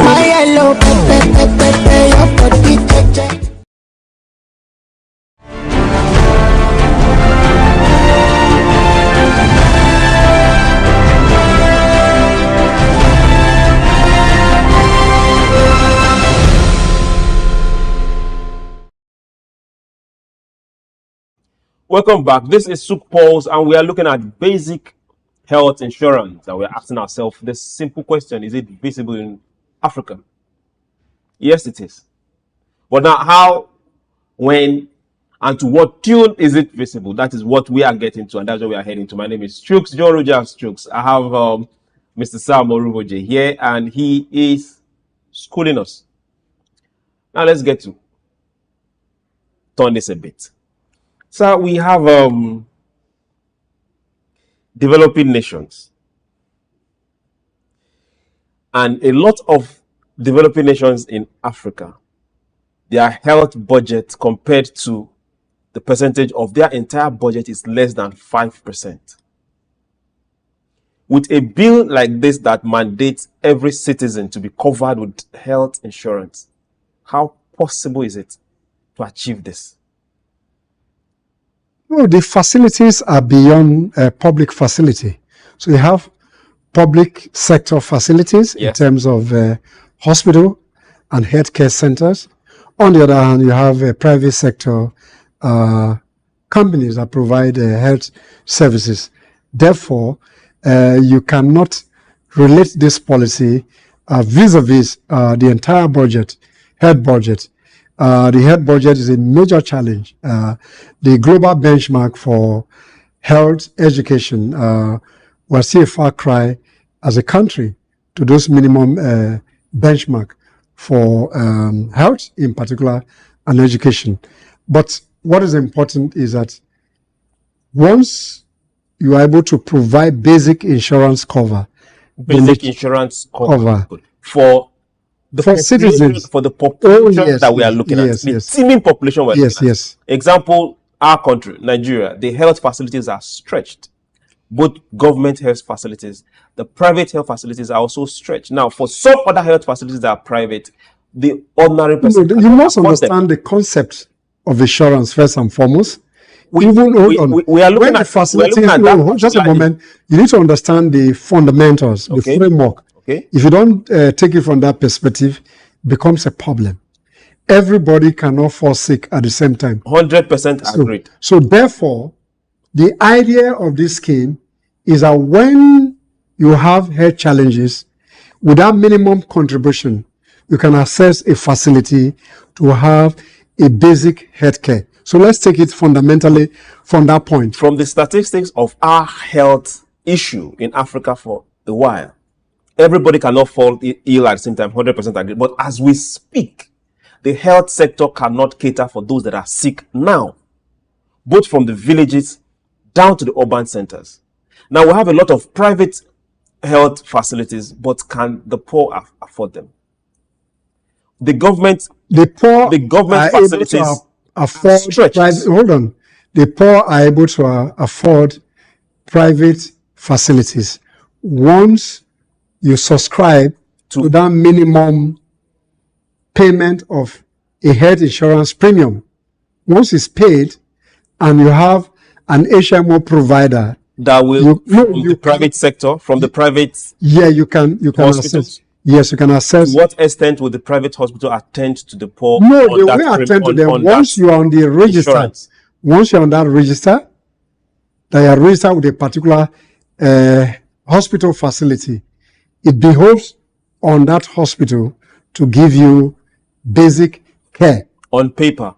No, once you have an enrollee, once you go to a particular hospital, once you bring your card. Yes, we've seen this happen over and over again, where someone comes with a health insurance registration and you are told, get in touch with your HMO before we attend to you. No, that's not the case. The point is, once you have a registration in a particular health facility, that health facility is bound to give you treatment. So when they call, they ask you to call your HMO.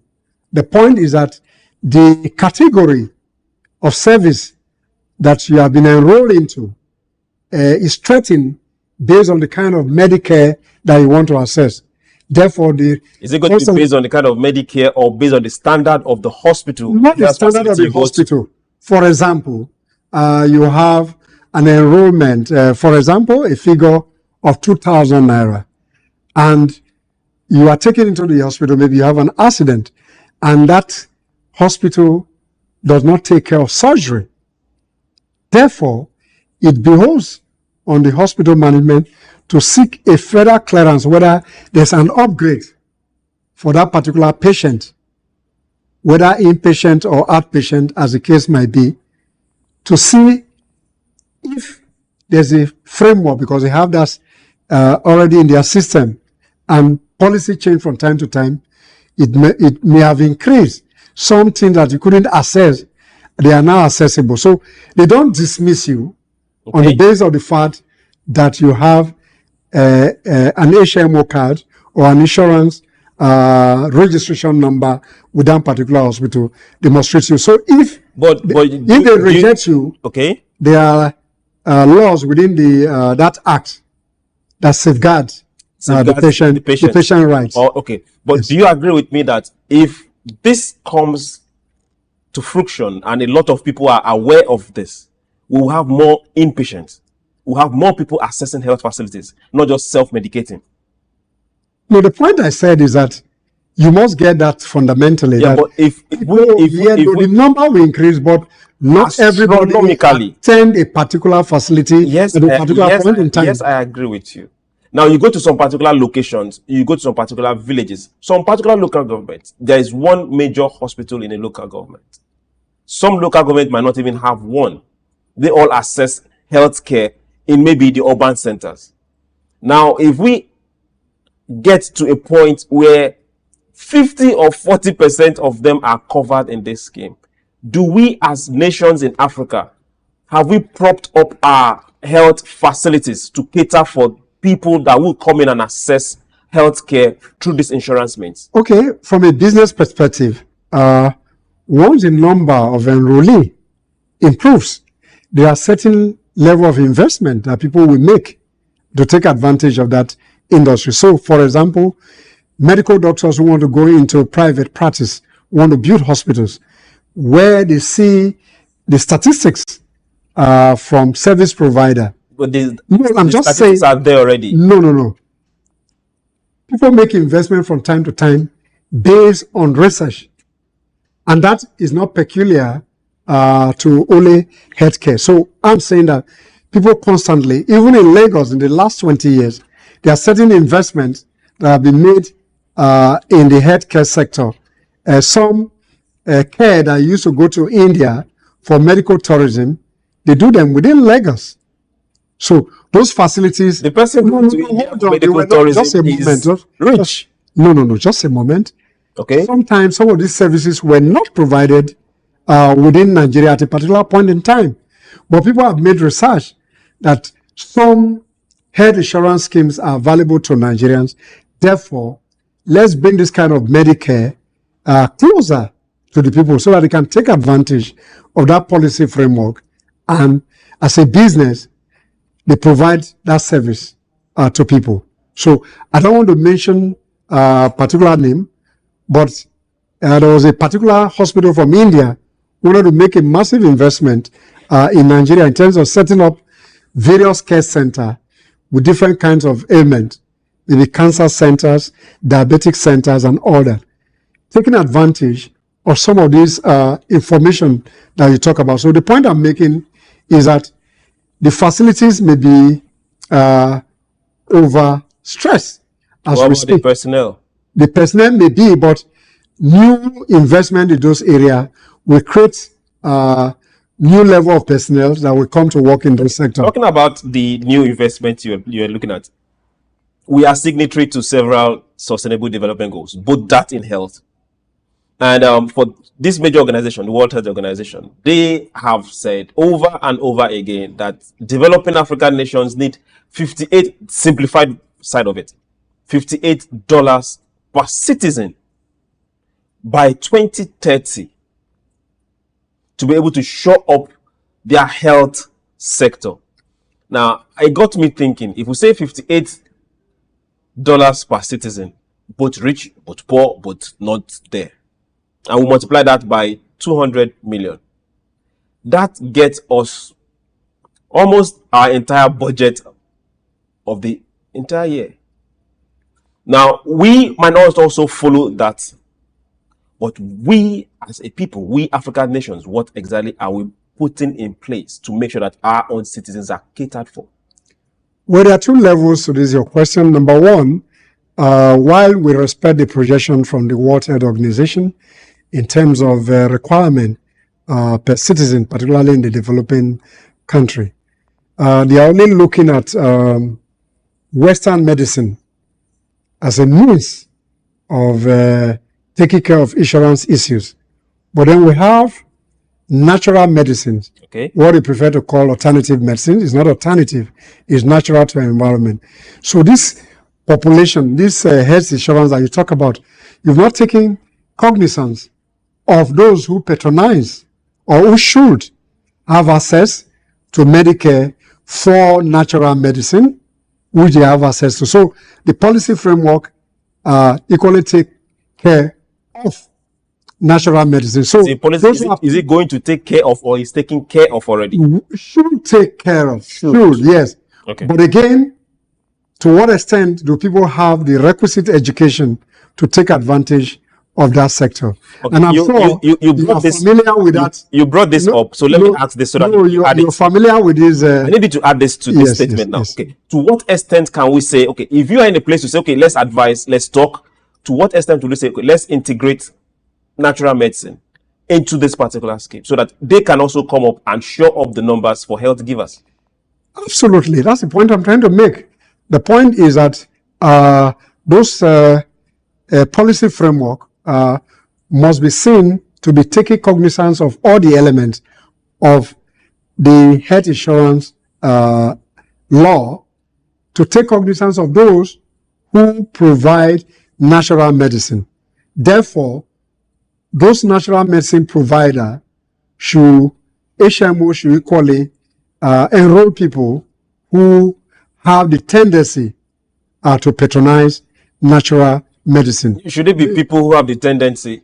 Yeah, what I mean tendency is that because of our sociology of taking what is Western, that the calibrations from the Western medicines are more standardized than the natural medicines that our forefather and our parents are used to. Therefore, there's even an agency of government that is regulating the practice and making development in that sector to be able to regulate it and look at all the medicinal plants that are available.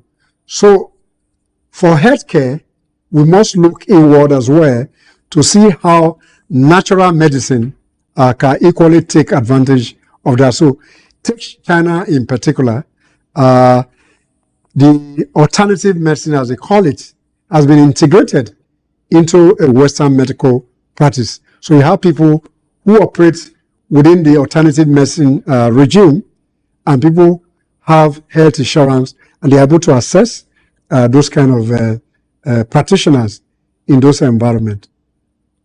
Okay, let's look at identification now. From the aspect of this bill, it's gone beyond a bill. This law, do you think identification has any issue, or can it hamper or tamper with this particular law? What do you mean by identification? Identification. He is Nigerian, he's not Nigerian. He is a legal resident, he's not a legal resident. Okay, I can identify him as this person from this place or from that place. No, the point is the issue of identity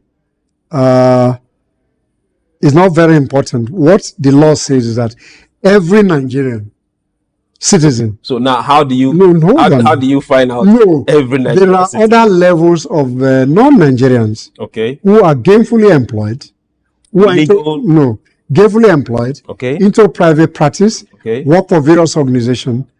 based on the fact that they are providing services to a particular organization, they will be enrolled into that scheme as long as they can pay. That those falls within the category of legal residents. Yes. Okay. So the law does not exclude anybody. What the law says as a minimum threshold, every Nigerian citizen should be enrolled into that scheme. So once you are a Nigerian citizen, ordinarily it should be compulsory that you should be enrolled into that scheme. So, but if you are not able to enroll into that scheme, there are other levels between the public sector and the private sector I mentioned earlier.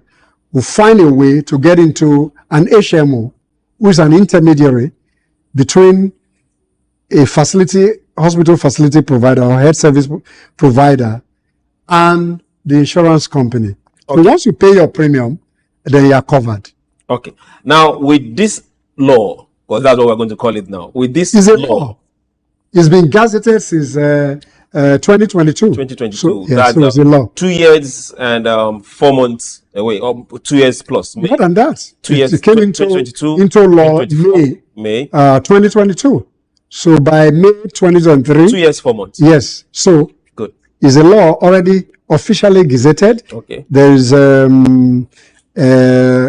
scheme, an agency of government that is responsible. Okay. In addition, even to the National Insurance Commission that has an umbrella responsibility for insurance in Nigeria. Okay. So I had to call that duration from when it was signed into law and already today. Gazetted. Good. 2 years. So don't even talking about signing into law. Once a law has been gazetted, it's already an operative law that should guide every citizen. 2 years, 4 months. Now let me get to where I'm saying 2 years, 4 months. I'm not enrolled yet. My family is enrolled. So I might be a bit covered. But me, for one, I'm not enrolled. So there are several people also that are not enrolled. Am I committing a crime? Yes, by law, you are supposed to have been enrolled. But then I don't see why you are not enrolled. No. Number one, no, hold on. Okay.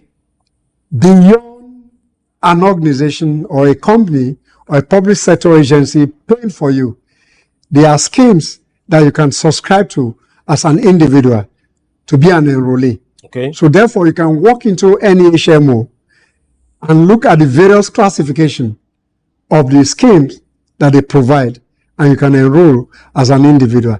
Just the same way you have the pension contributory scheme. You can make contribution as a corporate entity. You make some contribution as somebody working within the organization. You can still make your individual contribution beyond the mandatory element that your company pays on your behalf and you pay on your behalf. So if you have additional money, you can make an individual contribution. Same way, the insurance scheme, individuals you enroll based on your capacity to assess a health facility. Okay, based on my capacity. Good. So 2 years, 4 months, I've been committing a crime. Now let's still go back to this 2 years. I didn't say so. Let's still go back to this 2 years, 4 months. Now, in this period, this particular law have not worked well. Implementation has been an issue.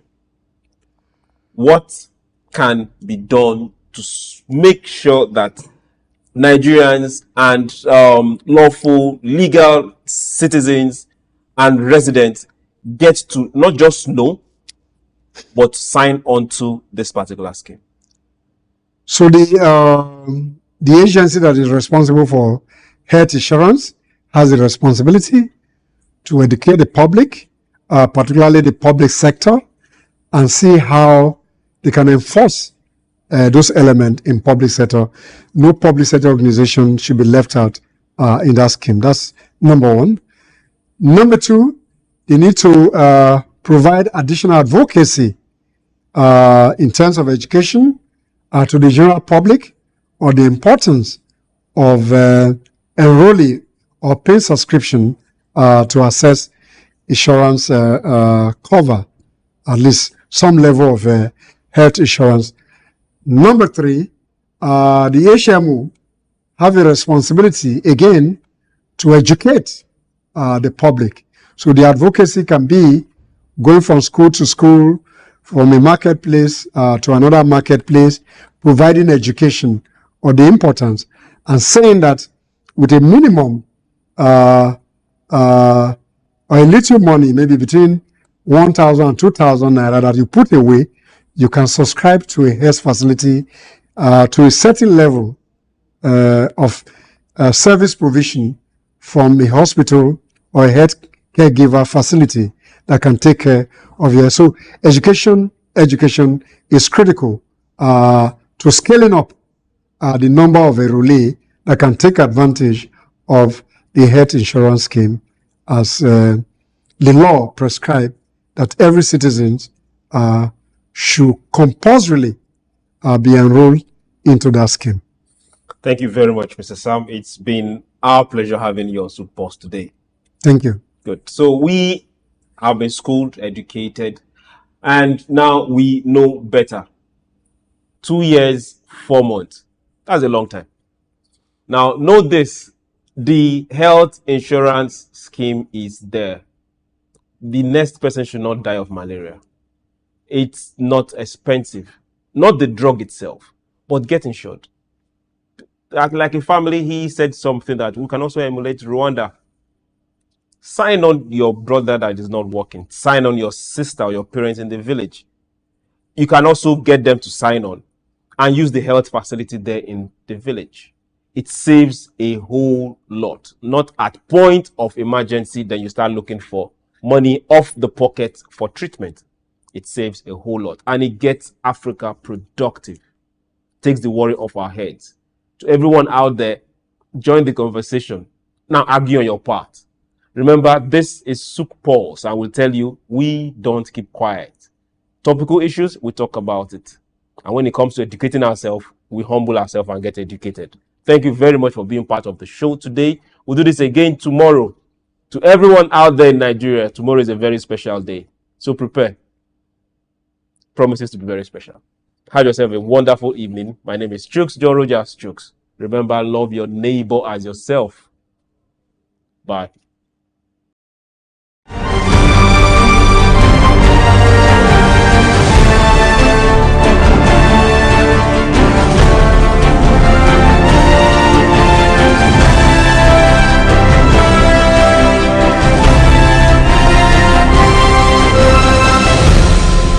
Latest in news, development issues, global updates, market trends, and intriguing conversations from across the world. At SOUQ News Television, we'll bring you stories that matter right to your screen. Breaking news, be the first to know with our real-time update on local and update events. In-depth analysis, get the full picture with expert insights and comprehensive coverage.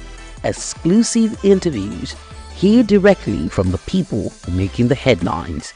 Tune in daily for a blend of news and stories that keep you connected to the pulse of the globe. Click, like, and follow us on all our social media platforms at SOUQ News TV for updates, live streams, and more.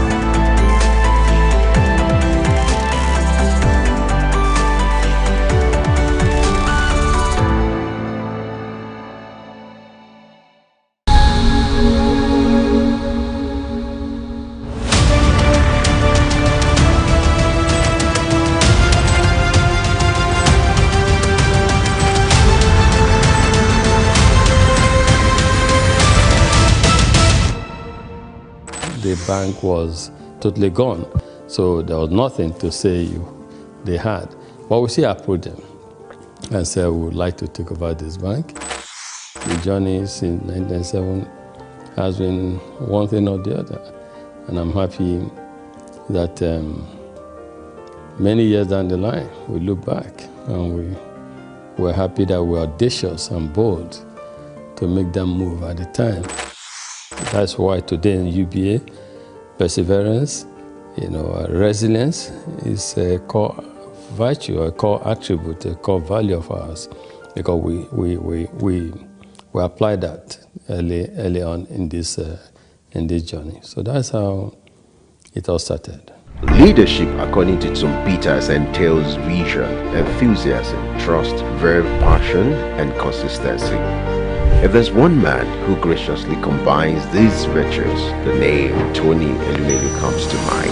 They say that success to a large extent is dependent on being at the right place at the right time.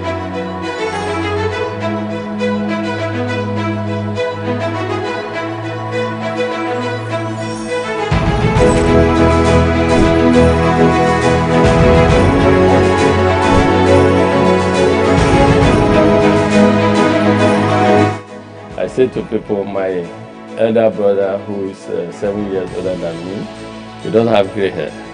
I have gray hair. My gray hair started from the merger because making it work, serving your customers, making sure that everyone in the universe or the institution, which was we have 428 branches at the time, that it was same level of service across board. Customers of standard trust brand that were used to a certain level of service delivery, you will not want them to come to the new institution and have a drop. From the womb of time, Tony Elumelu has been an embodiment of nobility and excellence. He remains one of the flying eagles and shining eggheads of the banking industry. The life and times of Tony is an inspiring tale.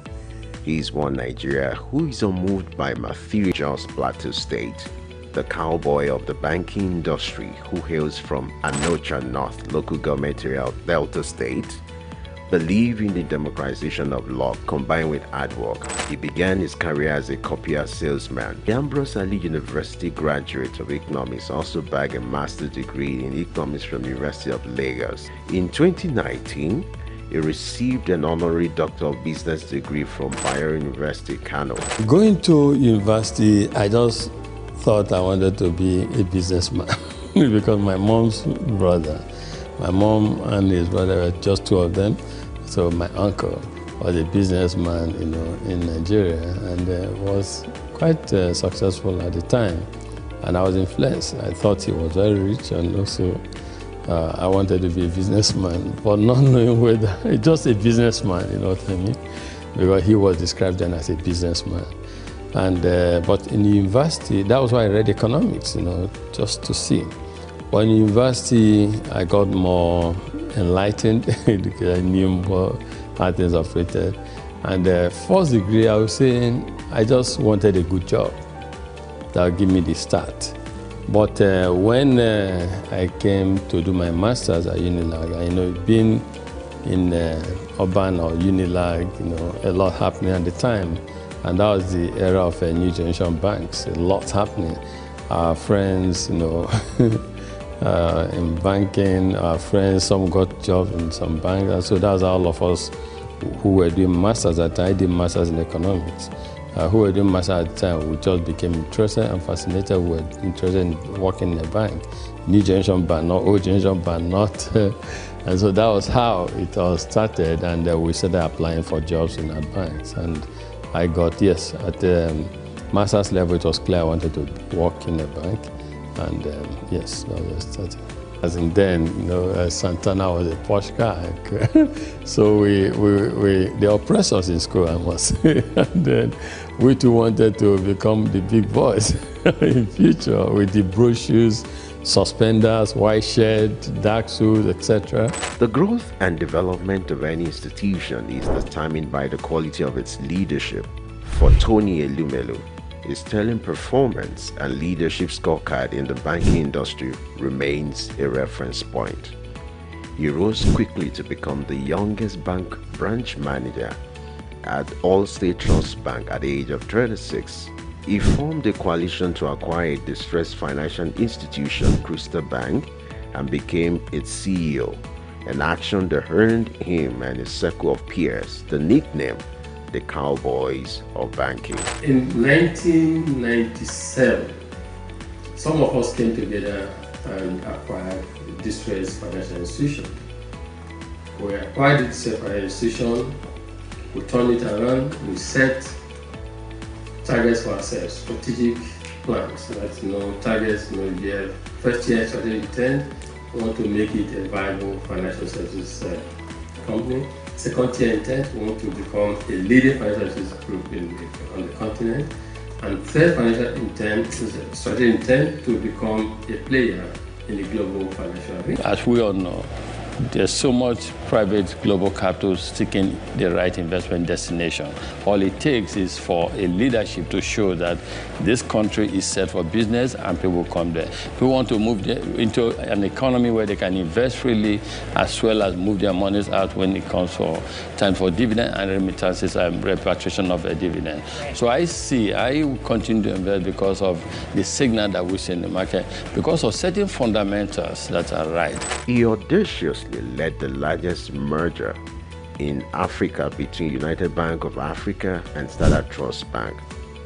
Tony's fancy for red tie remains emblem of his appearance. He retired as CEO of United Bank for Africa in 2010.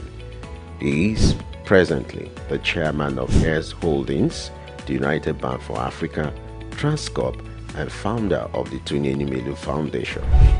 I can't express how excited I am in words to be here and to be selected among the 1,000. It's the opportunity for me to realize my dreams. So I go into business and start to make my way. It challenges you to do things you never thought you could do. Maybe if you'd have gone to a private school or an MBA, you must have paid a lot to get this kind of, enlightenment. Ça me fait plaisir de voir des frères et sœurs qui veulent se rencontrer, se connaître, les partager et créer un réseau, peut-être le plus grand réseau africain.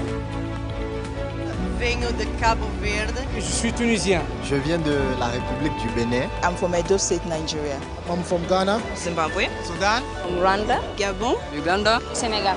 Egypt. I'm from the Gambia. Welcome and thank you for coming to Lagos. I'd like to start by congratulating all of you. You have done well. Most entrepreneurs are creative people. They have creative mindset. They're innovative. Those who dare to dream and who dare to innovate in Africa should have the opportunity to prove their innovation. And that is why we have $10,000 for these 10,000 Africans to help prove their concept and prepare them for bigger scale financial support. We don't give because we see it as a moral burden to just give charity. But we want to give people because we want to uplift them. We want them to be self-reliant. We want them to be fishermen. We want them to do what we are doing. We want them to prosper in life, become successful. Tony made a tremendous contribution to giving back to the society.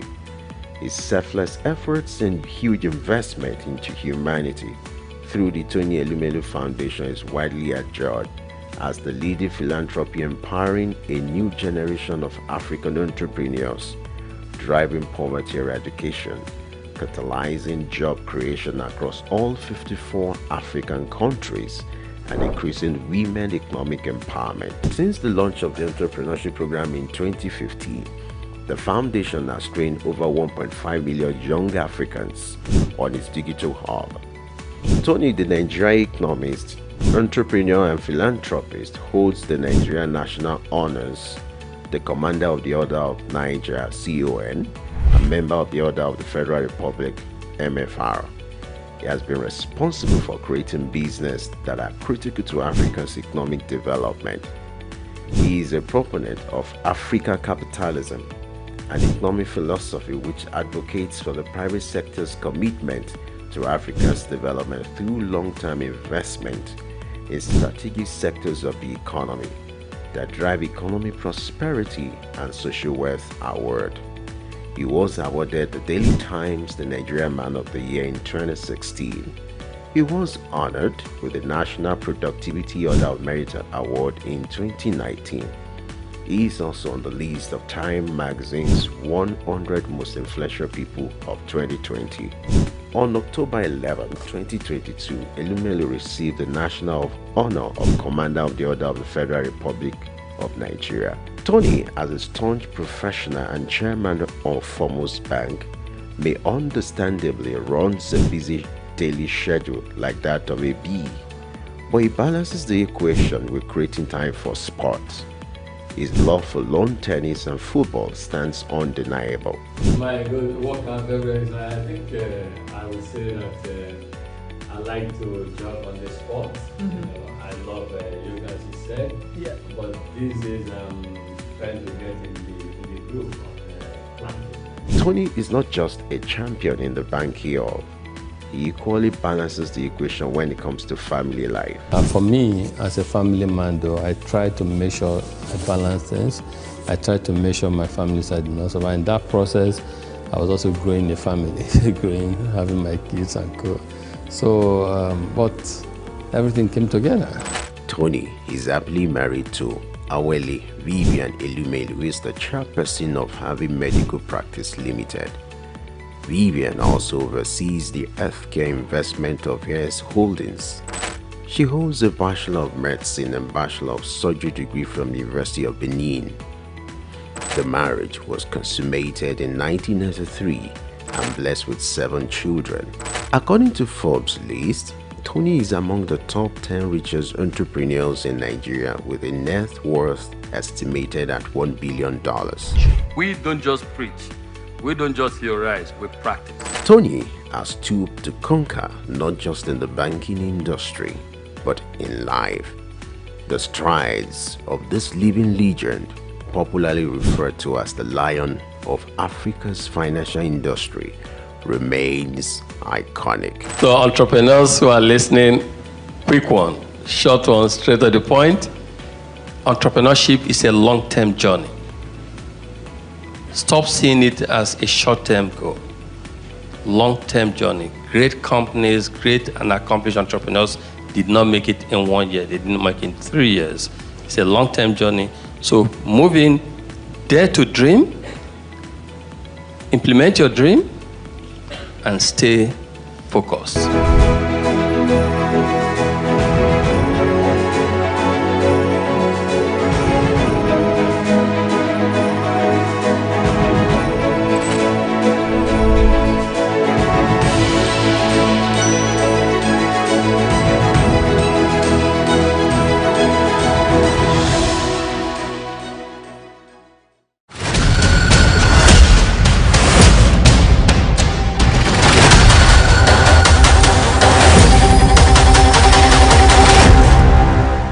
The Institute said that the ambassadors are to assist in promoting professional standards to achieve the building of public trust in insurance. They do this by communicating with local businesses, advocating the importance of professional qualifications, and sharing best practice to influence sector frameworks. The ambassadors appointed in Africa are Fumi Babintin Ashaye from Nigeria, Asante Mafo Ahenkofa, chartered insurance broker from Ghana, and Gigi Chen of China, among others. Babintin Ashaye, a chartered insurance broker, was the former managing director, chief executive officer of Cornerstone Insurance PLC and Nikon Insurance PLC. She is an alumni of Lagos Business School and a fellow of the Chartered Insurance Institute of both Nigeria and the United Kingdom. In addition, she is also a fellow of Chartered Insurance Brokers and a fellow of the Institute of Directors of Nigeria, with a master's in entrepreneurship from Massachusetts Institute of Technology, MIT, in the United States of America. In 2017, she became president, chairman of council of the Chartered Insurance Institute of Nigeria, the premier insurance body responsible for promoting skills development and professional conduct among members engaged in the industry. This reinforced her position as a thought leader in the insurance sector of the country. She equally serves on the council of various professional bodies, including the Institute of Directors of Nigeria. Aside from her existing directorial responsibilities, Babintin Ashaye has won notable awards, which includes the top 50 women in insurance in Africa Award presented by African Insurance Organization, Lagos Female Entrepreneur of the Year 2022, among others. Bayo Olaoye, SOUQ News.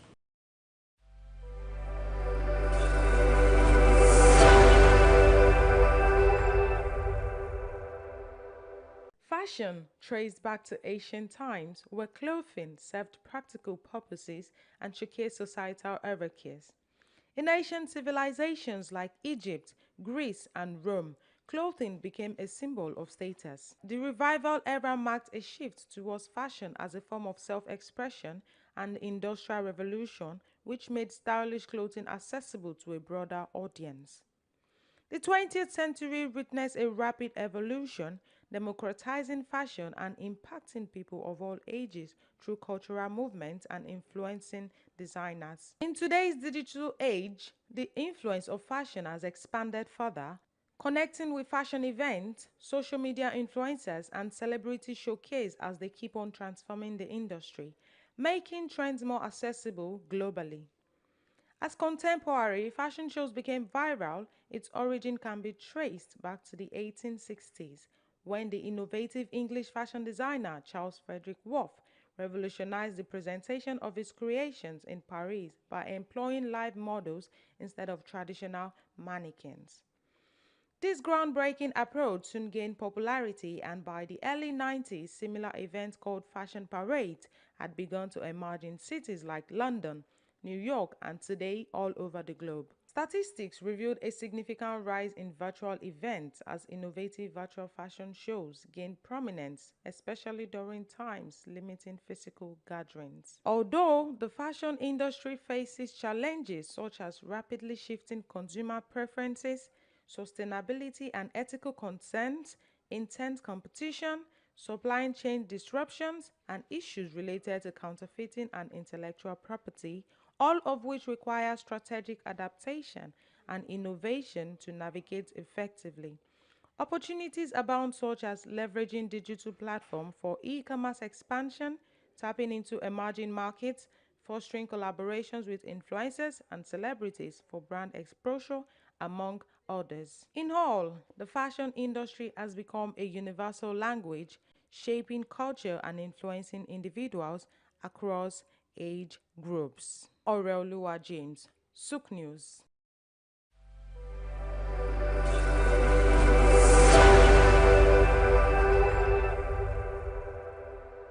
My name is Shino Gbadegeshin. I'm the CEO of Gozi Micro Insurance. Continue to watch SOUQ News. Adenike Adeyemi, Executive Director of Faith Foundation. Keep watching SOUQ News. My name is Shepherd Michael Adewale Onofuye. I enjoy you all to always watch SOUQ News TV. Hey everyone, Majuli Obaje here representing Gigi. Keep watching SOUQ News, okay? Stay updated with SOUQ News. My name is Aton Keme. I am the head of MSME Banking. Please keep watching SOUQ News and stay glued to SOUQ News. I recommend that more and more people should watch SOUQ News because they deal with business news. Hi, my name is Amaka Wokolo. I am the director of the Faith Institute at Faith Foundation. Keep watching SOUQ News.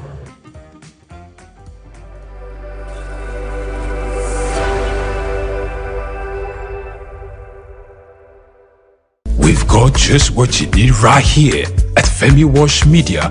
Call it the Midas touch and you wouldn't be wrong. Let us record, produce, mix and master your audio like nobody does. Reach us on our contact today for the best quality job.